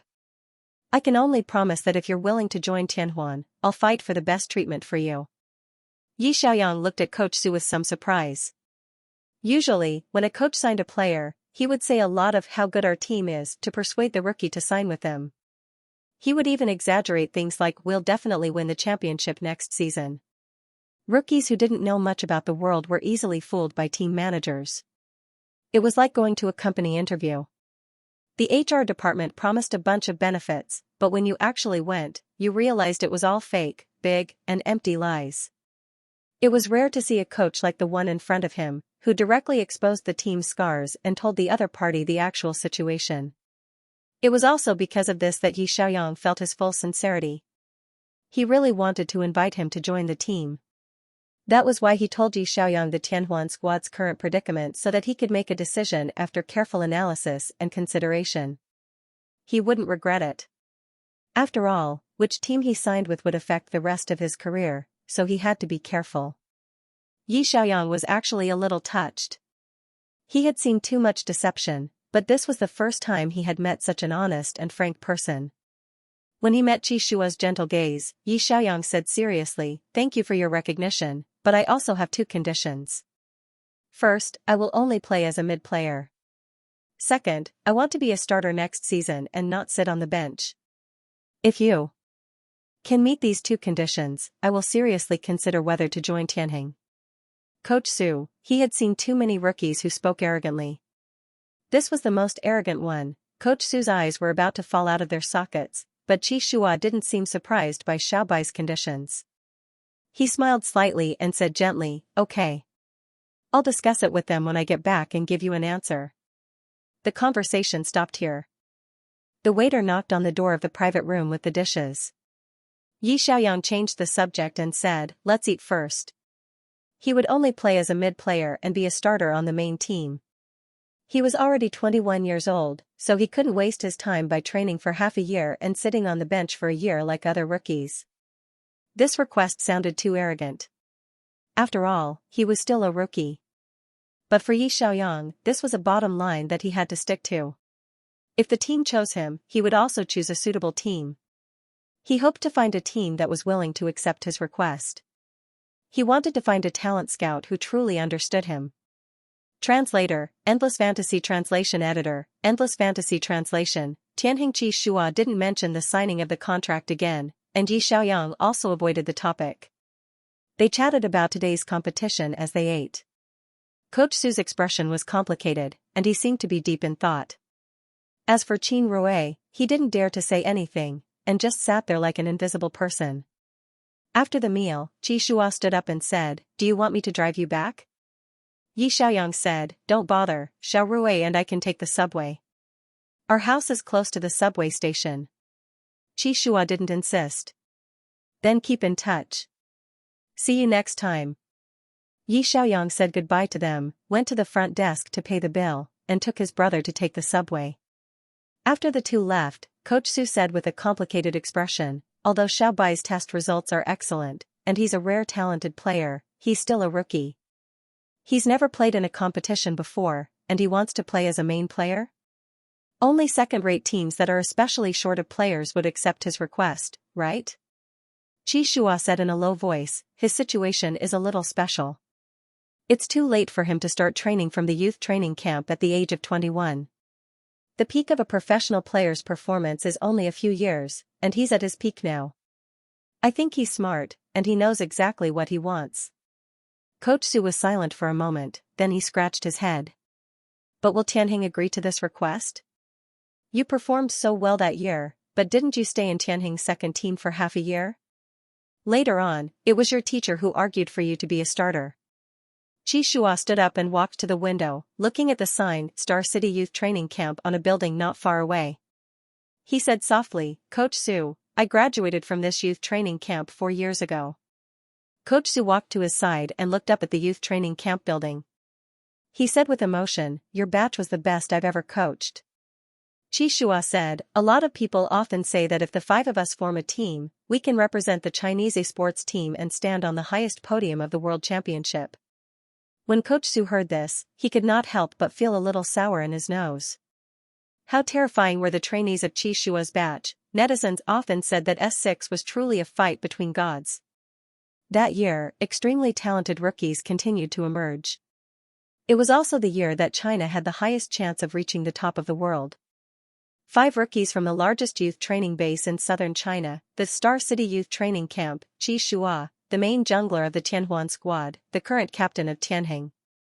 Fang Jingqing and Xia Yuan were the mid laner and archer of Xianxia team. Fang Jingqing took over as the captain of Xianxia. Su Zhua, the top laner with the strongest resistance to pressure, and the current captain of Team Yueying. Chen Qianhua, a support who had an excellent view of the overall situation, was one of the few beta players, and the current captain of ICE Seoul team. The 5 of them were taught by teacher Su, so they were good at 5 positions. Netizens often fantasized that if the 5 of them had formed a team back then, would they have been able to win the World Championship that China had been looking forward to for many years, after all. The 5 of them later became glory class players certified by the World League. They had won the individual and duo competitions, and they had all become the leaders of powerhouse teams. Coach Su took a deep breath and said emotionally, if you had signed on with the same team back then, Qi Shua said, there are no ifs. He turned to look at the coach beside him and said in a low voice, you know very well that Fang Jingqing and I are only suitable as opponents. Our philosophies are different, and our commands often clash. Su Zhua and Chen Qianhua have different mindsets from me. The 5 of us are very strong, but we are not suitable as teammates. Qi Shua wanted to go east, while Fang Jingqing wanted to go west. Qi Shua rushed up to fight, while Fang Jingqing flashed and retreated. When they were at the youth training base, they often had conflicts because of different understandings of the game. They were very good friends in private, but as Qi Shua said, they were not suitable as teammates. Coach Su asked, do you think Xiaobai is suitable to be your teammate? Qi Shua nodded firmly. Yes, he will be my best teammate. Thinking of the serious look in Xiaobai's eyes when he said, I want to play mid, and I want to be a starter, Qi Shua's lips curled up slightly, and his voice became much gentler. Back then, in order to let me enter the home team ahead of time, Master argued strongly. If Master can do it for me, I can do it for Xiaobai. Coach Su asked, do you plan to persuade Tianheng's coaching staff and team manager to sign this 21-year-old rookie who has never played a game and let him play as the main mid? That's too difficult. What about Xu Jiang? Xiao Jiang has played with you for 3 years. How can you bear to ask him to give up his mid position? Qi Shua was silent for a moment before he said, I'm confident that I can persuade them. Tianheng needs to change. He looked at the slovenly man in front of him and said calmly, if Tianheng can win the championship next year, I'll bring the trophy over and take a photo with you, Coach Su. Coach Su laughed. Then I'll be waiting. This man with messy hair and slovenly appearance worried a lot about the esports industry. Everyone called him Old Su. He was a professional player in the first season. His talent was average, and he did not win any trophies during his time as a player. However, he had always loved esports. After retiring, he became a coach at the Star City Youth Training Camp. Batch after batch of rookies went through his devilish training here, and he continued to send excellent new blood to the league. He did not have the ability to win the championship, but he always looked forward to it. One day, the Chinese team would be able to bring back the World Championship trophy. What he could not do, his students could. After Yi Xiaoyang returned home, he placed the gift box next to the computer, sat in the esports chair, and turned on the computer. Qin Rui whispered, "Bro, are you really going to be a professional player?" Yi Xiaoyang nodded. "I didn't get into a key university, and I don't have any special skills.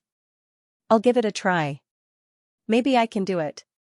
Qin Rui said excitedly, "Bro, you can definitely do it. You're the best player I've ever seen."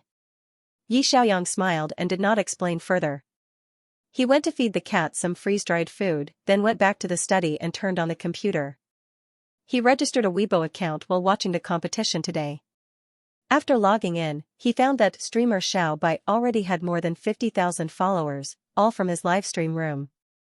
Because his Weibo was blank, many people sent him private messages, asking why he did not livestream on the weekend. Of course, there were also many anti-fans who sent him private messages. It was obvious that they were new accounts, and there were also some who were diehard fans of Ayuga. Yi Xiaoyang blacklisted all of them, then posted on Weibo, "This is whale streamer Xiao Bai's personal Weibo. Welcome to follow.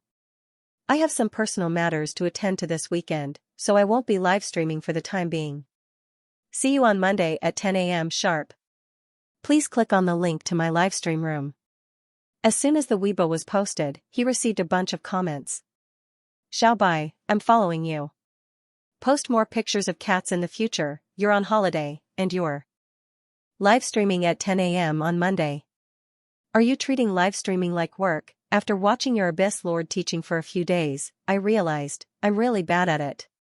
Xiao Bai, are you going to try out the national server next week? Which hero are you going to try out?" Yi Xiaoyang replied to the latest comment, "I'm going to try out the national server next week with Frost Goddess." Quite a few people liked this reply. Frost Goddess was a hero given to everyone by the system when they registered for the game. Many players who didn't buy heroes in the early stages used her as a mid laner. She could be encountered in almost every ranking below the diamond level. This hero could be said to be a novice hero that everyone could play. However, if one wanted to play it well, they would need to have some awareness and precision. Frost Goddess, whose skills couldn't freeze people, was a brittle super soldier. Frost Goddess, who could freeze people in team battles, could instantly turn the tide of a battle. Although Yi Xiaoyang was best at stabbing, he was also very good at controlling heroes. Today, the boss had given him a set of goddess bookmarks. He planned to get all of the goddess series domestic servers. His test score of 5 S's was his stepping stone. The unfathomable pool of heroes was his capital. He wasn't strong enough now. No team would be willing to sign an overage 21-year-old rookie like him, and no coach would be assured to let him play as the main force. Did he want to prove himself? In esports, strength was the only thing that mattered. Yi Xiaoyang opened Baidu and started to search for information on Tianhuan Squad. Tianhuan was established 10 years ago. This team had been active in the professional league since the first season of Clash of Gods. It was a veteran club. The capital behind it was Tianhuan Group, a well-known technology company. Therefore, Tianhuan Esports Club was rich and overbearing. They bought a building in the suburbs of Imperial Capital and converted it into the club space. This team's results could be said to have been up and down. They won the championship in the first season, then went quiet for a year. They won the championship in the third season, then did ridiculously poorly for the next 2 years. They didn't even make it to the playoffs. Tianhuan's momentum was at its peak in the 6th season. The captain at that time was called Ming Xing, who was respectfully called God Ming by the netizens. He was a world-class mid-laner. The rookie jungler was Qi Shua, his disciple. The young Qi Shua became the center of attention as soon as he appeared on the field. Qi Shua relied on his sharp, fast-paced playstyle to slaughter all the squishy creeps in the canyon. Countless archers and mid-laners were scared out of their wits when they saw him. Tianhuan Squad, thanks to the teamwork of God Ming and Qi Shua, set the record for the highest winning streak in the regular season among all the teams in the professional league. 35 wins in a row. In the end, Tianhuan participated in the World Series as the champion of the Chinese region. Unfortunately, they only came in second place and came back with a silver medal. Tianhuan Squad was scolded online and became a trending topic. For some reason, God Ming suddenly chose to retire and handed over the position of captain of Tianhuan to Qi Shua. After that, Tianhuan's mid-laner player became Xu Jiang. Xu was a very stable player. He was very good at control heroes like Frost Goddess and played well in team fights. However, Tianhuan had not returned to the championship position for 3 years from S6 to S9. Tianhuan had been going downhill since S6. Although Qi Shua was a very popular player, he was also a controversial player. Many people on the internet scolded him for being at the peak of his debut and going downhill all the time. He only rose to prominence for 1 season and then fell. There were too many mocking comments to count. Yi Xiaoyang thought about his previous life. He was also mocked every day like this. In the global finals before the car accident, they lost and came in second place. They were also scolded and became a trending topic. How similar their experiences were. Therefore, he could understand the pressure that Qi Shua was under. However, sympathizing with this team did not mean that he would join them. He was not a savior. He also had to think about his own future. If he joined Tianhuan and Tianhuan did not have the ability to win the championship, then he would have made the wrong choice. No one could affect his determination to win the championship. Yi Xiaoyang clicked on the league's official website, found all the videos of this season's matches, and searched for Tianhuan. He only looked at the few matches that Tianhuan had lost. From the match replays, Tianhuan's squad was in big trouble. First of all, Qi Shua was the core jungler and had been targeted by the coaches. When they played against Tianhuan, the opponents would invade the jungler like crazy. Qi Shua did not even have time to catch people. Qi Shua had a hard time controlling the tempo. Secondly, the mid-laner Xu style was more stable and focused on team battles. In every team battle, he was able to control the opponents in time. However, he could control them but not kill them.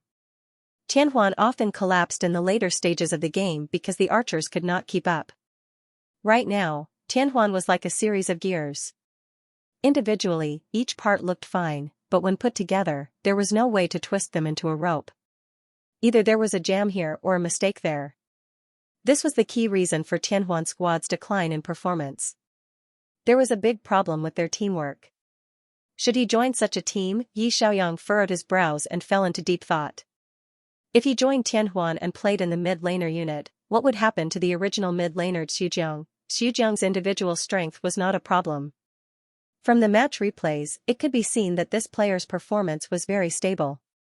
Although it was not outstanding, a player who never made a mistake was still quite scary. Tianhuan's biggest problem was the archer and support duo. Today, the coach had said that the archer and support would retire after this season and would be replaced by new players next season. If the mid-laner was replaced again, that would mean that 3 out of the 5 players on Tianhuan's squad would have to be replaced. There would be a big change in the lineup. This would definitely lead to problems such as insufficient teamwork, disjointed teamwork, and so on. Yi Xiaoyang massaged his temples. He temporarily put down Tianhuan's squad and looked up information on other teams that had hopes of entering the international competition. This year's top 8 teams included JG Xianxia, HW Huowen, ICEI Seoul, YY Yueying, BM Northern Shepherd, TH Tianheng, LSD Luotian Temple, and YG Yaoguang. Among them, Xianxia and Huowen did not need to be considered. Fang Jingqing and Zhou Jiawen, 2 world-class mid-laners, were there, and they were the captains.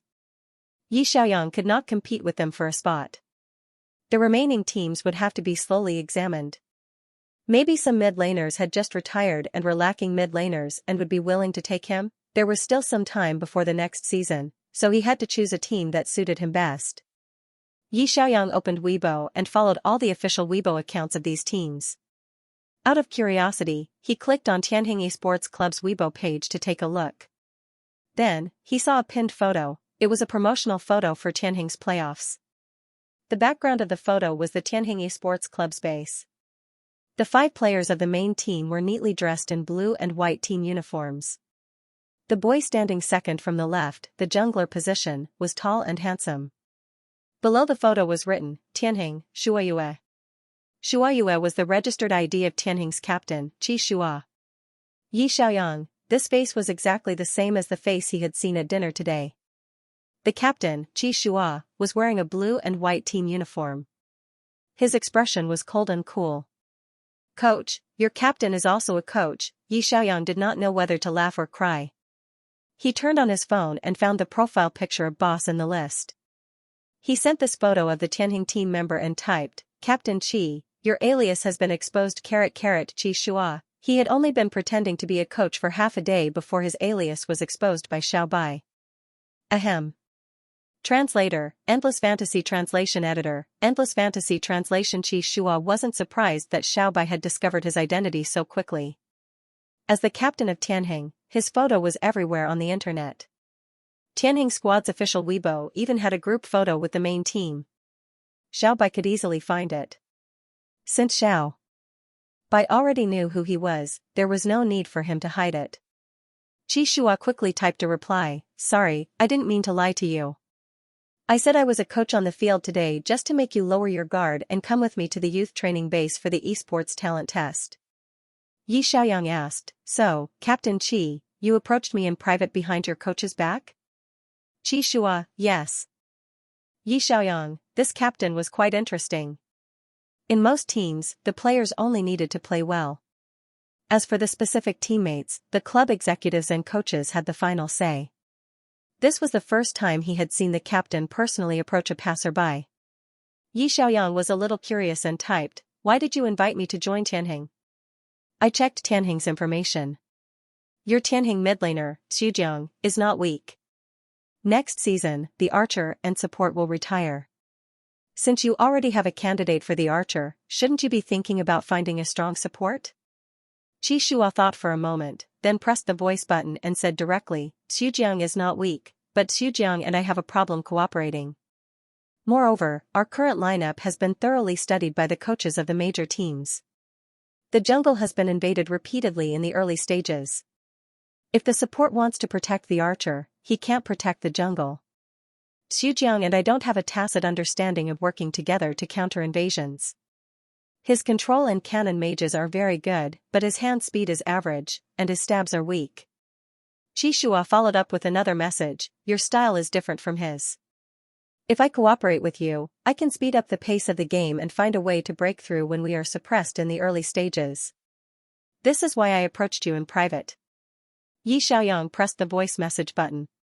Alpha's voice was still as deep and pleasant as he remembered. Qi Shua's words also hit the nail on the head and pointed out Tian Huan's biggest problem. The wilderness had been targeted too badly. Yi Xiaoyang carefully recalled the recordings of the matches he had just watched. It had to be said that when Tianheng met a strong team, they lost miserably and were basically crushed in the early stages. This kind of MOBA game was essentially an economic competition. The economic foundation determined the superstructure. Only with money would he be able to buy better equipment and deal higher damage. Other than the small soldiers on the 3 paths who would be rewarded with gold coins, the rest of the resources were all in the wild. Once our jungles were continuously invaded by the other side, the jungle's economy would be plundered. This would create a chain effect that would lead to the collapse of the entire situation. Tianheng wouldn't be able to hold on in the early stages of the game, and they wouldn't be able to win in the later stages of the game. No matter how strong Qi Shua was, there was no way he could fight 3 people at once, right? The other side was trying to find ways to target him, and he was helpless. There were only 2 ways to solve the problem of being targeted in the jungles. First, the archer's ability to protect himself was strong. He could stay in the bottom lane alone and let the support protect the jungles. Second, the mid laner had to be strong enough to help Qi Shua defend our jungles. He could even take the initiative to attack the other side's jungles. Tianheng didn't meet these 2 conditions. Yi Xiaoyang understood and said, "So, you want me to join Tianheng and help you defend the jungles? Or to coordinate with you in the middle lane and take the initiative to invade the other side's jungles?" Qi Shua replied, "Yes. Your understanding of the game is the same as mine. You can keep up with my rhythm. You have excellent control and awareness when playing assassin. You can coordinate with me in the middle lane and bring up the rhythm of the game. Plus, your results in the talent test were excellent, so I think we can be good teammates." Yi Xiaoyang asked directly, "What about Xujiang? He has played in Tianheng for 3 years and hasn't made any obvious mistakes. If I play the mid laner, what about him?" Qi Shua had thought about this problem and replied, "Let him switch to the support position." Yi Xiaoyang was speechless. Yi Xiaoyang didn't want to steal someone else's position. It wasn't easy for every professional player. If he went to Tianheng and replaced the original mid-laner, it would attract too much hate. Think about it. If he was Zhujiang and had played seriously for 3 years, how could he feel good if a passerby suddenly came and stole his mid-laner position? But would Zhujiang be willing to switch to the support position? Qi Shua said in a low voice. Letting Zhujiang switch to the support position wasn't an impulsive idea. I've actually thought about this for a long time. First, Zhujiang knows Tianheng's players very well. Next season, Tianheng's archer will be a rookie. A rookie will definitely have all kinds of problems in the game. I'll be more assured if Zhujiang protects the rookie archer.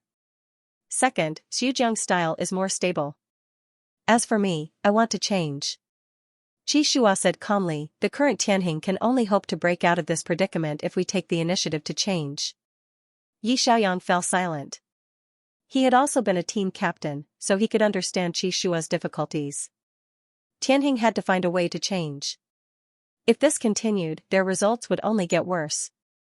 Tianheng, a former powerhouse team, was like a caged beast, unable to use its fists and feet. Qi Shua's sharp stealth and assassination skills couldn't be used to 30%, and their 5-player team was often defeated. This feeling was actually very uncomfortable. They clearly had a lot of martial arts, but they couldn't use their strength. When faced with this kind of bottleneck, most players would choose to listen to the coach's arrangements. Players who actively sought change would have to bear a lot of pressure, whether it was from within the team or from outside. On this point, Yi Xiaoyang actually admired Qi Shua's decisiveness and determination. Yi Xiaoyang asked seriously, I'll hit the target, and Zhujiang will switch to the support position to protect the newbie marksman. The top laner will still be Tianheng's veteran player, Qin Yizhu. Your jungler will lead the rhythm, and I'll cooperate with you to move around and catch people, seeking a breakthrough in this predicament. Is this Captain Qi's ideal lineup? Qi Shua said, your mid-laner can also take the initiative to lead the rhythm, and I'll cooperate with you. Yi Xiaoyang was a little surprised. I'll lead the rhythm? You don't have to worry? Qi Shua said, of course. I believe that with your talent, you'll soon become a top-notch mid-laner. Where did Captain Qi's confidence in him come from? Yi Xiaoyang thought about it and suddenly understood. Was my thought process in the King of Glory promotion match the same as yours? Qi Shua, that's right. Yi Xiaoyang, what a coincidence, there were plenty of players with tacit cooperation, but it was very rare to find a teammate with the same thought process when it came to the big picture. Should we take this wave of attacks or not? Who's going to lead this wave of attacks? Should we try to snatch this dragon? Every decision could affect the outcome of the match. There was usually only one decision maker in a team, and that person was the overall commander of the match. When 2 decision makers with the same thought process were together, it would be very scary. Because they could make the same judgment even if they didn't say anything at a critical moment. For example, if the opponent launched a surprise attack, should they fight, or should they retreat? It was definitely too late to listen to the commander's arrangements, so they had to rely on instant reaction time. If Qi Shua and Yi Xiaoyang made the same judgment at this time, they would not need to communicate and would immediately counterattack. They might even be able to kill their opponent. This was the importance of tacit cooperation in decision-making. Yi Xiaoyang finally understood why Qi Shua would take the risk to meet him in private. He really did fit Qi Shua's definition of a good teammate, daring to fight, and good at stabbing. The two of them could often make the same decisions during a match, and they could even form a tacit cooperation between the midfielders. If it were him, he would also want to test his opponent's talent and see if he could play professionally, and then pull him into his team. Yi Xiaoyang sorted out the cause and effect, so he simply turned on the voice message and said seriously, Captain Qi, thank you for your recognition of me.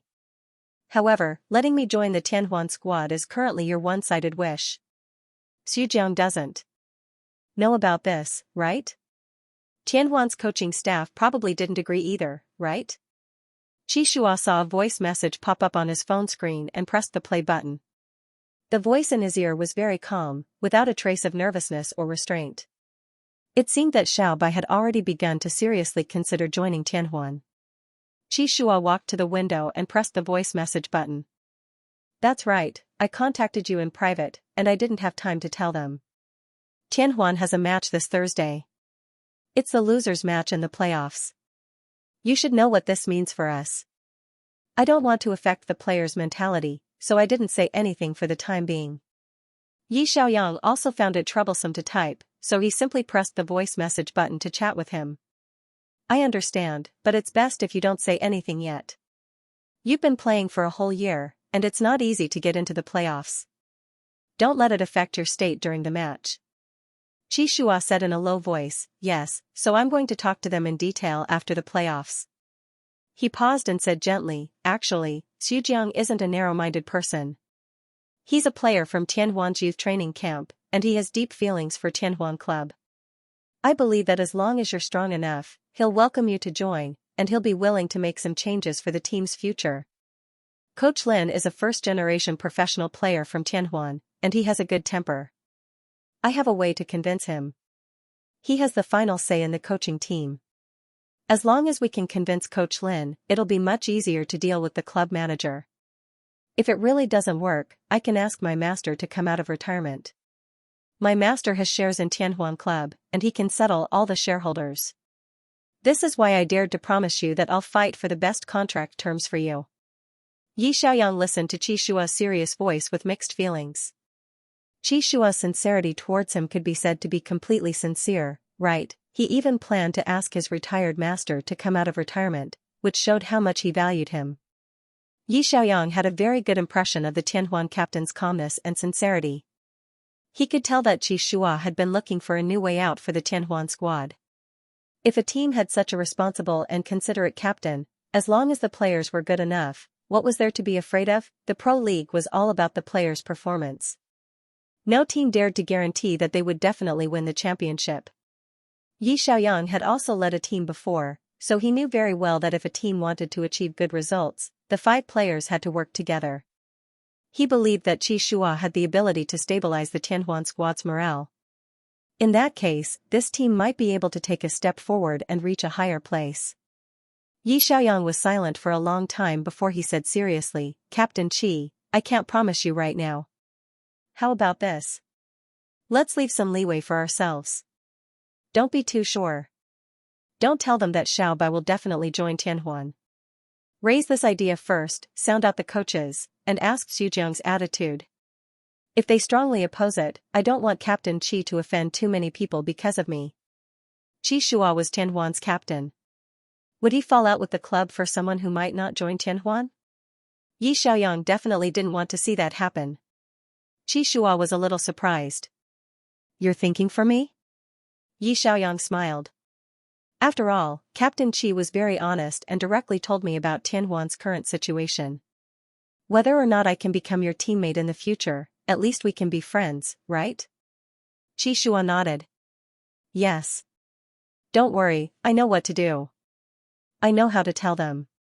He paused and said gently, you can also check the information of other teams. There aren't many teams with your style that you can integrate into.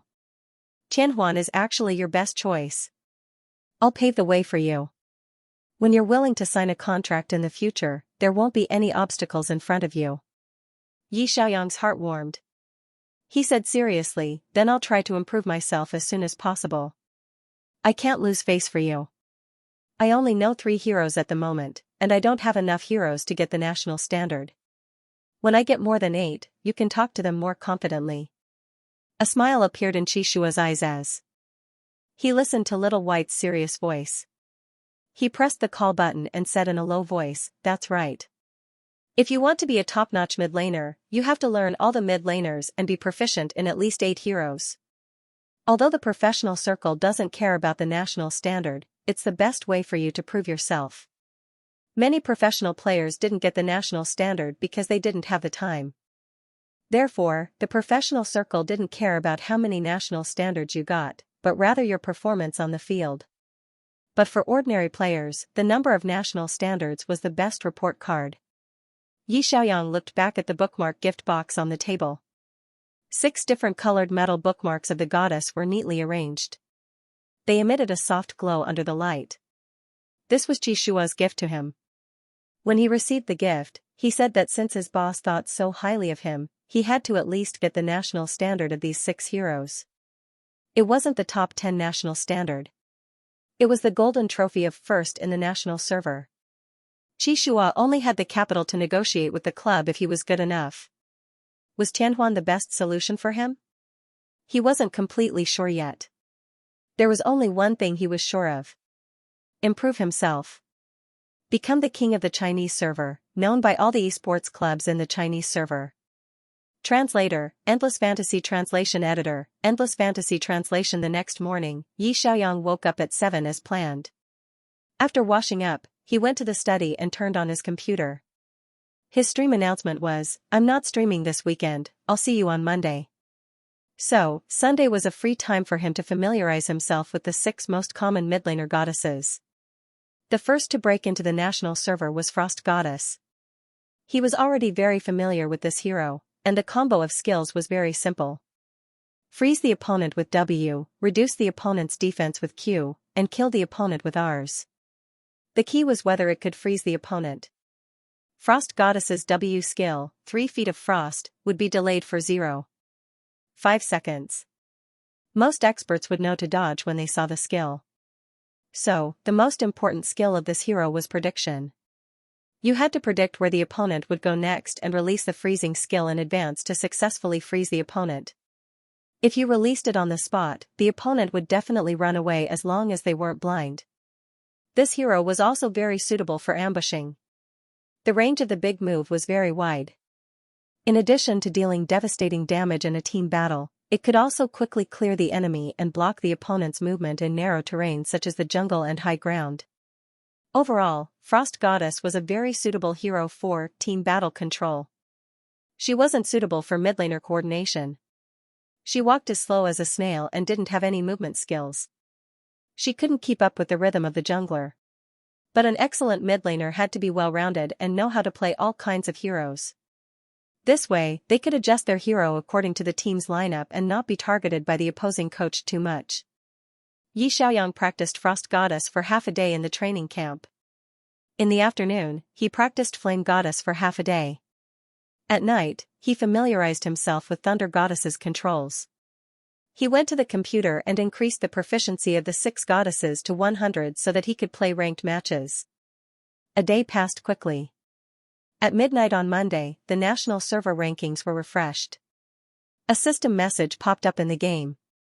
Congratulations, your hero, Illusionist, was ranked first in the country with 12,000 combat power last week. He received the title of National Server's #1 Illusionist. The Illusionist National Server was the second national server title he received. He surpassed a Yuga who was originally ranked first. Yi Xiaoyang happily turned off his computer and went back to his room to sleep. On Monday morning, he practiced hero for an hour as usual. Then, at 10 o'clock sharp, he started his live stream. He hadn't seen Xianxia for 2 days over the weekend, and the netizens in the live broadcast room had all flooded the screen to say hello to him. Of course, there were also a large number of people who came to see the cat. Kitty kitty Mwax, Little White is still as cute today, streamer, let me tell you. It's not right to disappear for 2 days in a row. A dedicated streamer has to broadcast every day. If you disappear again, I'll unfollow you, Xiao Bai, just you wait. I'm going to search for some insults so that I can scold you when I lose. Yi Xiaoyang glanced at the comments and said with a smile, from today onwards, we'll use Frost Goddess on the national server. This hero should take less than a week to take down the national server. Host, you're floating.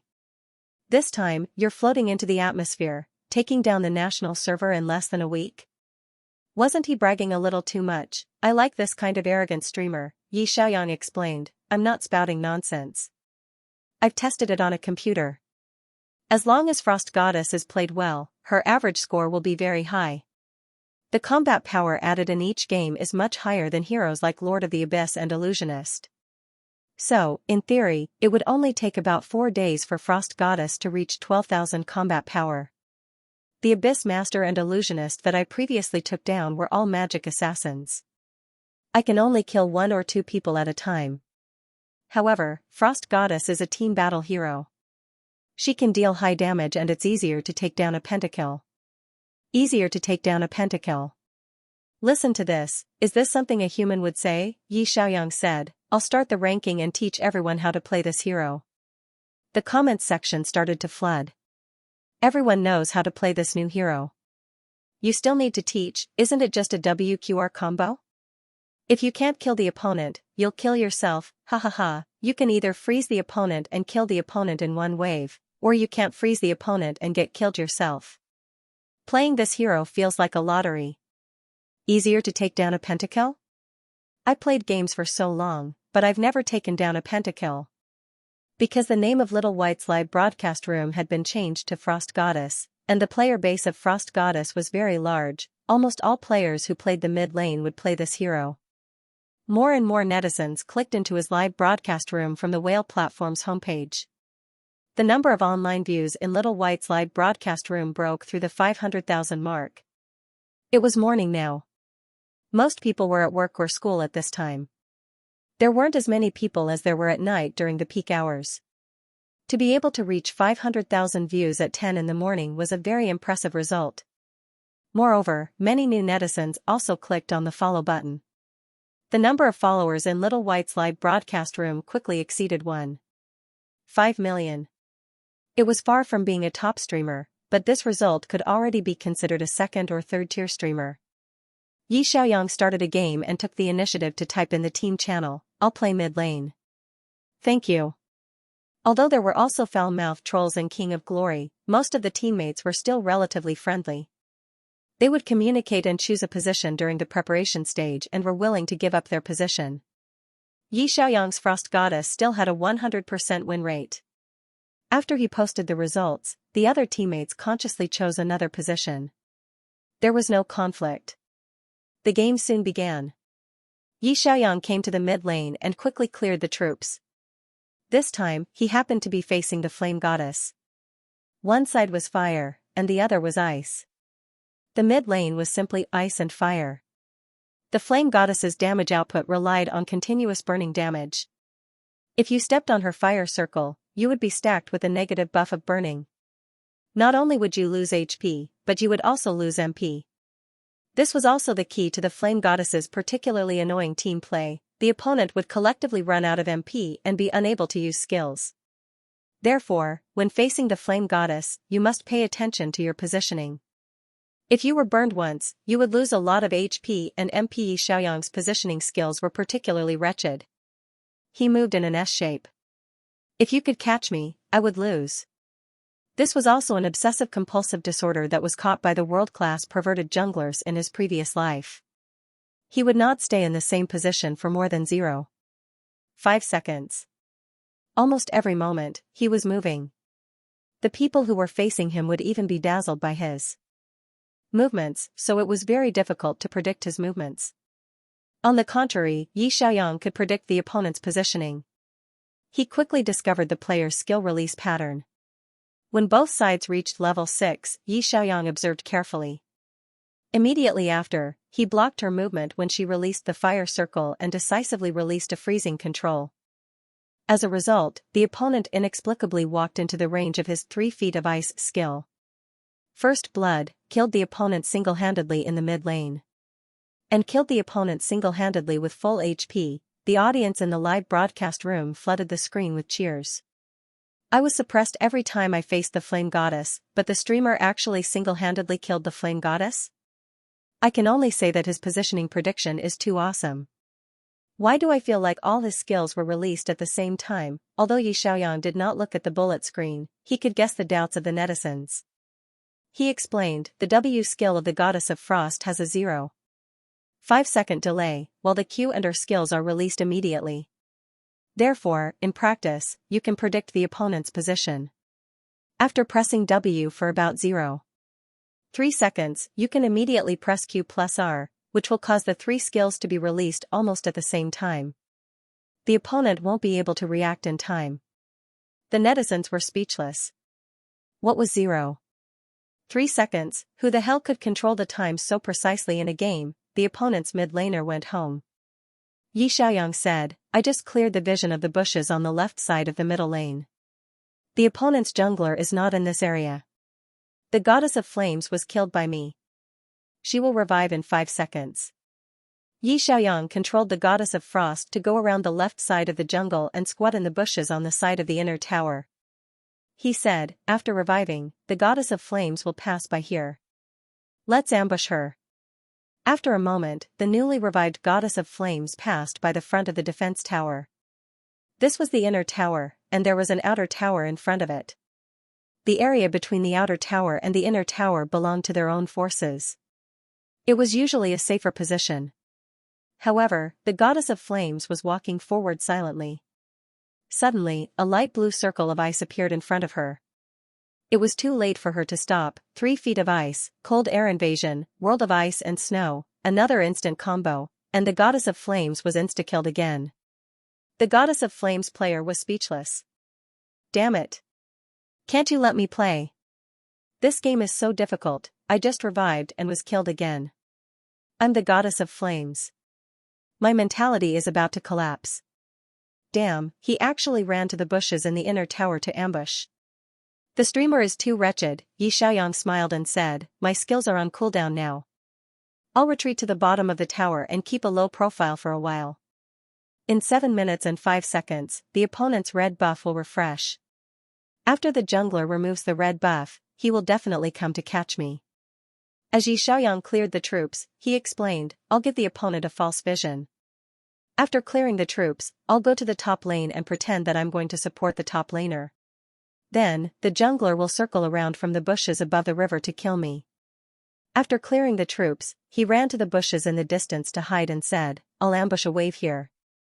After a while, all the plots went according to Yi Xiaoyang's deduction. After the opponent's jungler finished the red buff, he saw the mid laner, the goddess of frost, walking to the top lane. It seemed like she was going to support the top lane. He immediately ran over and circled around from the bushes above, wanting to sneak an attack on the mid laner. However, the moment he lurked in the bushes, what awaited him was a light blue circle of ice that suddenly appeared under his feet. Xiao Bai, goddess of frost, killed, if you understand, stealthed bandit. After Yi Xiaoyang finished killing people, he returned to the middle lane to continue clearing troops and making equipment. In the first 8 minutes of the small dragon group battle, he sneakily hid in the bushes in the distance to observe the opponent's movements. When the 5 people on the other side were halfway through fighting the small dragon, Yi Xiaoyang unexpectedly flashed over, flash, freeze, big move. A series of moves flowed smoothly, and the W skill froze the 3 opponents. Goose feather like snow rustled down, and the opponent's health dropped like a flood. He directly got a triple kill. Yi Xiaoyang said as he fought, Goddess of Frost, you're very good at crowd control in small dragon groups. If they're crowded near the dragon pit, you can take advantage of the time when the boss releases skills and sends them flying to place an ice circle under their feet. You can freeze a lot of people like this. The streamer is so annoying.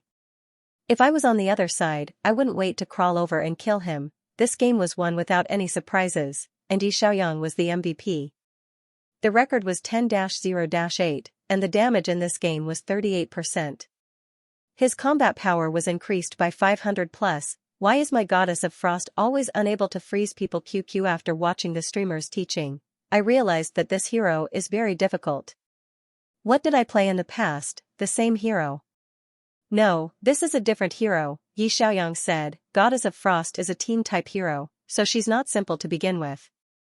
If you want to play her well, you need to analyze the situation, predict the opponent's position, and find the right time to team up. Let's continue to the next game. In the second game, Yi Xiaoyang still chose to play Goddess of Frost in the middle lane. But this game, the opponent's archer and support were very good at playing. They were probably playing a double team. In the middle of the game, they started crazily pushing towers and snatching resources in the jungle, causing our side to fall into a disadvantageous position. At one point, the opponent was pushed to the bottom of the high ground tower. Yi Xiaoyang and his teammates had no choice but to play a high ground defense battle. Prison Bureau, we're done for this time. The opponent had pushed all the towers in the 3 lanes. A disadvantageous position, miserable. In this situation, you couldn't play operations even if you wanted to. You couldn't get out at all, and you couldn't bring creeps out. The so-called Prison Bureau meant that all the towers in the 3 lanes had been pushed by the opponent. The opponent repeatedly brought creeps to the bottom of the high ground tower. Our players were like sitting in a prison and couldn't get out at all. They could only passively clear creeps on the high ground. And once the opponent took down the big dragon boss, they would advance together with the Tyrannosaurus Rex captains from the 3 lanes with the advantage of offense and defense. As long as the high ground of any lane was breached, it would be easy to lose. Xiaoyang wasn't in a hurry. He had played Prison Bureau countless times in his previous life. He had even been trapped in the crystal for more than 10 minutes in a tug-of-war game. All the professional players had a consensus: if the crystal didn't break, anything was possible. It was impossible to surrender. As long as there was still one person alive, they had to defend their home to the death. The opponent began to lead the creeps crazily, bringing creeps to the bottom of the high ground tower many times. Xiaoyang pressed the internal message. "Steady, we can turn the tables." His teammates were also very supportive. No one was willing to admit defeat. They huddled together and quickly cleared the creeps. This game dragged on for 40 minutes. During a crucial team battle on the high ground, Xiaoyang keenly caught a mistake on the opponent's side. The opponent's support wanted to force his way up the high ground, so he directly jumped to the bottom of the tower. The top laner and jungler followed. Because the high ground's intersection was very narrow, the 3 of them squeezed together. The mage and archer were standing at the back, and the archer was quickly attacking the tower. Xiaoyang seized the opportunity and cast a frozen circle from the side. 5 seconds later, the 3 enemies at the narrow intersection were all frozen in place by him. Almost at the same time, a large area of effect blizzard fell.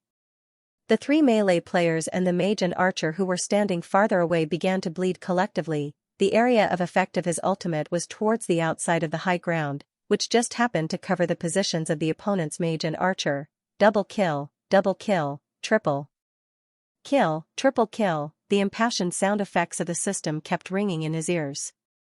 The goddess of frost instantly unleashed a wave of ultimate, directly taking down a quintuple kill and wiping out the entire opposing team. At this moment, his base sent out a wave of creeps.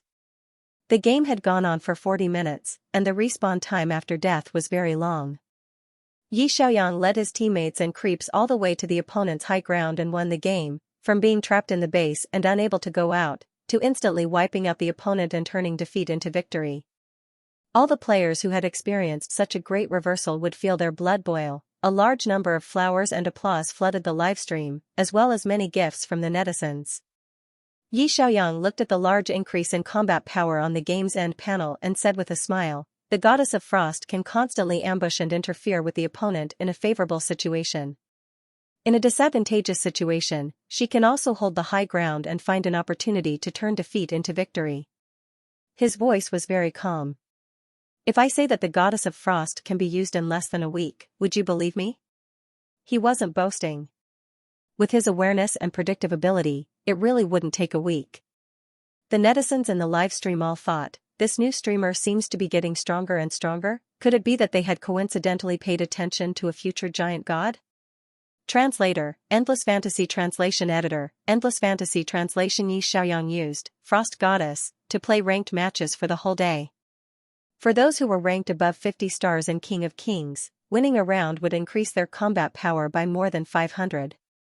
If they lost and became the MVP of the losing team, their combat power would be reduced by less than 50 points. His, Frost Goddess, had always maintained a win rate of 80%, so his combat power increased very quickly. For the next 2 days, he also used Frost Goddess to play ranked matches. At midnight on Wednesday, his, Frost Goddess, had reached 10,000 combat power. The netizens who watched his livestream were in awe of the speed at which he increased his combat power. Many netizens were stuck at the diamond rank, and their hero combat power was at most 3,000. They could not increase their combat power no matter how hard they tried. They might not even be able to get into the city rankings, let alone the national server. However, in just 2 days, Xiaobai had played dozens of ranked matches, and his win rate was above 80%. Just like that, he had reached 10,000 combat power. Are we playing the same game, host? Are you human? Oh no, you're a cat. Cats are really good at playing games. Why is Xiaobai's combo speed like a tentacle monster? And I'm like a handicapped person, my brain tells me, you can. My hands tell me, no, you can't. The netizens in Xiaobai's live stream room spammed the screen every day, and some wild tycoons also appeared on the gift list in Xiaobai's live stream room. Although Yi Xiaoyang was very popular, he did not have an official fan group until now. Qin Rui saw the flood of requests for friend requests in the bullet screen and enthusiastically suggested, "Brother, you can set up a few groups and pull your fans in. I've seen other streamers do the same. Many streamers even bring their fans in at fixed times." Yi Xiaoyang thought for a while and nodded in agreement. "I don't know how to do this. Why don't you do it for me?" Qin Rui immediately went to create a new account and changed the announcement in Xiaobai's live stream room to fans with VIP 3 and above can add XXXX. Add everyone to Xiaobai's fan group. Immediately, many netizens added Qin Rui's account. In order to reach VIP 3, some of them even signed up for a year's worth of membership cards. Qin Rui opened a group chat. It was full, so he opened another one. In the blink of an eye, the dozen or so groups were all full. Qin Rui said excitedly, "Brother, you're so popular." Yi Xiaoyang was also pulled into the fan group by Xiao Rui. He changed his name to streamer Xiao Bai and popped up to greet everyone. "Thank you for your support, everyone. I've been busy with the Chinese server recently, so I don't have time to carry you guys. Once I get the 8 Heroes national server standards, I'll look at the situation and bring everyone to play ranked games." The group members were dumbfounded. The national server logo of 8 Heroes, Little Bai, are you serious? Pupil quake. JPG, F***CK, am I following a monster? I seem to have entered a potential stock? Xiao Bai, if you have time in the future, take me to the next level. I remember that Whale's big brother Little Wei only got 4 national server titles. Little Bai wants to get 8, Little Wei had gotten another one in the past 2 days. Currently, there were 5 national server emblems and all of them were archer heroes. Streamer, you can surpass Xiao Wei. I have high hopes for you. There were too many people in the group, and the comments were dazzling. There were also a bunch of emojis. Yi Xiaoyang asked Xiao Rui to help him manage the fan group while he continued to stream. At the same time, in a group called Streamer Lianming, Streamer Universe, F***CK, this newbie is crazy, Streamer Universe, screen. JPG, the content of the screenshot was exactly what Yi Xiaoyang had said in the group. Once I get the 8 Heroes national server standards, I'll look at the situation and bring everyone to play ranked games. There was also a fan who said that the streamer was better than Little Wei. This news immediately caused a stir. Many people popped up to discuss it. Streamer Yulin, what's up with this Little Bai? How dare he challenge our brother Wei's position? Wei, I think he's a newbie from Whale. I saw that he's on the new streamer leaderboard. Cute bear, he's too arrogant. Does he think that the Chinese server is his backyard? That he can take it as he pleases? Streamer Miki, Ayuga, didn't this guy take away your illusionist's #1 spot? Ayuga was angry when he thought of this. On Monday, the system sent him a notification. Although his illusionist's combat power was 12,000, his average score was lower than Little Bai's, so he was pushed to second place in the Chinese server. Although the top 10 in the Chinese server would have the national server logo in the upper left corner, only the first place would have the Golden Championship Trophy logo. The second place would have a silver trophy. The illusionist was Brother Ayu's signature hero. He had spent a long time on it, but in the end, it had only been a month since he became the #1 player in the country. He hadn't even warmed up to it, and now he had been pushed down. Ayuga had already scolded Little Bai from head to toe several times in private. He felt that this Little Bai was specifically targeting him. No matter if it was the "thanks for letting me win" in the ranking game or the #1 in the Chinese server, why did he have to target him and make things difficult for him? Ayuga sneered as he typed, Ayuga, he's just a newbie who doesn't know the immensity of heaven and earth. Ayuga, I can't even be bothered to argue with him. Ayuga, he put a cat in the livestream. He's quite good at creating hype. Many people in his livestream weren't there to watch him play games, but to watch the cat. Ayuga, he's really shameless for the sake of creating hype. Streamer Miki, F***CK, you can do that. Streamer Miki, this is the first time I've seen a game streamer put a cat in the livestream. This person is really unscrupulous in order to get to the top, streamer Miki. I've seen him rushing for Goddess of Frost's national server. I remember that Goddess of Frost's #1 was taken by Cute Bear, Cute Bear, Cute Bear. I took it a long time ago. I haven't played this hero recently. Streamer Miki, this newbie seems to be quite ambitious. Is he trying to get first place in this year's new streamer's annual ranking in December? Ayuga, don't joke around. With his little fan base, I'll eat my keyboard live if he can get first place. Just as everyone was discussing heatedly, a voice that didn't fit in with the group suddenly appeared. Mumu, are you talking about streamer Xiaobai? Mumu, his cat is quite cute soon, someone else appeared. Streamer Xiaowei, Sister Mu, pull me in to play ranked games tonight. Help me out. Streamer Xiaowei, I've been losing in ranked games recently. I've lost so much that my underwear is about to fall off. F***ck, Mumu, don't play ranked games tonight. Play the Pinnacle Tournament. Streamer Xiaowei, oh right, the Pinnacle Tournament is on Wednesday. I almost forgot about that. Streamer Xiaowei, play the Pinnacle Tournament tonight. This group was a mix of good and bad people.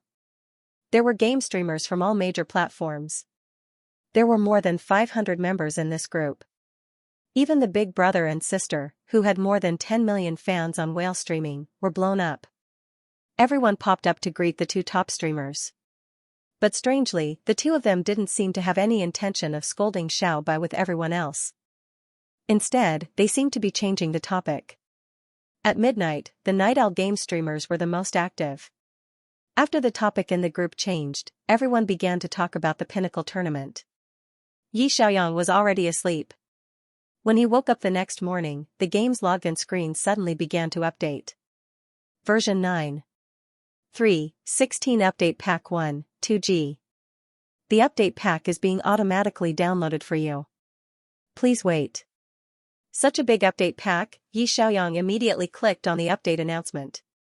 The content of this update included skin optimization, skill optimization, and a lot of complicated activities and missions. There were also rewards of gold coins and skin redemption coupons. Yi Xiaoyang would have skipped over these activities in his previous life. His focus had always been on playing games and training heroes. He only felt that these things were troublesome. However, there was one announcement that caught his attention. After the update on Wednesday, the entire server would start the new season's Pinnacle Tournament. The rules of the Pinnacle Tournament were different from the ranked games. Every night from 8 to 12, it would start at a fixed time. Only the strongest players could sign up for it. Teams were not allowed. All players would enter the arena alone. The entire server would be randomly matched. They would start from the 1000th stage. Points would be added if they won, and points would be deducted if they lost. The server's Pinnacle Tournament ranking would be held every week. The specific rules for the hero's combat power and points were listed in a table by the officials. Yi Xiaoyang studied the table carefully. He then realized that the Pinnacle Tournament would increase the combat power of the hero faster. If he could reach the 2000th stage and win a round, the combat power of the hero would increase by a lot compared to when he was ranked. This was because the combat power of the hero in the Pinnacle Tournament would be multiplied by a coefficient. The higher the stage, the higher the coefficient. This was easy to understand. The difficulty of killing 10 newbies in the bronze stage was completely different from killing 10 experts in the higher stages of the Pinnacle Tournament. Therefore, the higher the stage, the more combat power would increase by winning a round. Of course, it was not so easy to reach the 2000th stage. After the update today, the season's Pinnacle Tournament would officially start. All the strongest players could sign up. This also meant that all the strongest players in the server were standing on the same starting line. Yi Xiaoyang could not help but feel a little excited. The Pinnacle Tournament was stricter than the normal ranking. Since teams were not allowed, there would not be gay friends, couples, or girlfriends. Some newbies who did not play well and needed friends to carry would rarely torture themselves in such tournaments. In addition, the tournament used a point system. Cursing, fighting for position, and AFK would be relatively rare. It could be said that the Pinnacle Tournament was more like a fair national competition. Compared to the national server standard, the weekly national ranking of the Pinnacle tournament would attract the attention of the major clubs. For the national server standard, players would have to click on a specific hero to check the ranking. However, the champion of the Pinnacle tournament would be displayed on the home page as long as the Pinnacle tournament panel was opened. If he engraved Xiao Bai's name on the champion list of the Pinnacle tournament, would it not prove his strength? Thinking of this, Yi Xiaoyang immediately changed the name of his live stream to Pinnacle Tournament at 8 p.m. After seeing the name change, the fan group immediately exploded. Xiao Bai was going to play in the Pinnacle tournament. The Pinnacle tournament at the beginning of the season was especially scary. There were countless demons and monsters. Everyone started at the 1000th stage. There were many experts. Streamer, why don't you wait a few days and start at the 1000th stage after those experts have reached the 1500th stage? It would be much easier. Yes, the Pinnacle tournament had just started today. The 1000th stage would probably be very crowded tonight, since the registration requirement for the Pinnacle tournament was to be in the Greatest King division. The threshold was very high. At the beginning of the season, everyone was in the 1000th stage. Even world-class professional players like Qi Shua and Fang Jingqing had to start at the 1000th stage to play in the Pinnacle tournament. This also meant that the 1000th stage at the beginning of the season was really Crouching Tiger, Hidden Dragon. Yi Xiaoyang was not afraid of the situation where there were so many experts. On the contrary, it was more meaningful to be able to kill his way through the Pinnacle tournament. It would also be a good way to hone his skills compared to simply obtaining the national server standard. Moreover, there was no conflict between competing in the Pinnacle tournament and obtaining the national server standard. The strength of the heroes in the Pinnacle tournament would be even higher. After the update was completed, Yi Xiaoyang practiced his heroes in the human and machine training camp for half an hour. At 10 o'clock sharp, he started his ranked live stream. When he went offline at 12 o'clock, his Frost Goddess combat power had reached 12,000. Although the system hadn't announced it yet, his average score was more than 15 points, out of 16 points. This hero was destined to be number 1 in the country. He looked at the rankings. Frost Goddess's original first place in the national server was taken by a streamer called Cute Bear. He would definitely offend some game streamers if he took away someone else's first place. However, he had no choice. This was what he had to do. Moreover, the ranking of heroes was a fair competition. If you couldn't maintain your first place in the national server, it would only prove that your skills were not as good as others. He did not start his live stream in the afternoon. Instead, he continued to watch the recordings of the professional league as he had planned. After dinner, Yi Xiaoyang washed his face and sat in front of his computer at 7:45. There were still 15 minutes before the Pinnacle tournament. He went to the training camp to practice his heroes. At 8 o'clock sharp, he saw the Pinnacle tournament logo on the top left corner of his screen light up. After he opened it, a notification popped up. Season 9, 3's Pinnacle tournament has begun. Do you want to register? Yi Xiaoyang pressed register. Your current Pinnacle tournament stage is 1000 points. Win a round plus 20 points. Lose a round minus 20 points.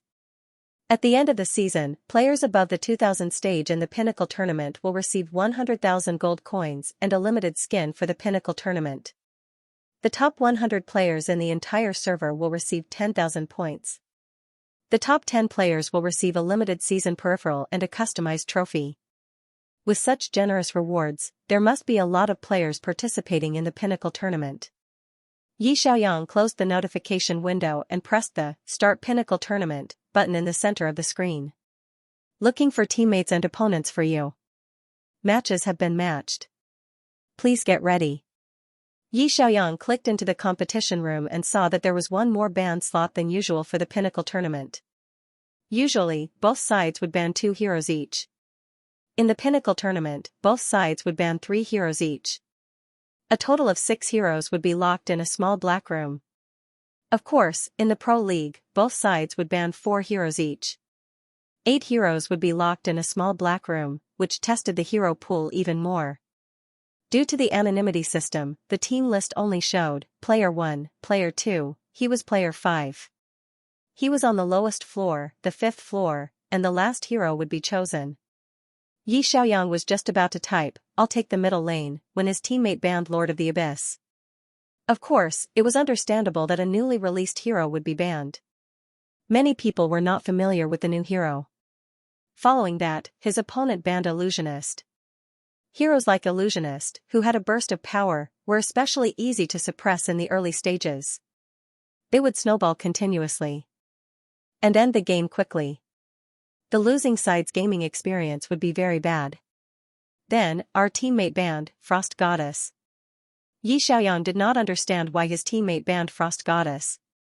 Maybe it was because he had encountered the abnormal Frost Goddess when they were playing ranked, so he was traumatized. The netizens in Xiaobai's live broadcast room laughed like crazy. Xiaobai was so pitiful. All three of his heroes were banned: Lord of the Abyss, Illusionist, and Frost Goddess. Did they peek at Xiaobai's hero pool? Xiaobai, they must have sensed that player 5 had a murderous aura, so they banned your heroes.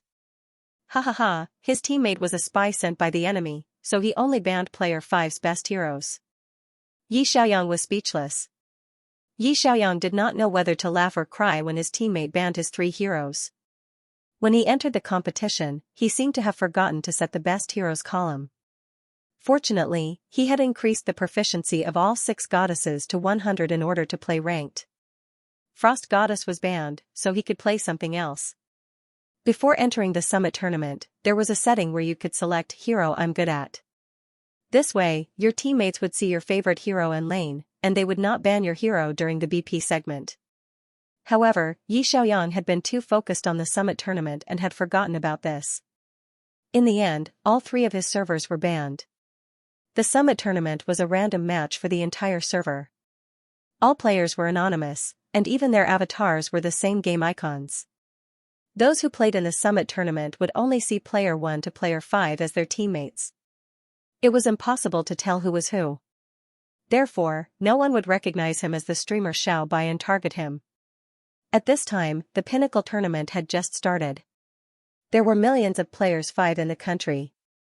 This match was a pure mistake. He had often encountered such an experience in the past. In order to prevent his teammates from snatching the mid laner, Yi Xiaoyang hurriedly typed, "I'm playing mid laner. Can you let me play mid laner? I'm not familiar with the other locations." Player 1, are you serious, brother? You only know how to play one position, yet you still want to participate in the summit tournament. Player 2, I'm really impressed by these newbies who only know how to play mage. Player 3, can't you just go and practice your heroes?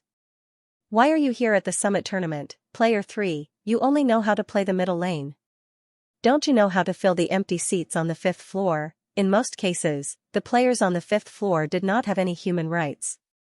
After the first 4 teammates had chosen their heroes, you could only fill in the gaps according to the lineup, unless you were so good that your teammates were willing to give up their positions to you.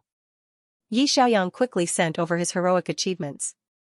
Player 5, Hero, Lord of the Abyss, 88% win rate, 12,000 combat power, number 1 in the national server. Player 5, Hero, Illusionist, win rate, 85%, Hero combat power, 12,000, number 1 in the national server. Player 5, Hero, Frost Goddess, 86% win rate, 12,000 combat power, number 1 in the national server. Player 5, they've all been banned by you.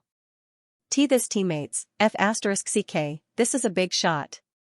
No, big boss. He was number 1 in the country.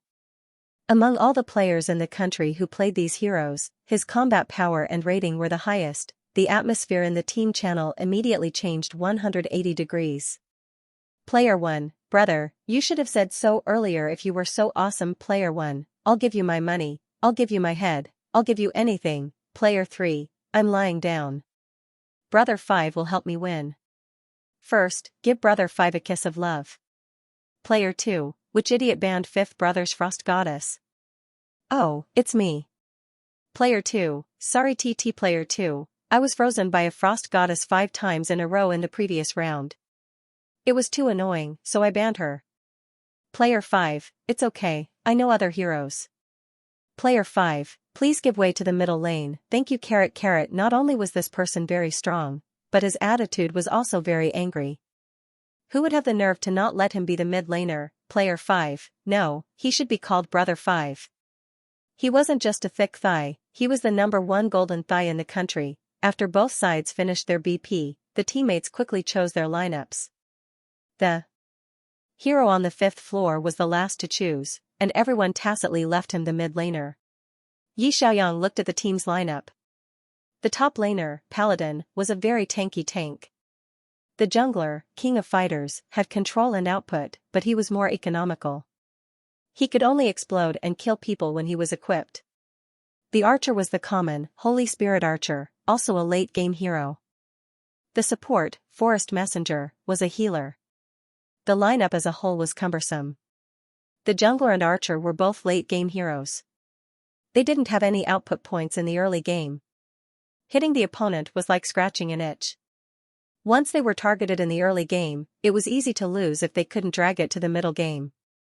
The most important thing was that choosing King of Fighters, a developing hero who could kill several brittle players in the late game and was a younger brother in the early game, would make it too easy for the jungler to collapse. The reason why the King's advancement competition could drag to the late game and rely on operations to win last time was because the support, Priest of Blessings, could accelerate the whole team. If they couldn't win, they could run. They were very mobile. However, with today's lineup, you can't run away even if you can't win. Xiaoyang thought about it as he quickly changed heroes on the 5th floor. Goddess of Flames, a positional battle hero, was not suitable for this lineup. Goddess of Storms, a group control. She could blow people far away, which conflicted with Paladin's taunt skill. Goddess of Thunder, needed support to cooperate in a group fight. Goddess of the Ocean, Deceleration, was also a soft control playstyle. Xiaoyang locked, Goddess of Destiny, Angelia. Seeing the appearance of this hero, the netizens in the live broadcast were very surprised. Xiaobai knows how to play with the Goddess of Life? The operation of this hero is extremely difficult, haha. The Goddess of Destiny is also called the Goddess of Fortune-telling. Whether you can win or not depends on fortune-telling. I don't even understand the skill mechanism of this hero. There are 2 statuses, the skills are released differently, and I still have to save energy. Oh my god, heroes with 5 stars of operation difficulty, like me, usually go around them. I also don't understand the Goddess of Fate, and I rarely see her in the rankings. The streamer knows how to play this. At the same time, in Mumu's live broadcast room on the Whale live broadcast platform. She looked at the lineup of her teammates, frowned, and said, this lineup is too weak in the early game. Paladin is a tank, and his output is very low. Jungler King of Boxing, Archer Holy Spirit, they are all in the late game. At this moment, player 5 locked on to the Goddess of Destiny. Mumu's eyes lit up. If you choose the Goddess of Destiny, you can still play in the early game. Xiaoyang didn't look at the bullet screen when he was playing, so he minimized the bullet screen window. What he didn't expect was that the live broadcast room was filled with white bullet screen. Damn, what luck, seems like player 4 is Mumu. I'm watching the live broadcast of the Pinnacle match. Player 4 is Mumu, and player 5 is Noob. Your support is Sister Moo, the #1 sister of Whale live broadcast. With Sister Moo, I feel that this match is in the bag. Mumu's live broadcast room was also filled with bullet screen comments. She was stunned for a moment, then opened the team chat and saw the conversation just now. When she used to play support, she was often scolded by her teammates, so she simply checked block all in-game text chat in the settings, so she didn't see the conversation just now. Illusionist National Server, Abyss Dominator National Server, was this player 5 the noob that caused controversy in the streamers group chat? Both sides finished choosing their heroes, and the match loaded. Everyone realized that Noob's Goddess of Destiny proficiency was actually blank, 100 proficiency points, just enough to be ranked. Usually, it was refreshed by the machine. With such low proficiency points, it meant that he didn't even use Goddess of Destiny to play a ranked game. Noob, are you F***King training your hero in the Pinnacle match? The streamer is floating again, this time out of the atmosphere, out of the earth. His teammates are all gold with full proficiency points, and you, blank hero, are mixed in with them. Ha ha ha, although your Abyss Dominator is on the national server, Goddess of Destiny has green proficiency points. His teammates must be in a roller coaster of emotions right now. Xiaoyang's Goddess of Destiny was indeed green proficiency points, and he hadn't used it in ranked games. However, he had been training in the training camp for a long time, so he was already familiar with this hero's various skill combos and equipment combinations. Since he dared to use it in the pinnacle match, he was confident that he could play it well. He never cheated his teammates. At this time, Mumu's live broadcast room was filled with comments, using a green proficiency point hero to train his hero in the pinnacle match. No way, Sister Mu met a cheater in the first round of the pinnacle match. Mumu smiled and said, a green proficiency point can also be a smurf. He chose Goddess of Destiny, which is quite compatible with our lineup. Goddess of Destiny is a mage without a mana bar, so her damage depends on her level and doesn't eat much equipment. King of Fighters needs mana as a jungler. This way, he won't clash with the jungler and can even help defend the jungle. The netizens finally understood. Sister Mu is indeed a guest commentator of the official league. So, Player 5's awareness is still okay? At least he can choose a hero to cooperate with. Player 5 is also a streamer called Noob, Whale's new streamer. Is that so? Follow this wave, watch both sides together. Sister Mu, you can do it. The two streamers were matched as teammates. Qin Rui realized that the number of viewers in Noob's live broadcast room had suddenly increased. At 8 p.m., the golden peak hour, the original 800,000 viewers instantly exceeded 1.6 million, directly doubling. What's going on? Qin Rui's jaw almost dropped.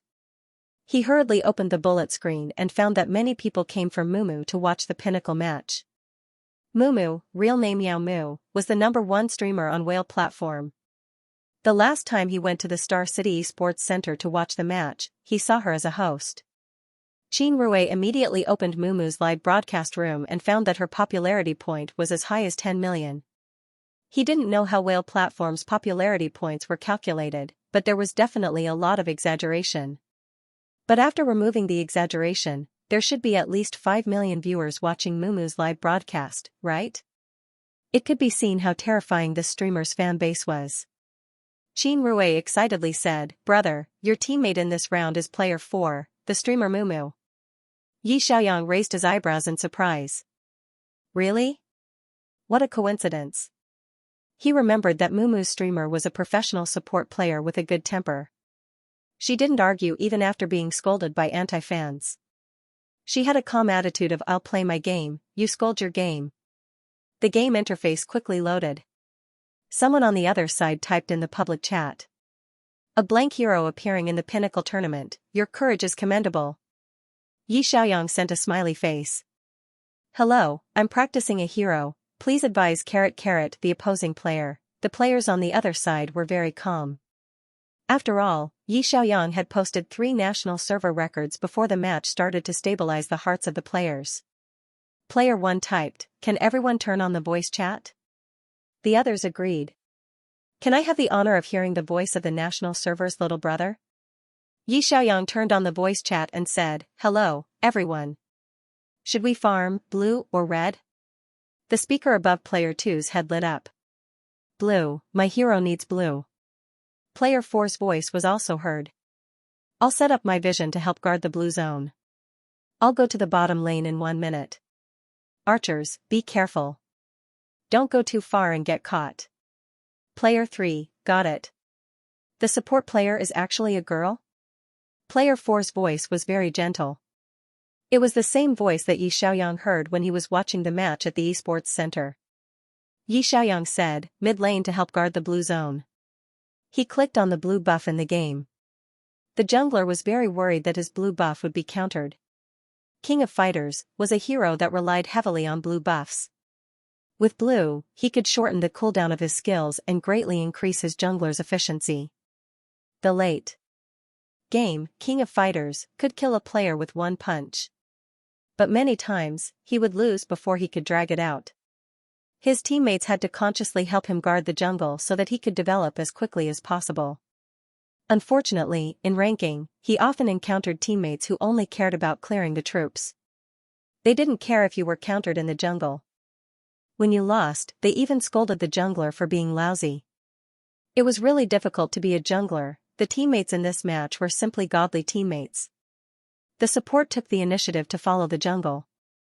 The mid laner also said that he would guard the jungle. The jungler was so touched that he sent a row of crying emojis. The three of them quickly went to the blue buff area and hid in the grass. 30 seconds later, the buff in the jungle refreshed. The opposing team really countered with blue. They were junglers, support, and mid laners. It was a 3v3 at the beginning of the jungle. Xiaoyang said decisively, "We can't beat them. Let's retreat." If there were only 2 people on the other side, they could try to fight back. But in a 3v3, they were at a disadvantage because the early game damage of the King of Fighters was pitifully low. Before Goddess of Destiny reached level 6, she couldn't switch between 2 forms. Mumu said, "Jungler, go to the opposing team and steal their blue buff. I'll stall for time. Once you're done farming, quickly farm your own red buff." "Jungler, Roger." He immediately turned and ran. He went around the river to steal the opposing team's blue buff. The support, Forest Messenger, had a control skill called Vine Growth. Although it was a soft control skill, if the skill was placed well, it could control the opposing team. The moment the 3 of them walked into the jungle, Mumu predicted their movements and suddenly placed a green vine in their path. The vine grew rapidly.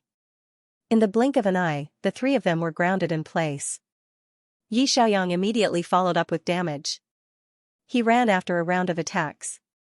Seeing that there were only 2 of them in the jungle, the opposing team started to chase them.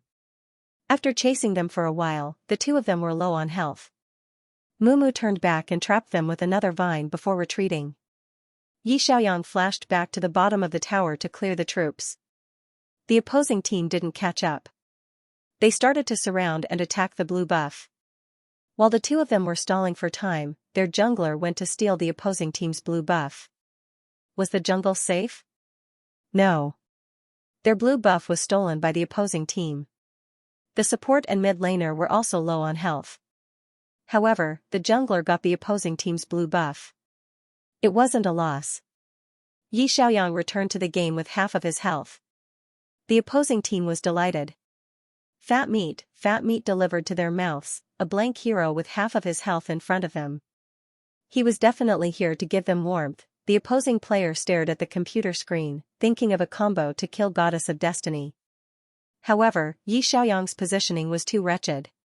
The crowd control skills couldn't control him at all. He was like a nimble snake, constantly moving in an S shape in the middle of the road, dazzling the eyes of the players. After the players on the other side missed 3 consecutive crowd control skills, they were surprised to find that they had missed a few soldiers in order to kill the Goddess of Destiny.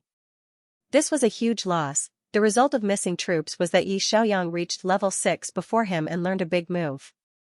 Then, he immediately started to counterattack. They didn't even see how Goddess of Destiny operated. A bunch of fancy talismans fell from the sky, and the opposing player was instantly killed. First blood, Goddess of Destiny got first blood. Opposing player. What happened to training heroes? Xiaoyang, training is faster. Opposing player 5, like hell I'll believe you. Not long after, their jungler went to the bottom lane and waited for an opportunity. Xiaoyang said in the live chat, "Wait a moment, I'll go support immediately." He gave the opposing mid laner a fake vision. The so-called fake vision was like a fake move in a basketball game. It was used to confuse the opponent. From the opponent's point of view, he went to the top lane. But in reality, Xiaoyang circled back from the bushes and went to the bottom lane from their jungler. This way, the opposing jungler would make the wrong judgment. Xiaoyang crouched in the bottom lane and clicked on the attack prompt. The Forest Messenger immediately went up and cast a crowd control skill. The next moment, countless talismans shot out from the bushes like a storm. The black talismans instantly pierced through the opponent's body like sharp swords. The red talismans scattered like flowers and smashed into the 2 opponents. The white talismans followed up at the right time. The 2 players, who were originally grounded and unable to move, were sealed by Goddess of Destiny's white talismans just as they were able to move. The perfect, seamless control made the opponent want to cry but have no tears. Then, golden talismans fell from the sky and instantly pierced through the 2 players' heads. The netizens couldn't understand this beautiful set of maneuvers at all. They only knew that Goddess of Destiny's fancy set of damage output had reduced the opponent's health to nothing. Yi Xiaoyang said, "Jungler, go and collect the kill." The jungler hurriedly rushed up with a big move and punched the archer's head. At the same time, he punched the support and took the double kill. The young man's excited voice sounded in his ear. "Thank you for letting me get the double kill." Yes, Yi Xiaoyang was giving the kill to his jungler teammate. This was because King of Fighters consumed a lot of equipment. He had to have enough financial support to buy a few good pieces of equipment so that he could have better damage in the later stages. On the other hand, Goddess of Destiny didn't consume equipment. His damage output relied more on his level. The higher the level of the hero, the higher the magic damage. Yi Xiaoyang smiled and said, "You're welcome. Get the kill and develop as soon as possible. I'll help you guard the jungler." The jungler, what was a godly teammate? All the junglers who met such a mid laner who gave the kill and helped him guard the jungler simply wanted to marry him, okay? At this moment, the Mumu, who heard the conversation, frowned in confusion. The content of the discussion in the streamers group today surfaced in her mind. He's just a newbie who doesn't know the immensity of heaven and earth. He has no bottom line for hype. He stepped on others to get to the top. He actually released a cat during his live stream. Those comments were full of jealousy no matter how you looked at it. She had seen the ranking of new streamers on the homepage and clicked into Little White's livestream to take a look. At that time, she had only thought that the cat was very cute. After interacting with him personally today, she realized that Little White wasn't the kind of streamer who was very utilitarian and would do anything for popularity. Most game streamers would kill people crazily during their livestream and take the kill to show how awesome they were. But Little White had just given the double kill to his teammate. Because his teammate needed the money more than he did. They had underestimated Little White's vision and breadth of mind. The jungler, King of Fighters, who could only rise to prominence in the later stages, had made the core equipment in about 10 minutes because Yi Xiaoyang had given away the kill many times and even gave up the mid lane's money. He didn't let Yi Xiaoyang down. He roamed the map and killed a squishy with one punch, quickly helping his team establish an advantage. With the cooperation of the 5 people, this match was won very easily. Moreover, the feeling of winning the match with everyone's cooperation was very satisfying. The jungler had taken the most kills and was the MVP of this match. Yi Xiaoyang's rating was second. He didn't really care. The second place added quite a lot of battle power. After the match, Yi Xiaoyang received a verification message. Player Mumu has requested to add you as a friend. The summit match was anonymous. All the players' information would be hidden. Even after the match ended, they wouldn't be able to find their teammates. This was why the summit match was much better than the ranked matches. Mumu adding him as a friend could only mean that the Mumu knew that player 5 was the streamer Little White and had found a way to find out his player ID. Yi Xiaoyang knew that his crazy method of taking the local server would definitely offend a lot of streamers. If he could make 1 or 2 friends in the broadcasting industry, it would be better than going against the entire broadcasting industry, right? After all, he wanted to be a professional player in the future. If he offended too many people, the team he was in would be badly criticized. Thinking of this, Yi Xiaoyang accepted the other party's friend request and took the initiative to send a message. "Hello, Sister Mu Mumu, hello Little White. If we have time in the future, we can play ranked together. I'll be your support." Translator, Endless Fantasy Translation Editor, Endless Fantasy Translation. It was very difficult to find an assistant with a first-class consciousness like Mumu. Support was very important in high-level games. Support was like a person's eyes. Without a good support teammate, everyone would become blind. They would be ambushed repeatedly by the opponent, and it would be easy to collapse. Mumu offered to play with us when we're free. Yi Xiaoyang was very happy.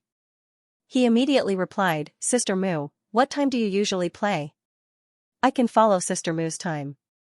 "Mumu, I usually go to bed at 12:30. I play ranked in the morning and afternoon, and the summit tournament at night." Girls usually paid more attention to their skin care. She was not like most night owls who stayed up until 3 or 4 in the morning. She had a more regular schedule. This schedule was exactly the same as Yi Xiaoyang's. Yi Xiaoyang quickly said, "Sister Mu, if you're free tomorrow morning, please add me to your list. I'll be there at 10 in the morning." Mumu, okay, see you tomorrow. I'll continue playing the summit tournament. Yi Xiaoyang sent a waving goodbye emoji. After closing the game chat window, Yi Xiaoyang opened the live broadcast room. He found that Xiaobai's live broadcast room had a lot of new followers. Mumu was currently live broadcasting. Many fans saw her publicly adding Xiaobai as a friend.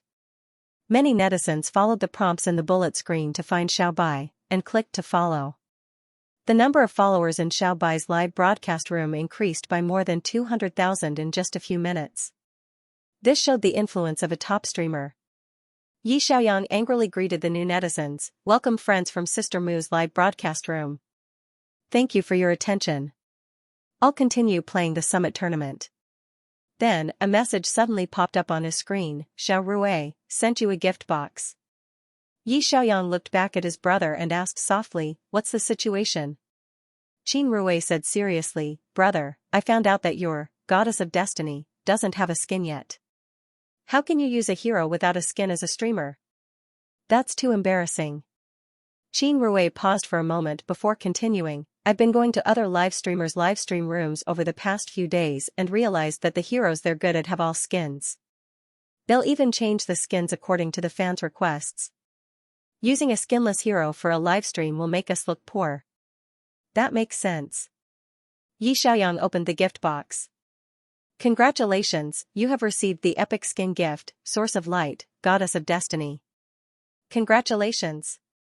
You have received the legendary skin gift, Angel's Wings, Goddess of Destiny."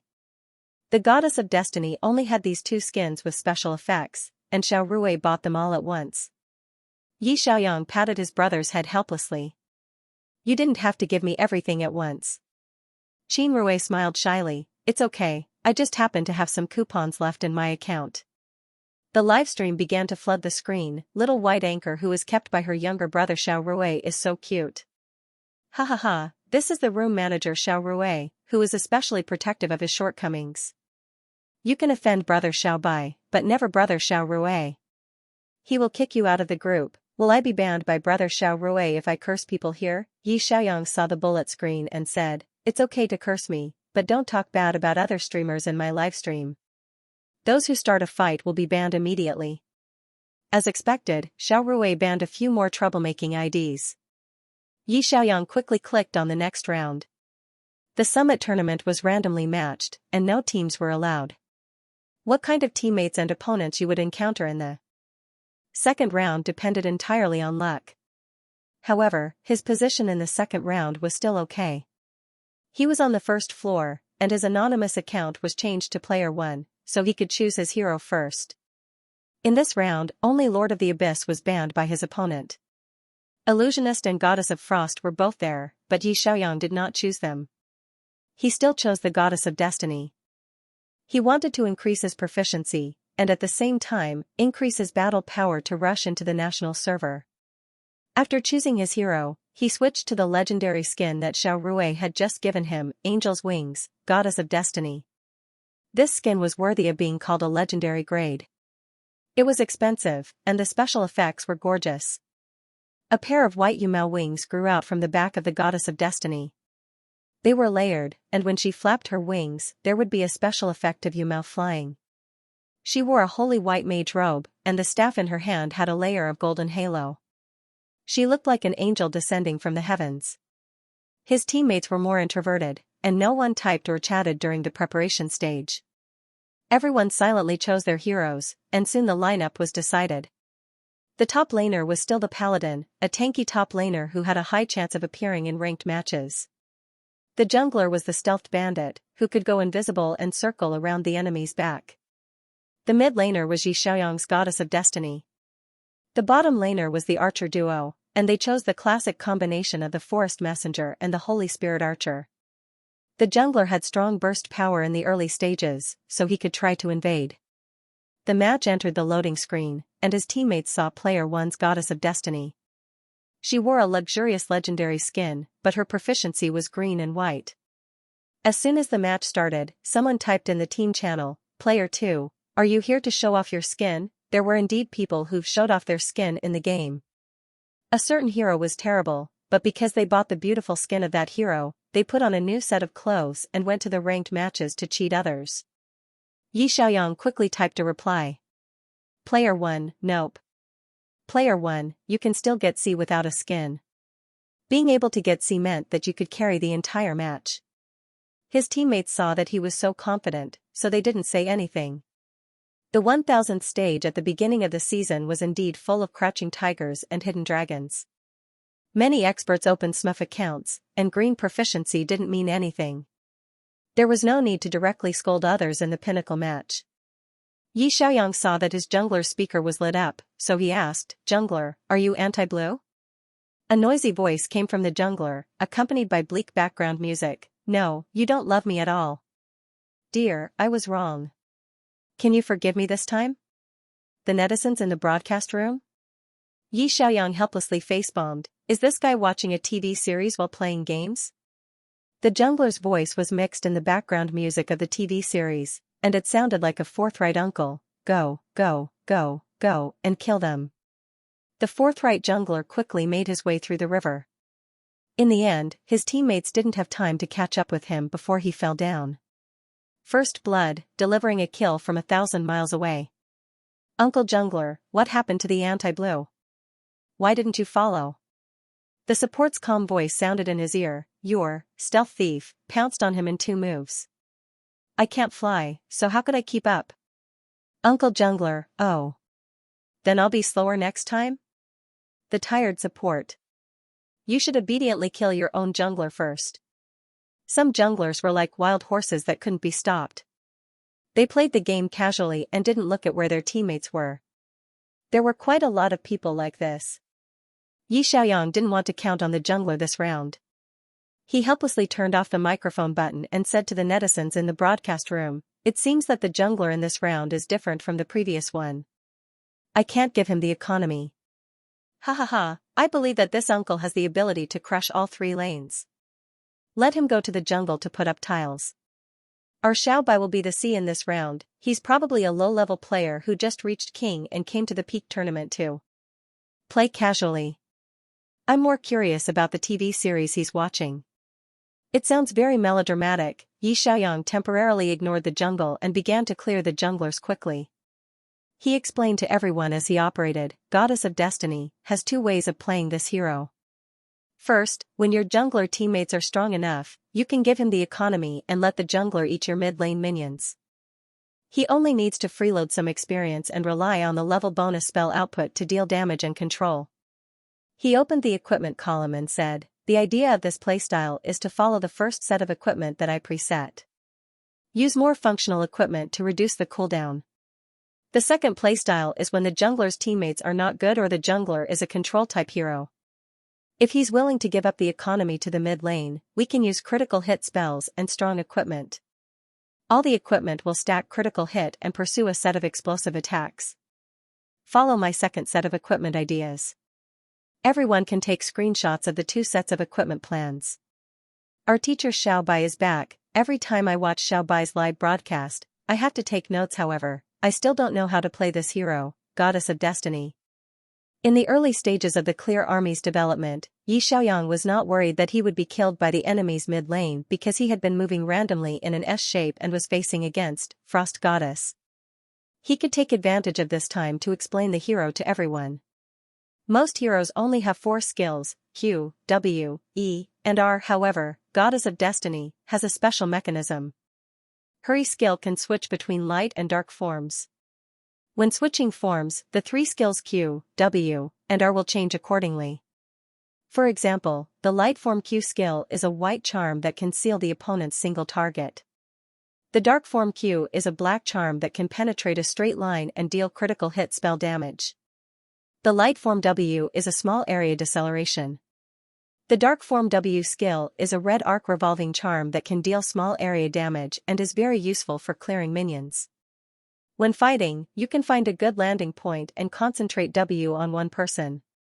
The R skill needs 0.5 seconds to cast in the light form and can be interrupted.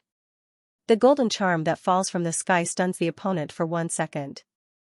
The dark form is released instantly and the black charm hits a single target, causing a lot of damage. When you press the E skill to switch forms, the other skills will be refreshed. If you press the E skill again within 3 seconds, another skill will be refreshed. Therefore, this hero has a lot of combos.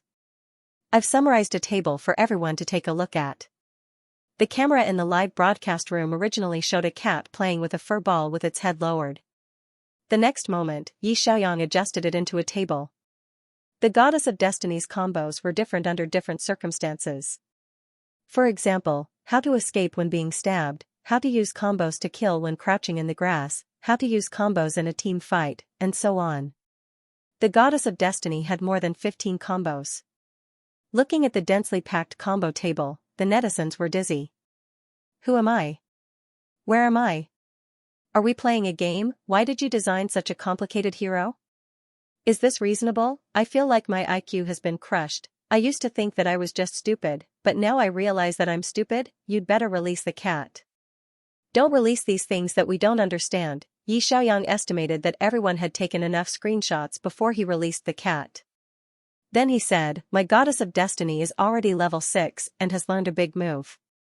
Let me show everyone how to kill the opposing mid laner single-handedly at level 6. With that, he hid in the grass by the river in the middle lane. The Goddess of Frost player was also very alert. Sensing that he was an expert, he immediately retreated to the bottom of the tower. However, the next moment, the Goddess of Destiny suddenly flashed into the tower. Dazzling charms instantly fell from the sky. The Goddess of Frost player found himself sealed in place by white charms. Then, his HP began to drop rapidly. After killing the opposing side, Xiaoyang quickly walked out of the tower's attack range. He had only been hit twice by the tower, so his HP was still considered healthy. This move of directly flashing to the opposing tower to kill left the netizens in the live broadcast room collectively speechless. Xiaoyang said, the combo just now was ER plus flash plus QEQWR. Has everyone learned it? Netizens, goodbye. Little White pressed a series of buttons in a short 5 seconds. All everyone saw was a mess of charms instantly greeting the Goddess of Frost. Then, the Goddess of Frost fell down. Who the F***CK could learn this? Didn't I say that the streamer wasn't human? Was he a tentacle monster? How fast was his hand speed to release such a complicated combo in an instant? Streamer, tell us honestly, are you a cat? Did you come to Earth and learn the human language? The streamer we follow is actually a cat. Cats are indeed better than humans when it comes to games. Kitty, if you're the one playing the game, just meow. At this moment, the white cat raised its head and meowed cooperatively. The live broadcast room was about to go crazy with laughter. In the game, the jungler's loudspeaker was playing a melodramatic romance drama. He probably forgot to turn off the microphone. Under the background music of the drama, Xiaoyang relied on the Goddess of Destiny to lead the game and win the game. He was undoubtedly the MVP. 8 kills, 0 deaths, and 5 assists. In a game like the Summit Tournament where everyone was more cautious, this record was already very impressive. Goddess of Destiny's combat power was also increased more than in the ranked games. Xiaoyang said with a smile, if you guys meet the opponent with the Goddess of Destiny in the game, remember to use Purify as a shared skill. Only by dodging her stun will you have a chance to escape. Let's continue. Goodbye, don't say any more. If I meet a devil like you, I definitely won't be able to use Purify and will be insta-killed. Goddess of Destiny? I've been playing ranked games for a long time, and I rarely meet someone like that. Little White, you overestimate the level of your fans. We're just playing a game, we're not playing professionally. Goddess of Destiny was ranked in the top 3 of all the mid laner heroes in terms of difficulty to control. It was indeed relatively rare in online games, but it often appeared in professional leagues. Xiaoyang continued to play in the Summit Tournament. The Summit Tournament was only held from 8 to 12 every night. He didn't want to waste this time. In 4 hours, he played a total of 7 games. All the heroes he used were Goddess of Destiny, and his record was 7 consecutive wins. His Summit Tournament points had also increased from 1,000 points to 1140 points. At 12, the entrance to the Summit Tournament closed. Xiaoyang stretched and said, tonight's results were pretty good. I'm going to bed first. Everyone should sleep early too. Good night, see you tomorrow. He turned off the stream and the game. Just as he was about to turn around and go to bed, he saw a message pop up. Jungler, Goddess of Destiny is pretty good. Yi Xiaoyang was stunned. Captain Qi? You're watching my stream? He had forgotten to change the player's name, so he conveniently changed it to Qi Shua. Qi Shua, yeah, I just came out of the shower and watched a few rounds. Yi Xiaoyang was puzzled. Doesn't the Tianhuan squad have a match on Thursday? Qi Shua, yes, so we're not playing a mock match tonight. We're afraid it'll affect everyone's condition. Qi Shua, the match is tomorrow at 7 p.m. Do you have time to watch it live? Yi Xiaoyang laughed. If there are extra tickets, I'd like to watch it. Qi Shua sent him a QR code. Welcome to the match. You can also get to know our team members. Yi Xiaoyang, okay, thank you, Captain Qi. Good luck tomorrow. Translator, Endless Fantasy Translation Editor, Endless Fantasy Translation. The next morning, Yi Xiaoyang turned on his livestream at 10 o'clock sharp. When he logged into the game, he saw Mumu's avatar lit up in his friends list. Then, he received an invitation. Friend Mumu invites you to join the ranked team. He accepted, entered the room, and opened the voice chat. Good morning, big sister Mu. Mumu also opened the voice chat. She smiled and asked, Xiaobai, are you going to try for Frost Goddess's local server? Yi Xiaoyang said, my Frost Goddess is already at full power. I'm going to try for Goddess of Fate. A row of comments appeared in Mumu's livestream. Damn, this newbie streamer seems to be very strong. Little brother's voice is so nice. Is he Big Sister Mu's friend? He's the streamer I met in the Summit tournament last night. Big Sister Mu just added him as a friend. Goddess of Fate is one of the most difficult mages to play. I get a headache when I see such a difficult hero. I watched Xiaobai's livestream yesterday. He flashed to the opposite tower and insta-killed people. I watched the livestream too.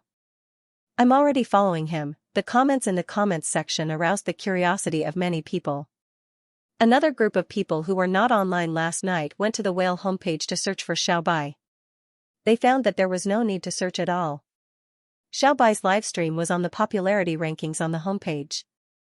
Mumu's livestream was, of course, number 1. Xiaobai's livestream was number 2. It had more than 1 million popularity early in the morning. There were fewer livestreams in the morning. This was also the key to Yi Xiaoyang's rise to number 2. At night, his ranking was not as high. This was because top streamers like Little Wei and Cute Bear would be online at night. Mumu heard this and said, then I'll open a Smurf account. My Smurf account is about to try for a support server. Wait a moment, you can add my Smurf account. Her main account went offline. A moment later, she opened a Smurf account called Clumsy Bird Flies First. Yi Xiaoyang took a look. Her Smurf account was Challenger X 3 stars. At this time, Yi Xiaoyang's rank had reached the strongest King X 45 stars. Yi Xiaoyang asked, are you trying to lower your hidden score? Mumu said, yes, our main account's hidden points are too high. It's hard to play duo. This was because there was a hidden points matching mechanism in the Challenger division. If the hidden points of the players in the team were too high, it would be very easy for them to bump into professional players and national server experts, causing them to fail. And among the teammates, if one of them had a lower star rating, the system would give you an average rating and you would be matched with a slightly better match. This was the importance of using a Smurf account to lower the rating. If Yi Xiaoyang wanted to enter the national server, of course, the more consecutive wins the better. He did not have a Smurf account, so Mumu took the initiative to lower the average score of the two of them. This way, it would be convenient for the two of them to increase the combat power of their heroes. I have a feeling that we're going to win in a row this morning. With such a powerful support like Elder Sister Mu, Xiaobai will be able to perform better. He rubbed his hands in anticipation. What did Sister Mu use to get on the national server? As Mumu answered the questions in the live broadcast room, she asked Yi Xiaoyang, can I use Paladin as support? Paladin was a hero that could be used as a unit or a support. He was more tanky and could resist a lot of damage when fighting in a group. His ultimate skill was the crowd control group taunt. It could forcefully pull the enemies in the area to his side and stun them for 1 second. It was also quite useful if he was a support. Paladin was tall and heavy. He was considered a hard support. If elder sister Mu used this hero as a support, it would be easier to play with Goddess of Fate. This was because Goddess of Fate, SW skill in the dark form was an arc-shaped AoE charm. If Paladin gathered the opponents together, Goddess of Fate would be able to deal critical damage in a small area. Yi Xiaoyang asked, Sister Mu, are you going to use Paladin to rush into the national server? Mumu said, yes, this hero is a top laner.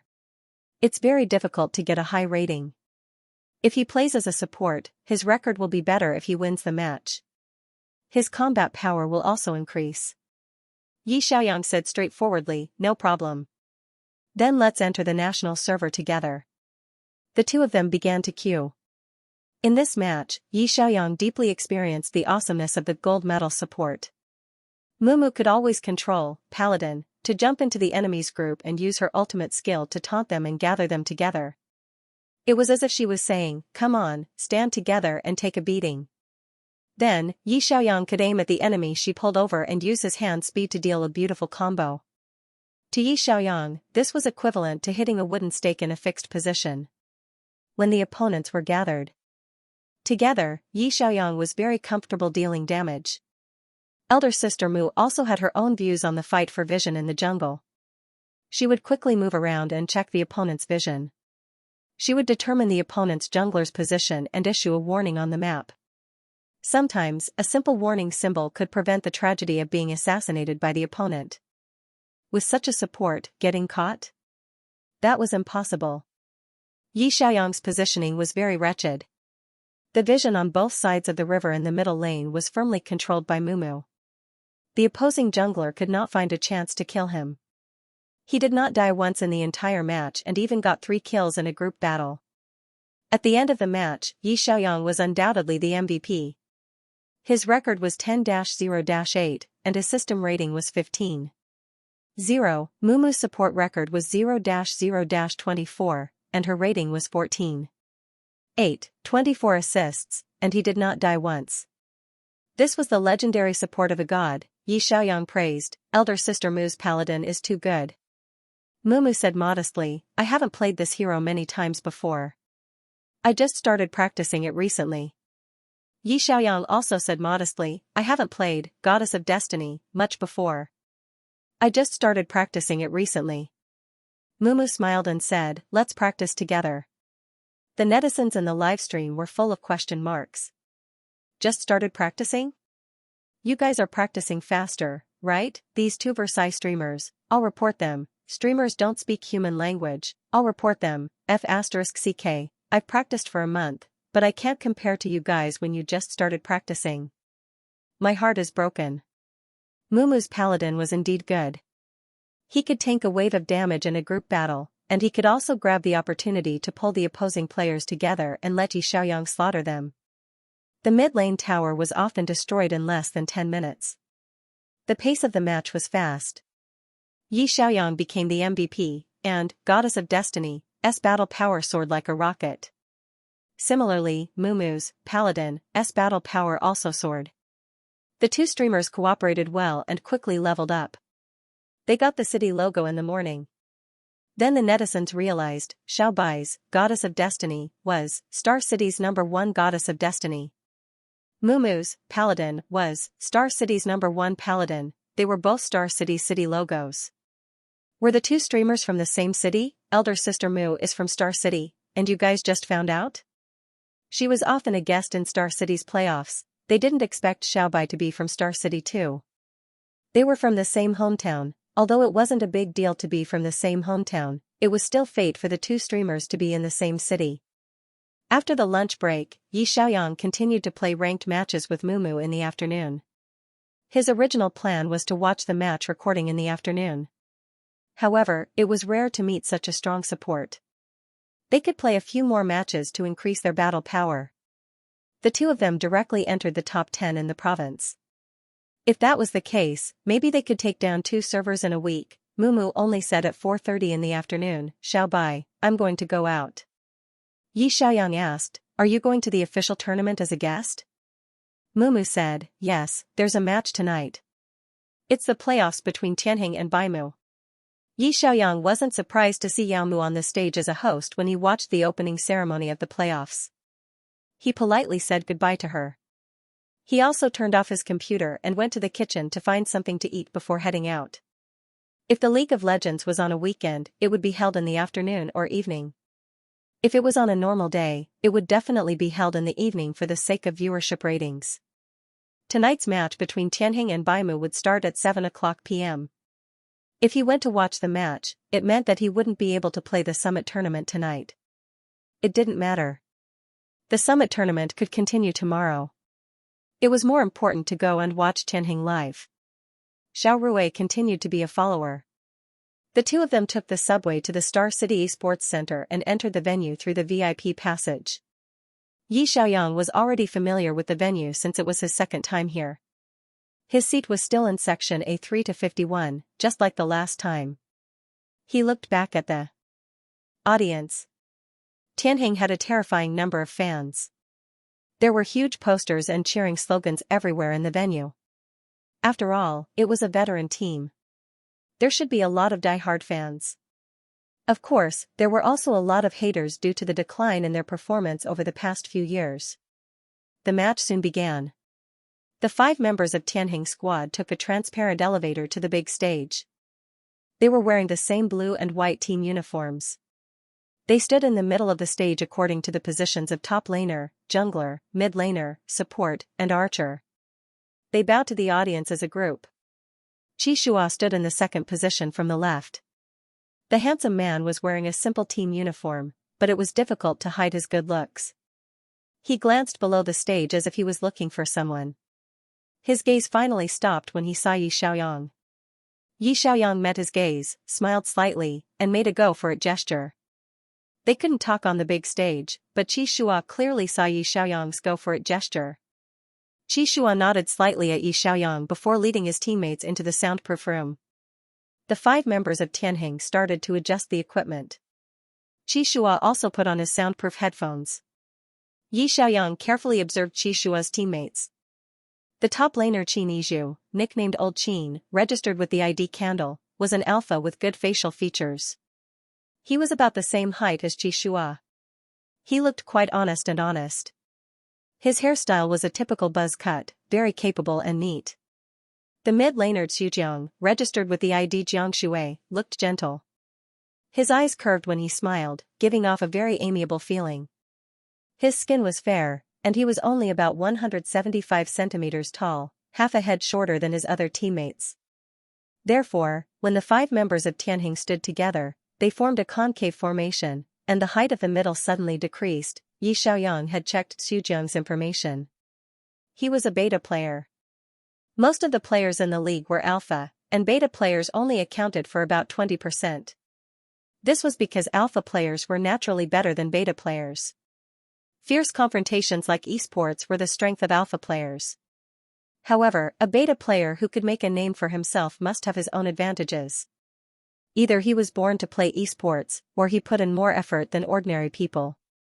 Xujiang's advantage was that he was stable. He didn't get carried away in the game, he wasn't impulsive, and he made very few mistakes. This kind of player was actually the favorite of coaches and teammates. Niecheng, the archer, and Song Yuning, the support, the bottom lane combination, to be honest, had begun to decline. However, these two had played for 5 years after all. They had more experience than Qi Shua. The psychological quality of the veteran players was also first class. With their rich experience, they could still fight evenly with the other side. After Tianheng's players appeared on the stage, the Northern Shepherd team appeared. Yi Xiaoyang found a particularly tall and conspicuous girl. The scene suddenly erupted with a burst of excited screams. Yi Xiaoyang took out his mobile phone and carefully searched. Only then did he know that the captain of the Northern Shepherd team was a girl. A female alpha. Yi Xiaoyang curiously thought, a young lady who can make people pregnant? Awesome, Yi Xiaoyang could now calmly accept the female alpha and male omega settings. Anyway, there were a total of 6 genders in this world. It wasn't strange to see a boy get pregnant and a girl get pregnant, right? He found that his psychological endurance was quite strong. After all, Yi Xiaoyang's focus had always been on the game. Everything else didn't matter. Zhao Xinping, the captain of the Northern Shepherd team, registered ID, Great Zhao. She was one of the top 3 archers in the professional league. Her playing style was extremely calm. She was also the only female alpha in the league. Her popularity was not inferior to first-tier players such as Qi Shua and Fang Jingqing. Her twin brother was called Zhao Sinan. He was the most irascible top laner in the league.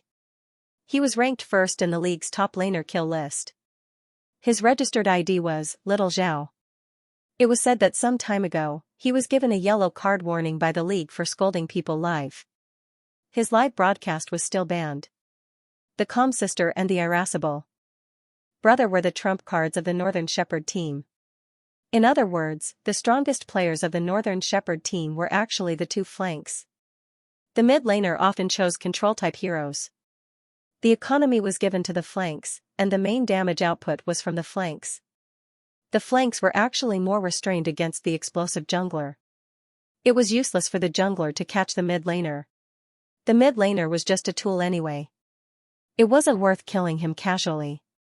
Archers who were heavily protected and warriors who had a lot of displacement were generally unkillable. As long as the warriors and archers were allowed to develop, it would be more difficult to fight in the later stages of the game. A powerful warrior could rush into the enemy's formation and kill 2 or 3 squishy players on the opposite side. A powerful archer could kite the opponent to death from a distance. Tianheng's chances of winning against the Northern Shepherd team were not very optimistic. Yi Xiaoyang was actually a little interested in joining this team after chatting with Qi Shua. However, he still wanted to observe the potential of Qi Shua and the Tianheng players, as well as the mental state of the entire team. There were always winners and losers in a game. Winning or losing once or twice didn't mean anything. However, when faced with a tailwind and a headwind, could the entire team's mentality be stable? Could they play calmly enough? This was the key. Translator, Endless Fantasy Translation Editor, Endless Fantasy Translation Tianheng vs Northern Shepherd. Ladies and gentlemen, welcome to the Season 9 playoffs of God Wars. I am the official commentator for this match, Mingyu. I am the official commentator Yao Mu. The big screen in the stadium and the live broadcast platform switched to the commentator's booth. Yi Xiaoyang looked up at the big screen in surprise. He didn't think that Sister Mu would be the official commentator this time instead of the guest host. The requirements for an official commentator were much higher than for a host. The scene of a match was ever-changing, so the commentator had to capture the players' exciting moves as quickly as possible and relay them to the audience. They also had to understand the lineups, the BP game, and the characteristics of each player. For Yao Mu to be able to join the commentator team, it meant that her understanding of the game and her familiarity with the Pro Alliance players had reached a certain level. She wasn't wearing a formal dress today, but a neat white shirt. Her hair was tied into a neat ponytail, and she looked like a mature woman in the workplace. Her smile was as gentle and kind as ever. Mingyu said, "Mumu, today is the first time you've come to the official commentator's booth. Are you nervous?" Yao Mu smiled, "I'm fine. After all, I have company, so I don't have to talk by myself." Mingyu said, "Your fans should be very surprised that you're sitting here as a commentator today. Do you want to greet everyone?" Yao Mu said, "Thank you for the God Wars Pro Alliance's recognition of me, and thank you for the support of my fans. From now on, I'll be the permanent commentator for the Star City Arena. Let's focus on the 2 teams participating in today's competition." Mingyu also changed the topic. Today, Tianheng and Northern Shepherd are both veteran teams, and their styles are quite distinct. Tianheng has a wild core lineup, and Qi's jungler is obviously very strong. Northern Shepherd has 2 sides as the main C, and the De and Xiaoxiao twins have a tacit understanding that many partners can't achieve. Yao Mu said, "Yes, Zhao and Xiaoxiao were the champions of last year's World Duo Tournament, and were recognized by the World Alliance as 9th Dan Glory." Mingyu said, "Both teams are evenly matched, so either team has a chance of winning. Currently, the guessing channel is open, everyone can guess the score." Yi Xiaoyang took out his cell phone and opened the official guessing platform. The support rate for Tianheng and Baimu was 45% and 55% respectively. Baimu was slightly ahead. After all, Baimu had 2 world champions while Tianheng only had 1. Moreover, Tianheng's results in the regular season this year were indeed unsatisfactory. Yamu said, "The contestants are ready. Let's begin the BP segment." Mingyu, Northern Shepherd's coaches are indeed the first to ban Blood Cloak. Thorn. Captain Cheese, Blood Cloak Thorn, has always been banned. Maybe it's because he's gotten so many pentakills in S6, which has left a psychological shadow on many teams. Yamu smiled and said, "This is also a form of respect for him, right? When playing against Tianheng, few coaches would use Chi's famous hero. I'm guessing that Northern Shepherd wants to get rid of Stealth as well. This is also Captain Chi's famous hero." Mingyu, as expected. Northern Shepherd had consecutively killed 2 junglers in the first phase. Tianheng chose to target the top laner and ban Xiao Zhao's best heroes, Berserker, and Black Dragon Knight. Yamu asked curiously, "Then, what hero will both sides be fighting for?" Yi Xiaoyang thought that Tianheng's top 3 players would probably pick Archer, top laner, and jungler. If they didn't pick a jungler, and the opposing coach continued to target Qi Shua in the second phase of the BP, then Qi Shua wouldn't have many heroes to choose from. The plot developed as he expected. Both sides quickly chose their lineups. Qi Shua's jungler for this round was King of Fighters. Yi Xiaoyang had met this jungler before in the Summit tournament. He was a late-game hero that required a lot of financial support. Team resources were limited, and professional teams had to allocate them reasonably. If the jungler needed financial support, then the mid laner or top laner had to choose a hero that could be effective without financial support. Therefore, Xujiang's mid laner for this round was Frost Goddess. There were 2 ways to play Frost Goddess. As a core damage dealer, she could drop critical hit equipment and rely on big moves to deal damage. As a tool, she could completely ignore financial support and only focus on control. She could focus on freezing the opponent and let her teammates deal damage. Obviously, Xujiang's mid laner was a tool in this round, and the mid lane minions would probably be given to Qi Shua. Since the jungler, King of Fighters, early damage output was very low, the archer was chosen, Sharpshooter. He had a strong burst in the early game and could one-shot people. This way, the team wouldn't be too weak in the early game and be bullied by the opponent. Yi Xiaoyang said thoughtfully, "Tianheng's coach Lin is quite creative." Qin Rui looked confused. "Is this lineup good?" Yi Xiaoyang said, "There's early and late game, burst and control. It's more comprehensive." Qin Rui. Oh. He was just here to watch the show and keep an eye on his brother so that his brother wouldn't suddenly split up in public. He didn't know anything about lineups. The game soon began. Tianheng's jungle was invaded as expected. Qi Shua was targeted too miserably. When playing Tianheng, the other teams would invade the jungle like crazy. Other than the archer, Zhao Xinping, who went to the bottom lane to clear the lane, the other 4 players grouped together to counter your mana. Qi Shua was controlled by them and was quickly crippled. He was chased all the way and finally fell to the ground helplessly. First blood, the jungler was killed at the beginning of the game. It was a huge loss. Yamu said, "When we played Tianheng, this kind of situation often happened. This is Captain Chi's special treatment. Everyone should be used to it." Mingyu smiled and said, "Yes. After all, once Captain Chi develops, he can completely destroy the opponent. Therefore, the teams playing Tianheng all know to bet on your jungle in the early game." Yi Xiaoyang frowned. He thought that if it were him, he would probably use Goddess of Destiny or Lord of the Abyss to cooperate with Qi Shua's King of Fighters. These 2 heroes had good damage output at level 1 and could take the initiative to counter the opponent's mana. Perhaps they could avoid the opponent's invasion and steal a mana buff back. As long as King of Fighters jungler got mana, his farming speed would be very fast and he could get through the weak early game with ease. Now that the opponent had 3 buffs, it would be very disadvantageous for Qi Shua. As Yi Xiaoyang was thinking, he saw Qi Shua quickly rush to the red buff area after reviving. Tianheng's support and archer were also very considerate. After clearing the minions, they immediately helped Qi Shua to reduce the red buff to 1 HP. After Qi Shua went over, he removed the red buff and then went to punish the small crab in the middle lane, barely recovering some losses. However, Northern Shepherd played very calmly. Archer Zhao Xinping took the opportunity to develop quickly. This was definitely not good news for Tianheng. This female was very cold and expressionless during the game. Her support skills were first class, and her positioning was also very cautious. It was very difficult for Qi Shua to catch her. Almost as soon as Qi Shua reached the bottom lane, the support only saw the corner of her clothes, and she immediately flashed back to the bottom of the tower. This was an excellent game sense and extremely fast reaction speed. Qi Shua's gank failed.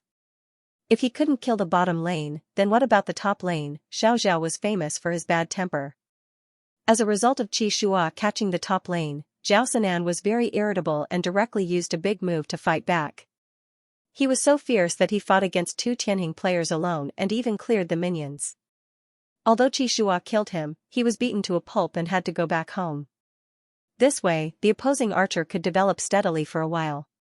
When Yi Xiaoyang saw the 10-minute timer, he said helplessly, "Tianheng is in trouble this time." In the first team battle, Xu Jiang's 3 feet of frost froze the opposing jungler and support who were close to the front. This should have been good news. The frost goddess's freeze could disable the opposing jungler and support for 1.5 seconds, giving them enough time to quickly deal damage.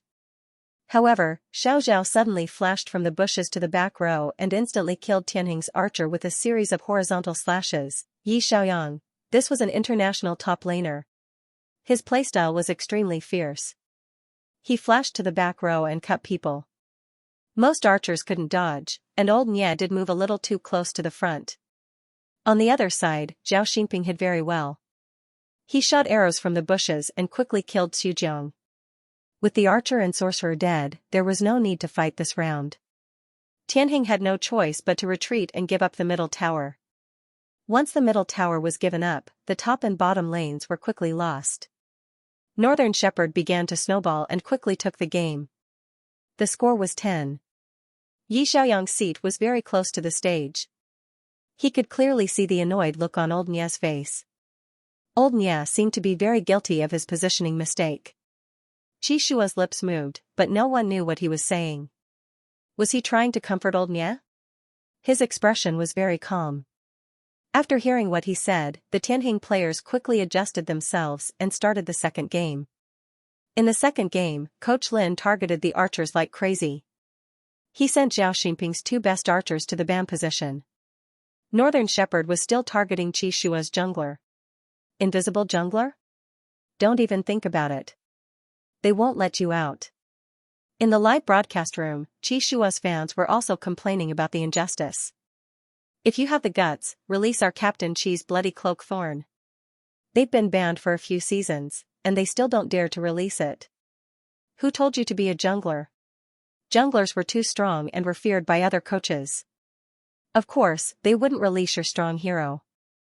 Unless there was someone in Tianheng who was as strong as Qi Shua and attracted the attention of the opposing coach, the coach would target another position. Only then would Qi Shua be able to get the hero that he was good at. In Tianheng, Xu Jiang in the mid lane wasn't very good at using thorns, which was difficult to control. The coach didn't need to ban thorns at all. The archer Nye Cheng's condition was deteriorating, so the coach didn't need to ban thorns at all. If they didn't target your jungler, who else would they target? One could imagine the pressure on Qi Shua. What was rare was that Qi Shua was very focused during the game. He didn't look nervous or disappointed. His expression was very serious, and he occasionally gave instructions. Most of the time, he was probably in the game using signals to give instructions. In the second game, the jungler was still invaded. Qi Shua guessed that the opponent would target his blue, so he chose to start the game with a red buff.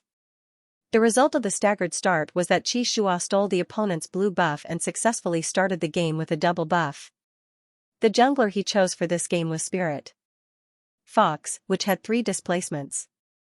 It was the most agile jungler, and its displacements allowed it to pass through walls. Compared to King of Fighters, which was too late in the game, Spirit Fox also had good combat ability in the early game.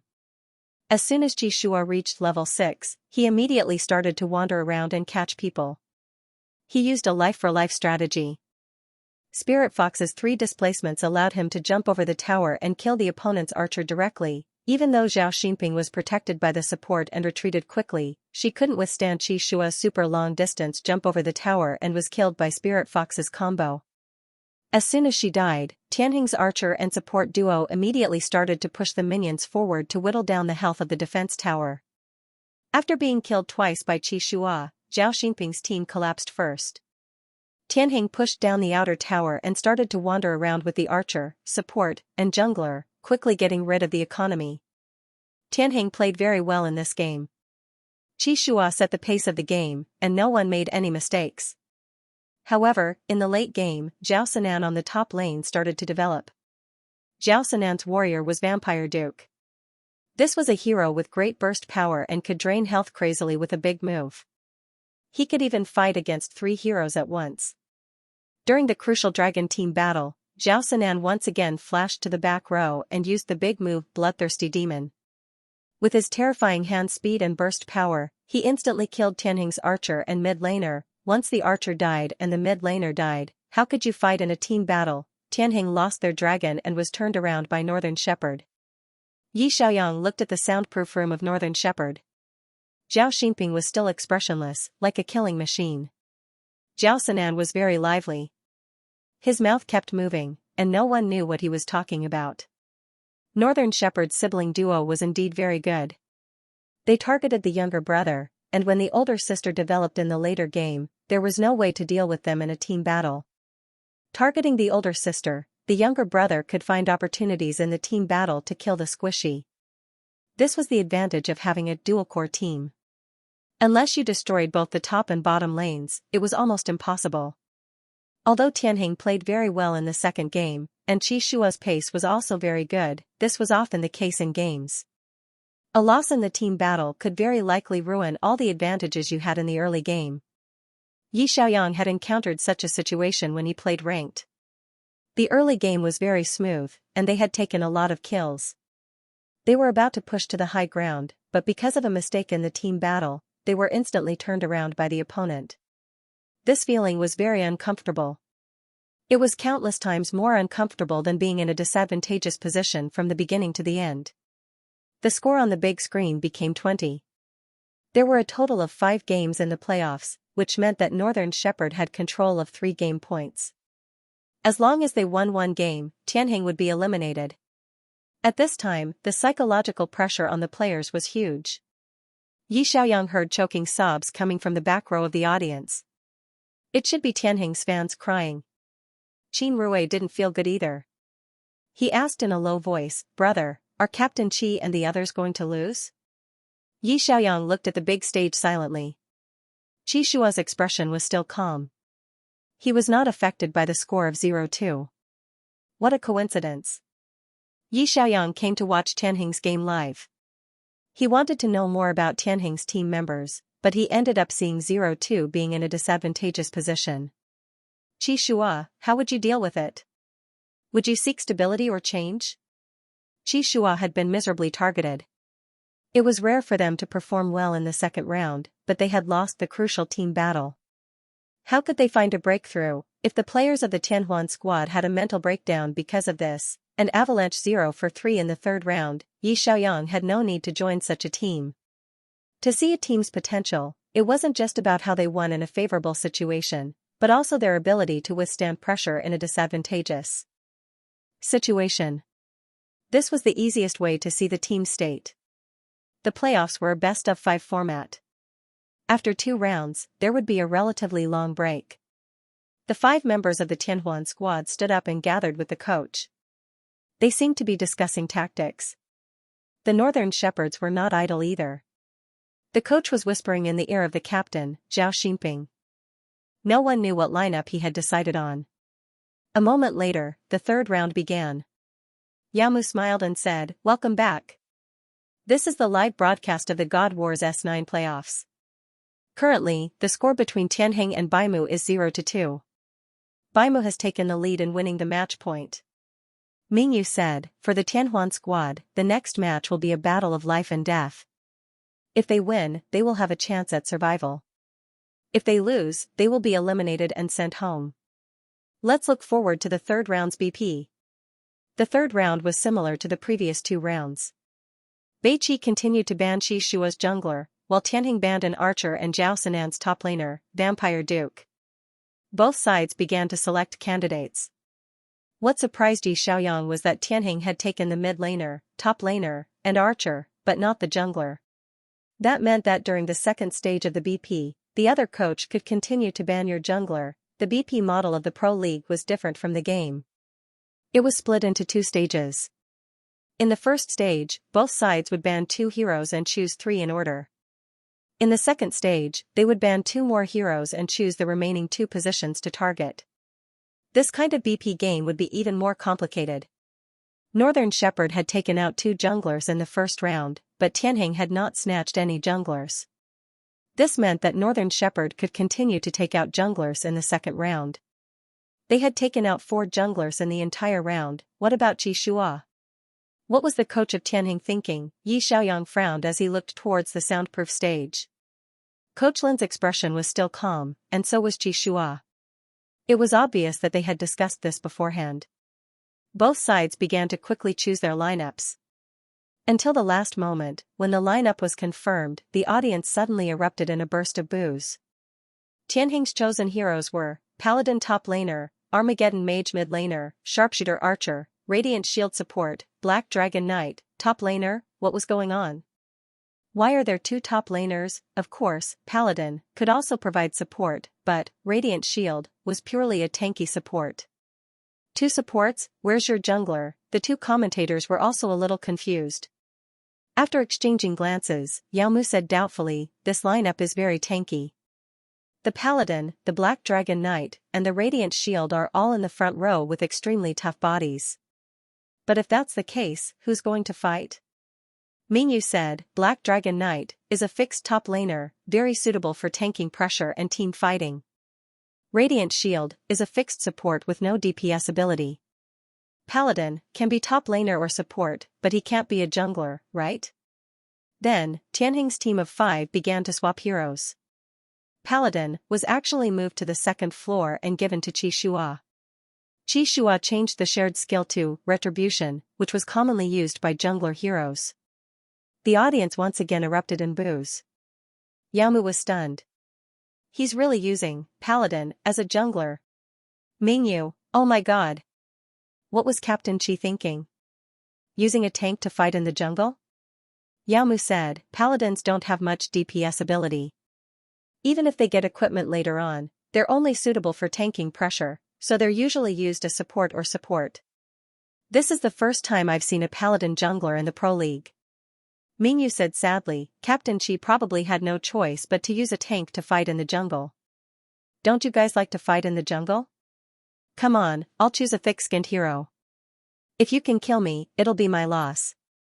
Yao Mu said helplessly, but if that's the case, the entire team won't have enough DPS. Unless... She looked at the lineup. We're going to pick the solo hero C this round? Everyone followed Yao Mu's explanation and focused their attention on the mid-laner heroes. Xujiang chose Destroyer Wizard, Road, a hero with the strongest critical hit among all the mages. He was a typical cannon mage who stood still and cast his skills. However, this hero's skills were 6 balls of black fog that could turn. The black fog instantly sprang out, and if all of them hit the opponent, they could directly kill one person. The damage was terrifying. If they couldn't hit the opponent, it would be an awkward performance of black magic.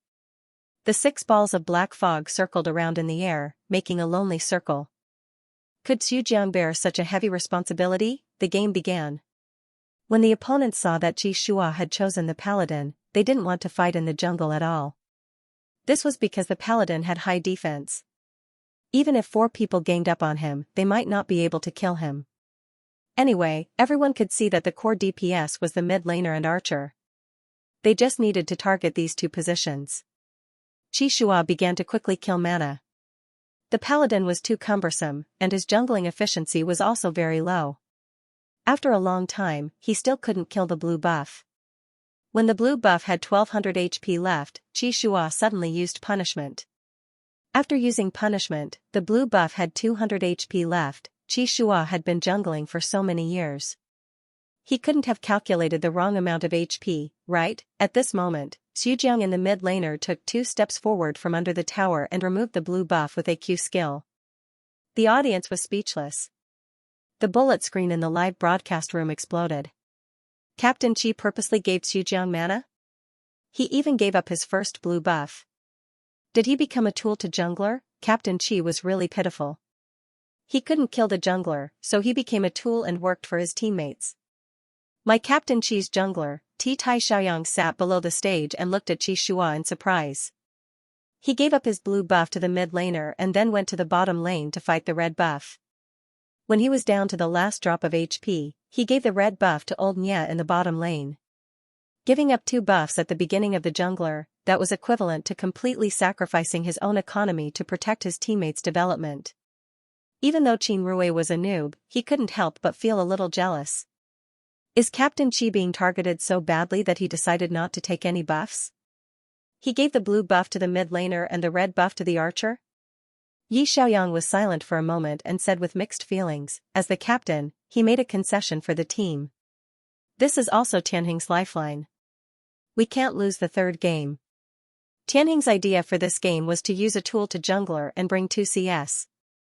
The breakthrough point was the mid laner. Xianxia brought out his paladin jungling skill that had never been seen before and gave all of the jungler's economy to his teammates. As a result, when Xu Jiang and old Nya both reached level 6, Xianxia was only level 4. Then, everyone saw a shocking scene. First blood. Xu Jiang's Terminator sorcerer went all out and single-handedly killed the opposing mid laner. Xianxia had given Xu Jianglan a buff, and Xu Jianglan didn't let down his captain's trust. He reached level 6 before the opponent's mid laner, and immediately flashed over. The Terminator sorcerer's 6 balls of black fog instantly attacked the opponent's chest like pythons. After the mid laner was insta-killed, Xu Jiang quickly brought the minions over and then went to the top laner to help suppress Zhao Sinan. Old Qin from the top laner and Qin Yizhu from Tianheng. Although this player's style wasn't as outstanding as Zhao Sinan's, his ability to withstand pressure was very strong and his performance was more stable. After the mid laner came over to help, the two of them worked together to push Zhao Sinan back to the bottom of the tower. As for the bottom laner, old Nya had taken the first red buff, so even if Zhao Xinping attacked fiercely, old Nya could still withstand it. Tianheng had a kill count of 10, so they had a small advantage. However, whether they could stabilize the situation was a problem. Once the opposing team realized that Xu Jiang was the main CS, they started to attack the mid laner. The opposing jungler and mid laner wanted to cross the tower and kill Xu Jiang, but at the crucial moment, the tall and strong paladin suddenly jumped out from the side and controlled them with a taunt, allowing Xu Jiang to escape successfully. Tianheng started to move the minions and used the mid laner as the breakthrough point. Aren't Northern Shepherd's top and bottom laners very strong? We just need to stabilize the sides and attack your mid laner. Xu Jiang used his big move again. 6 balls of black mist accurately hit the opposing mid laner's chest and instantly killed him. The second solo kill. This was the scary part about the cannon sorcerer.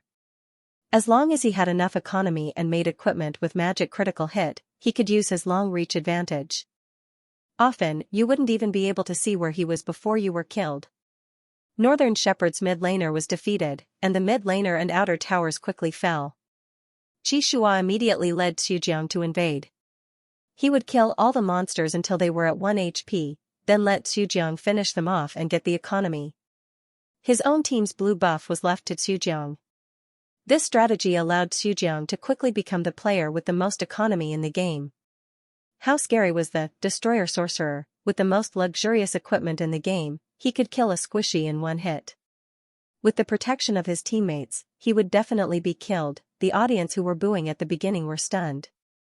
Yi Xiaoyang's eyes also showed a hint of admiration. Xu Jiang's biggest advantage was his stability.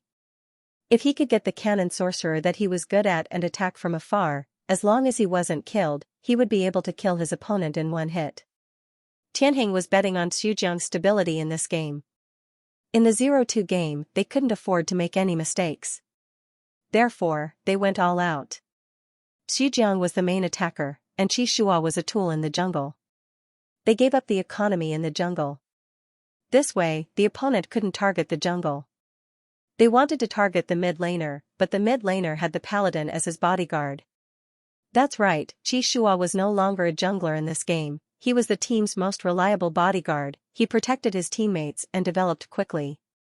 He gave up all his economy, and even at the end of the game, his equipment was not as good as his own support. However, Tianheng won. They relied on Xianxia's precise skills, Old Nia's rich experience in competitions, and his meticulous control of minions.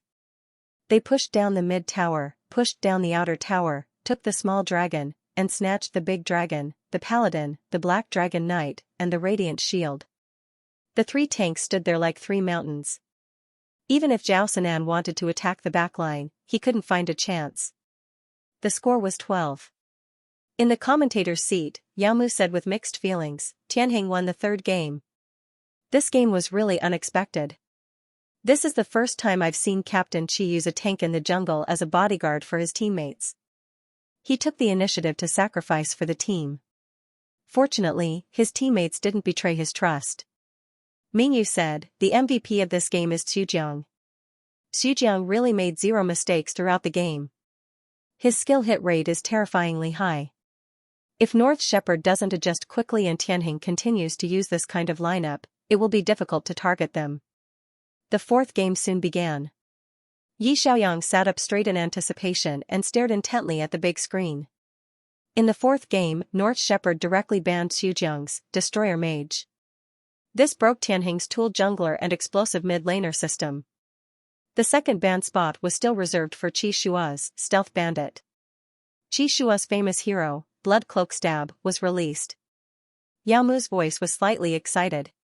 Will Captain Qi take Blood Cloak Stab? Xiaoyang didn't think that he would take it. Xianxia wasn't a solo hero. He wouldn't ignore his teammates for the sake of showing off his mechanics. Blood Cloak Stab was very good at jungling, but it was easy to target. As long as the opponent chose to use AoE or crowd control heroes, the invisible stab would be easily knocked out, and they wouldn't be able to find a chance to kill him. Reality proved that Xiaoyang's guess was right. Xianxia didn't take Blood Cloak Stab. He took a fighter that had a lot of displacement skills and was relatively good at tanking damage. The top laner was the Berserker, the mid laner was the Sea Goddess, the archer was the Holy Spirit Archer, and the support was the Blessed Priest. Xiaoyang looked at this system with some surprise. Wasn't this a bit similar to the lineup he used in the King's Promotion tournament? Blessed Priest's support could speed up his teammates, and Sea Goddess, in the mid laner, could slow down the opponent, speed difference. This was the real lineup with a lack of speed. Xianxia's role in this game was to use his advantage of rapid displacement to help his teammates lead the troops and try to snatch the dragon. The bottom laner was protected by the support, Blessed Priest. Old Nia couldn't beat Zhao Xinping, but he could escape. In the mid laner, Sea Goddess' water skills all had a speed reduction effect. Once the team battle started, Xianxiang's Sea Goddess would slow down and their support would speed up the team. The opponent would face the embarrassment of not being able to catch up. This match was abnormally close. Zhao Xinping and Zhao Sanan's individual strength was indeed very strong, especially Zhao Sanan. Once he cut into Tianheng's backline, he could directly wipe out Tianheng's entire team. But he couldn't reach them. Xianxiang's speed reduction was simply annoying. With the support's acceleration, each of them ran faster than a rabbit. Guerrilla warfare, the ultimate operation. The familiar way of commanding reminded Xiaoyang of himself when he was in a disadvantageous situation and relied on his own operation to turn the tables. Yes, Xianxia was not only a sharp jungler, but he was also a very patient commander. He could also hide his edge and patiently lead the troops. He relied on the details to build an advantage bit by bit. He was even calmer than Xiaoyang when commanding. In this game, at the 20-minute mark, the kill ratio of both sides was actually 0-0. It could be seen how terrifying Tianheng's avoidance was. They didn't even let their opponents touch the corners of their clothes. Hugging the team, clearing the troops, and operating quickly. Can't beat them? I won't fight with you. We'll just focus on pushing the tower. In the late game, Beimu had no choice but to use the big dragon to force the team. Then, a dramatic scene happened. Xianxia suddenly flashed and used the ocean goddess's large area of water to ground all of Beimu's dragon fighting players in the water. Xianxia took the opportunity to go around them and used punishment to snatch the big dragon. Beimu's players were speechless. Zhao Sinan wanted to swear. This annoying operation made him think of a streamer called Little White. Damn it, when he experienced it himself, he realized that this feeling of having a fist but nowhere to use it was too uncomfortable. The fourth game even dragged on until the 45-minute mark. Tianheng's squad relied on the details of their operation and won with great difficulty. In the entire game, Xianxia didn't get a single kill, but he relied on patient and calm troop operation to drag Beimu to death. The score was 22. Tianheng's fans, who were crying just now, widened their eyes in shock. They forgot to hold back their tears and sat up straight to look at the big screen. Yi Xiaoyang's lips gradually curled into a smile. They played really well. They managed to hold their ground in the face of such a strong headwind. In the first game, they allowed Xiujiang to stand up and destroy the opponent's mid lane. In the second game, they displayed Xianxia's superb game awareness and commanding ability. Tianheng had two players who were on the verge of retirement due to their declining condition. However, Tianheng was never a weak team.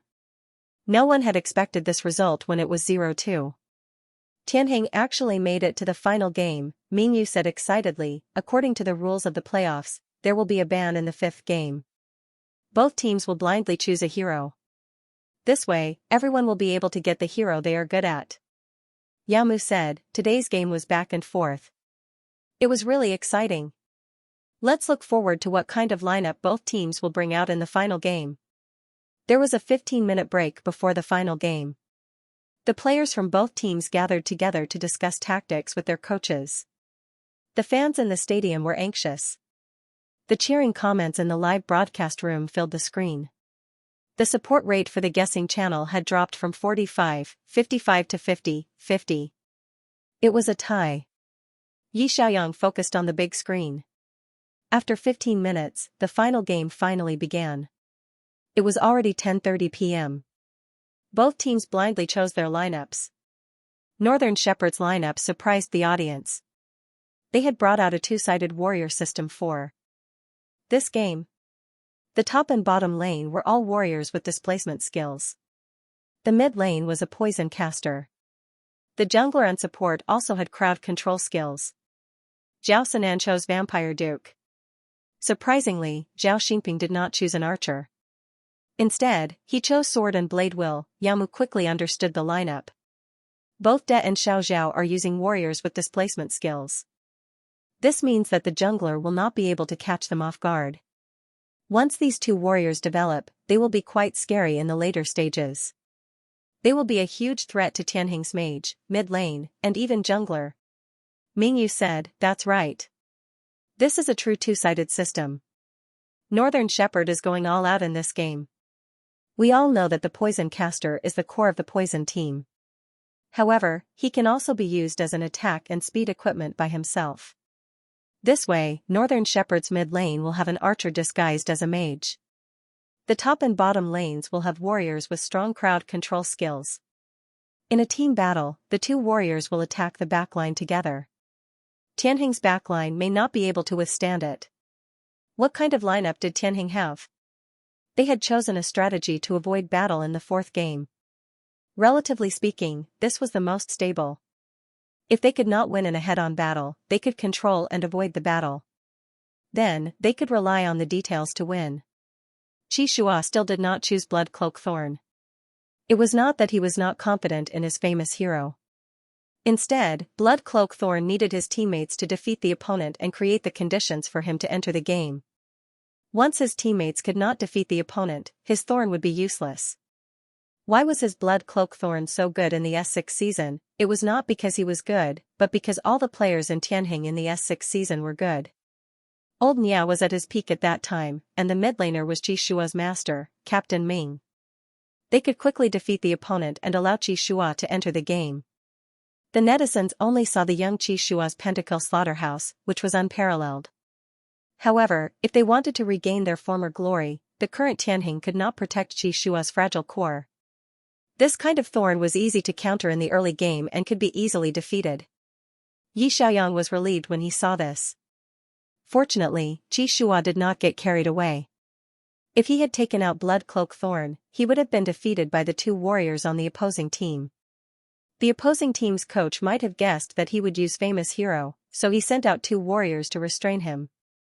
Thorns were also afraid of warriors. If he was slashed by a warrior, he would lose half his health. Tianheng chose to move fast and operate with a relatively flexible lineup. Qi Shua would not be targeted too badly.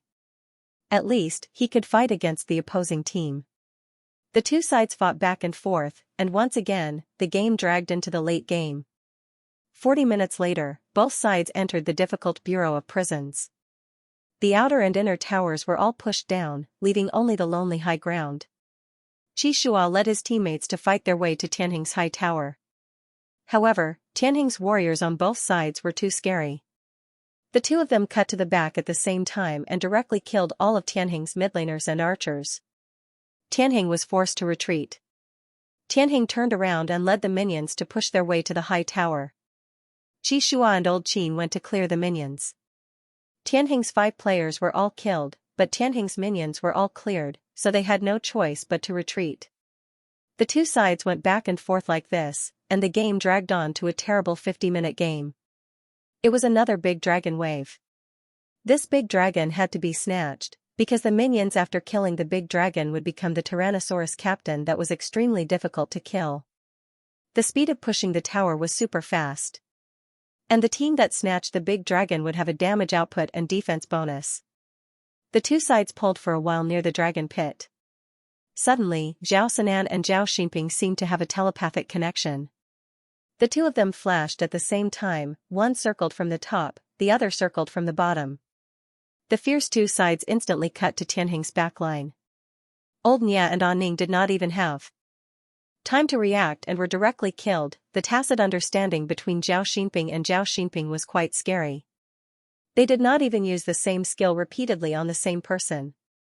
Zhao Xinping's sword and blade will specifically killed Old Nia, and Zhao Sinan's Vampire Duke said instantly killed the support Priest of Blessings.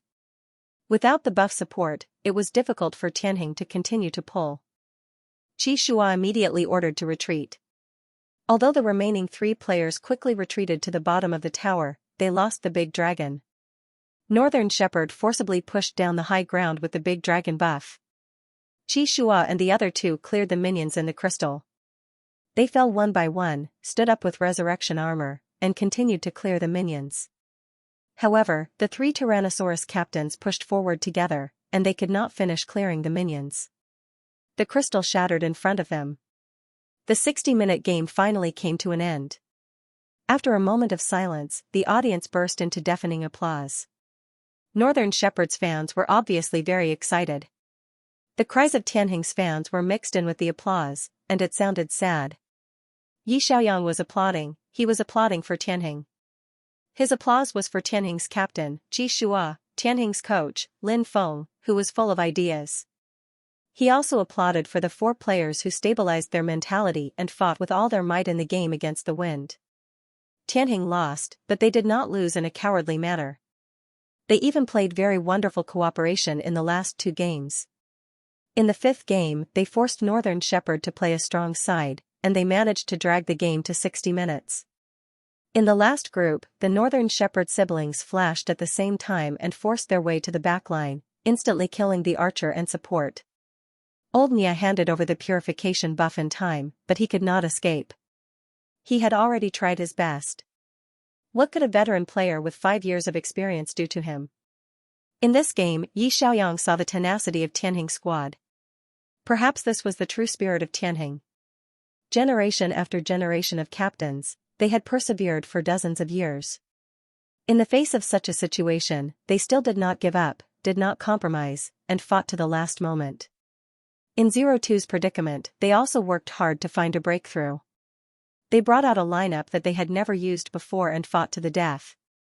Qi Shua even gave up Wild Seed and became the most trusted bodyguard of his teammates. He remembered what Qi Shua said to him, Tianheng must change. In this game, Tianheng had indeed changed. They relied on the tool junglers and details to win 2 small points. In the last game, they lasted to 60 minutes and lost regretfully. In the end, Xianxia used his life to clear the troops and fell in front of his own crystal. This was what he wanted to tell Yi Xiaoyang. Tianheng was never afraid of losing. In the face of adversity, they would persevere until the last moment, until the crystal shattered. Yi Xiaoyang took out his phone and typed a long message. Today's game was very exciting. Thank you for your hard work. Every one of you is very outstanding. This is old Nia's last game before retiring. At least I don't have too many regrets. You are the best captain I've ever seen. If I'm lucky, I'm willing to be by your side next season and fight alongside you.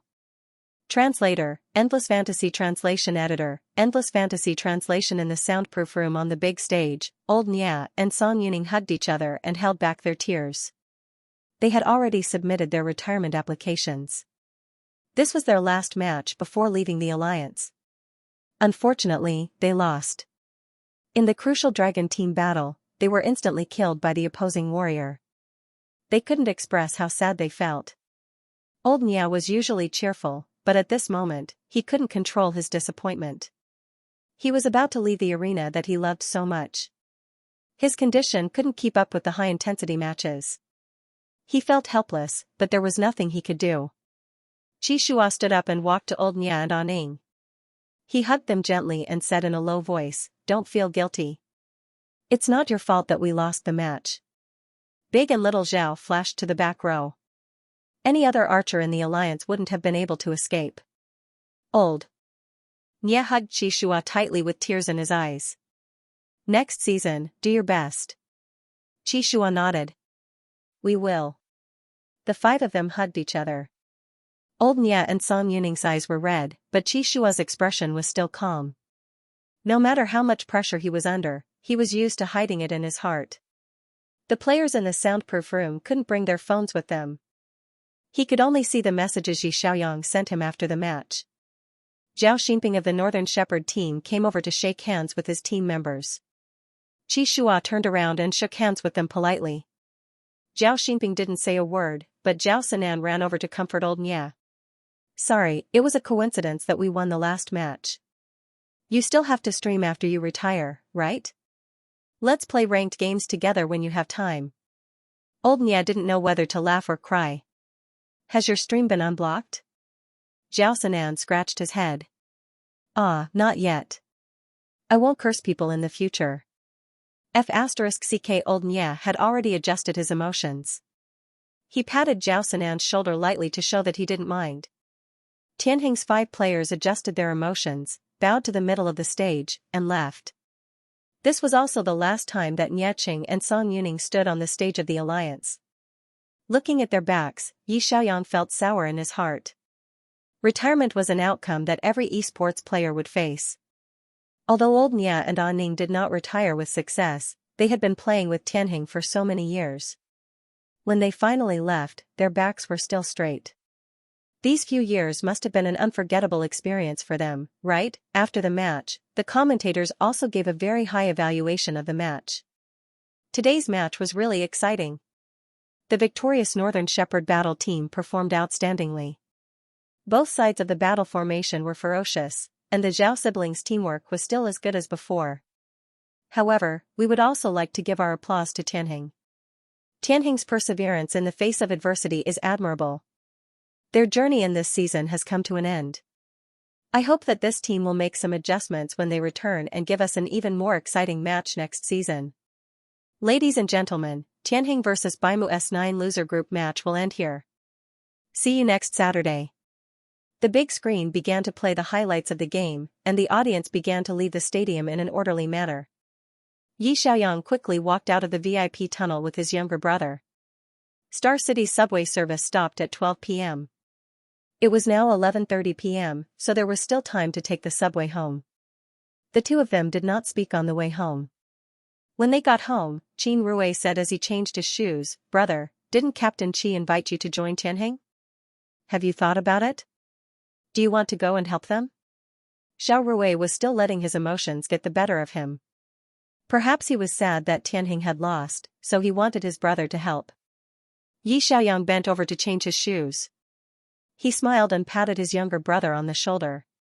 Joining a battle team is not child's play. I'm joining Tianheng not to be their savior and help them. Instead, I want to help Tianheng and me. Qin Rui looked up at Yi Xiaoyang, seemingly not quite understanding his brother's words. Yi Xiaoyang said, players and battle teams are always two-way choices. Battle teams find suitable players, and players need to join teams that are suitable for them.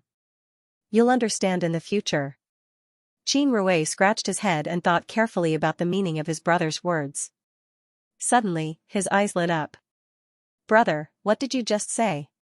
You want to join Tianheng? Yi Xiaoyang smiled and said, have you found the key point? Qin Rui said excitedly, that's great. Did you tell Captain Qi? Yi Xiaoyang said, I sent him a message, but I don't think he saw it yet. During the competition, the players' cell phones were all handed over to the team leader, Sister Tang Can, for safekeeping. When Tang Can saw Qi Shua backstage, she said, Captain Qi, your cell phone rang just now. I think there was a message, but I didn't dare to look at it. Qi Shua took the cell phone from her and opened it. You're the best captain I've ever seen.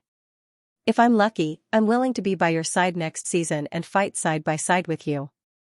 Qi Shua's originally gloomy mood seemed to have suddenly been sprinkled with a ray of sunshine. A trace of a smile appeared on his serious face, and he quickly typed a reply.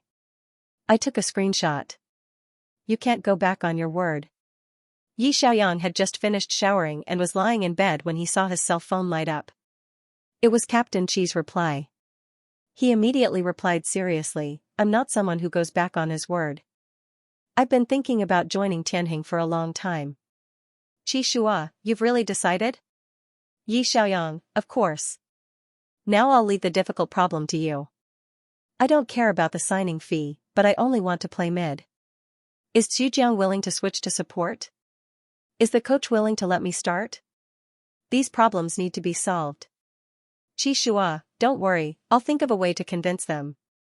Yi Xiaoyang, after all, I'm a 21-year-old rookie. Most of the coaches won't agree to let me play in the starting lineup. Before you negotiate with them, I'll try to get a few more local servers so that you can be more confident. Qi Shua, I see that your Goddess of Frost and Goddess of Destiny are about to get local servers, right? Yi Xiaoyang, yes, if nothing unexpected happens, I'll get those two next Monday when the rankings are settled. Qi Shua was silent for a moment, then typed, don't worry, I'll try my best to help you fight for the signing fee. Because in my eyes, your value is no less than that of a top mid in the league. I don't want you to be wronged. Yi Xiaoyang's heart warmed slightly when he saw this. With his current conditions, let alone the treatment of a top-tier mid-laner, if a powerhouse like Skyhound was willing to sign him, as long as he played as a starting mid-laner, he wouldn't even need a single cent in signing fees. He just wanted to realize his dream.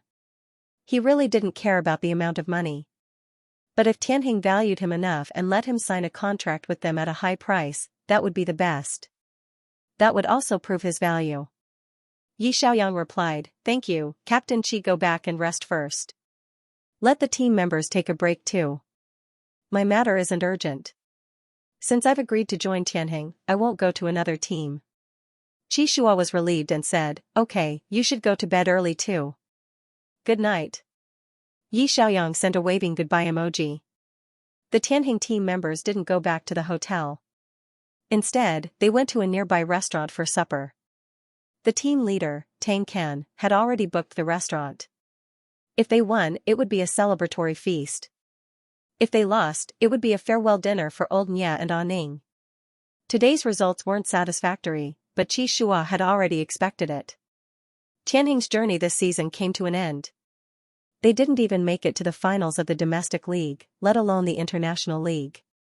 They didn't win any trophies throughout the year, so everyone was actually very upset. Coach Lin said with a smile, anyway, there's no competition later. Everyone is allowed to drink tonight. Old Nya took the initiative to open a bottle of wine. He took a deep breath and held back his tears. He smiled and raised his glass. Ning and I won't be here next season, but we'll continue to pay attention to Tianheng. The rest of you have to continue to work hard. If you can win the world championship one day, I'll even change into a woman's outfit for a live broadcast. Song Yuning didn't know whether to laugh or cry. He stopped him. You don't have to do that, right? Coach Lin joked, we have to fulfill old Nia's wish to change into a woman's outfit for a live broadcast. Did anyone record it just now? Don't go back on your word when the time comes. Xujiang waved the phone in his hand. I did, in case he doesn't admit it. Last time, he said he was going to eat a keyboard, but in the end, he bought a chocolate-flavored keyboard. He's shameless. Everyone burst into laughter. Although Qi Shua's expression was calm, there was a rare trace of gentleness in his eyes. These teammates had been with him for 3 whole years. They were like his family. Although it didn't end well, he knew that Niaqing and Song Yuning didn't regret joining Tianheng. During the S6 season, Niaqing and Song Yuning, the bottom lane duo, were in peak condition. They followed the previous captain, Qi Shua's mentor, Ming team, into the World Championship. That was the year Tianheng was closest to becoming the world champion. However, they lost the finals in 34 games. Everyone could only watch as the foreign team took the championship trophy. At that time, the unwillingness in old Nia's eyes and the tears in Song Yuning's eyes were still deeply engraved in Qi Shua's mind. That year, Qi Shua was only 18 years old. However, it was also at that moment that he set a goal for himself. He had to bring Tianheng back to the World Championship stage and take back the trophy that was lost. In the next 3 years, Tianheng's roster was reshuffled. The mid laner was changed to Xujiang, and the top laner was changed to Qin Yizhu. As veteran players, Niaqing and Song Yuning persevered until the S9 season before finally retiring helplessly. Qi Shua raised his glass and looked at the 2 veteran players. This toast is to you. Thank you for your trust in me these past 3 years. Don't worry, I'll carry on your unfulfilled wishes. Old Nia wiped his eyes and choked with sobs. Captain Qi, you've worked hard these past few years. After the S6 season, Ming team's retirement was too sudden. Qi Shua was appointed to take over as captain at the last moment. As an 18-year-old youth, he struggled his way through the League of Legends where there were many strong teams. He learned from scratch how to command and learn tactics. Only the people of Tianheng knew how hard it had been for him. This was also the reason why the team members respected him so much. Qi Shua patted old Nia's shoulder lightly. He didn't say anything and drank the wine in his glass in one gulp. Everyone didn't say any more discouraging words. They ate and drank happily as they sent Niaqing and Song Yuning off. Old Nia drank until he was dead drunk and had to be carried back to the hotel by everyone. Qi Shua had a good tolerance for alcohol. Although he drank a few glasses, he remained sober the whole time. When he returned to the hotel, he checked his phone. Sure enough, there were many anti-fans mocking and ridiculing him on his Weibo. Qi Shua was at the peak of his career when he debuted, but he's been going downhill. After Ming team retired, Tianheng fell. What does this mean? The new captain is no good. S6 made it to the global finals, S7 won the bronze medal in the domestic competition, S8 didn't even make the top 4, and S9 was eliminated in the first round of the playoffs. Their results have been declining. S10, don't tell me you're trying to avoid relegation? It'll be a joke if you're relegated to the secondary league. Even Qi Shua didn't dare to use the blood-clothed thorn in the 5th round. I was waiting for him to kill everyone, but he chickened out. What a waste of my love for him for so many years. Qi Shua furrowed his brows and ignored these comments. He had always been a very controversial player. Back then, S6 made it to the global finals because of his high start. His blood-clothed thorn was also the hero with the most pentakills in the history of the league. In the next few years, his results declined. Some fans hated him for not living up to expectations, and some fans turned against him. He didn't care. What he needed to do was to stick to his principles. He believed that with Little White joining the team next season, Tianheng would definitely be able to break through their predicament. Qi Shua turned off his phone and went to bed. The next morning, he got up and watched Little White's live stream. He didn't know how Big Sister Mu and Little White got to know each other. They were playing together early in the morning. Big Sister Mu had good awareness and a good temper. With her support, Little White's win rate skyrocketed. He became the MVP and Goddess of Destiny's battle strength increased rapidly. With such a win rate and record, it shouldn't be a problem to take down 2 domestic servers in a week. On Saturday night, Tang Can sent a message in the group. I'll be returning to Imperial Capital at 11 a.m. tomorrow. I booked a ride. Remember to set the alarm. Don't oversleep. Tianheng didn't have any matches after this. Of course, they didn't have to stay in Star City. Staying in a hotel cost money, so the club asked them to return to the base together. Qi Shua couldn't act alone, so he followed the team back to Imperial Capital. Sunday night, Tianheng base training room. There were no matches after this, so the training tasks were more relaxed. Coach Lin sat next to him with a cup of tea. He drank it while watching videos of foreign matches. At midnight, Qi Shua suddenly sent a screenshot to Coach Lin. It was a screenshot of the live stream and 2 system messages. Congratulations, your hero, Frost Goddess, ranked first in the country with a battle strength of 12,000 in last week's battle strength calculation. She has been awarded the title of National Server's #1 Frost Goddess. Congratulations, your hero, Destiny Goddess, ranked first in the country with a battle strength of 12,000 in last week's battle strength calculation. She has been awarded the title of National Server's #1 Destiny Goddess. Coach Lin saw the familiar white ragdoll cat at the bottom right corner of the screenshot. He was stunned and turned to look at Qi Shua. Xiao Bai? He got 2 more national servers? Qi Shua said, yes, and he got them within a week. Coach Lin immediately went to Qi Shua's computer and found that Qi Shua was watching Xiao Bai's live stream.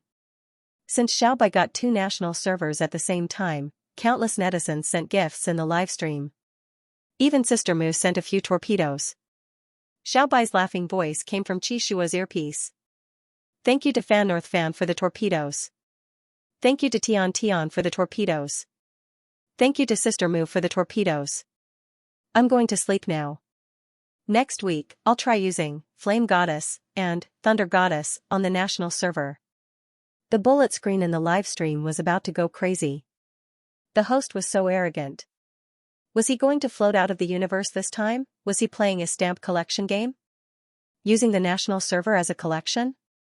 He already got the national servers of Frost Goddess and Destiny Goddess.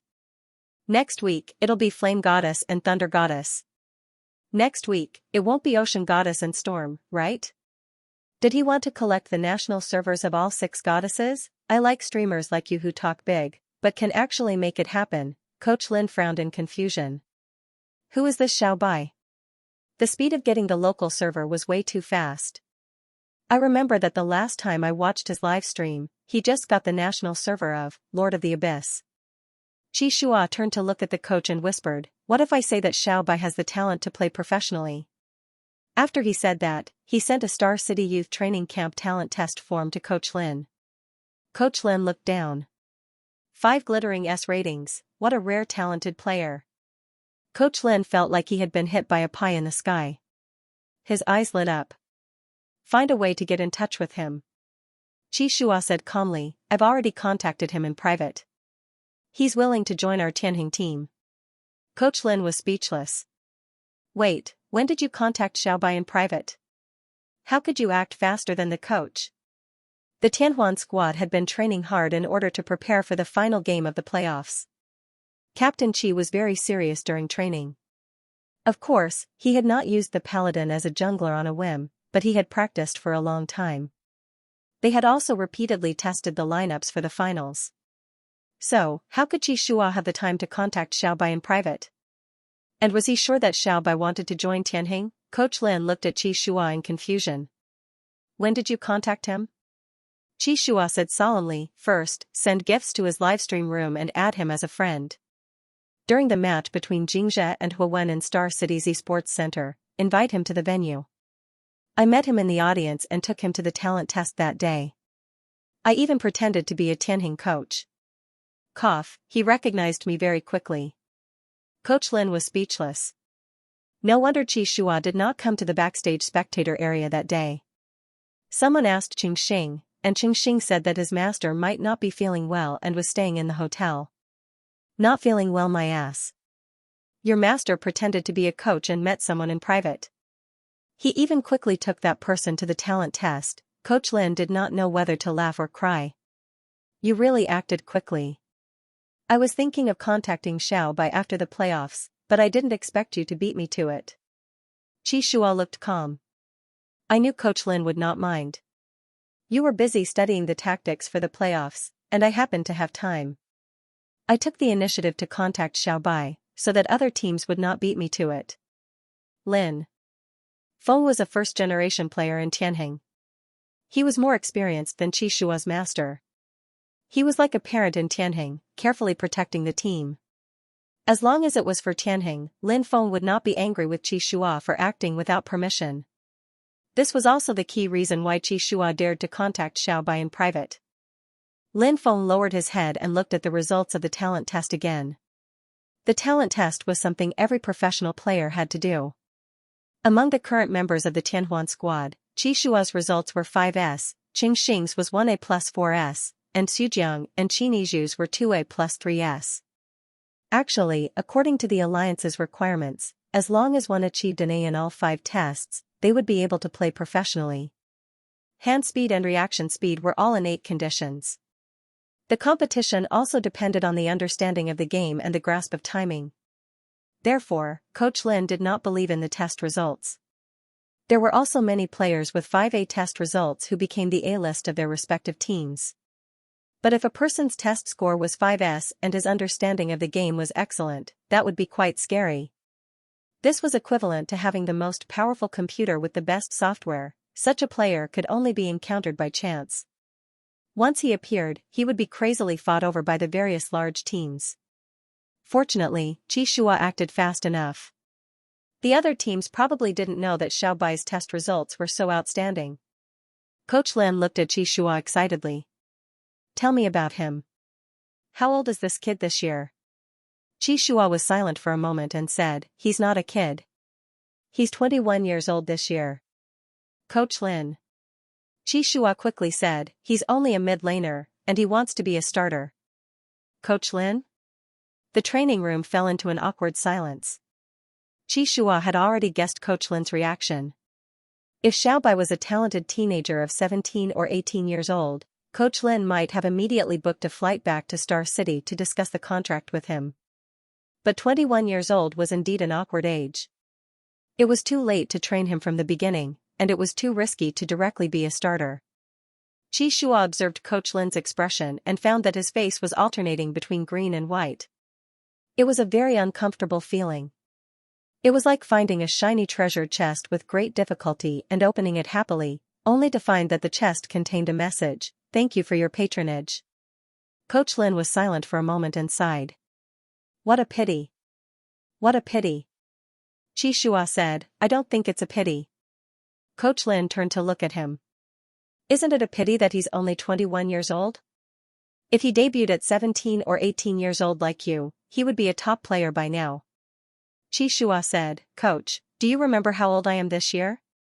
Coach Lin blurted out, you just celebrated your 21st birthday at the beginning of the year, so you should be 22 years old, right? Qi Shua said seriously, I'm still playing when I'm 22 years old. He's 1 year younger than me. Why not? Coach Lin frowned. You can't say that.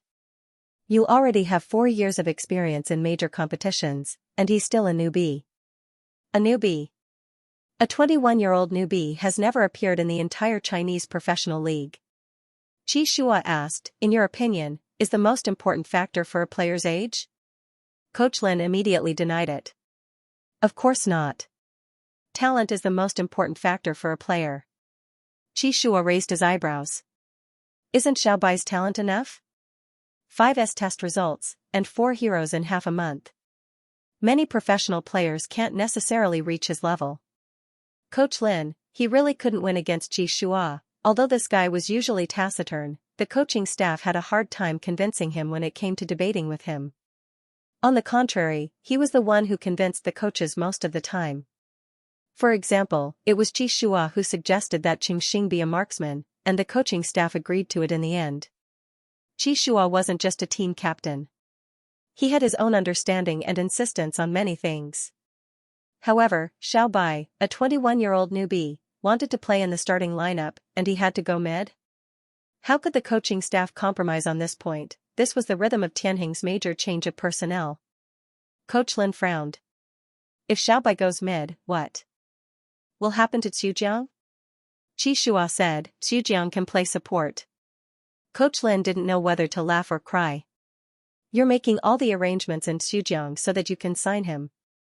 Qi Shua said seriously, Xu playstyle is actually more suitable for the support position. He plays the cannon mage and control mage very well, and his performance is very stable. However, his assassination is his weakness. Xu can hold the advantage if things go smoothly, but Xu can't find a breakthrough with me if things go against me. Qi Shua looked into Coach Lin's eyes and said seriously, Tianheng's results have been declining in recent years. They are often targeted in the jungle, and they are always in a passive position in competitions.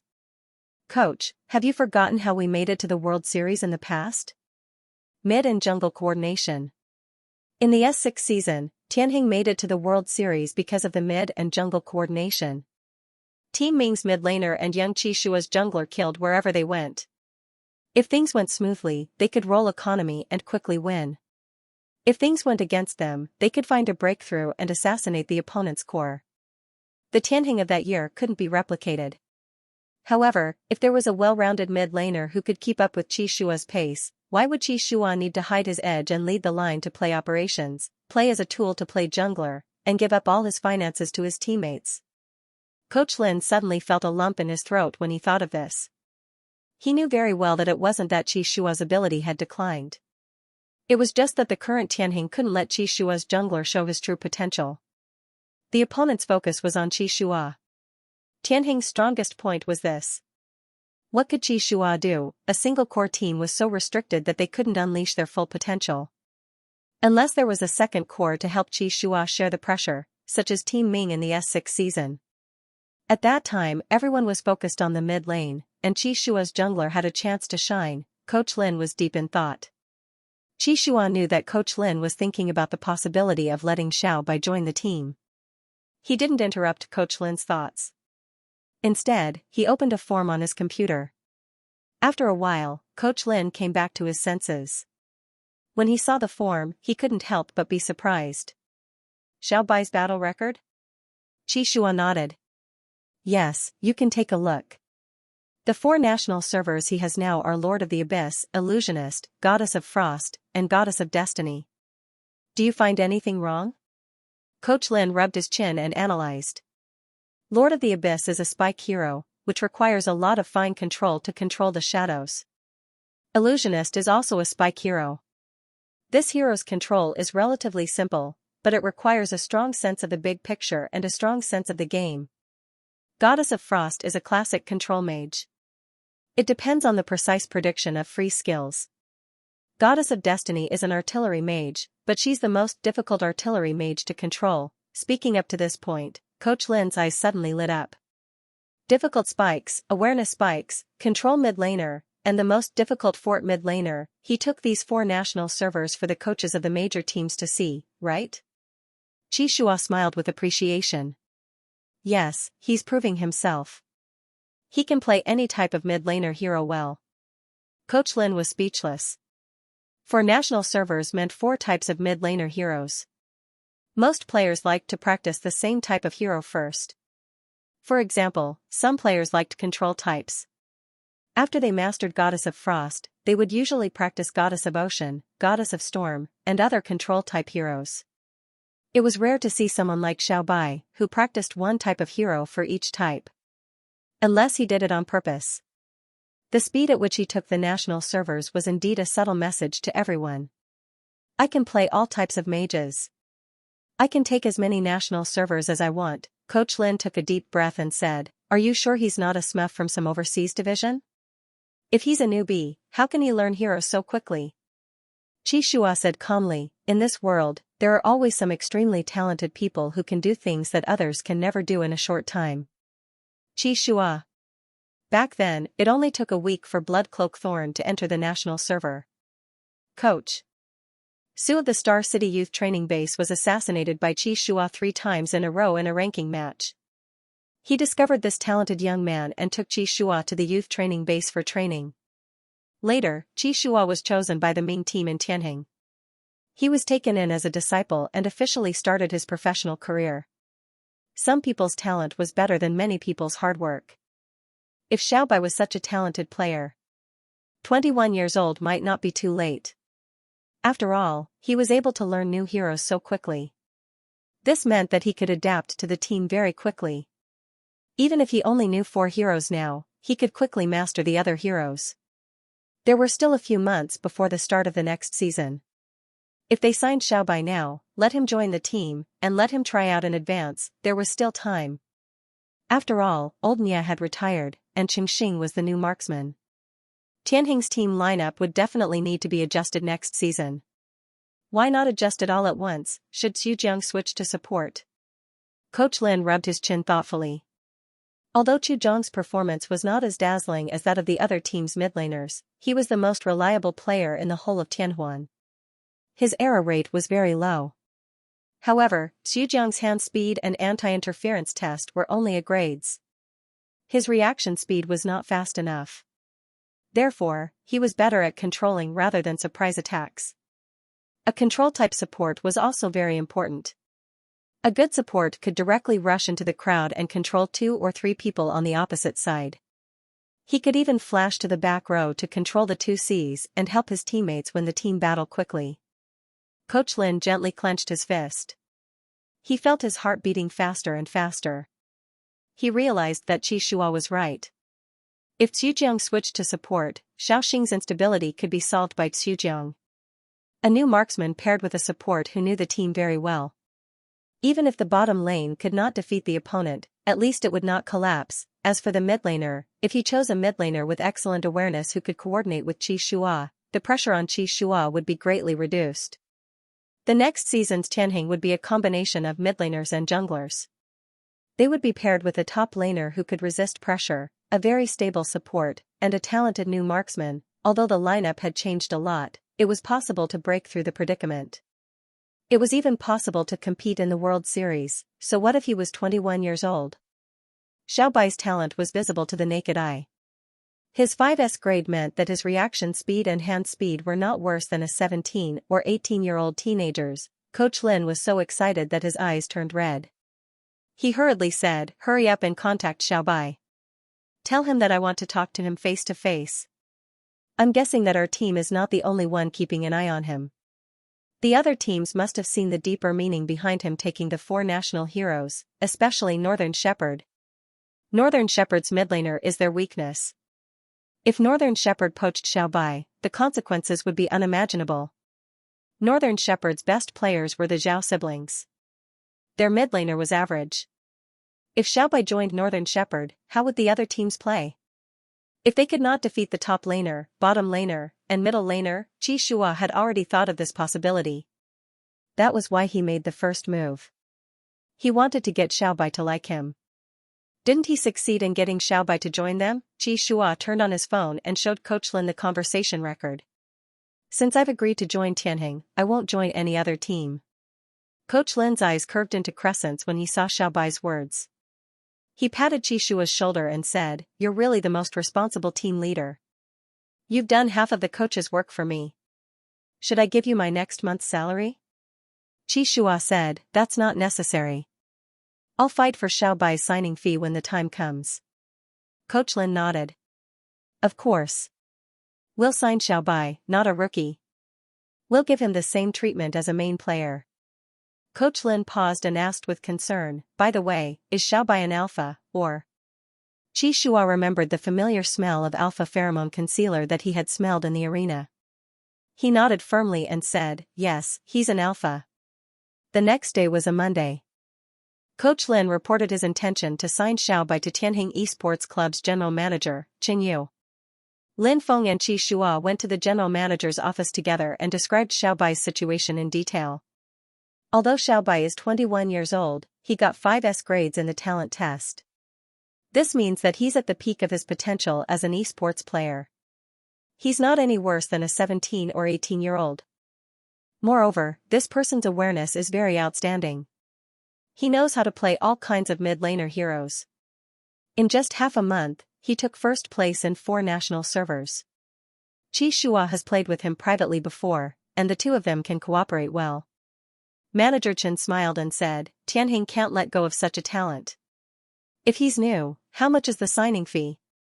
If he's really as good as you say, 1 million should be enough, right? Just as Coach Lin was about to say that he should give 3 million yuan, he heard Xianxia say calmly, add a zero behind it. Manager Chen? Coach Lin? Both of them thought they heard wrong and looked at Xianxia in surprise. Xianxia looked calm. If we want to recruit Fang Jingqing to our team, how much do you think is appropriate? Manager Chen came back to his senses and said, Fang Jingqing is an international player who won the World Pairs Championship.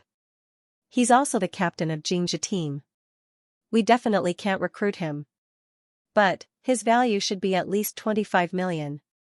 Xianxia asked, what about Zhou Jiawen? Manager Chen said, Xiao Zhou didn't win the World Championships, but he's very popular. He's the best player in the new generation.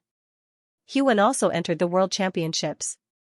His transfer fee shouldn't be less than 20 million. Xianxia asked, if we bring in a top mid-laner from overseas, the price shouldn't be less than 10 million, right? Manager Chen nodded.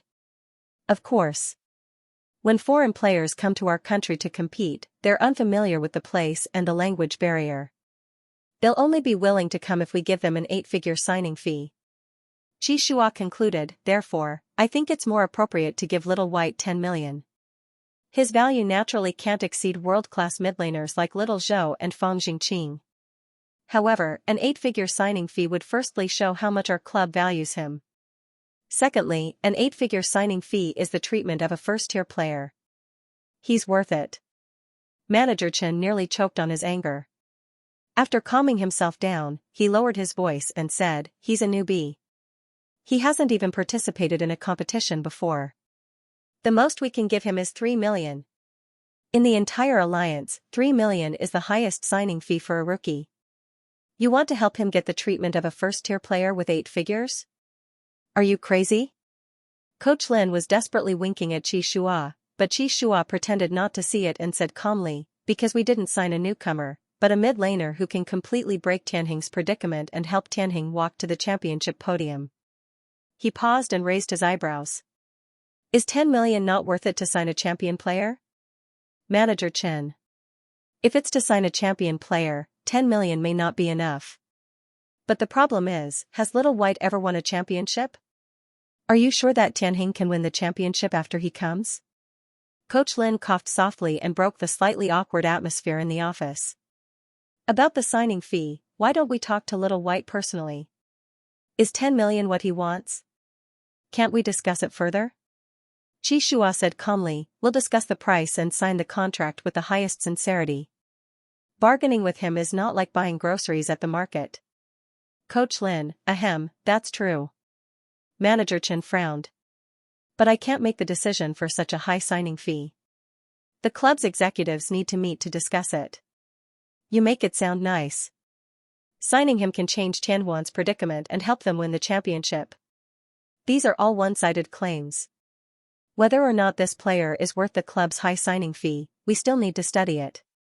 Xianxia nodded. Okay, let me know when the meeting is. The two of them turned and left the office. Coach Lin sighed and looked at Xianxia. Why are you helping an outsider and helping him raise his value? A signing fee of 3 million is already the highest treatment for a newcomer. Xianxia looked at Coach Lin calmly. He's not just anyone. He will be our best teammate. If you don't believe me, you can wait and see. If Northern Shepherds makes a move and offers him a high price, Tianheng's price will be lower than Northern Shepherds. Even if we sign Little White, will you feel good about it? Coach Lin was silent for a moment. He thought about it carefully and realized that it made sense. Northern Shepherds had a lot of money behind them. Moreover, Northern Shepherds' mid-laner was likely to retire after this season. They were in desperate need of a mid-laner. They would either find a second-team player to replace him or find a way to poach him. Zhao Sinan was the first professional player to discover Little White. If he hadn't happened to see Yuga and Little White's duel and recorded it in the group chat, the major teams wouldn't have noticed Little White. Northern shepherds must have been paying attention to Little White as well. If they discovered Little White's talent as a mid-laner and offered more than 5 million to sign Little White, Tianheng's offer of 3 million for a newcomer signing fee would be too shabby. Although Tianheng's performance had declined, it was still a powerhouse in the country. Coach Lin thought for a moment and nodded. He made up his mind. Okay, I'll stand with you this time. When the time comes, we'll convince the shareholders together. If you're really sure that Little White can change Tianheng, then 10 million is worth it, to be honest. After all, even if we poach Fang Jingqing, he won't be able to play with you. Qi Shua's eyes showed a hint of a smile. That's right. It's actually very difficult to find a mid-laner who can play well with me and has first-rate awareness. Tianheng's signing of players isn't based on who's cheaper, but who's more suitable. What do you think? Coach Lin smiled and patted Qi Shua's shoulder. That's true. However, you should talk to your master in advance. As long as he supports you, the other shareholders who don't know much about esports and are only responsible for paying money should have nothing to say. Qi Shua nodded. I'll contact my master as soon as possible and ask him to come forward. Coach Lin stood in front of the floor-to-ceiling window in the corridor and turned his head to look downstairs with mixed feelings. In order to sign a newcomer, he proposed an 8-figure signing fee and even invited the long-hidden Ming team to come out. It seemed that Qi Shua was determined to sign Little White this time. Qi Shua was never an impulsive person. On the contrary, this alpha was frighteningly calm. Since he was determined to sign Little White, it meant that Little White must have something special that other mid-laners couldn't replace. How much change would a new mid-laner bring to Tianheng? Coach Lin was looking forward to it more and more. As usual, Yi Xiaoyang went to the training camp to practice his heroes after waking up. This time, he practiced Fire Goddess and Thunder Goddess. He planned to get the national servers of these two heroes. Mage heroes were generally divided into Spellcaster, Control Mage, and Fort Mage. The 4 national servers he had gotten so far were 2 Spellcaster, 1 Control Mage, and 1 Fort Mage, which was the most difficult. Of course, this wasn't a coincidence. He had done it on purpose. He believed that the coaches would understand what he meant. The control type of mages, if subdivided, included status control, such as freezing, sleep, dizziness, and so on, making people lose their ability to move. There was also field control, a classic example of which was the Goddess of Flames, laying down fire circles to block people's movements, making it impossible for people to land. Therefore, the next thing he wanted to do was to get a field control hero. It was difficult for this type of hero to carry the entire game by himself and needed the cooperation of his teammates. Yamu seemed to have noticed this as well. When they were playing in the morning, she actually pulled someone over to play in the 3rd row with Little White. Yi Xiaoyang looked at the account with the ID Little Wei in the room and was stunned for a moment. Then, he heard Mumu's gentle voice introduce, "This is Ah Wei. Ah Wei, this is the Little White I told you about." A hearty voice came from the earpiece. "Hello, Mumu said that you want to get Fire Goddess S national server. I just happen to want to get Cannoneer S national server. Let's play together. It'll be easier to cooperate." Yamu smiled and said, "Little White, you don't mind playing in the 3rd row, right? Because Fire Goddess and Cannoneer are the Fire team's cooperative playstyle. Ah Wei just happens to want to get Cannoneer into the national server. I'll choose Radiant Shield as a support. It'll be easier this way." The fans in the live broadcast room were going crazy. F***CK, why is brother Little Wei here? Big brother and big sister bringing Little White, are Little White's prestige, are my eyes playing tricks on me this early in the morning? Why are the 3 of them in the same room? Little White, tell us, do you have a backer? Who are you? Mumu has been playing with you for 2 days, and brother Little Wei is here today. This live broadcast room is really full of crouching tigers and hidden dragons. Yi Xiaoyang was also a little surprised by Little Wei's appearance. When he heard this, he immediately said angrily, "Brother Little Wei, it'll be easier to cooperate if we play together. Big sister Mu is so thoughtful." Mumu smiled and said, "Don't be angry. Everyone is just taking what they need. I'm just a support. It's hard for me to increase my combat power even if I play alone. We're in a middle, archer, and support platoon. It's not easy to lose. Little Wei said, then I'll go open a SMF account. Wait for me. After a while, he opened a SMF account called Little Wei and joined the ranking room. Yi Xiaoyang was speechless. This is really a little account. The three of them began to play. Little Wei was indeed a top streamer. As soon as he entered the room, his teammates recognized him. F*CK, it's brother Little Wei. All Wei, carry me to victory. I'll let you have the archer. Big Sister Moo's SMF account, Clumsy Bird Flies First, typed, middle, archer, support third platoon. Can the two of you pick the solo and jungler? Pick a hero that you know how to play. You just have to give the archer some money. The other two immediately nodded. No problem, no problem. I'm fine with this one.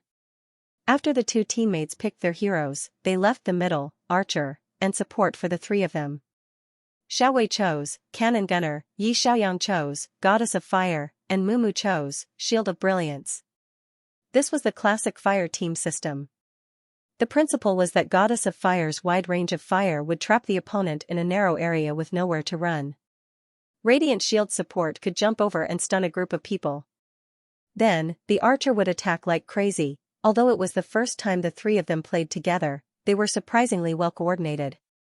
The main reason was that Yi Xiaoyang's fire circle was too tricky. The middle, archer, and support team went to invade the opponent's blue buff. The opponent's jungler quickly realized that there was fire everywhere in the jungle. It was burning his feet.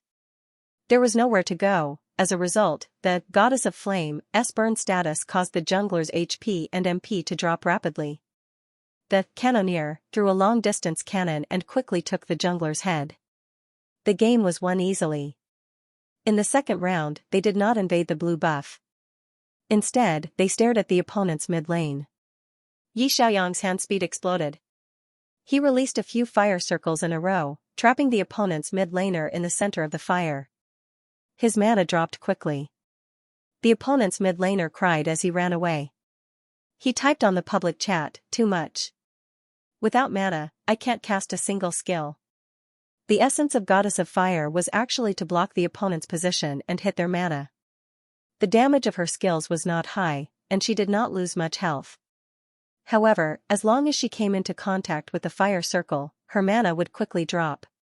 The mid laners who went against her would often have their mana depleted and could not cast any skills. It was even scarier when they were fighting as a team. The opponent had no mana and could only watch helplessly. They could only watch as the archer quickly reaped the damage. This fire team system was one of the signature playstyles developed by the Fire Mark Battle team. There would be a way to break it in the Pro League. Choose some mid laners and junglers without mana and kill the core Goddess of Fire. However, in the game, there were very few people who could work together to break the fire team system. Moreover, Yi Xiaoyang would often choose Goddess of Fire after the opponent had chosen their mid laners and junglers. This made it impossible for the opponent to guard against. After a whole morning of ranking, the team of three achieved 9 consecutive victories. At lunchtime, Little Wei turned off the livestream and privately messaged Mumu. "This little white has good awareness. He's not as scheming as they say in the group?" Mumu replied with a smiley face. After all, Little White stole their server. Little Wei was enlightened. "Oh, I was wondering why they were scolding Little White in the group every day. Using cats to create hype and stepping on people to get to the top. It's because they lost their server and couldn't get it back." Streamer Little Wei was a fixed archer. Yi Xiaoyang had only taken mid laners and offended a bunch of streamers who played mid laners. Recently, the streamers had been scolding Little White every day. Out of curiosity, he went to rank with Mumu. After interacting with Little White, he realized that Little White was indeed very strong. Goddess of Fire's positioning was too amazing. Her fire circles were very fast and efficient, often leaving the opponent with nowhere to go. They were immediately surrounded and wiped out. Little Wei was the MVP for a few consecutive matches and even got a pentakill with the help of Goddess of Fire. Little White had obviously given the kill to him for that pentakill. Little Wei said, "Pull me up next time." "Ha ha ha, I got a pentakill today." "Awesome." Yaomu rolled her eyes. Human head dog. Little Wei replied, dog head. JPG, at this moment, Little Wei and Mumu received a message on their phones at the same time. It was from General Manager Lu of Whale Streaming. Mumu, why are you hanging out with Little White? Do you know him in private? Little Wei, why are you playing ranked with Little White? What's your relationship with him? Both of them were confused. Mumu explained, I met him in the summit tournament and thought that he was doing well, so I added him as a friend. Why? We're all streamers on Whale Streaming. It's normal for us to play ranked together. Little Wei replied, Mumu dragged me along. What's going on? Isn't it normal for streamers on the same platform to play ranked together? General Manager Lu even sent me a private message to ask about it. It gave me a fright. General Manager Lu was speechless. He hadn't signed the contract yet. Are you guys fighting to advertise for him? End of chapter 41. Don't forget to subscribe, like, and share the video to support the channel.